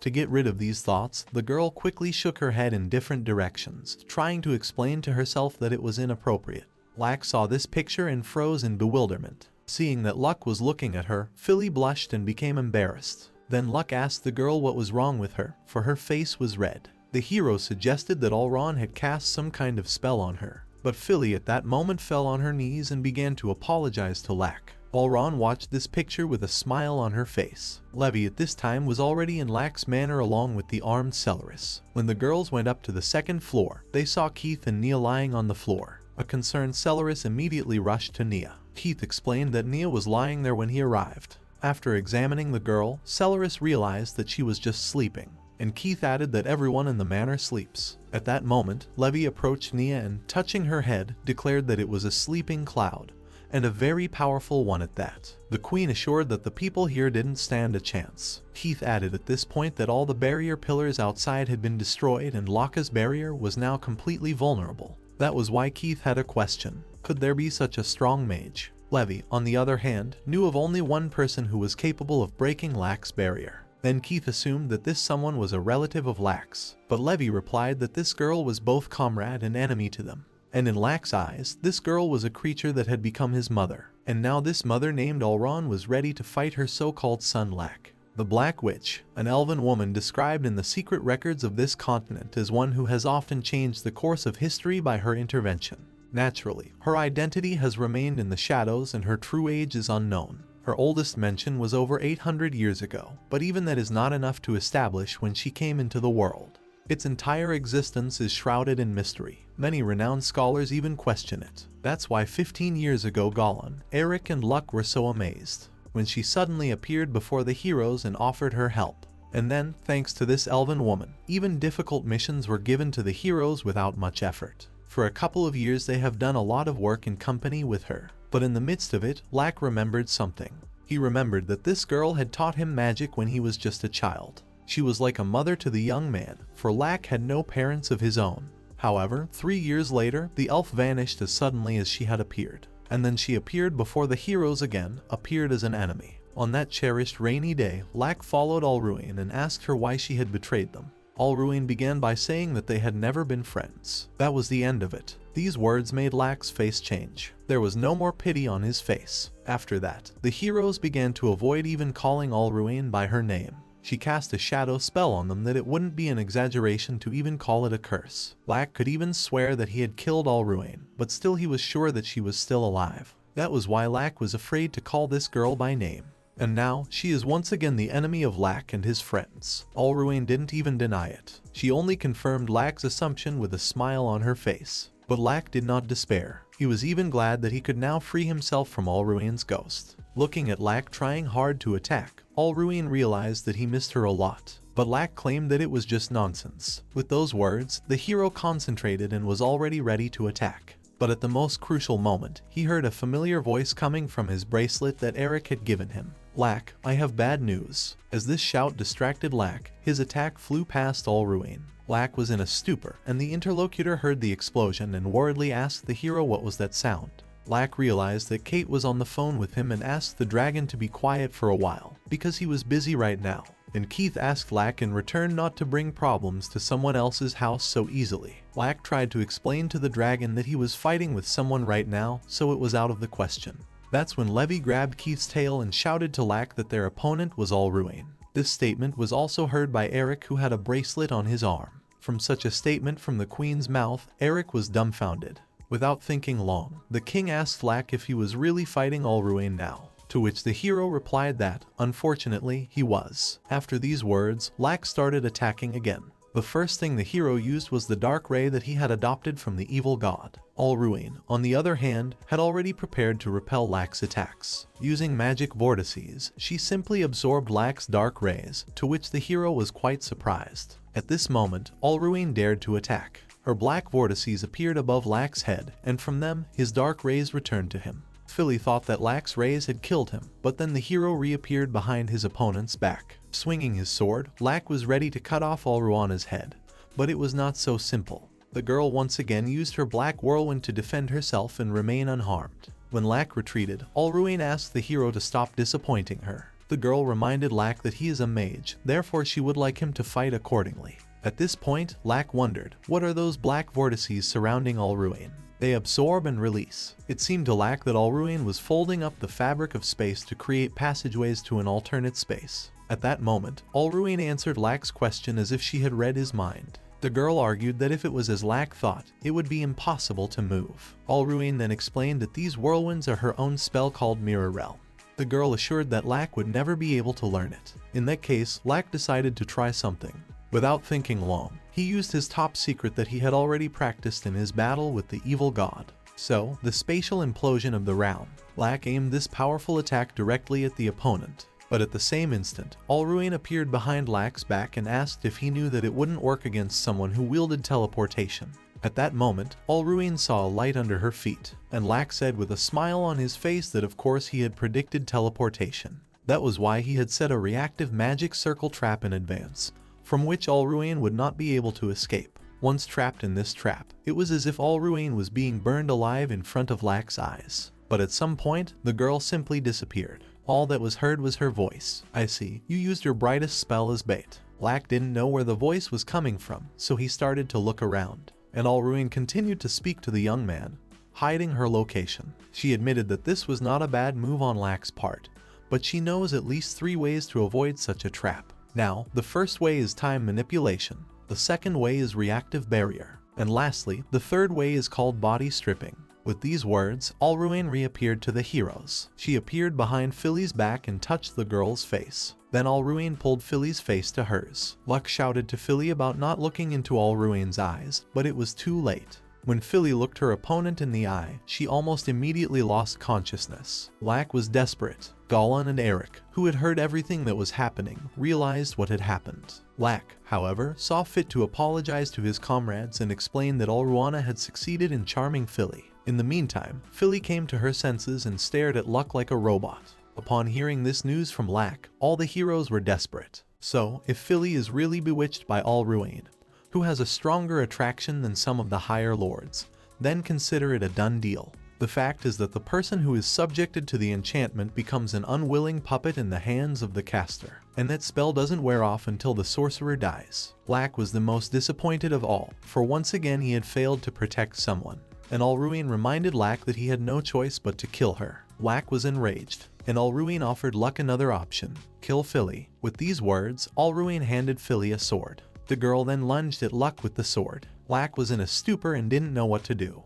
He tried to stop Philly by shouting her name, but it was too late. Running up to Luck, Philly drove the blade that Alruin had given her into his body. This is when Goblin and Eric panicked. They realized that something terrible had happened, but they didn't know what to do. Then Eric decided to turn to Keith and ask if he could quickly take them to the Heavenly Palace. This is where Keith got desperate. Celeris decided to explain everything to Goblin for Keith. The girl said that Keith had already transformed into a human. It is worth recalling that Keith is a Wind Dragon King who can't return to his dragon form until 3 days have passed. At this point, one girl in the outfit, also carrying Eric's bracelet, stated that she had heard everything and knew the situation. She then notified everyone that she had already arrived at Luck's aid on the dragon. A few seconds later, the roof of the Sky Palace exploded and from above Alruana was pounced upon by the same unknown lady standing at the king's side. She tried to strike Alruana with her sword and cut her in two, but it wasn't that simple. Alruin used teleportation again, and the girl in the equipment stated that this could also be called body splitting. She thought it was too brazen of Alruin to greet old friends with a doppelganger. Alruin, on the other hand, did not like the lady in the outfit accusing her of impudence, even though she herself had just tried to knock her out. It is worth pointing out that Alruin knows this girl. Her name is Margarita. Upon hearing her mother's name, Celeris was healthily dumbfounded, and Alruin noticed at that moment that Margarita had also brought a great ancient dragon with her. The dragon in turn, being upstairs, declared that this was the palace of the Wind Dragon King, which means that it is not a place where creatures of darkness are allowed to invade. Without thinking long, the dragon decided to finish off Alruin and, opening its jaws, dropped a projectile of fire on her. It should be said that this dragon is Kata's father, who was now too worried about his heavenly palace, and Kata's father felt that there was no other way to deal with Alruin. Despite the dragon's powerful attack, Alruin managed to survive and remain unharmed, and Alruin in turn noted that there were too many uninvited guests gathered in this place. That was why she decided to just leave, but take Philly with her. When Alruin called out to Philly and ordered her to come with her, Philly stood in the same spot near Luck and did not move. At this point, Lack turned to Philly and asked her why she had done this, for which Philly replied that if she had not done it, she would not have been able to escape. It's worth explaining that Philly didn't thrust Alruin's sword into Luck at all. The girl purposely only pretended to slay Lack, although the sword was actually between her hand and Lack's body, and Philly thus simply decided to become enchanted in order to escape from Alruin. After realizing that Philly had resisted her charm, Alruin was simply dumbfounded. At this point, Philly hid behind Luck's back and began to squirm. Then the girl pulled out her talisman from her chest and, showing it to Alruin, declared that it was all just thanks to him. At this point, Levy, who had heard all this, rejoiced. It is worth noting that Levy blessed this talisman at Philly's request. She had tapped into some very powerful divine protection. That's why Philly didn't succumb to Alruin's charms. Levy was almost jumping with happiness. She was glad that Alruin, who had underestimated the goddess's blessings, had gotten what she deserved. Hearing Levy's triumph, Goblin and Lack laughed, and Eric shamefully covered his face with his hand. Alruin in turn called Levy a fool. Levy heard this and reminded Alruin that she could hear everything. In that case, Alruin decided to call it a happy reunion with old friends. Marguerite, on the other hand, had no plans to let her opponent go. But no sooner had she attacked than Alruin simply disappeared. In that case, Marguerite decided to just calm down. She knew that Alruin would still show up when they weren't expecting it. With those words, Marguerite removed her helmet. Lack at this point reminded Marguerite that she had saved their all lives, therefore he was glad to have such wonderful friends. Marguerite in turn remarked that Lack had become quite mature. Deciding to make a joke, the girl asked the hero if he was reborn. After that, Margarita extended her hand to Lack and confessed that she was glad to see him again. Luck, in turn, remarked that Marguerite had not changed at all, and the latter assured that only Luck had changed here. Nevertheless, the hero wondered what had brought Goblin's wife to the Celestial Palace, for she was an ambassador to Ringane. At this point, Marguerite's friend intervened in the conversation. Turning around, Lack saw a burly man in front of him. It was Keith's father, the previous Wind Dragon King named Dorgo. In the time while Lack and Margarita were chatting, he had managed to transform. The first thing Dorgo noticed was that Lack had taken good care of his son. Lack, on the other hand, scratched the back of his head and assured him that he simply could not ignore the matter. Dorgo then told Lack that the Wind Dragon tribe was originally supposed to take care of the matter, but in any case, the Wind Dragons were as free as the wind right now, so a general gathering would take time.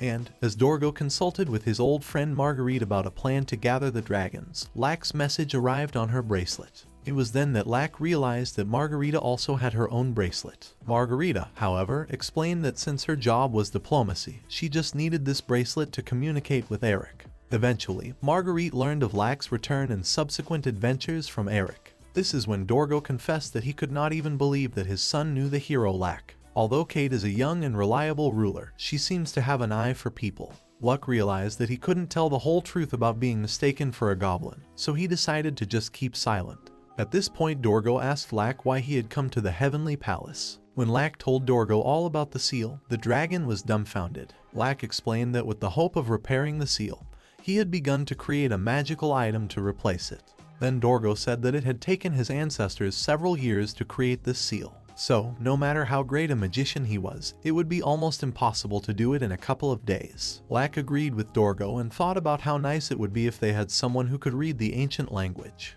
At that moment, Lack turned to the guidebook and saw Philly reading it in full. After a couple minutes of reading, Philly had already figured out that it used Mada-Median syntax. It was then that Luck realized that he had already found someone who could read the ancient language. The next morning, when Herberg had just woken up and shouted at the top of his voice, Luck and Philly had already finished. Realizing that the boys had done what had taken his ancestors years to do was done in one night, Dorgo was simply dumbfounded. Then, without wasting a moment, Luck put all the leadership he needed around him. Lastly, Philly asked the hero if he wasn't familiar with this syntax. Luck, however, explained that after he had instructed Philly to decipher the main points, he was able to proceed with the modification. Thus, the hero cast a multi-level spell to strengthen the seal several times. In the end, Lack asked Philly to just observe what was happening. After saying that, the hero started the activation. When he raised his hand up, the hand glowed. A seal appeared on it. With that action, chains started flying out from the top of the palace. It was the entanglement of 1,000 chains. All these chains headed to the bottom of the ocean to imprison the evil dragons. Lack began to squeeze his hand. From this, the ball of chains began to tighten more and more. And when the hero fully clenched his hand into a fist, it was all over. And Philly realized that Lack had once again sealed thousands of evil dragons together with space itself.